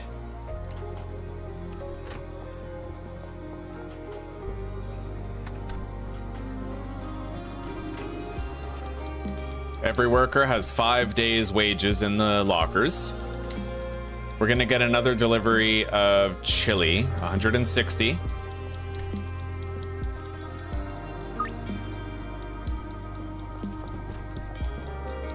And I can actually deposit 10K now, which will help us to get ahead. And with all this extra weed, buddy, I might actually be able to give way more weed to every dealer. Set them up for a good long time. Anyway, we're gonna assign customers to the dealers tonight after we've given them each a supply of meth and weed.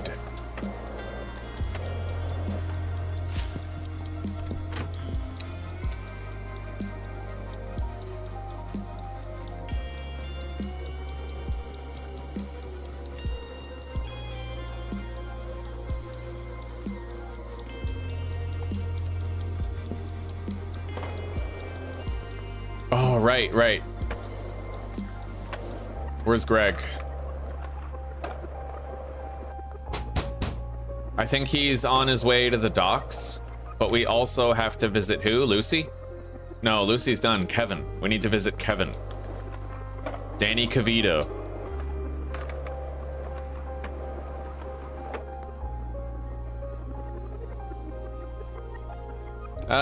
You know what, Coffin? Today is the first day that we're gonna find out. Yeah, the operation's been going all day. We started the operation yesterday morning. So today there were a bunch of batches that were already going, like in the oven and in the chemistry station. It's gonna be a respectable sum. We have 3 chemistry stations going. It's gonna be really good. Shit, I don't know where he is. I don't know where Greg is. Oh, well, beautiful. He solved that for us. 5 grams. So that will... He won't be fully addicted, but he'll be closer. Kevin still requires 1 more deal in order to cross that finish line.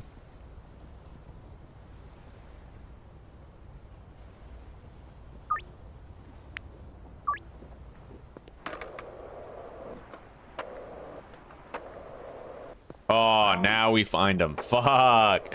I could have potentially sold to him before we had the deal. It is what it is, though.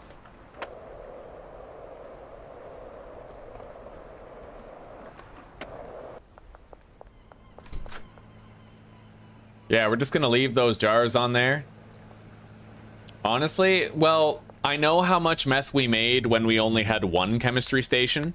And on the first day, when I fired up, so we had a storage unit that had 1 chemist with 1. Was it 1 or?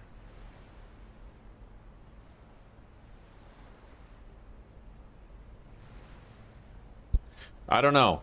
I don't know. I think that we ended up making 8, like 4 per day. We made 8 in 2 days. The first day we only made 2 jars, but the next day we made 6. Right? So it's like something like that. We've made fucking 6 jars already so far. We're probably gonna end up with like 18 today.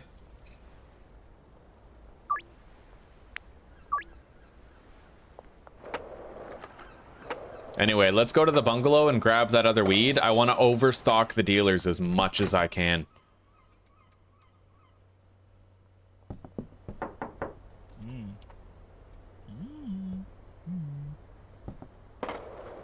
Yeah, he's got 150 weed now.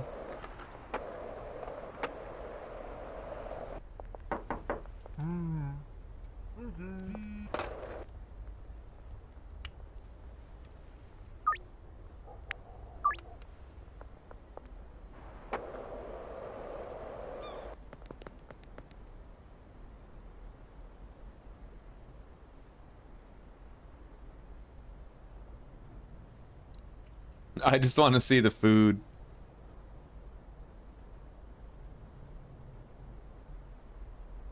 Yeah, networking just makes sense. It does. You can totally make money if you're streaming with somebody else. In fact, merging your audiences is a great way to, like, honestly, like, look at Mark, Wade, and Bob, right? They merged their audiences together. Mark was able to help them out. TFP are slacking, yeah. Lurking while cooking. God damn.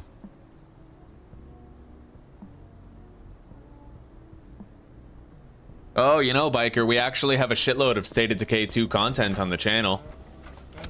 I played something called Hyper Lethal, which you might enjoy. It's lethal, but with a bunch of extra rules to make it harder. I actually beat 2 maps that way too. We were halfway through beating a 3rd map when I kind of burnt out on it and stopped playing though.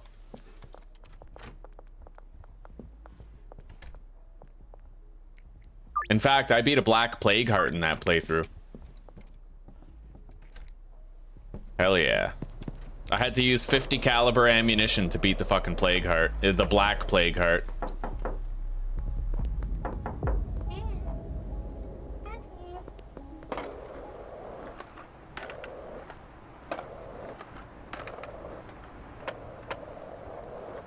Anyway, the meth sells much more slowly, so we don't need to give as much meth to the dealers as we're giving them weed.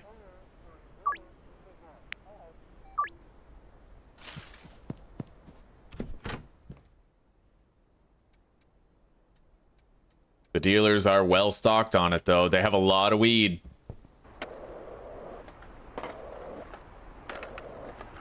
Now I'm hoping to give every dealer 4 jars or so.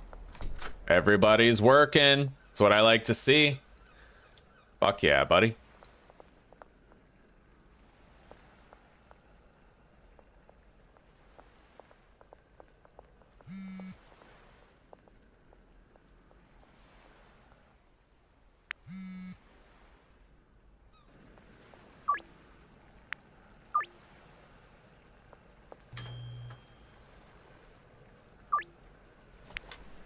Another batch. I will transport this for you, and I will start that next one.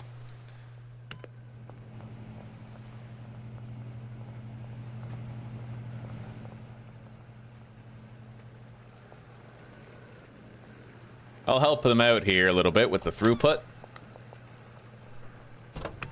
There we go.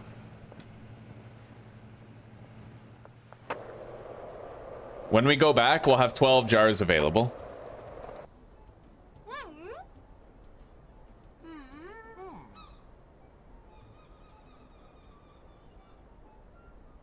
So far, we're only selling 1 jar of Fool's Gold. Let's go visit Kevin. Try to sell to him again.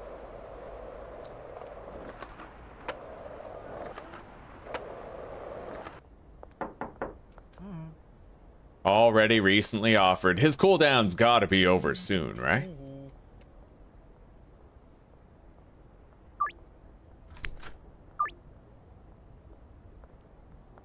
we got nothing but time. Maybe let's go gamble real quick. Stupid idea. Whenever I gamble, I always lose, but we're gonna do it. Ride the bus. 500. Black. Oh, hoo-hoo. Okay. Next card, lower. Oh, hoo-hoo. And we're definitely going outside on this one. Woo! All right. And that is when we forfeit and collect. We just made 1,500 bucks. Look at that. Beautiful. Anyway, that's when you stop, because if you keep going after that, you're just asking to lose money, right?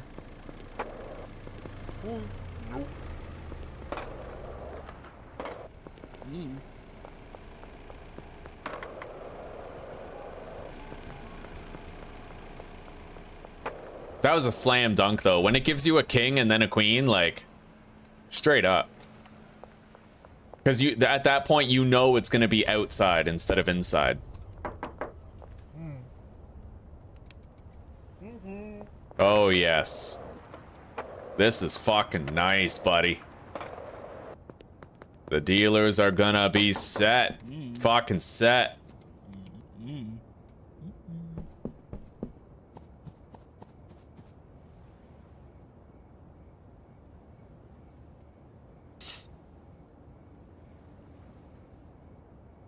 Yeah, honestly, I don't know how much meth. As long as it makes enough meth, I'm okay with it. Yeah, as long as it makes enough. Enough for all the customers, enough to load up the dealers specifically. I want to have a surplus stockpile available that lets me stock up all the dealers.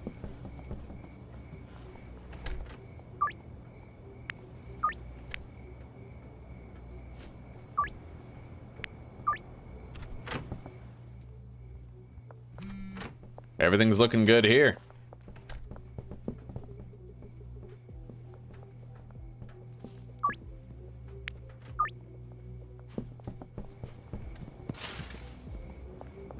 We're gonna make sure everybody has 5 days wages over at the chem lab too.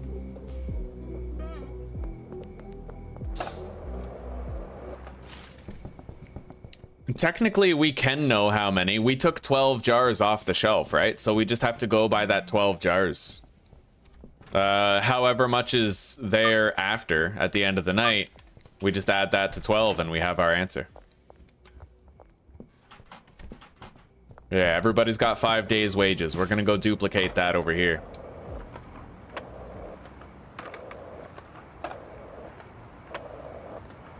Really good thing about the meth lab is it's gonna be very uncommon that we have to restock it. Because the process of making the meth takes so much longer, the horse semen is consumed a lot slower. And even the pseudo acid and phosphorus goes at a much slower rate. Yeah. We can get that next order of horse semen now. And it'll just gradually get stocked. There, 160 horse semen coming to the storage unit.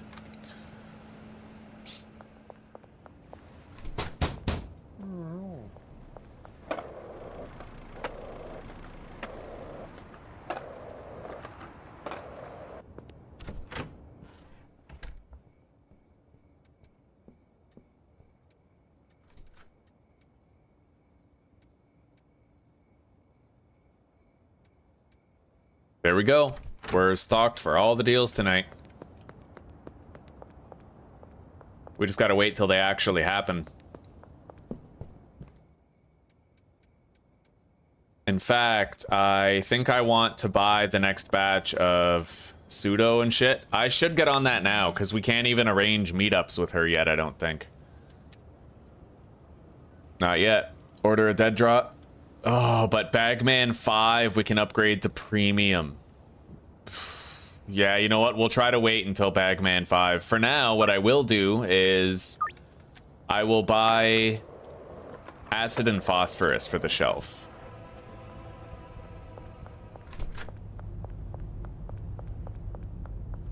Oh. 20 of each.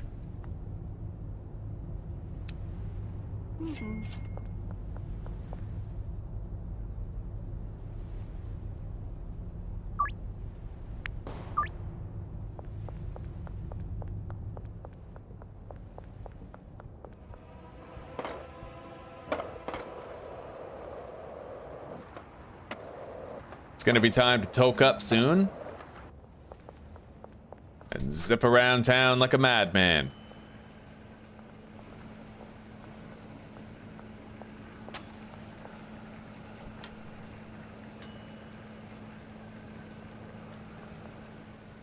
Okay. We have a little re-up ready for when the time comes.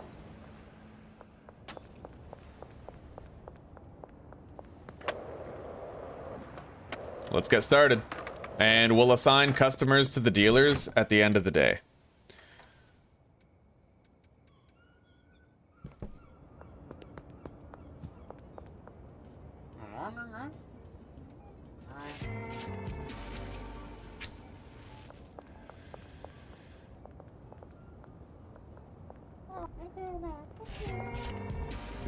Yo, check this out, guys. You see that? I just jumped clean over those cops to get to Peggy. Isn't that sick? Yeah, that's the power of this weed, boyo.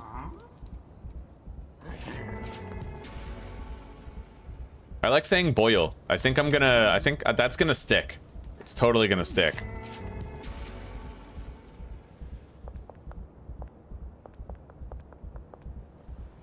All right. Let's roll.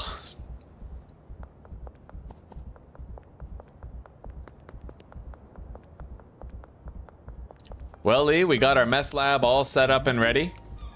We went to the casino and we tried one hand of Ride the Bus, and we were able to turn $500 into $1,500, I think.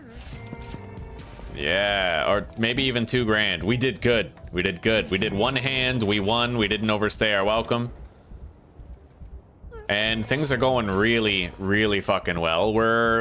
We gave each dealer 150 Toxic Crusader and 20 meth, and we're gonna be assigning customers to the dealers for tonight. Yeah, we're killing it, buddy. We're doing really good. How was your nat?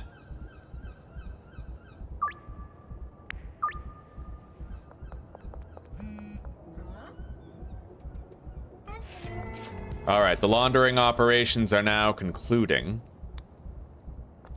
Whoop, whoop, whoop. There you go, buddy.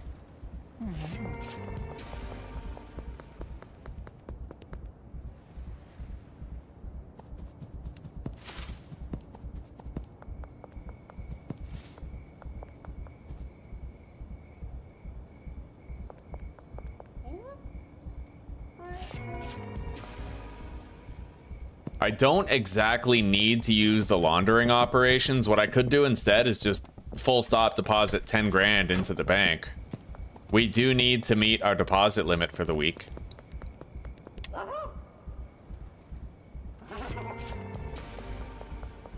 At that point, we'll be looking at the possibility of getting ourselves a Viper.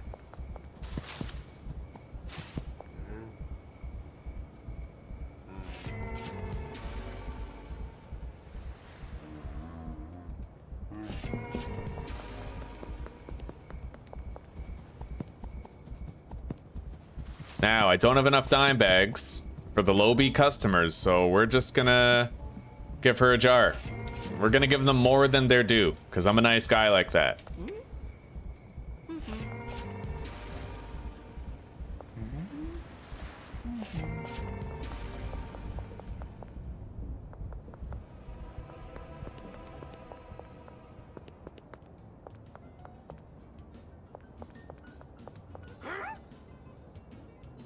All right, we're good.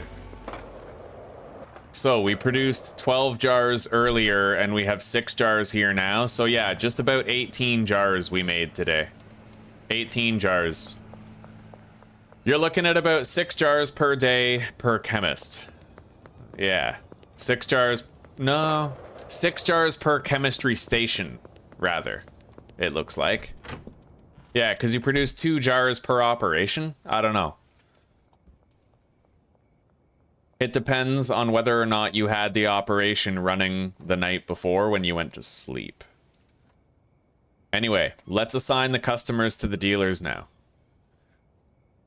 So, Donna Martin,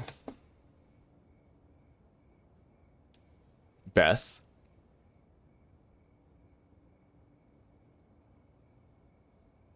Chloe, Sam, yep, as well as Ludwig, definitely, Ms. Ming, Ludwig,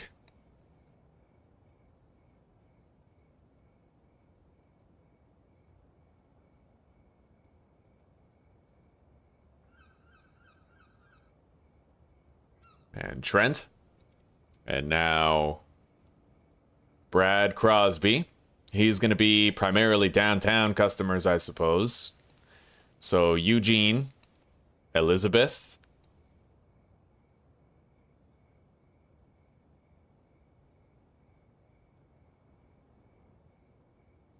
Greg, Jeff, Jennifer, Lucy, Randy, and Philip. And then Molly, Doris, Meg,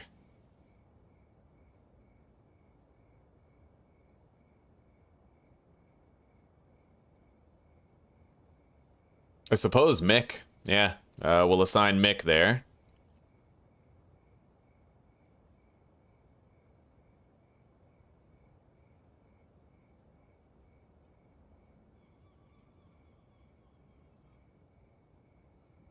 Mick Lubricant.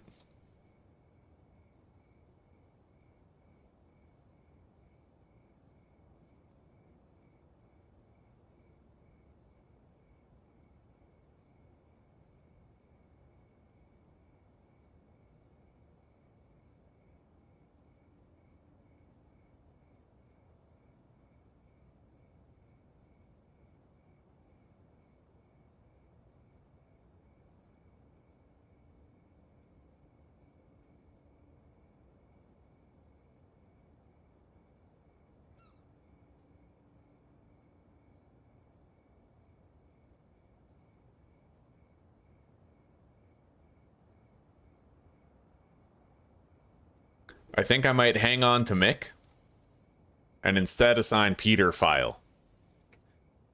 Although Peter File does bring more money to the table. He's not exactly choice clientele, but yeah, we'll assign Mick to Benji. Joyce will go on the very bottom. There we go. Everybody is ready and set to go. Let's go to sleep.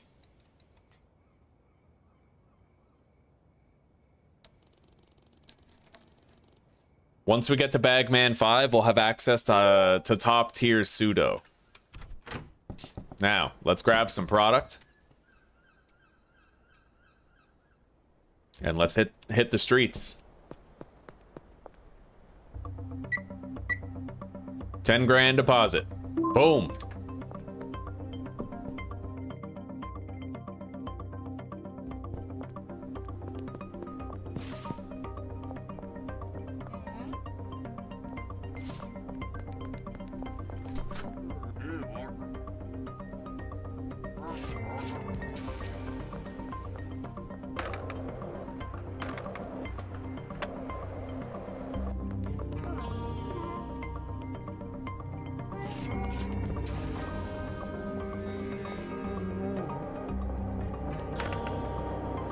Let's go visit Kevin Oakley.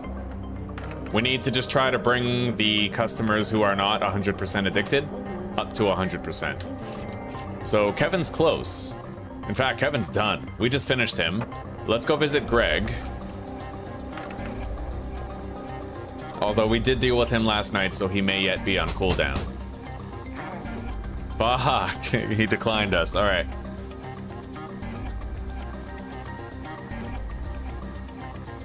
Imagine seeing your dealer come flying off a roof to deliver you drugs and you haven't done any drugs yet. It's good to see you, Wolfguard. Yeah, honestly, that's what I do, Wolfguard. Every time there's a major content patch, I just restart. Buy this product, boyo. Thanks for the pass on the boyo there, Observer.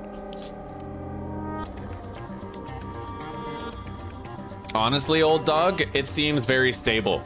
There's the odd issue every now and then with characters dancing on the spot.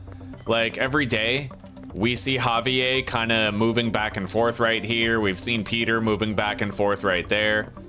But honestly, it seems very stable. I never have workers bugging out. I never have dealers bugging out and stopping selling. It seems very stable. Not gonna lie, it seems very stable. Shit.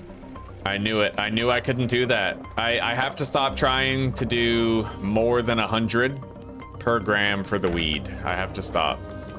It's just $100 per gram. I can't exceed that. It doesn't work. I mean, it does sometimes, but there will come a time when it doesn't, so.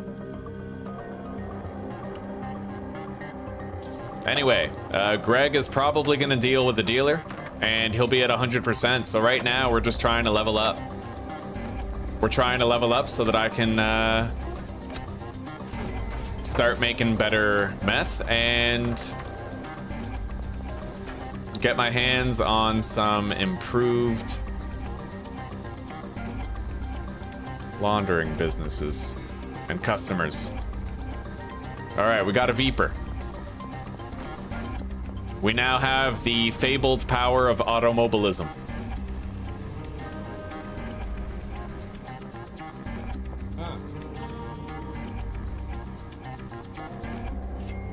All right, Shaggy's all set, buddy. Fuck yeah.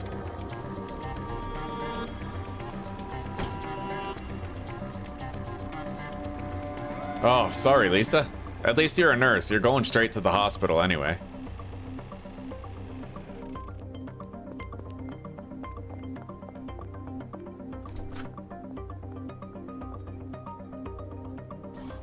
There we go.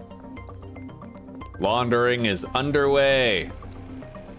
My next goal is definitely to buy the car wash so we can improve our laundering amount per day. Because with those dealers going around doing their thing, buddy, we're going to be able to pick up a shitload of cash from them every now and then.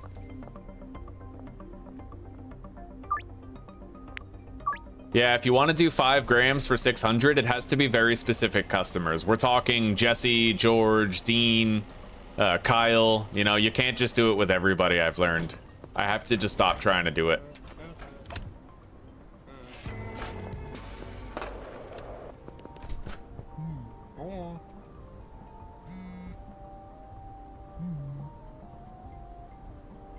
Okay.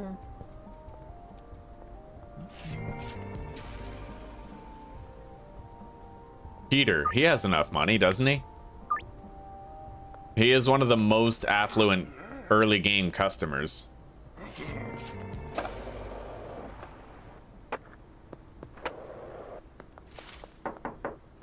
No.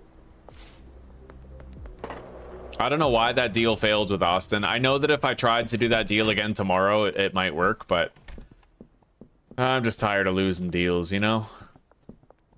There's really odd inconsistencies with the rules with the deals.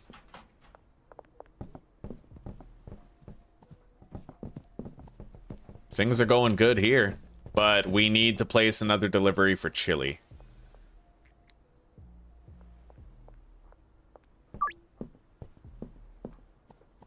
And then after that, we're gonna get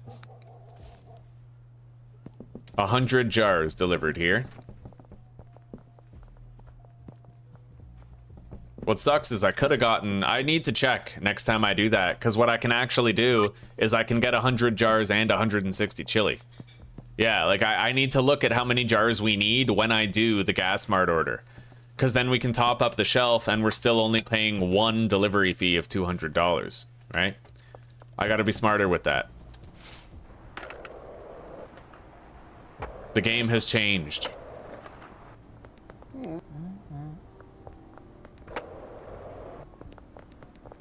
Hello, Molly. Wheeling and dealing, are you? Okay.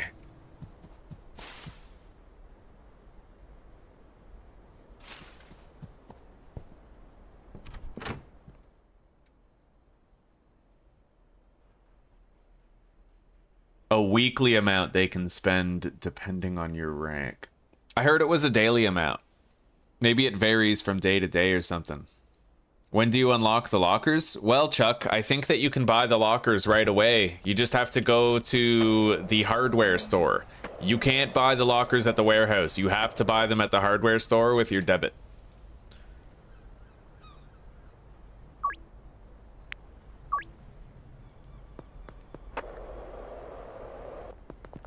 Oh, hey.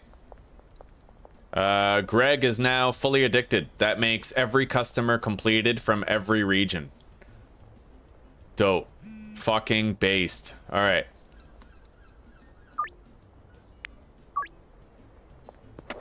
See? Look at this. He's dancing to the taco music. Hell yeah. I'm making a short of that. We saw it earlier and I was like, dude, I have to make a short out of this.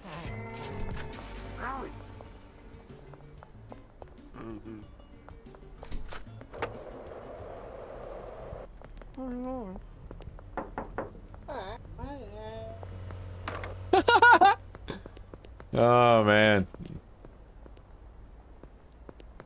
Was it the priest who ran over that cop? It actually might not have been. The priest has a red car. The cop got ran over by someone in a red SUV, or like a red truck. Who was it? Who the fuck ran that cop over, bro? I don't know. We'll have to try to find out later.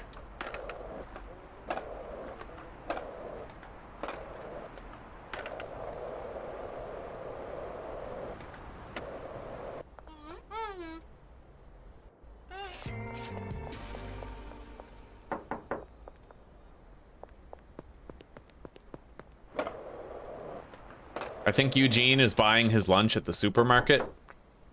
No, he's not. Yeah. Then he must be on lunch behind the office building. Let's go check. No, I have no idea where Eugene is right now.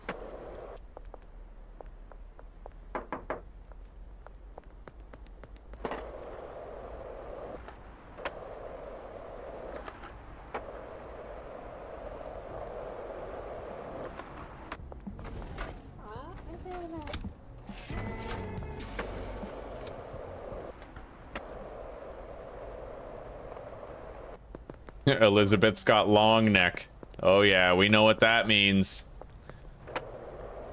Anyway, I think it's about time I started preparing for our new customers. So what we're gonna do, there's Eugene. Right, the obvious answer is usually the right one. He's waiting for his drugs.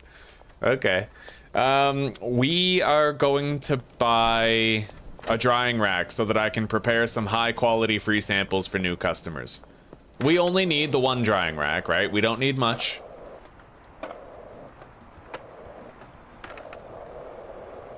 Anyway, let's go grab the last of our marijuana dime bags from here. And now we know that we need to prepare a few more. I'm not going to want to prepare too many because eventually there isn't going to be a single customer in the map who orders individual grams. They're all going to be ordering jars, right? But until that time, we do need to have a steady supply of baggies coming in. So right now we have 54 dime bags.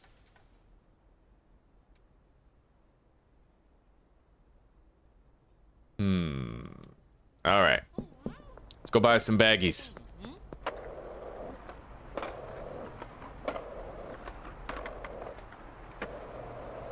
You know what? Yeah, we'll get 60 baggies.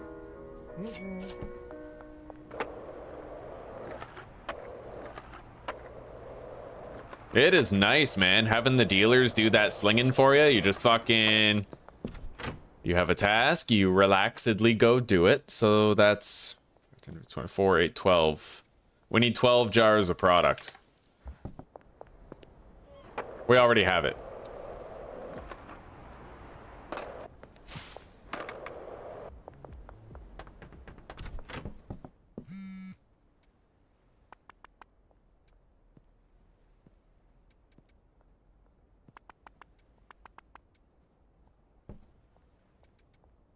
And let's pay him now. Oh shit, I don't even have enough cash. Never mind. We'll pay him before nightfall. Yeah. And then he might be done by tomorrow. Wait. Ms. Ming, you want to buy a jar? Oh, beautiful. Okay, we're paying him right now. He should have all that shit bagged up before nightfall. Like, before tomorrow, I mean.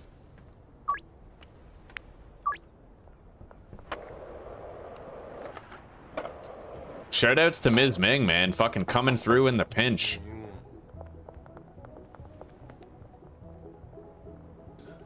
Thing I really love about this update is that it seems like for the first time ever, the dealers are just consistently working properly, right? Like, I haven't had to quit the game to fix the dealers since this beta dropped.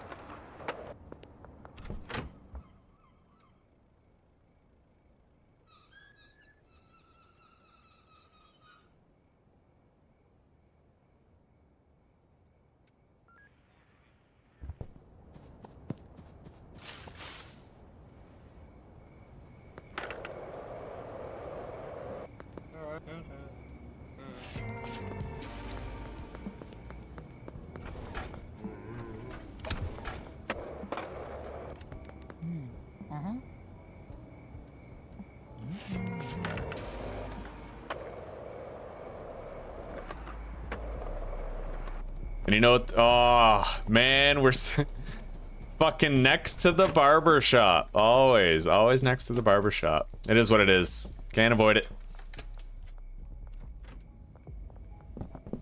Okay, so we have the order of chilies in... Oh, it's here. Yeah, perfect. Okay.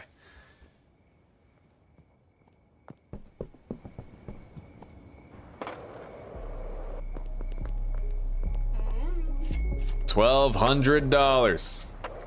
That's what I'm talking about.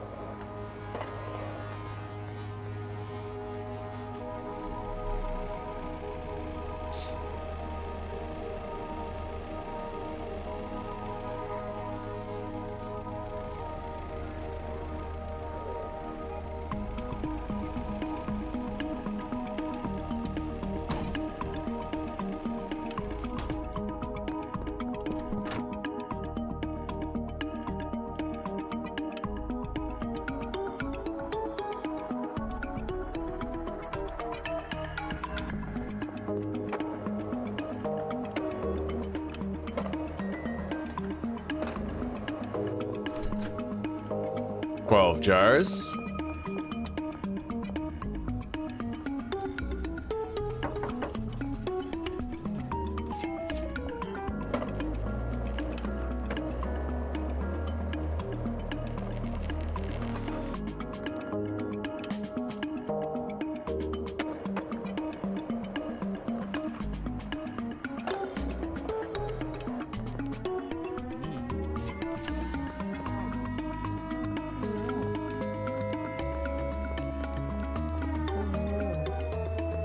Sure am liking all the red glazed over eyes around here.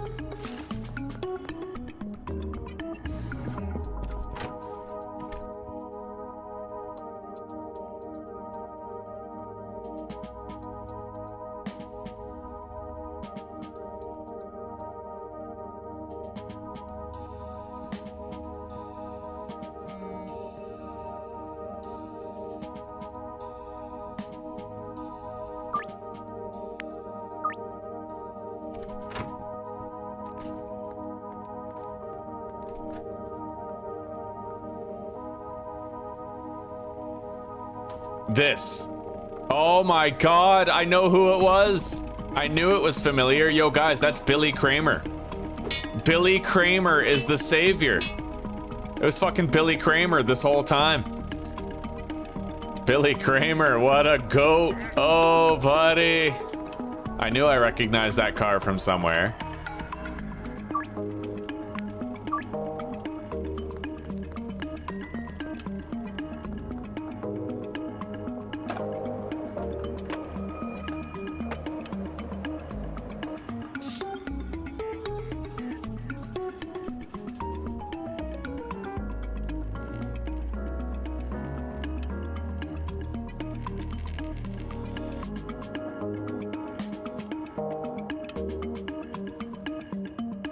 Yeah, beta's free, buddy. The beta is totally free.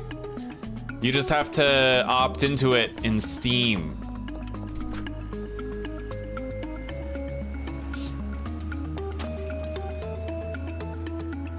Oh, buddy.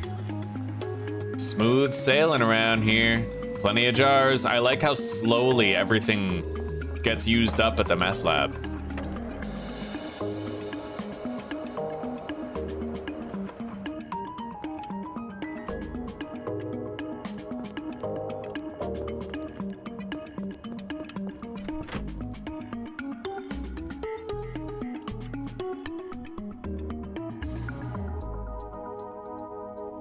We don't even need any baggies for the deals.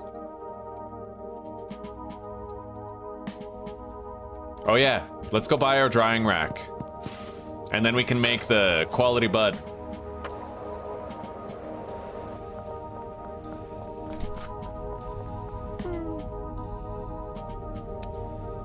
Got it.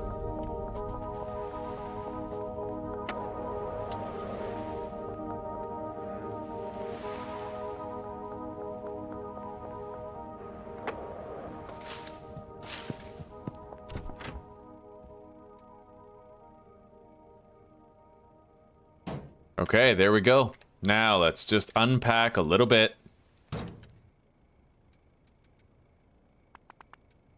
Dry that shit. Look at that, eh? Beautiful. We're set, buddy. We're fucking set. We're gonna have dope-ass samples ready. I'm hoping we can have premium meth made before we need to get new customers. It won't help with very many customers, but it might help with a few. There are a few customers in each region where meth is their affinity, drug of choice, right? All right, let's be quick about this. Man, we're going to bed early tonight. I like that. That's the thing, like, I know I do it every single day, but I actually hate late night bedtime when you go to sleep at like 4 in the morning. In fact, I kind of wish there was a penalty for it. Like, you wake up tired the next day and your haggling is worse, you know?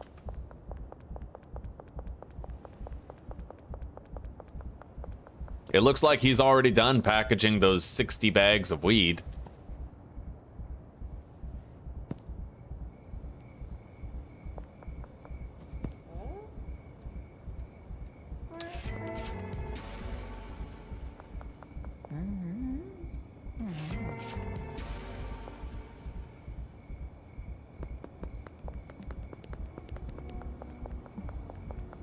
Okay.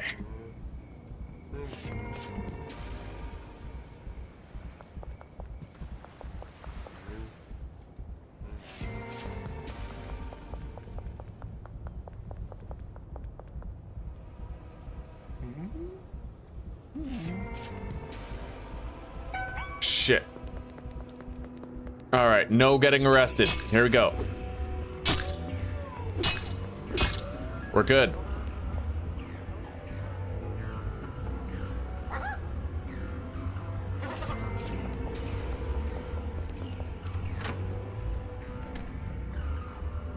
Hell yeah, buddy.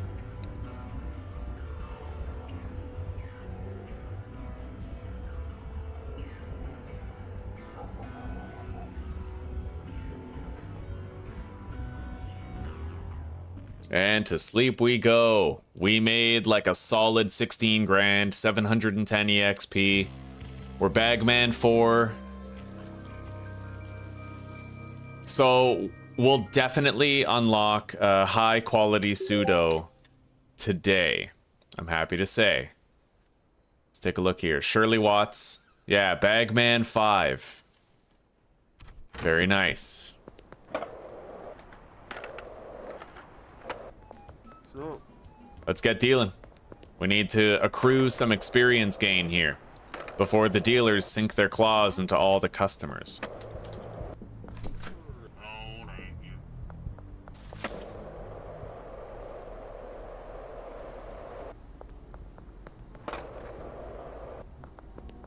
Where the hell is Doris Lubin? She couldn't have been there already.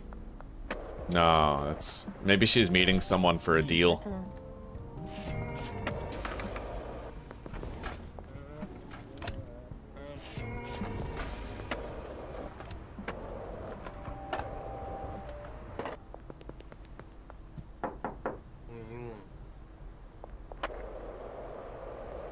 All right, Austin, Texas.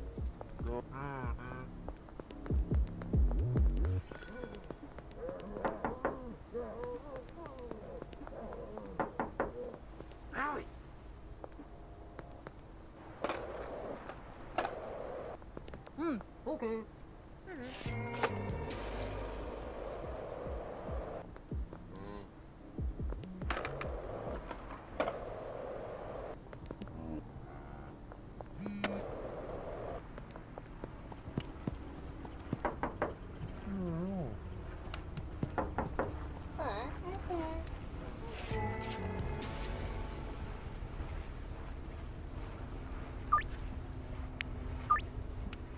100 per gram. Do not betray the stability. 100 per gram is your bread and butter.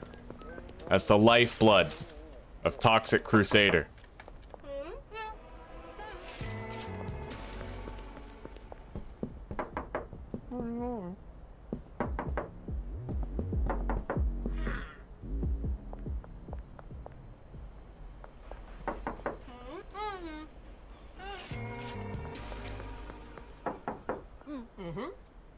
Sweet.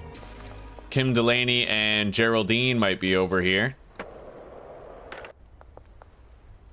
Well, there's Kim. I guess Geraldine is coming around the bend. Unless he's meeting someone for a deal, which is also possible. There he is.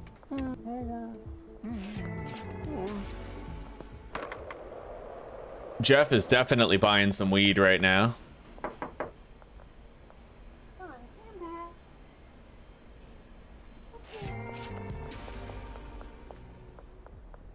Yeah, we gotta go hard with the dealing. The sooner we can get that high quality pseudo, the better.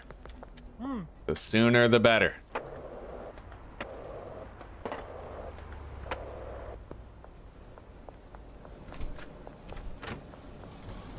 Four minutes. Oh, buddy.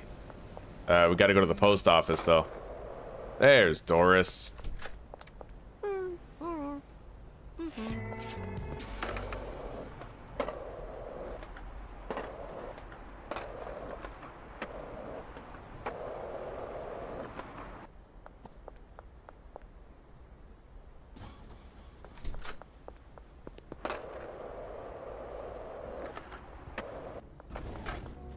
Meg's out buying.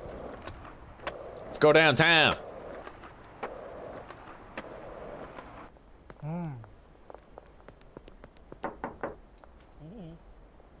Oh yeah, everybody's well taken care of.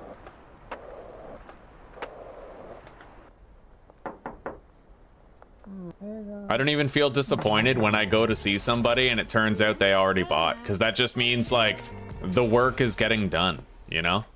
I'm getting EXP, I'm getting money, secondhand through the dealers, perhaps not as much EXP and money, but ultimately it's easier on me. I get to just chill.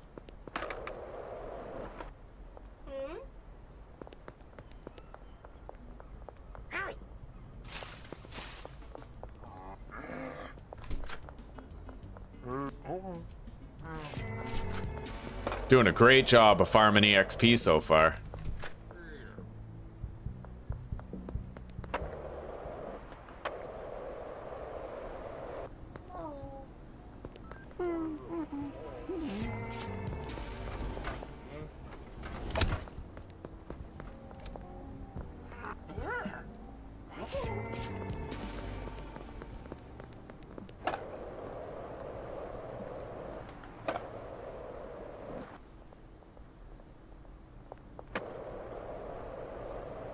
Did I sell to Geraldine? I think I did. Successfully. Oh wow, I didn't. Good. I'm glad I came to check then. Extra EXP. We definitely sold to Lucy. And Ms. Ming. And Ludwig.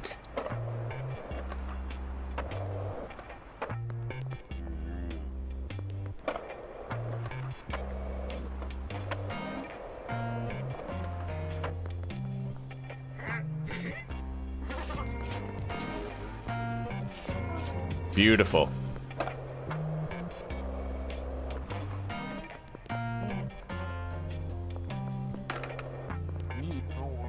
Now, where is Jennifer? She'll be along any fucking second. She always is. Around 1:40. Yeah, oh, she's coming. Is it over here?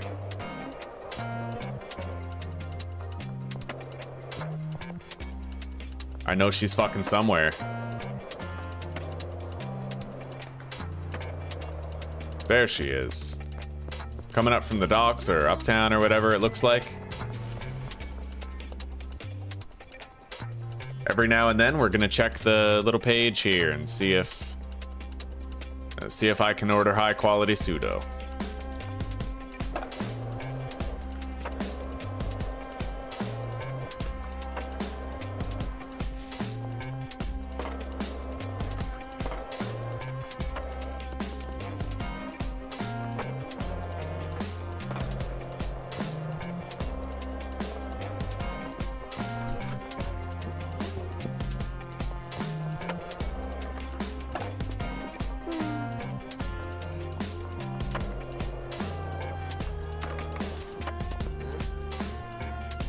All right, let's go check on Mick.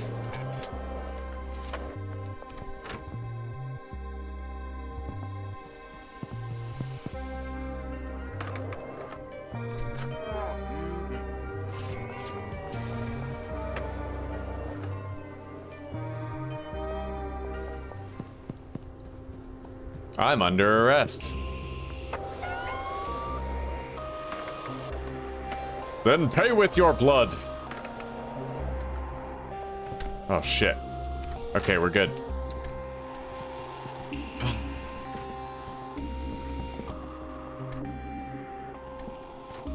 We need more chilies. So, you know what? I'm gonna get 12 soil,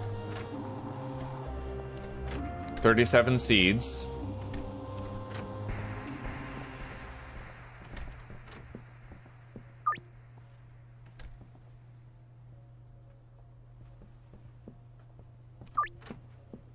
And then we're gonna get the chilies.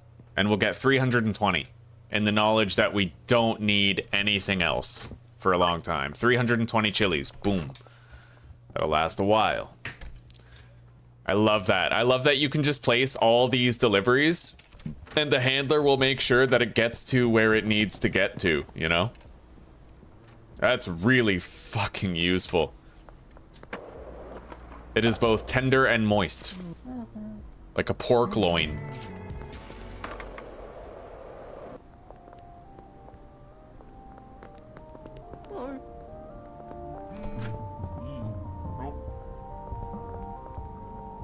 Laundering operations are completing now. Wait, that was... I think that was the laundromat only. But still, we're gonna go restart it.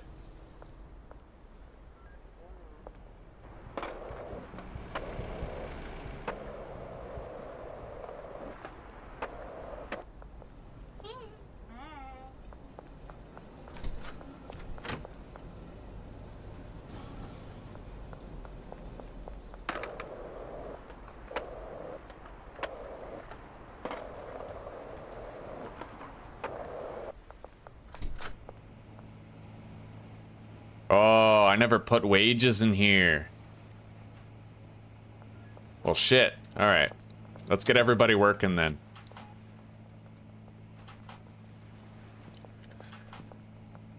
So, I think... I know that we put 10 days wages in the other boxes.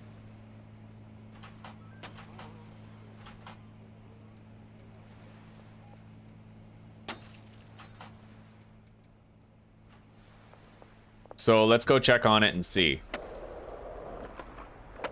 Is there 4 days wages left in the collection boxes?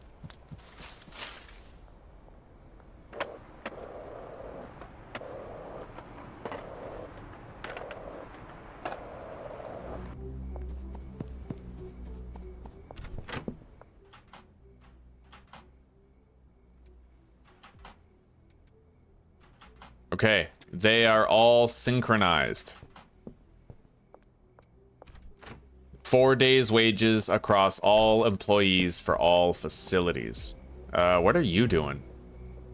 There's nothing for you to do right now. Are you sure about that? Save, quit. Now, it might actually be the case if the soil shelf is full, but I highly doubt it's full because I ordered the exact amount required, right?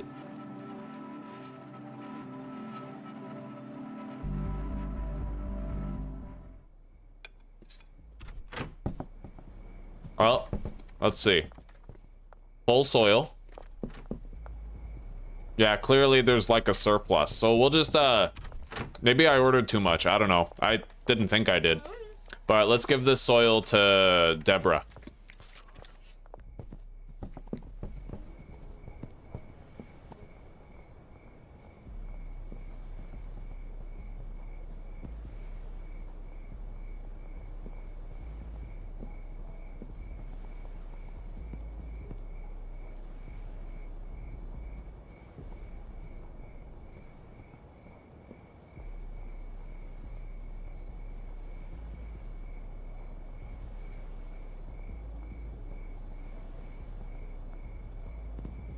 $50 mil challenge. God damn.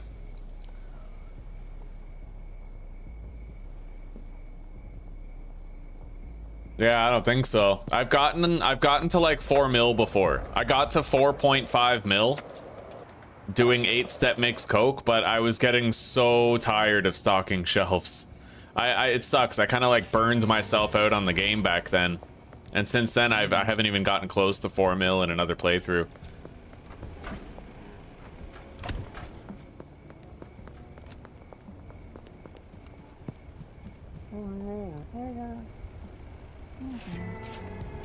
All right, let's see. Shirley Watts. Boom. High quality fucking pseudo. Let's go. Bagman 5. Fucking moist. Dripping with moist autism.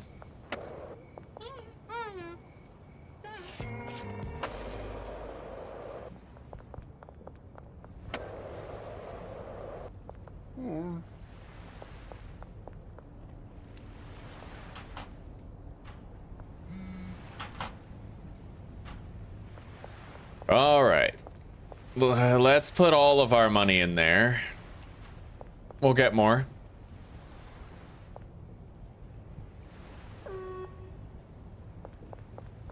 Man, I feel like we got no calls for deals today, eh? Like none at all. That's nuts.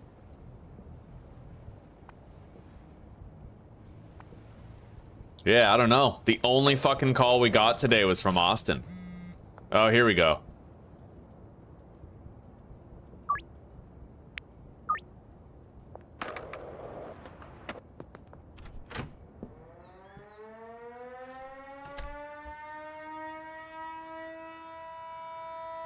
Not to say we didn't get a shitload of deals, but...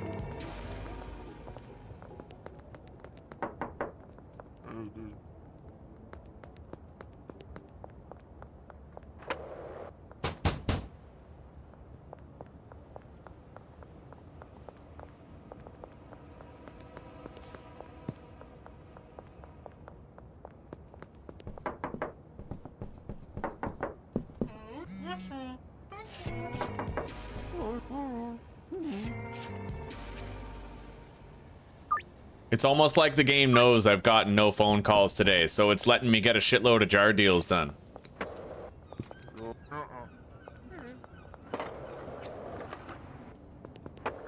Let's go to the casino. Might be able to make a lot of sales there. And Jessie over here. She wants to be sold to. No, she doesn't. All right.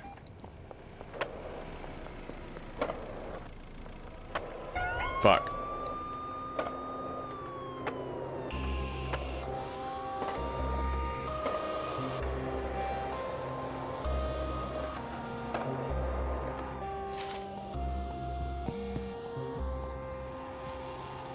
Fuck, I am stuck here.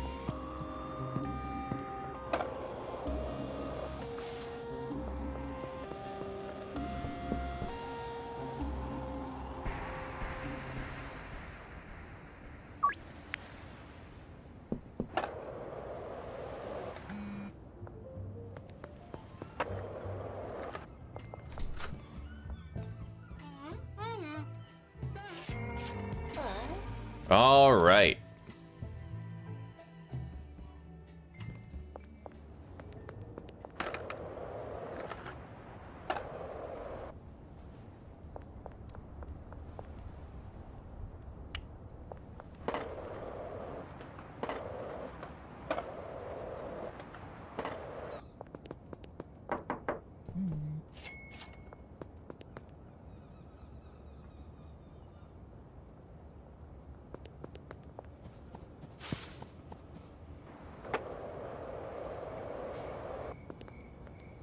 Everybody just wants Toxic Crusader right now, so no need to bring any meth.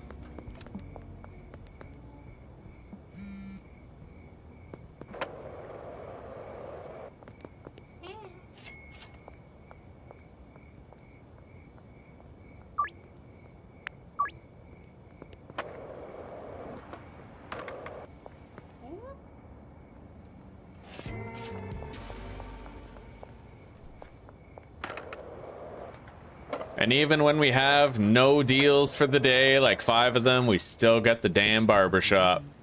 That accursed damn barbershop.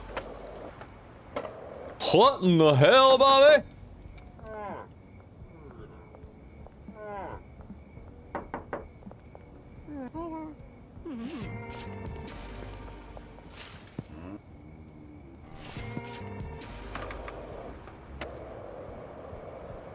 We managed to nab a lot of extra cash through some risky jar sales. It's not nearly as reliable as, say, selling dime bags, but it worked. It rarely works.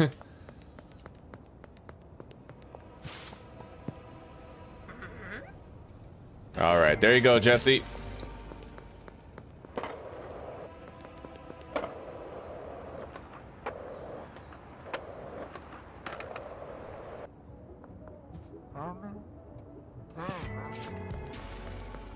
So, how much more regular pseudo do we have, given the fact that I had all of my employees unfortunately screwing the pooch all day? Nice.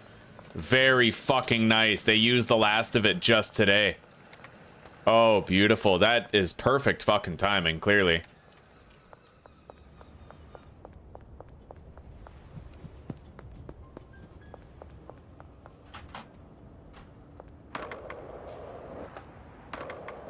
I'm kind of hoping we can place that last pseudo order before we go to sleep. 3 hours and 30 minutes, huh?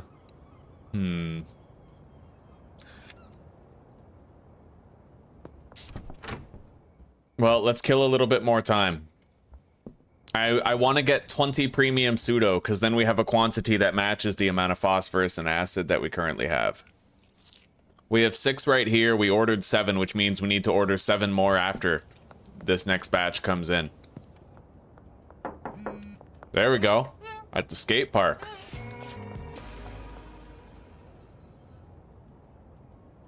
Done.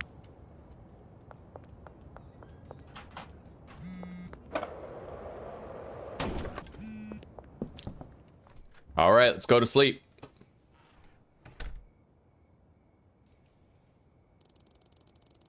Yeah, today was a very slow business day, eh? Drop is ready. North exterior of the arcade. Hopefully business is booming today. We're kind of due to receive that after the slow-ass day that we had yesterday. Anyway, there it is.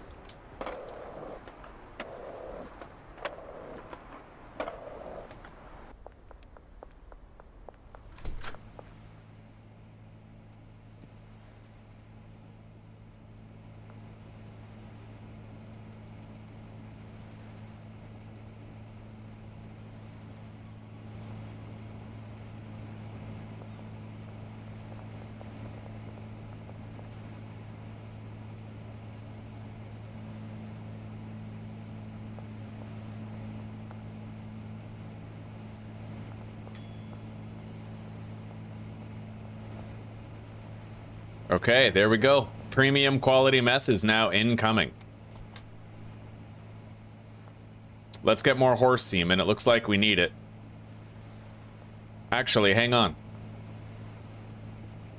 All right, we're gonna get 74 jars with our horse semen.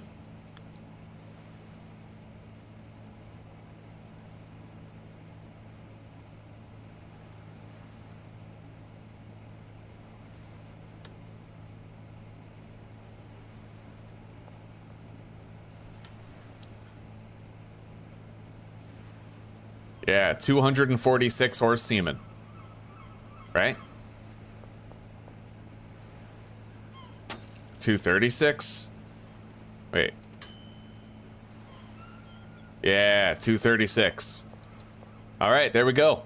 Yeah, we're reloading the jars and the horse semen at the same time, and we're getting a surplus sum of horse semen to go with it. And by the time we have access to those brand new customers, we're gonna have premium quality weed and meth.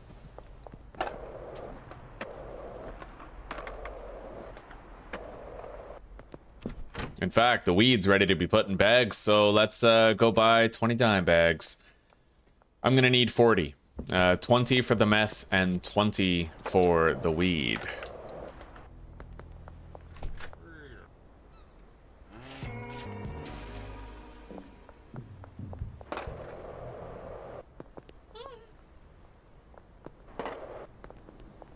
No.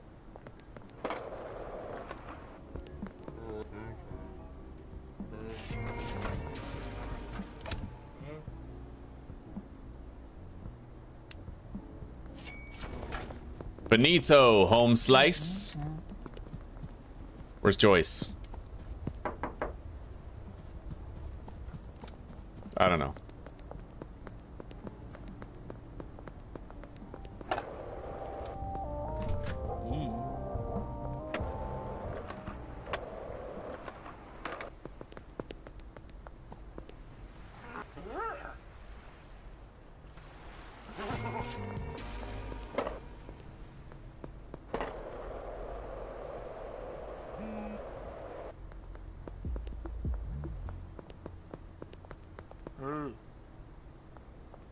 Kyle Cooley, you are definitely a 5 for 600 customer.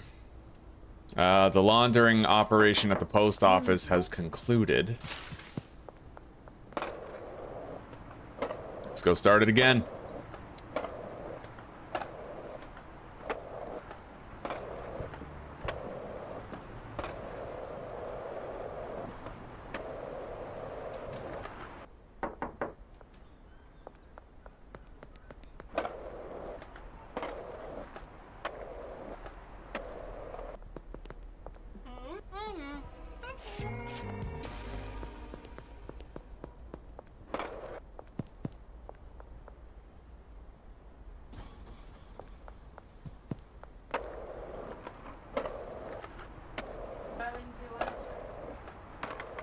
Sure.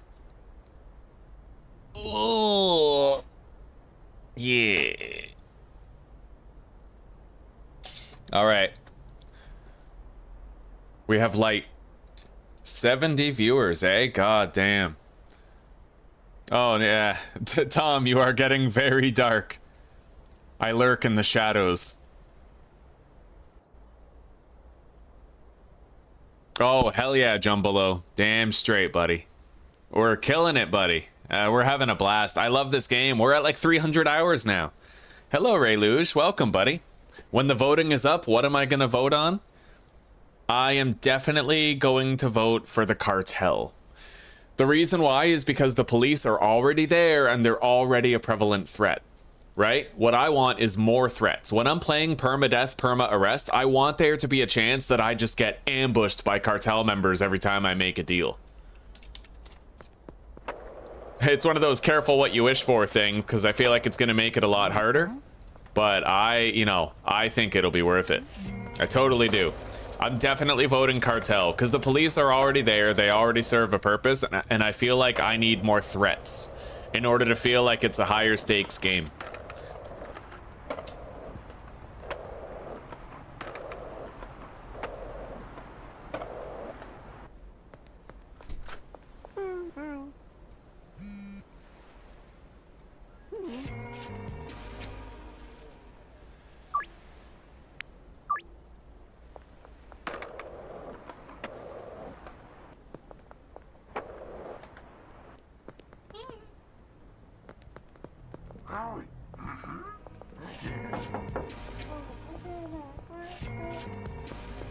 I love those days when the deals just flow, when you're constantly selling to somebody, everything's moving forward at all times.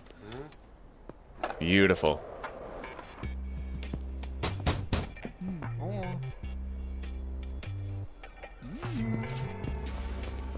All right, let's get this shit bagged up.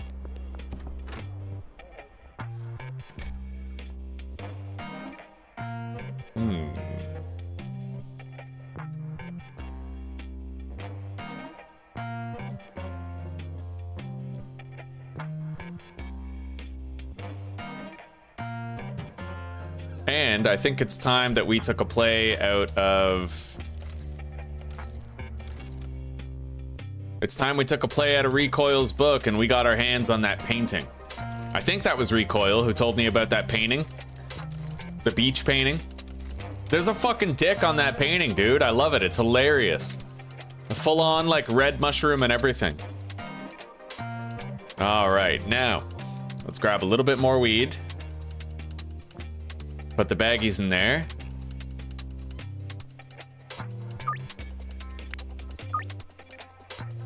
Deposit the drying rack.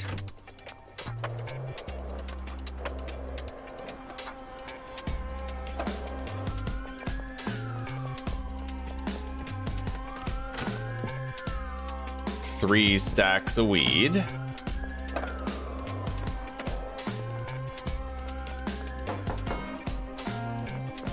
Lucy's out there buying our greenery already.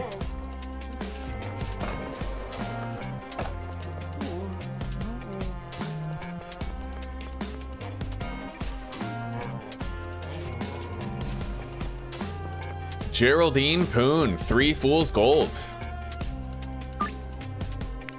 900 for 5. That's what I'm talking about, buddy.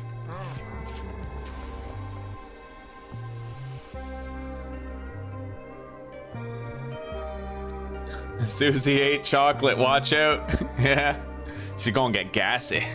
Gassy in the ass. Her farts are epic though. She has dudish farts, like, you know? How dare you?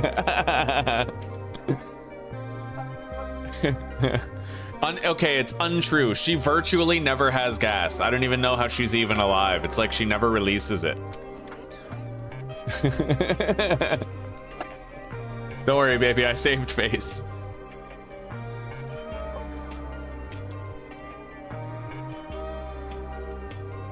All right, now.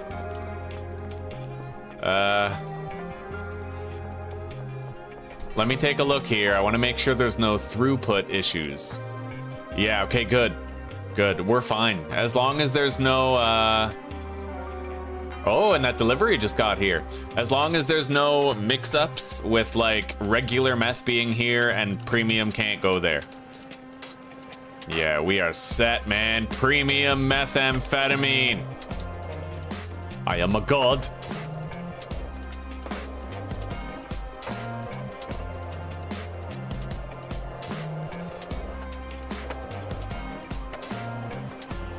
Don't we have to start the laundering operation at the laundromat?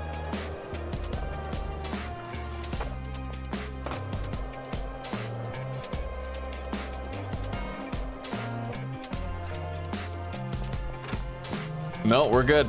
Although it is over in an hour. Yeah.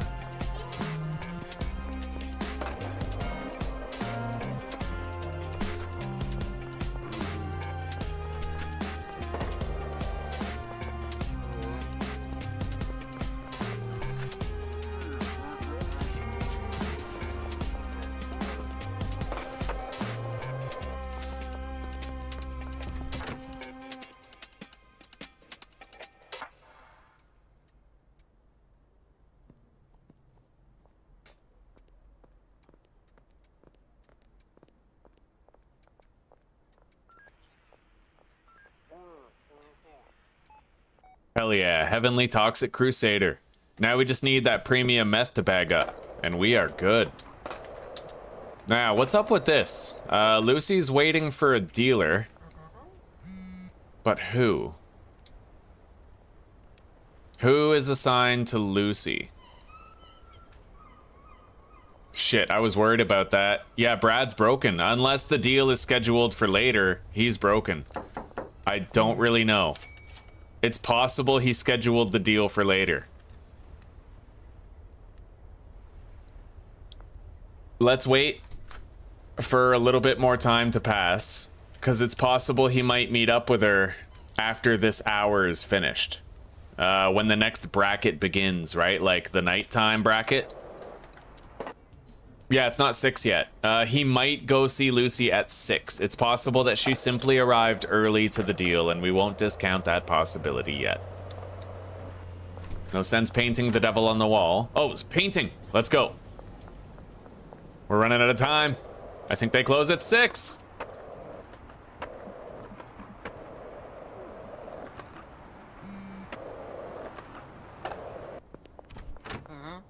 All right, cheap painting. Jukebox, antique wall light. Dope. We got everything a man needs to have a moist foreskin. That's nasty.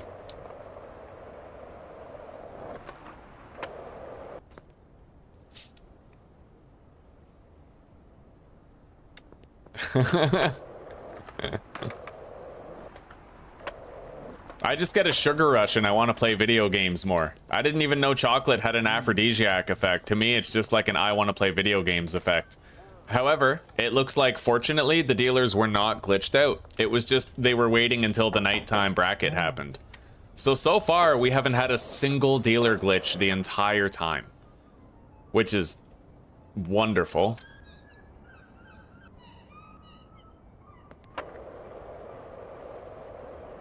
Although the fact that Molly has literally $0 is definitely concerning.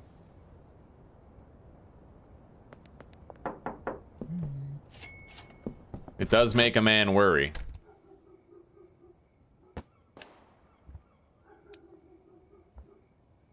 Yeah, I like that. That ambient mood lighting in here, like, that's nice, dude. That's real nice.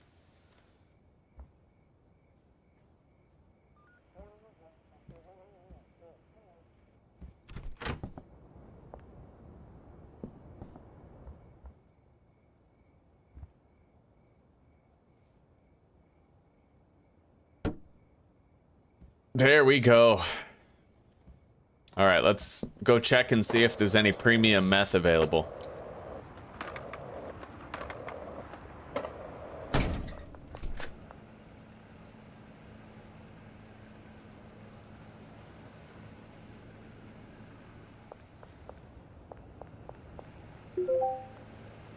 I guess let's find out if they're bugged. If they don't start moving around right away, then they'll probably be fine.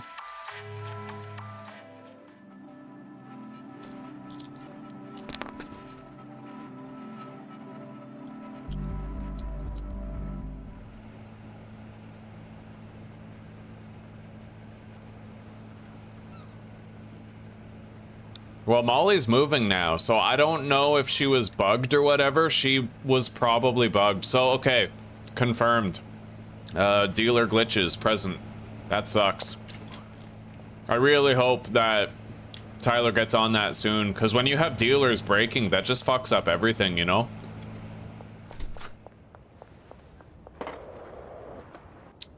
The thing is that dealers are supposed to be like, they're supposed to be experience and money farms, right? And if they stop working, then all of a sudden you're effectively being punished for not just doing the deals yourself. Not only would you get more money and more experience if you did the deals yourself, but enlisting the dealer is giving you no money and no experience when they glitch out. That's pretty punishing.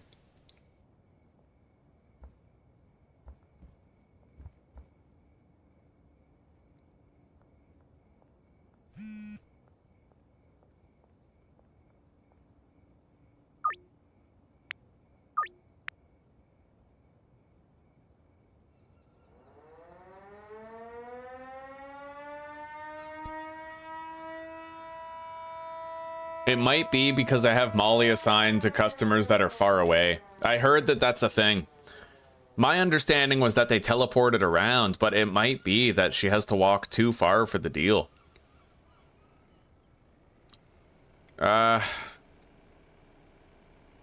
Okay, you know what? We're gonna unassign those. Unassign Joyce from Benji. And then to Benji we will assign Kathy. And to Molly we will assign Kim Delaney because she's West Coast. Jerry Montero because he is also West Coast. And Joyce. So she only has West Coast. West Coast. She only has West Coast customers. Benji only has Northtown customers. And Brad should only have downtown customers.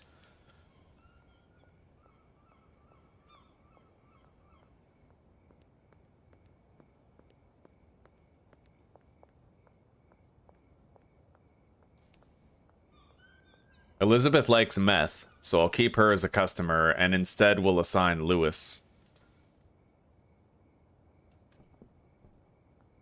Hopefully it works. I don't want the dealers glitching out. That shit pisses me off to no end. Like, they never should have been glitchy in the first place, but they are the one aspect of the game that has remained glitchiest for the longest. At this point, the employees work better than the dealers do. And it creates this weird dichotomy, right? I was just really hoping they'd be fixed by now. Really hoping they'd be fixed by now. Now, I have to admit it has been a long time and we haven't... That's like our first dealer glitch that we found. But it still sucks, because in the patch notes for this were apparently, like, was repaired pathing. So hopefully, by the time the full release comes out, he will have, like, fully fixed it. Where there's, like, no longer any room for error and the dealers just work.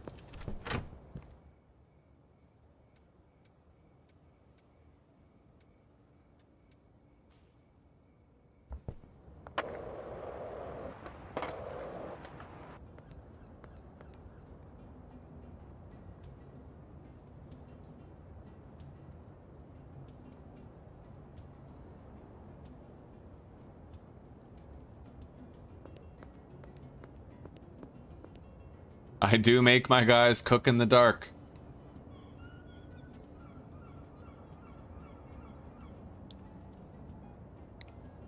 Yeah, I wonder why, Zuzi, I wonder why they don't have chocolate covered Sour Patch Kids yet.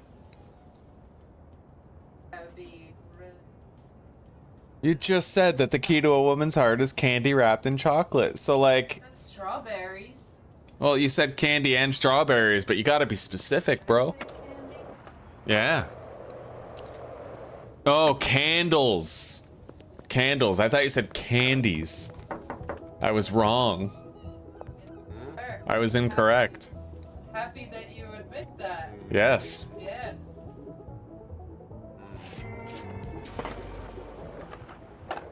All right, now, what's next on the list?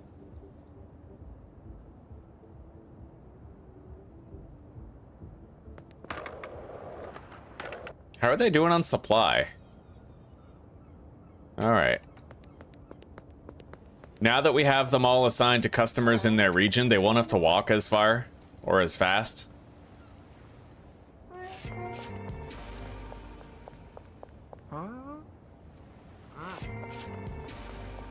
Okay.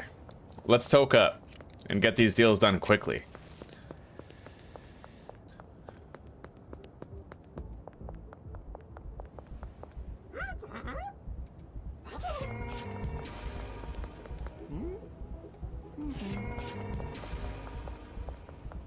Wee, motherfucker.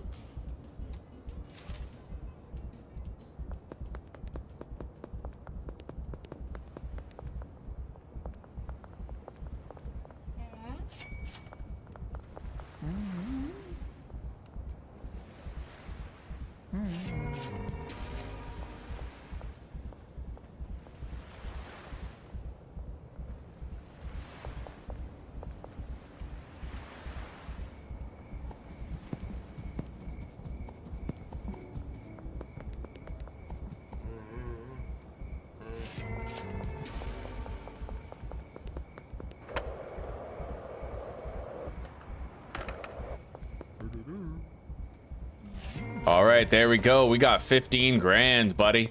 We are killing it. Lots of cash. Really getting ahead of it now. We won't need to... Oh, you know what? The mixing ingredients have been used up. Let's check on things. So we need 87 jars. But we're good on soil and seeds. Let's get 87 jars. And 100, well... 320 minus 87 would be 240... 233? Did I math that right?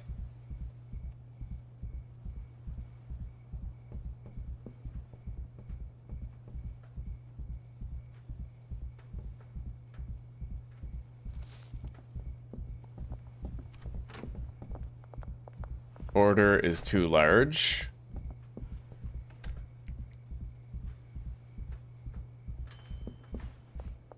Oh, 223. That's too large. 213. There we go.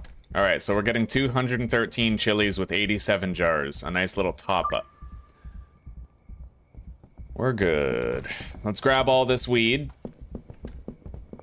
Check on the wages. Looks like they have another 3 days of wages left, if the cleaner is to be believed. Let's go to sleep.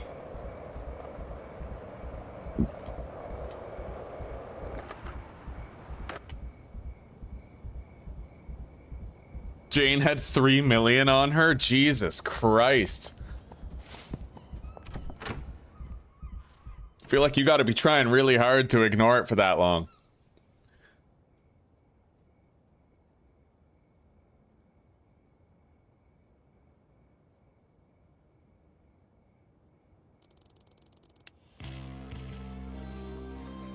Alright, we unlocked the cauldron and the docks. It's time.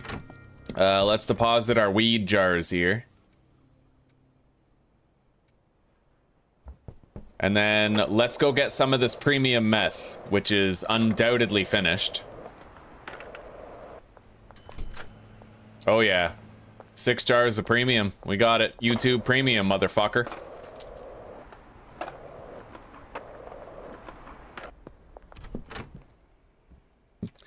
Yo guys, we made ads worse, but don't worry, you can now pay to make them less bad.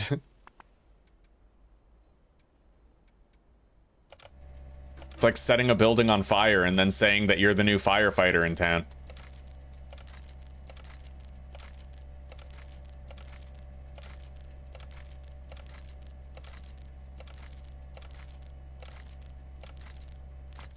All right, we got it.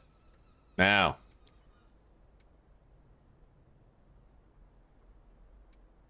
Let's get out there and let's get some new fucking customers. First on the list, Cranky Frank. First on the mic, MC Confusing. I took a shit on my nutsack and called it Jack Black. It's a fact. I got my rhymes in towel racks taking a nap. I attack motherfuckers wearing purple backpacks and I say karate pencil case and put it on tape.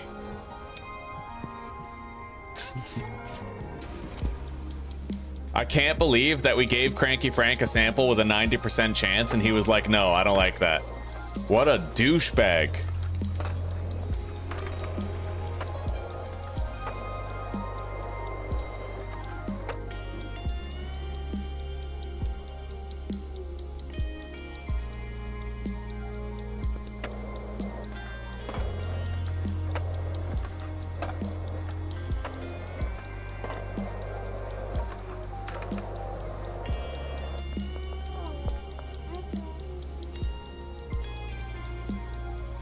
She actually likes the meth better than the weed. But yeah, we literally just flat out, we flatlined trying to get new customers today in the docks. Complete nothing burger right there.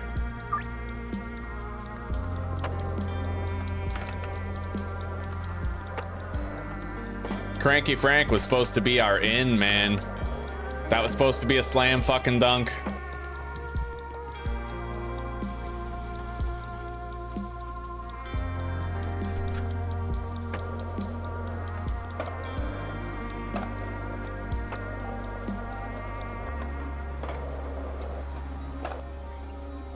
Come on, Benji, get moving, buddy. You're making me fucking worry. See, now I'm all paranoid schizophrenic about the dealers being broken. Why are you going all the way downtown? I thought that Kevin. Kevin is the culprit.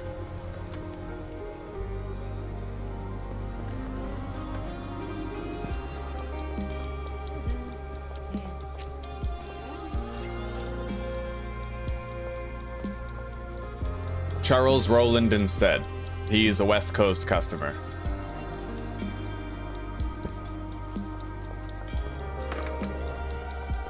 So they're totally.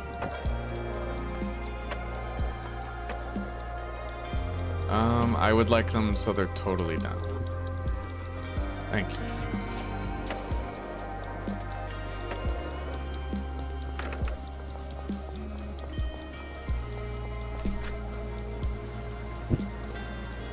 We're gonna need to reload the acid, phosphorus, and pseudo. So let's arrange a meetup with Shirley.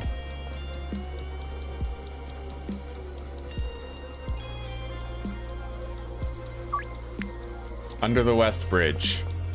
So we're gonna get 30, 40, 50 premium pseudo.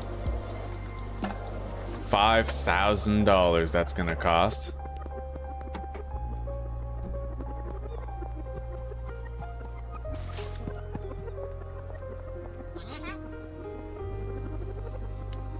$5,500.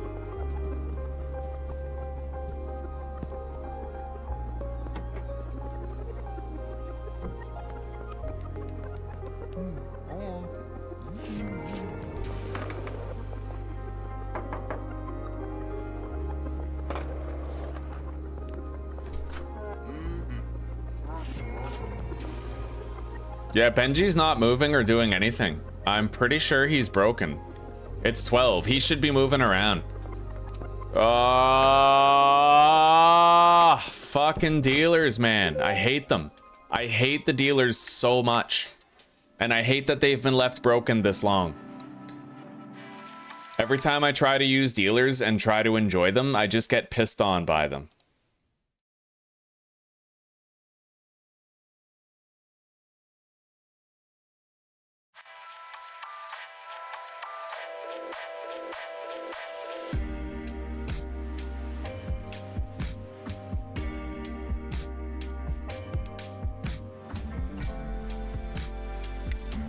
Yeah, I hate the dealers, man. They're so stupid. They always break.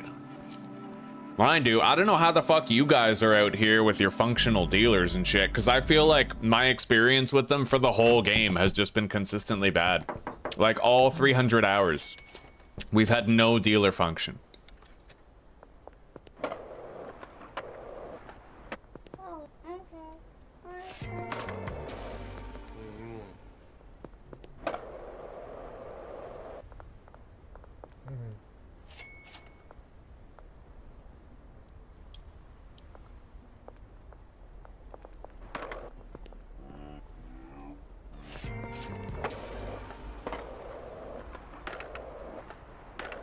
In fact, I feel like ever since we started using the dealers, I'm making less money.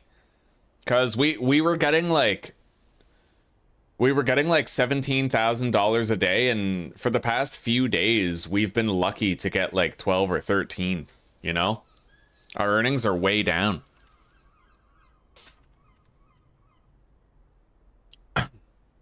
Oh, hey Joshua. It's been a while, buddy. How you been?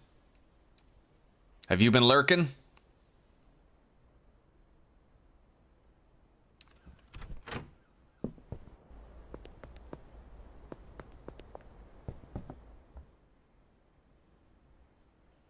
Yeah, well, Anthony, I feel like if you just watch the dealers, the thing is, were you watching them? Because I feel like a lot of the time I'll have a dealer that'll just like get stuck, you know?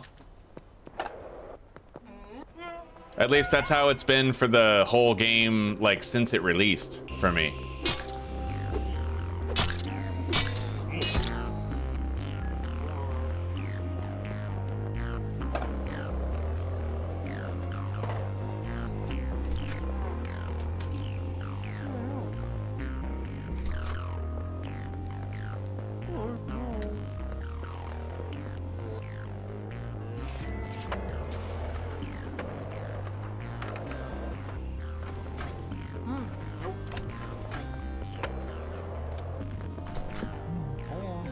I remember in previous series, we would actually try leaving a dealer who was unresponsive for a couple of days, and that dealer would not make any deals for the whole day. So I don't know how you guys are getting the dealers to work properly for you or whatever, but I can't. It just feels like every playthrough I give them a little bit, and then I start losing money, I start losing experience, and I'm like, fuck this, it's not worth it.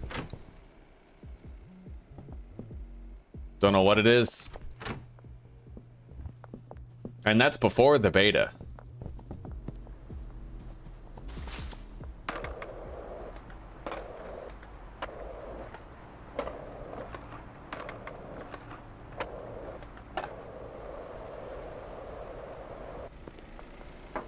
Anyway, Benji's moving now.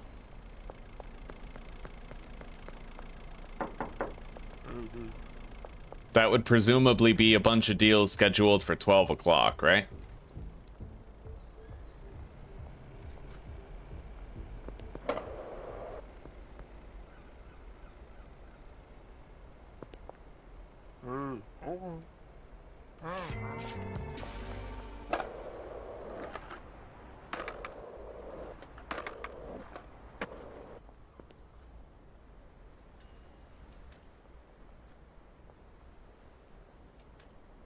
$12 to 14-hour days, 13 days straight.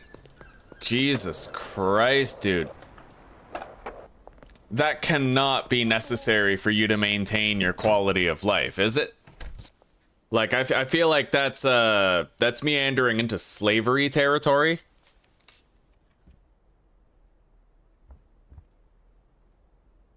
Yeah, that can't be what's requisite for you to maintain your quality of life. Like, that's messed up.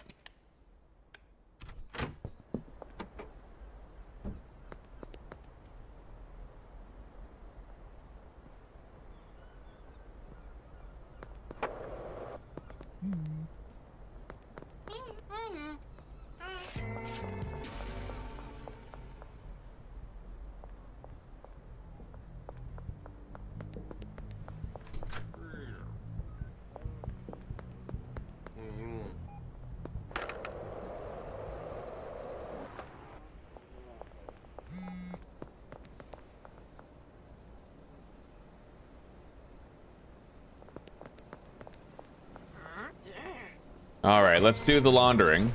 We're trying to save up now so that we can buy the car wash. We need 20 grand. So if I can avoid spending any debit money for like a couple days, then we'll get it. I know that we have a shitload of horse semen and jars already at the meth lab.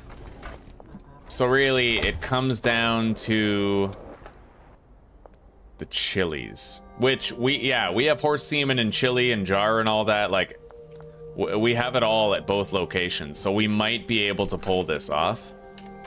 And it's Friday, so we'll be able to deposit 10K soon enough.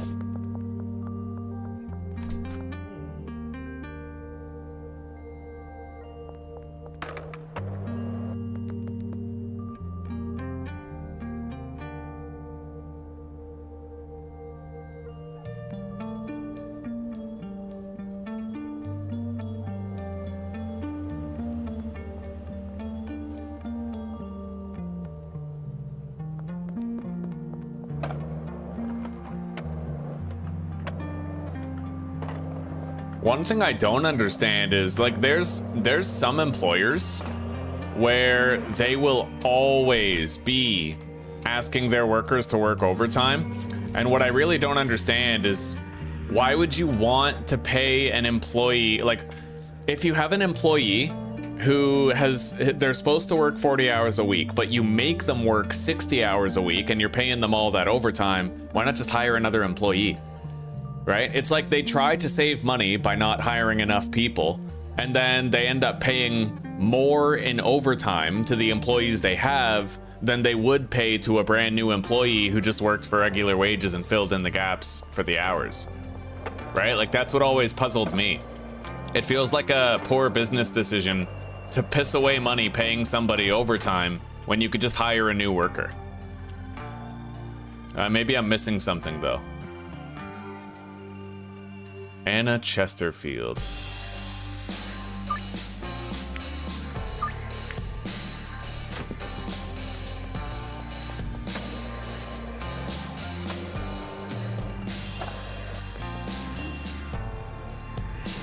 Anyway, past midnight tonight. Now they're working. You can tell they're working now. Yeah, past midnight, we're gonna try to get those new customers again.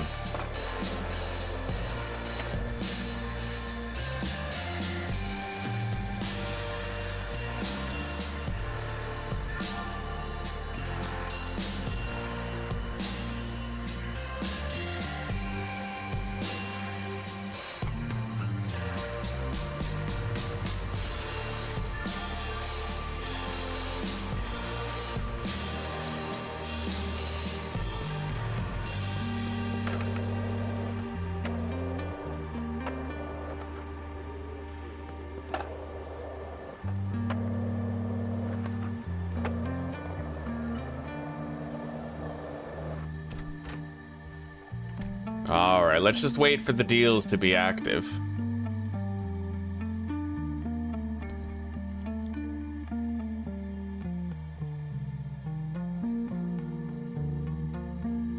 So it's integration based.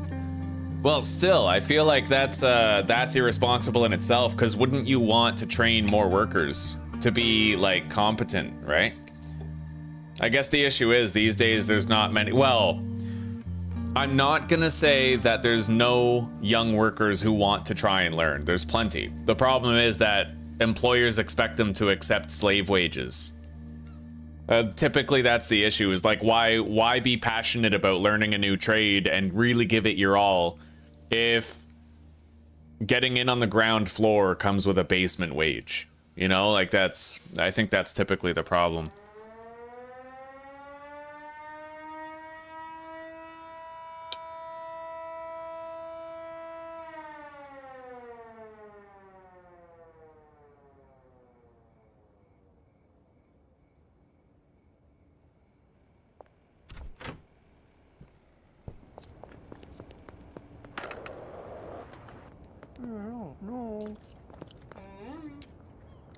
I remember when I was a kid, when I found out that my parents had to go to work every day, I thought it was like the worst thing ever.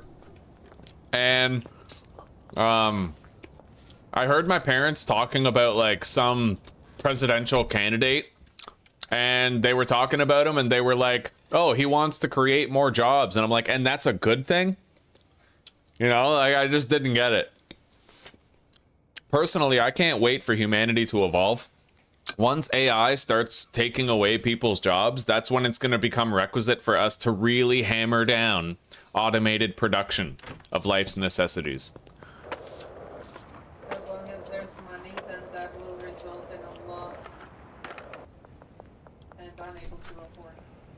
Well, the way I see it, Asmongold's got the right idea. You just need a universal basic income, that's it. You'll just have to create a world where a person's quality of life is not dictated by whether or not they're a debt slave.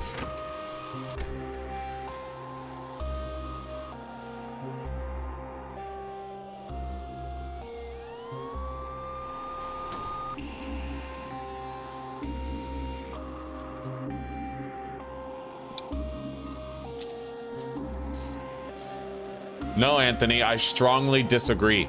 Okay, because after a guy is done building a bridge all day, where does he go? Fucking Burger King to get a quick meal on the way home, right? There is no such thing as work that is not valuable. Every worker should be respected with a livable wage, flat out. Doesn't matter if you're flipping burgers at McDonald's, working for the postal service, curing diseases in a hospital, as if they cured them anyway. Like, everybody deserves a living wage, everybody. And this notion that we should disrespect entry-level workers and that we should pay them slave wages because it's like, oh, pull yourself up by your bootstraps. No, there's no incentive to appreciate your job or give it your all if you aren't paid at a rate that is commensurate with respect. You know what I mean? Well, also that's why Gen Z does that, like most from Gen Z don't want to. They know they don't have the experience to get the higher level jobs, and they will be slave wage. Yeah. Well, Anthony, what I mean is not that they should make the same amount of money, but that both should make a livable wage, a comfortable living wage. Back in the day, a person could work at McDonald's full time and they could afford a down payment on a house and a car. And they could pay for their college or university at the same time. These days, that's just not the case, right? And that's what I mean. Nobody should want for life's necessities and luxuries, like to an extent, if they're working full time. Doesn't matter what the job is. If you work full time, you should definitely have every entitlement. I know that's a dirty word, but you should have every entitlement to luxuries, comfort, room for growth, and investment opportunities. Like plain and simple, right? Do better, be better, get better. Well, I mean, that's, I don't know.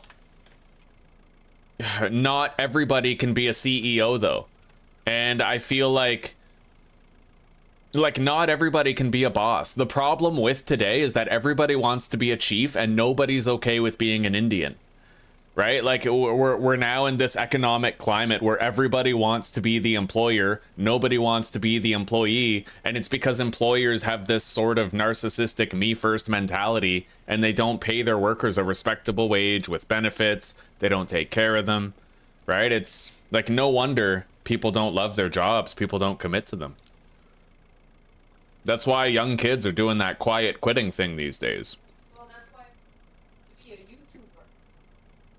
Everybody now wants to be a YouTuber or a streamer because then you get something you love and you get to set your own hours. Mm-hmm. Like, why go work for a corporation that's not gonna value you, isn't gonna pay you well, and is gonna discard you the moment they can replace you? Mm-hmm.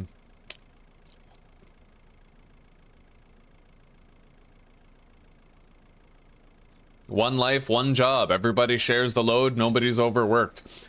Can you guys imagine?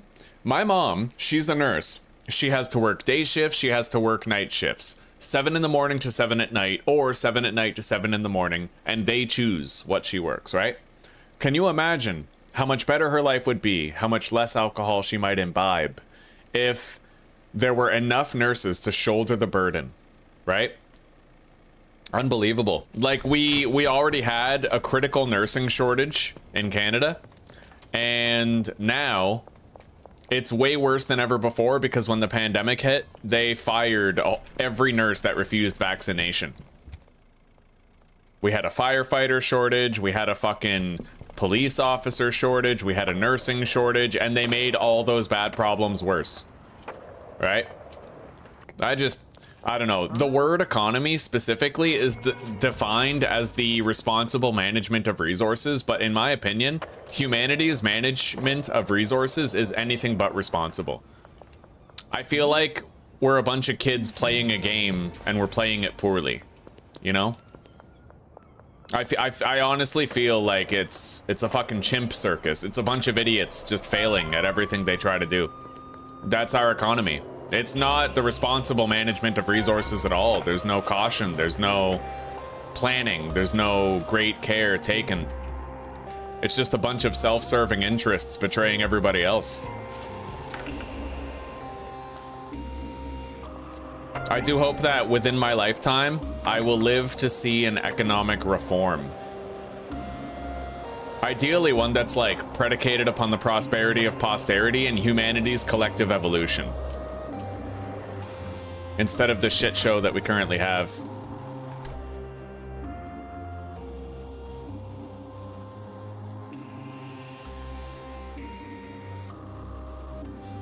Okay.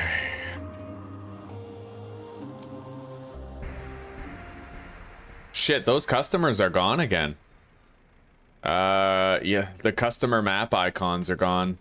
One of them is Cranky Frank, and the other one is Lisa. We could visit them now and get it over with. Let's just do that.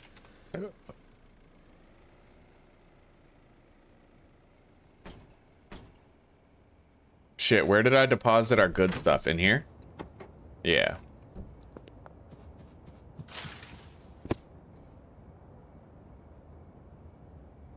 I hope you enjoy it, Joshua. We do that all the time here, buddy.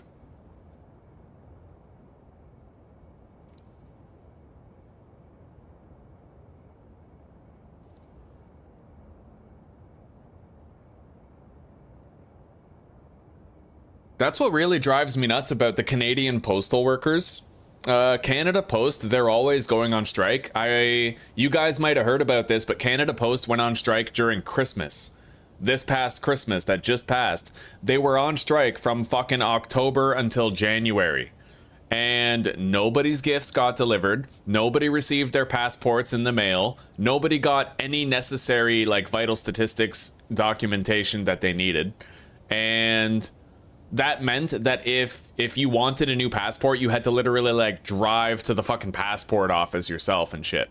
And all of this was because the Canada Post workers wanted better wages and better benefits, even though they were already receiving full dental, they already got health insurance, and they already had $23 an hour wages. And they wanted more. And it is a no fucking skill job. Right? Like, that's what's crazy, is if people at McDonald's had what Canada Post workers have, that would be an ideal world, right? Like, if everybody made good money doing what they do, they would take more pride in it. They would fill that role respectfully. But now it just feels like everything's on its head. You have people who have it good wanting it better, and people who have it rough thinking that that's all they deserve. Unbelievable. Like, I think the strike didn't start in October. It started sometime in late November, if I remember correctly. oh, it started in late November. They, like, strategically timed it so that they would shut down Christmas for the country. It lasted for about a month. They restarted the service about a week before Christmas, I think. So Yeah. it was too late for a lot of people to get things. Yeah, they restarted the service about a week before Christmas, Susie said. So by then it was too late for people to receive their gifts and shit.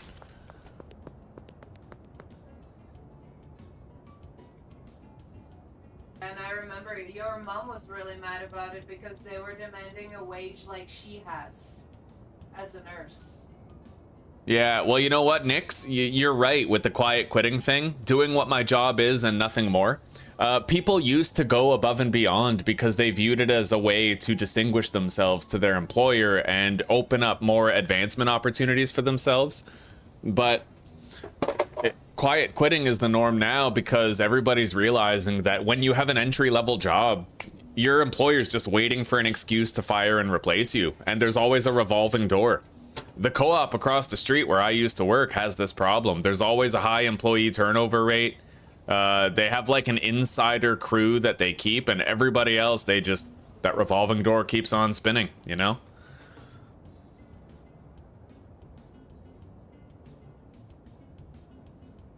Good evening, Delta Ray. How are you doing? One paycheck away from being homeless.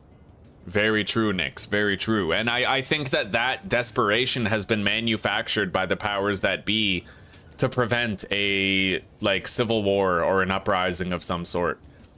Same reason we have fluoride in the water. Try to keep everybody just, like, designating all of their energy to pure survival with no energy left for anything else. Not even the energy left to hope and dream of better. Well, in the past, working harder than everyone else and being better at your job Yeah. doesn't do shit. Yeah.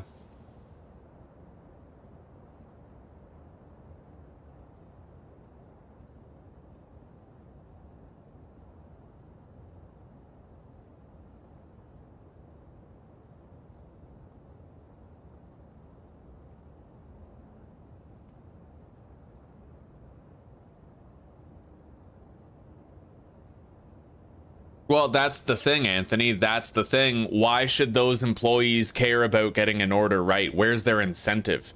The issue is not with the employee and what they deserve. Well, the issue is with what they deserve, but they're not getting it. And the issue is with the employer not giving those employees what they deserve and fostering within those employees a greater work ethic, a sense of belonging, a feeling of importance and respect, right? Simple truth is, if fast food employees were paid a good wage with good benefits and they could afford a place to live and they could afford a car, then it would be more justifiable to risk them with to threaten them with a firing if they fucked up their job. If they held a respectable position where they felt respected and they made a good wage, then it would make sense for employers to be like, you better perform or I'm firing you, and someone else would love your position. But these days, nobody loves to work at McDonald's. And the reason why is because the wages are shit and the benefits don't exist, right?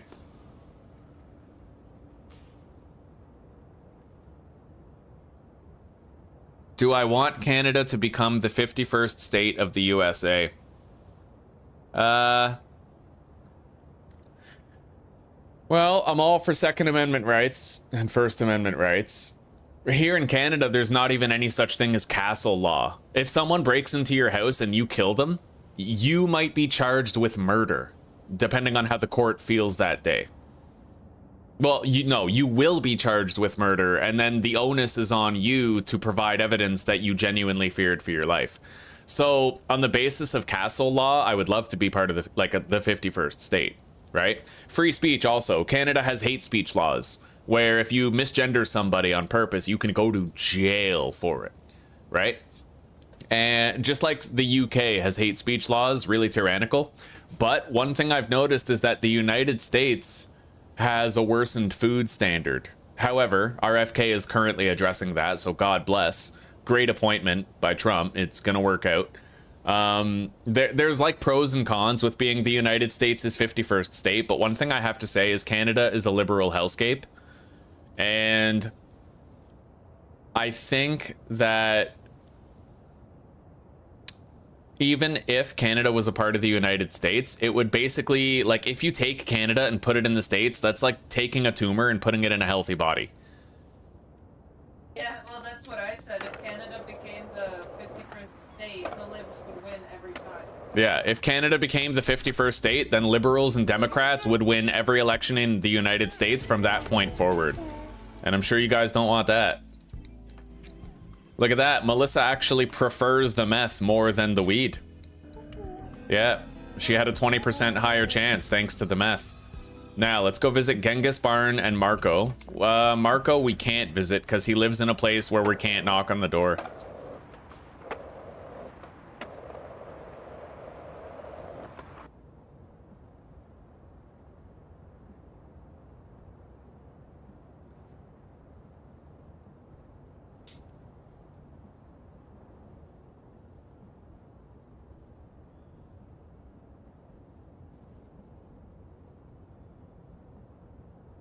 Well, yeah, but Anthony, a lot of men, they dig in and keep on pushing, and they end up used by asshole employers for their entire lives, never getting the advancement opportunities that they rightly deserve. It's a game of narcissists and regular people, and narcissists are well equipped to wiggle their way into management positions and wield that power with an iron fist like a kid who found their dad's gun, right? And the problem is that most employers these days, they don't care about raising the next generation of manager.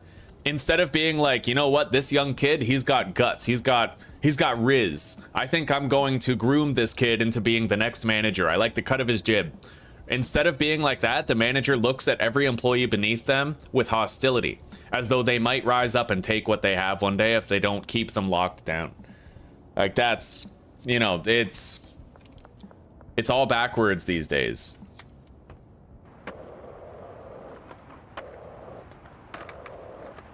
You're 53 and you quiet quit this last year?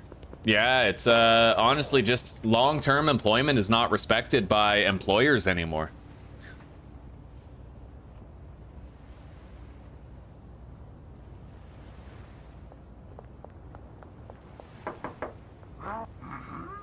$81, $39.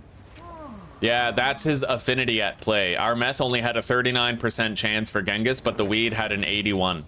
He still failed, which is hilarious, but... let's get out of here. Go home. How much did the dealers make today? They have a respectable amount of cash.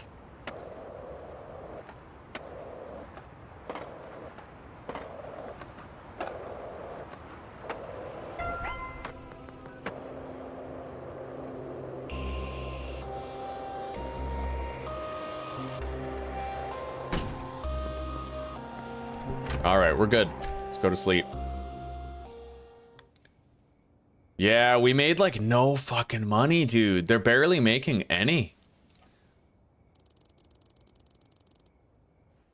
It's crazy. Like, I don't, maybe it honestly might just be because they're not doing the deals at night and they're not maximizing them and they're taking a 20% cut.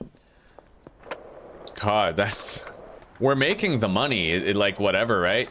And it is important to note that yesterday they were kind of glitched out for a bit, so they spent a lot of the morning not even making any money.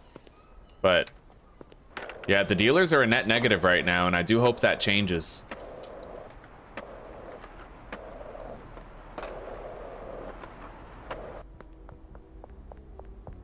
Huh. 72, he prefers meth. All right, we got Marco Baroni. Huh. Now we have to visit Billy Kramer, Javier, Matt Cooper. Billy's already on his way to work. Now, Mac likes spicy, but he actually has a higher chance with the meth. He likes long face too, that's why.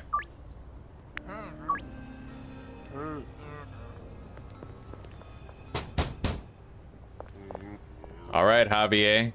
77 for the weed. That's his drug right there. Well, we got Javier. And we got Lisa. Look at that shit. Oh, that's beautiful. Okay.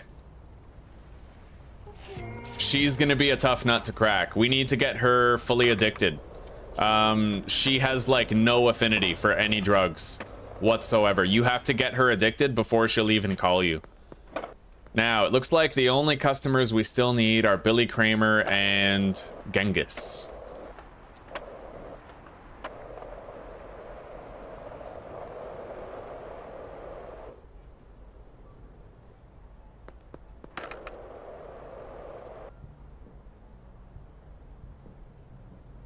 Oh shit, sorry guys, my chat stopped updating for a minute.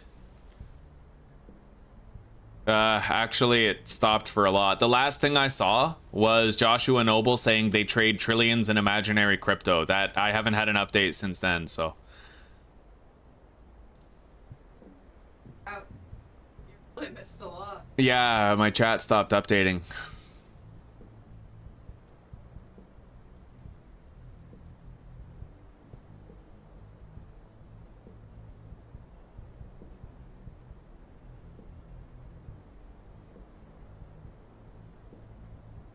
Here in Denver, minimum wage is $19 an hour, eh? Here in Canada, I think it's like $15 an hour, but even then, that has not been adjusted for inflation at all. In fact, what they say is that in order for it to properly adjust for inflation, it would need to be like $28 or something. Something crazy high. And the prices of rent and utilities and food, gas, car insurance, and yeah. These days, even people with affluence and high-paying jobs are struggling. The people at McDonald's don't stand a chance. well, those need an extra job to keep afloat. Mm-hmm. And a roommate too.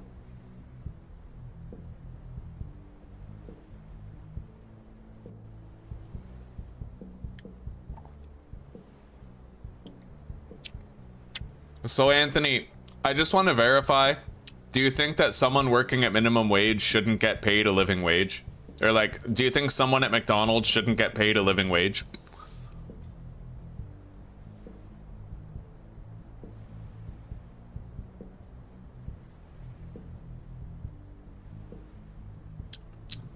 Yeah, but Anthony, someone has to work the fast food. And it was always considered a great opportunity for kids entering the job market who wanted to pay for their own school, start saving up for a car, start saving up for a down payment on a house. Like, it makes no sense to look at fast food as a garbage job for garbage people. Makes no sense. It's supposed to be an entry-level job. It was supposed to be an entry-level job. Which would then allow you to progress further. But now for most people it's a dead end. Can't actually make enough money to save up for anything. Top of it.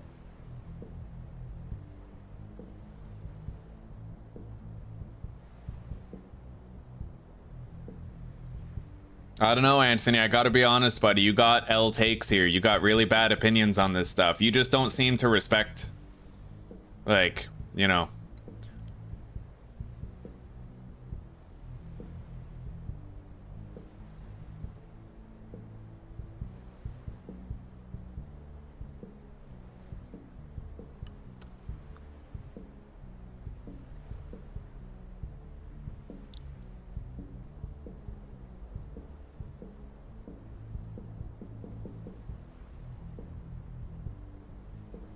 Well, yeah, but Anthony, why the hell am I gonna respect someone who lays concrete if he doesn't respect other people who do other things? Everybody fills a role.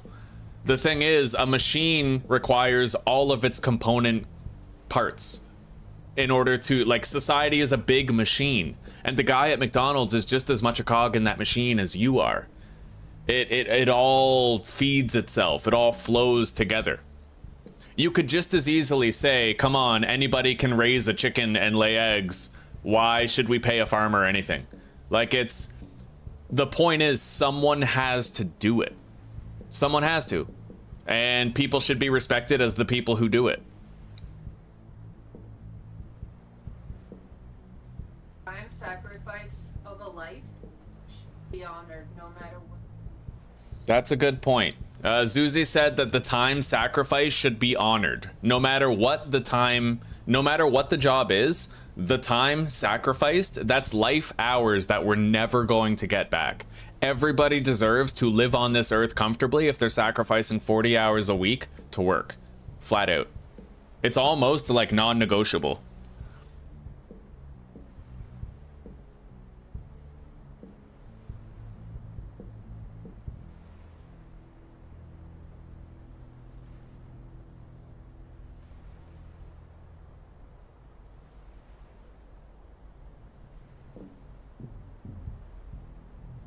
I don't know, Anthony, or I don't know. You were a little too harsh to young. Like, imagine if you had a kid and you told your kid that he deserved to be taken advantage of, that your kid doesn't deserve a good wage, that your kid deserves to be used, like, by his employer as a pack mule and paid a slave wage. Like, do you have kids? Because I feel like if you did, you wouldn't say this shit. And you wouldn't belittle other workers as though they were somehow beneath you and didn't deserve basic consideration. Not gonna lie, buddy, it's kind of souring my perspective towards you a little bit. Now, let's... We are allowed to disagree. I mean, that's the benefit of free speech, is that if I don't like his opinions, I can tell him I think they're stupid. And he has a right to speak them. Alright, now we need to load this shit up again. We have the 50 pseudo already. We're gonna need to go into the warehouse tonight, and we're gonna have to get our hands on 50 acid and 50 phosphorus.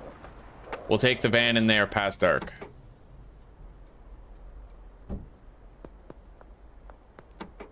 Yeah. Okay, we can't get any new customers today besides maybe Billy Kramer.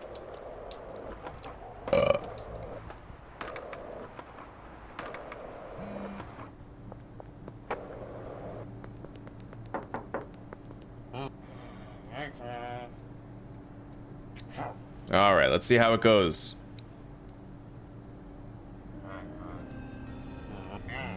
We got him.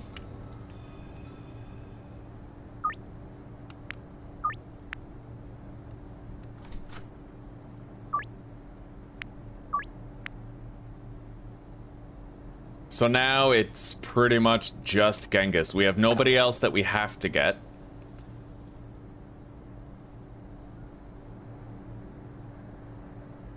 Hopefully Benji's okay. I haven't really seen him moving around much. Let's take note of how much money he has and then observe it at the end of the day. These two are definitely outselling Benji, but that could be because of, like, the customers he has. 1423. He has 1,400 bucks. We're gonna monitor that and see if it changes by the day's end. It might just be that, like, Benji is fucked. Because so far, I think all my problems have been with Benji.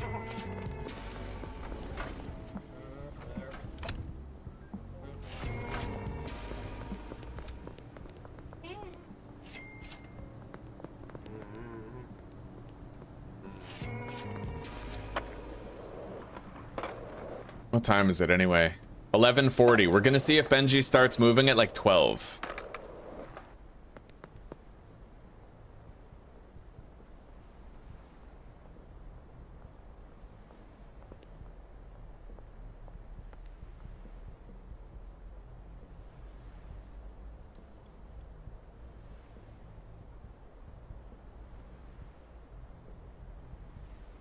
Well, it's okay, Anthony. It's just like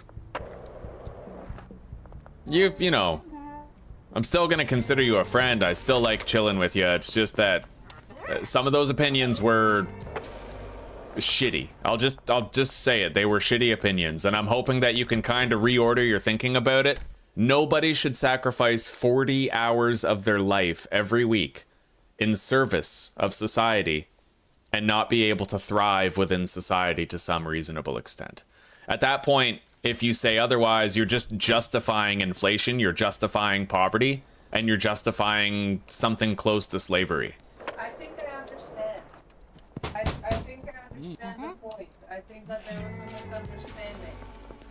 Because I don't think that Anthony is saying that burger flippers aren't valuable. I think that all he's saying is that a burger flipper paid the same as, you know, like a CEO or something.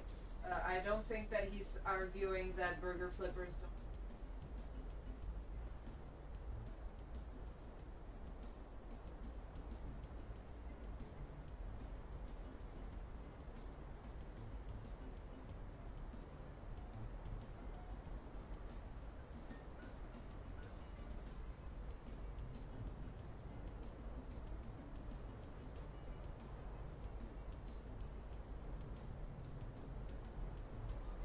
Well, the things that the statements that sort of caused a second guessing was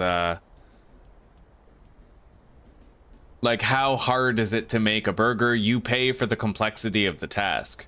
So the implication is that if all you do is flip burgers, you shouldn't be paid a living wage, right? That's not the outcome I'm getting. The feel that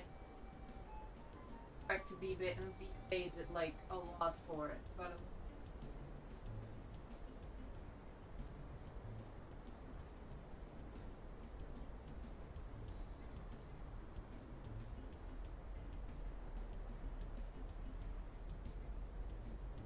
I think that there was just a misunderstanding there. I don't. It goes that deeply. Like.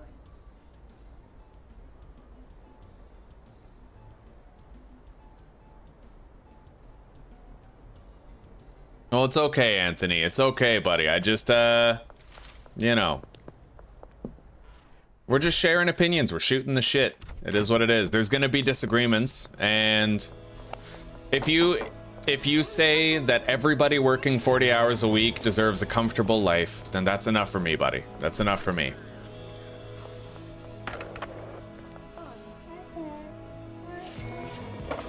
And even if you didn't say that, we're allowed to disagree and still be friends. It is what it is. It's not like you're out here fucking pushing for abortion rights and trying to trans children. Like, we can live with whatever differences we have, because on the main shit, we more or less agree. The sanctity of life shit. It's just, I feel like the living wage thing kind of, it feeds into that sanctity of life thing, right? Life is precious. As far as we know, we only get the one life. So every hour spent working is an hour sacrificed for humanity's collective greater good. You know, it's part of oiling the machine of society with your lifeblood. And I think that's why everybody who is working should be respected for the work. And I think that everybody should be comfortable if they're working full time anyway. All right, with the laundering operation almost done, we're actually gonna be able to finally buy the better business now.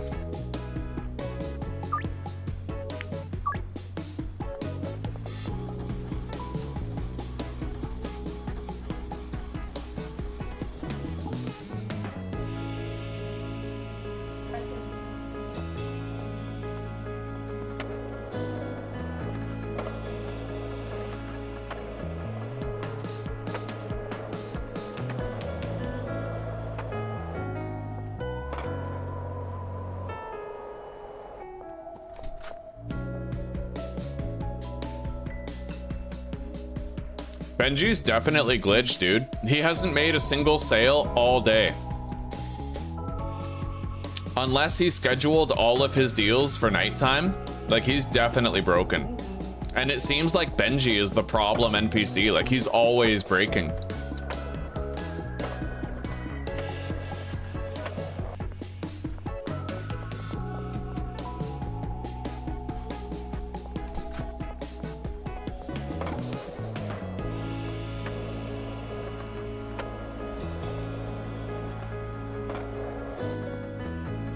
Car wash.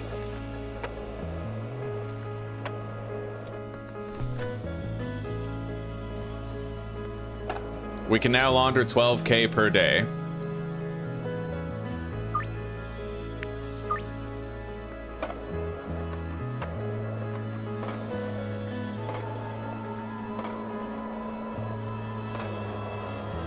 Anyway, if Benji can't be relied upon, then we're gonna have to... Oh my god, he made a fucking sale. Thank you. Holy shit. I don't know why the fuck he just sat there all day. I wonder how the dealers work. Do they schedule all of their deals for the same time frame? Like that, I don't know. Fucking giving me a heart attack though, bro.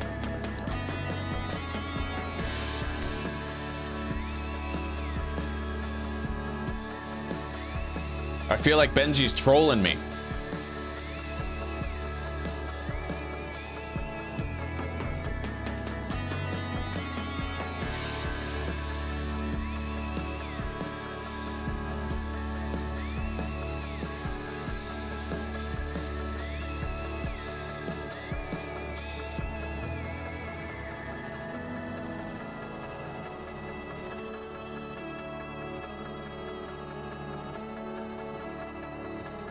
And honestly, Nix, I think that with a fast food job, you should be able to pay rent, eat dinner, and save up for the future to some considerable degree.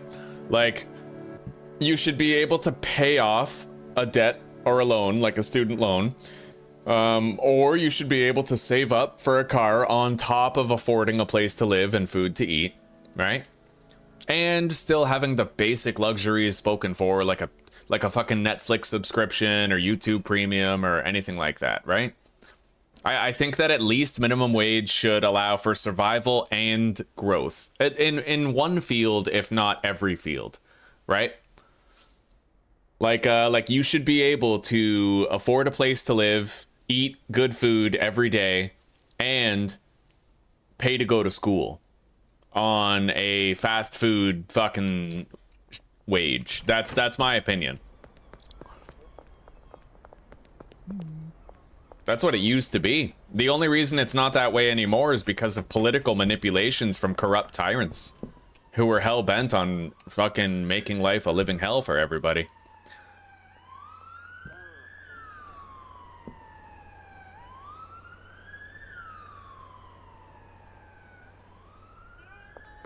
I'm gonna go see Brad. He's got a lot of cash.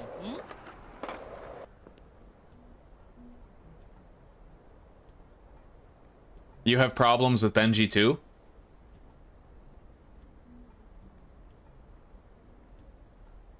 It might be Joshua. Maybe... What if it's Mick? Hang on. There might be a way we can find out who it is. As long as we monitor the addictiveness of the customers, then anybody whose addictiveness falls would be the problem customer, right? I'd imagine.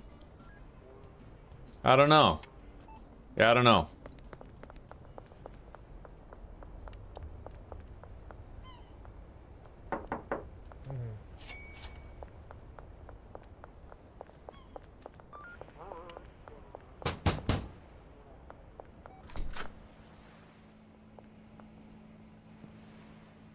All right, now. Let's go buy the shit that we need. It is 6, so we can now go in there and buy it. Let's make sure my inventory is cleared enough to hold it all. 1, 2, 3, 4, 5. Yeah, we definitely have enough space. Okay. Thank you, sweetie. Yeah, your cookie bars, they fell apart a little bit because they're still a bit hot.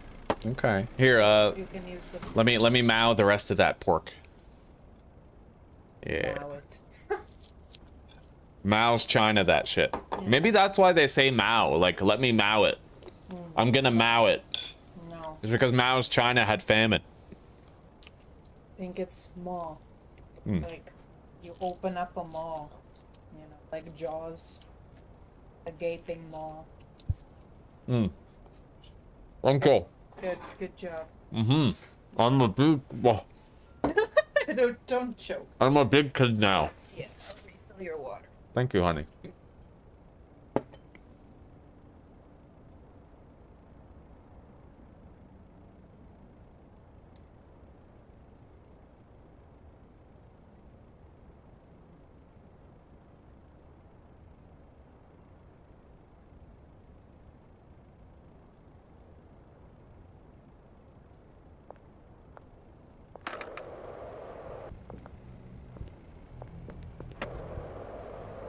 Thank you. Oh yeah, fucking warehouse. See, a lot of you ask warehouse. What you need to do is ask why house. Oh, a deal with Melissa.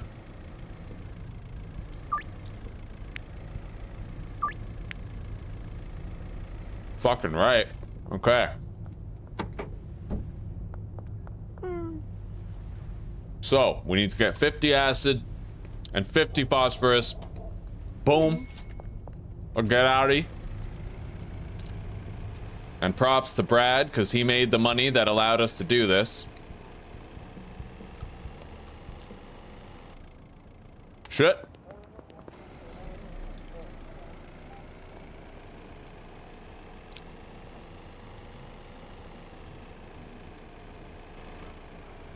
Oh, by the way, I don't know if, I haven't tested this out yet, so I'd like to. But apparently, if you park your van in the delivery slot, then the handlers will actually empty the trunk of your van. It's kind of hard to pull it in here, but I'm gonna try it. Let's test this shit out.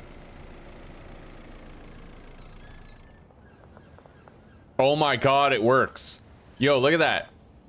He's actually filling up the fucking shelf with the shit that I brought.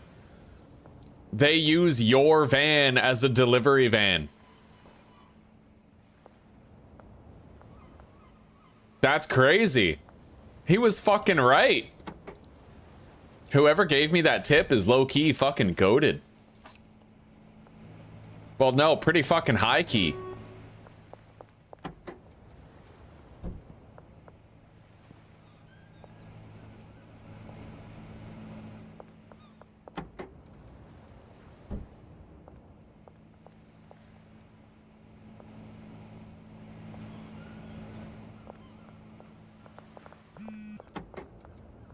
And, oh, right, we have to change this to high quality pseudo now.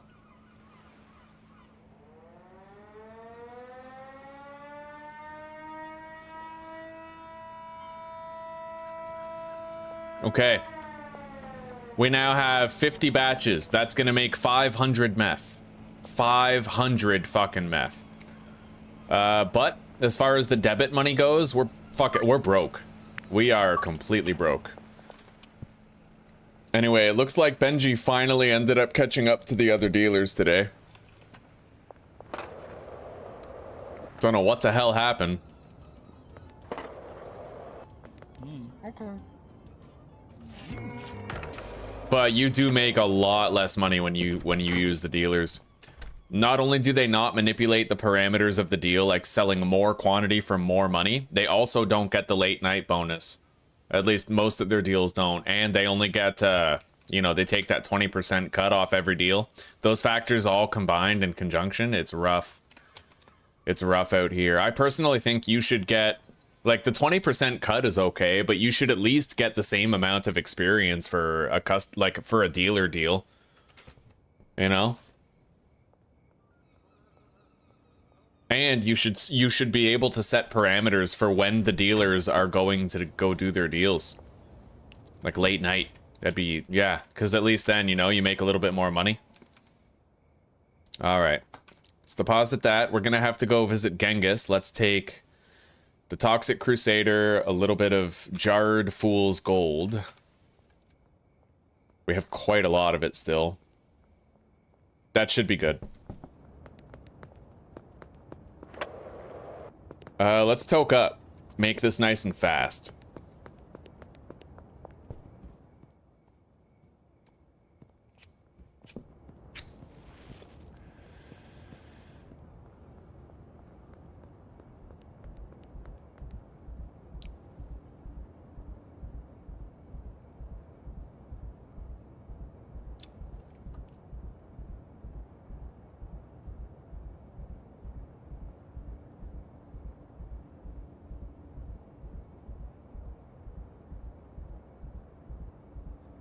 I don't know if they'll load, Manzaw. I don't know. They might.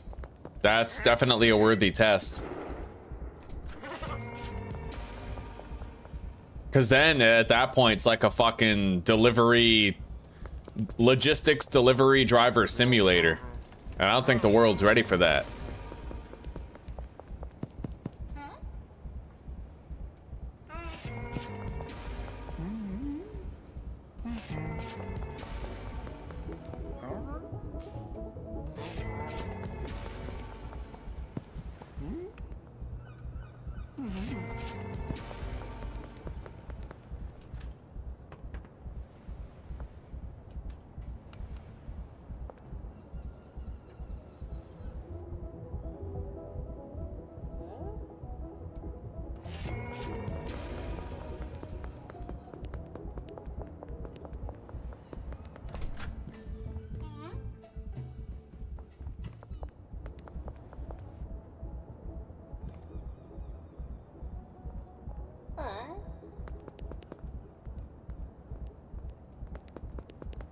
All right, Genghis first.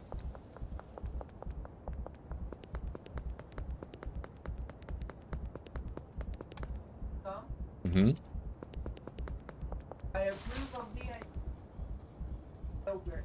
Yeah, is it good? I think you should dump your cookies in. Okay. All right, we got Genghis. There he is. Fucking, he's Ghost Ridered right up. Now, let's finish these deals. Our 12 grand laundering operation will be done sometime tomorrow. And then we can start ordering top-ups on necessary things.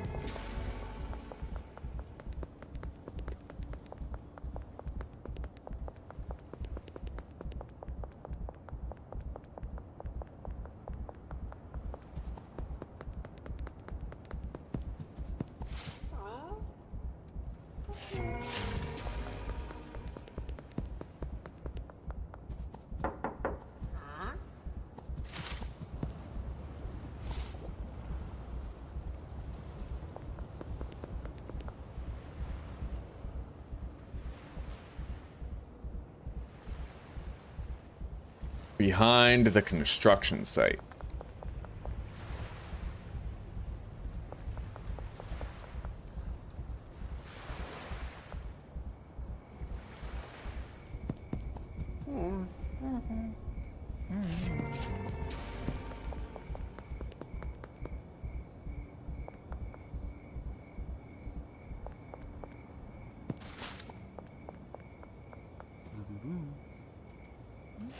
All right, so how are things looking over here?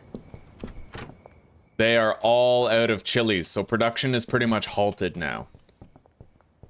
All right, good to know. Yeah, we need that debit money, but we are sitting on enough weed where I'm like, whatever, right? We're just gonna make it so they don't work. for now. Make sure their wages don't get charged tomorrow. All right, go to sleep.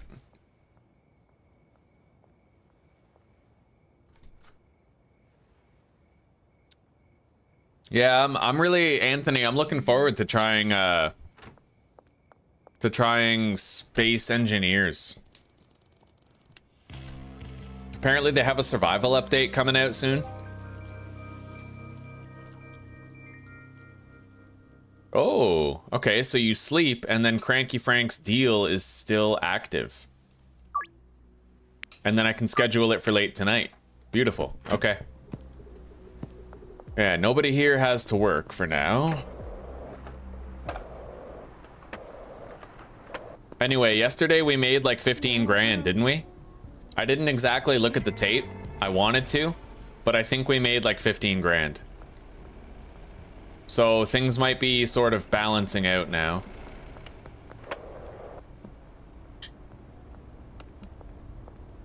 These customers are helping a lot with it. So Billy and Melissa.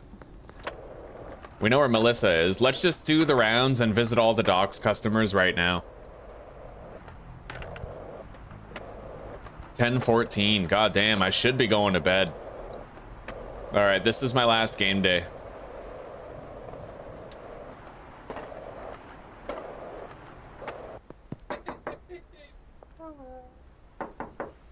That's what you think.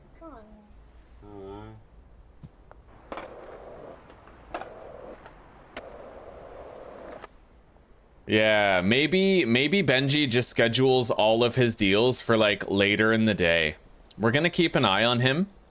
He has 2,500 bucks. And we're not gonna assume he's glitched out unless he goes a full day without making a deal.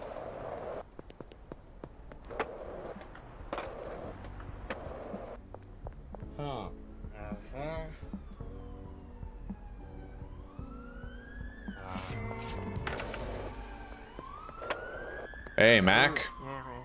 Big Mac, buddy.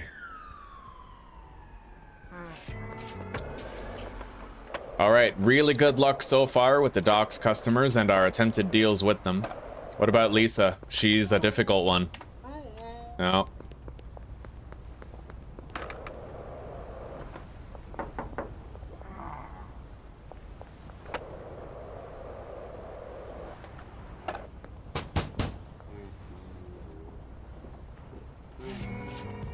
All right, we got in touch with Salvador for coca seeds. Now we have to go visit Billy Kramer. And then later in the day, we need to track down Genghis and Melissa.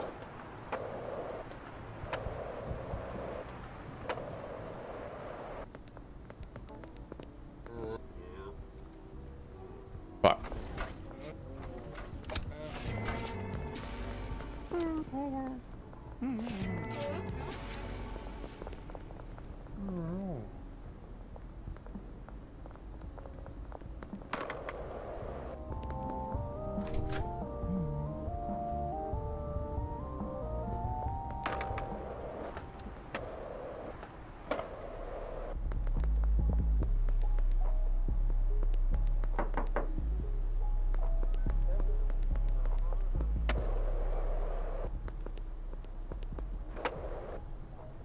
I'd like to retrieve our money from the dealers.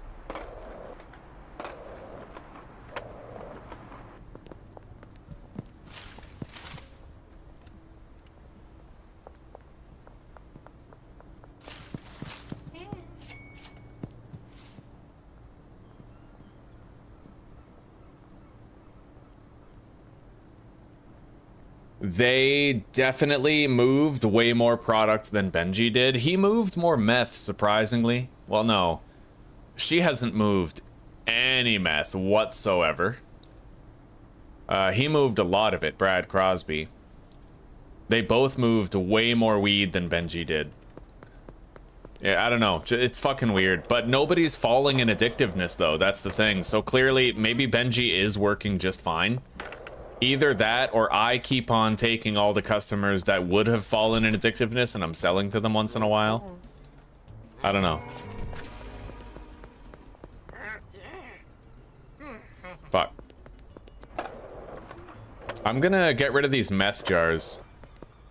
Okay. I keep fucking up with deals. Alright.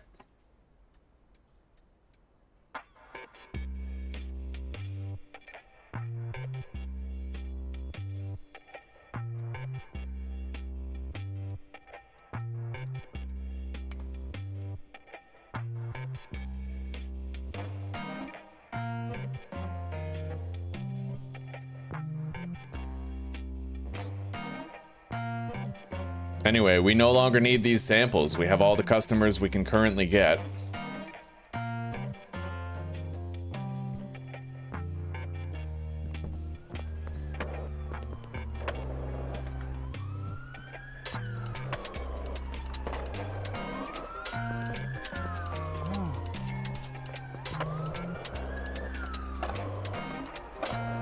Is Benji still at 2,500? Yes, he is. We're gonna take his cash.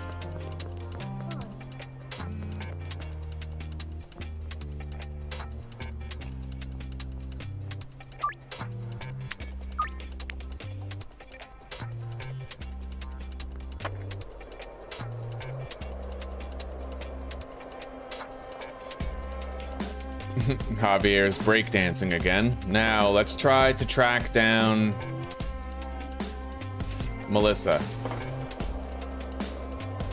I think we'll find her over here. Somewhere between the casino and George's house.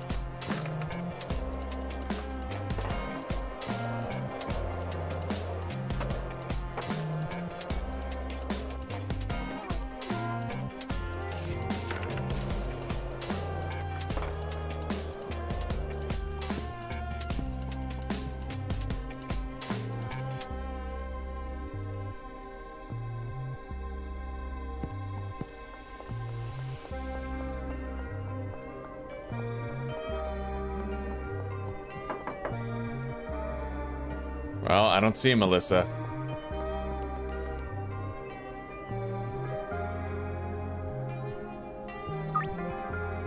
$10 for 1,000. That's a beautiful deal right there.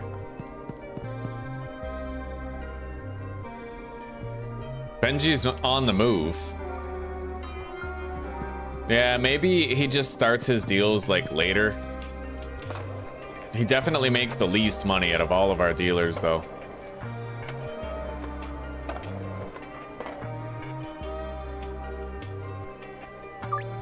I guess it makes sense because he's assigned to the lowest part of town, but he's moving less product.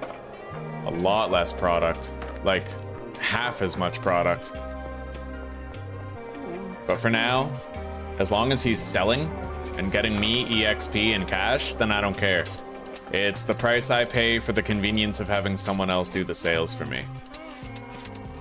Laundromat. All right, let's go. Laundering operations.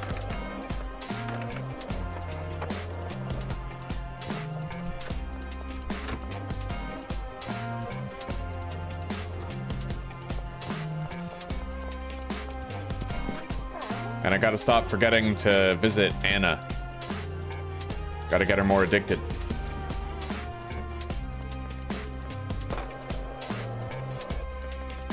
Yeah, I don't know where Melissa is right now.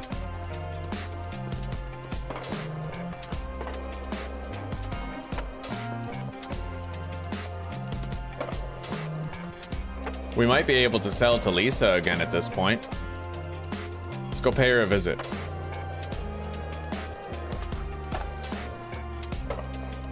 We'll do the laundering circuit on the way.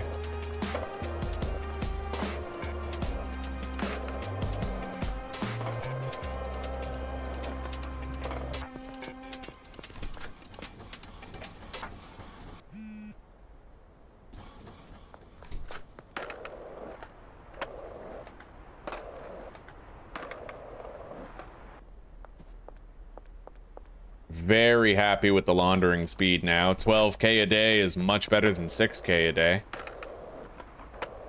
All right, Lisa time.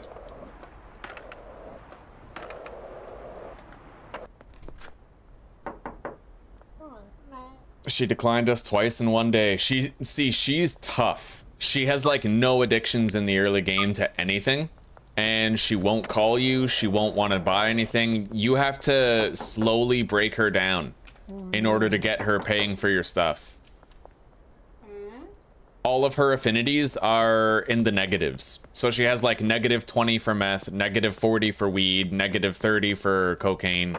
And until you get her addicted enough to offset that into a positive number, no business, right? Melissa declined. Genghis already scheduled with us today. Billy Kramer.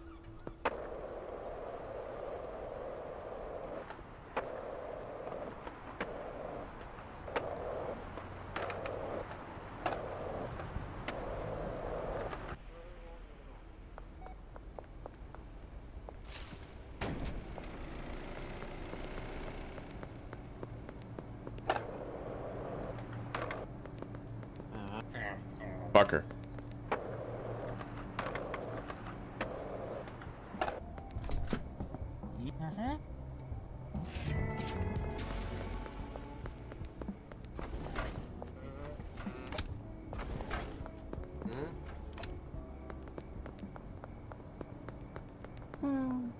Oh yeah.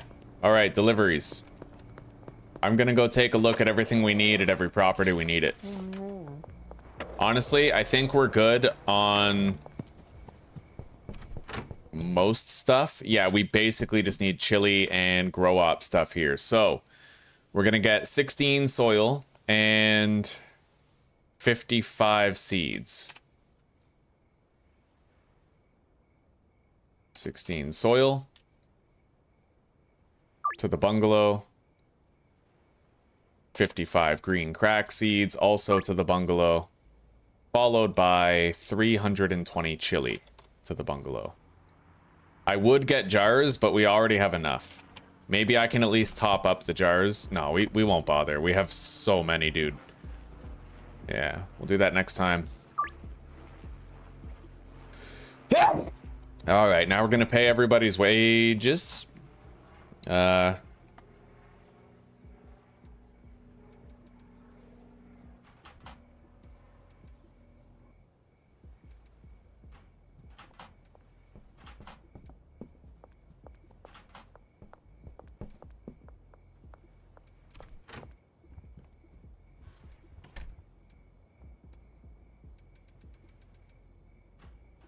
All right, everybody's getting 3 days' wages in here.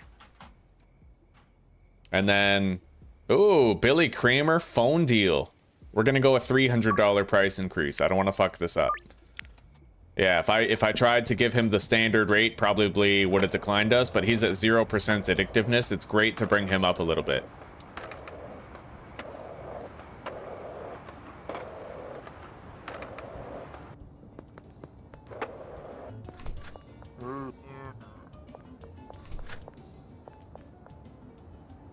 All right, Benji made $542 today. Fucking poverty wages, bro. Is he at least on the move? Yes, he is.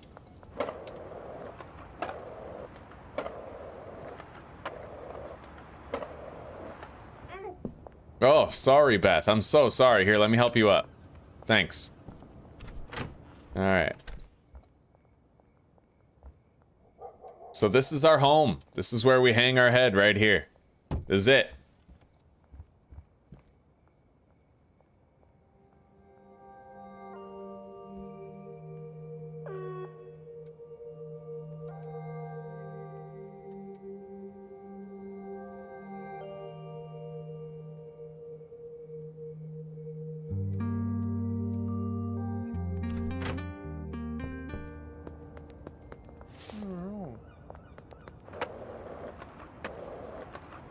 So, do we need any other deliveries?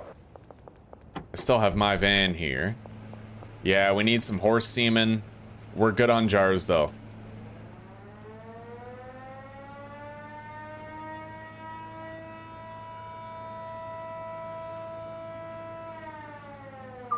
Done.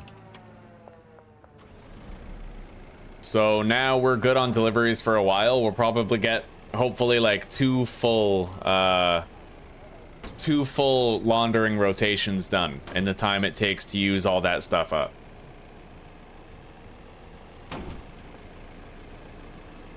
More for the seeds and the soil, like we're not gonna need to top those up for at least a week.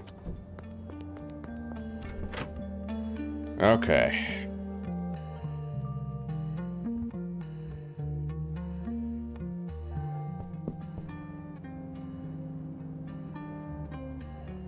Oh yeah, he doubled his money. 500 to 1,000. Good.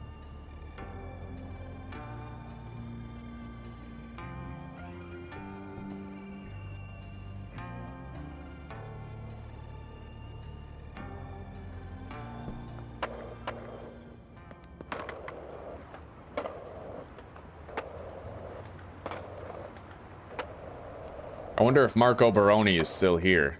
I doubt it, with curfew enacted and all. Also, highly unlikely I'll get to deal with Melissa for another couple of hours.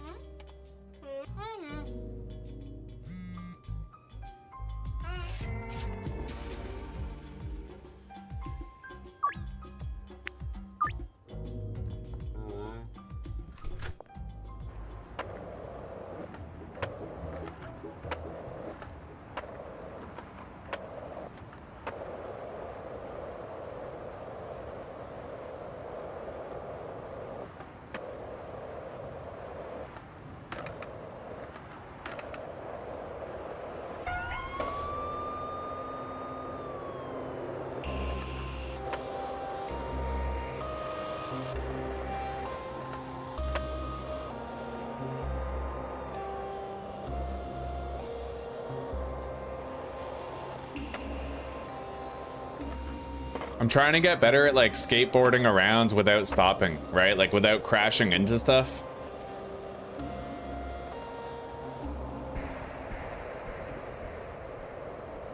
I find that the speed of the golden skateboard is perfect. Yo, that's the third time she fucking refused. That's crazy. The skateboard gets almost too fast to control when you're repeatedly jumping. But if you don't repeatedly jump and you just fucking go with it, like just do the kicking, then it seems to be like a manageable speed, you know? A lot more manageable. Let's do a test.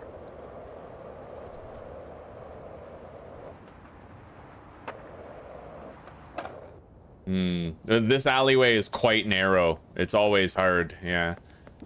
But the test was trying to get through there without crashing.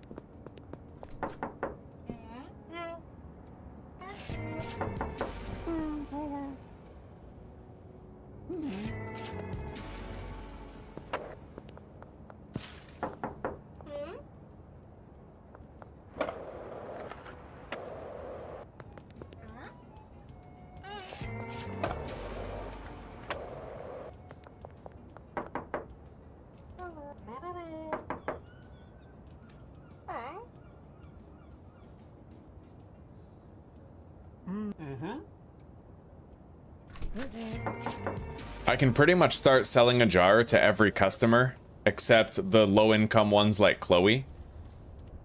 I have to reduce the price to 160 to do it with them, but I can reduce the price like once for other customers who make more money. I could sell her 3 dime bags instead. And give us a use for the dime bags, and we would end up squeezing a little bit more money out of the customers that way.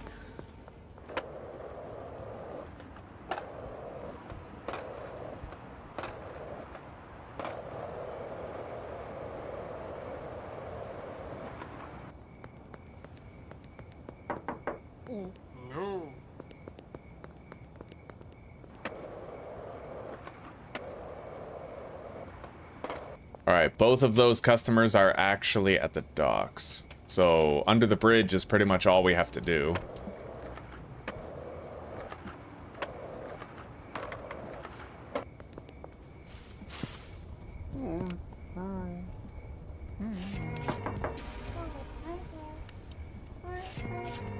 Yeah, 3 dime bags.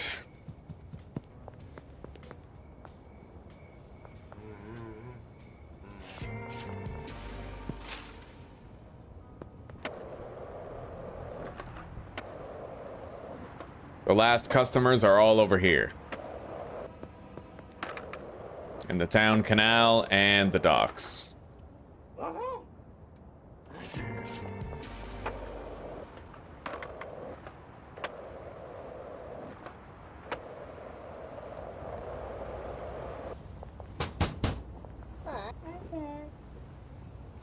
Oh, we got fucking Lisa. Now, 28% chance is not 100. It makes me worry. But, or yeah, 98% chance. We got it though. We fucking got it. So she's more addicted now. I think that puts her at 40. 33. It's actually been a few days since we successfully sold to her, so her addictiveness went down a peg, you know?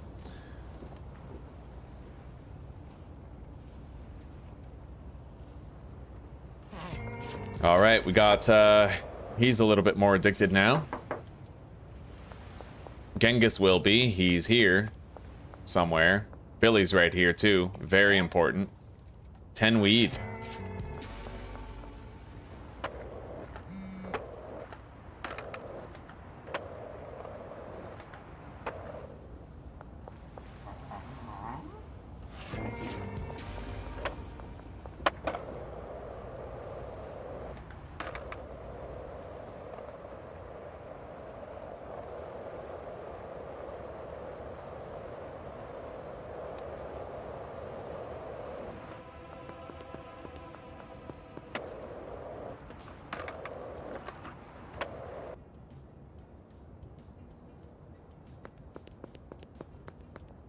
All right.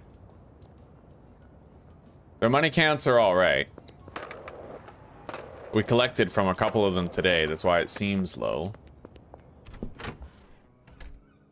Okay.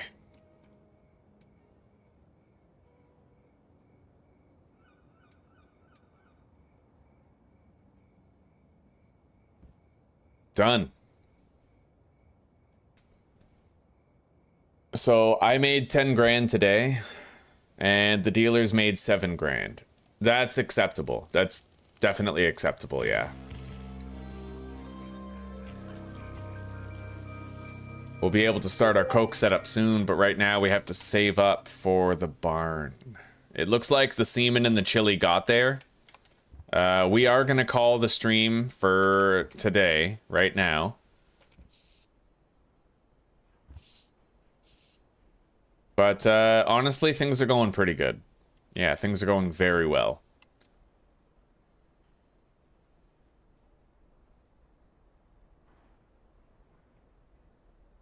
Brad's selling the most, it seems, but that makes sense. He's assigned to the highest tier customers. She's in 2nd place, and Benji is dead last. Yeah. As long as the customers are remaining addicted, that's all I really care about, I guess.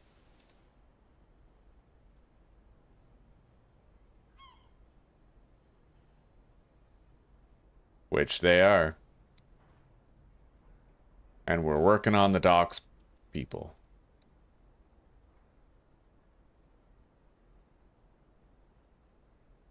All right. Well, everybody, thank you very much for chilling today. It's been a very, very awesome episode 1. We got Fool's Gold fully automated at the storage unit. We got Toxic Crusader fully automated at the bungalow. Beautiful part is, the only thing that we have to manually do is check the quantities of items and then order what's missing, and the rest is taken care of for us. Now, in the storage unit, that's almost true, with the exception being we can order pseudo acid and phosphorus, but we don't have a handler for loading it into the chemistry stations, right? So honestly, if that's all the work we have to do, that's really not so bad. And in the next episode, we're gonna start working our way toward cocaine production. So don't miss it tomorrow, because we're gonna be trying to convert the barn and the warehouse to coke. And we're gonna try to automate an 8-step mix in such a way where we're just churning out 8-step mix all the time, stockpiling it, trying to get to 10 mil, right? So, hell yeah. Sorry, white-haired freak. I'm voting for cartel, buddy. Is what it is. See you later. Yeah, you have a good night, everybody. And Anthony, don't sweat any of that shit we talked about, buddy. Yeah, it's all good. You're my bro. You have a good night, buddy. You take care. Joshua, have a good night. Biker, you too. Recoil. Hell yeah. Still number 1. Plasma, we'll see you later, buddy. You take care.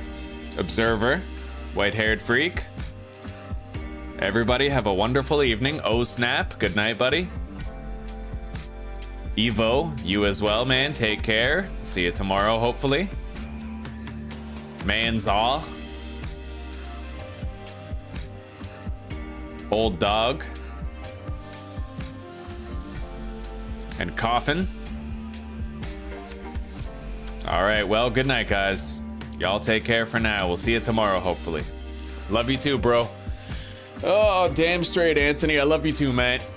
Oh, you're my homie. You're my bro. All right, let's get out of here. Good night, everybody. I hope you have a wonderful sleep, and I hope to see you here tomorrow.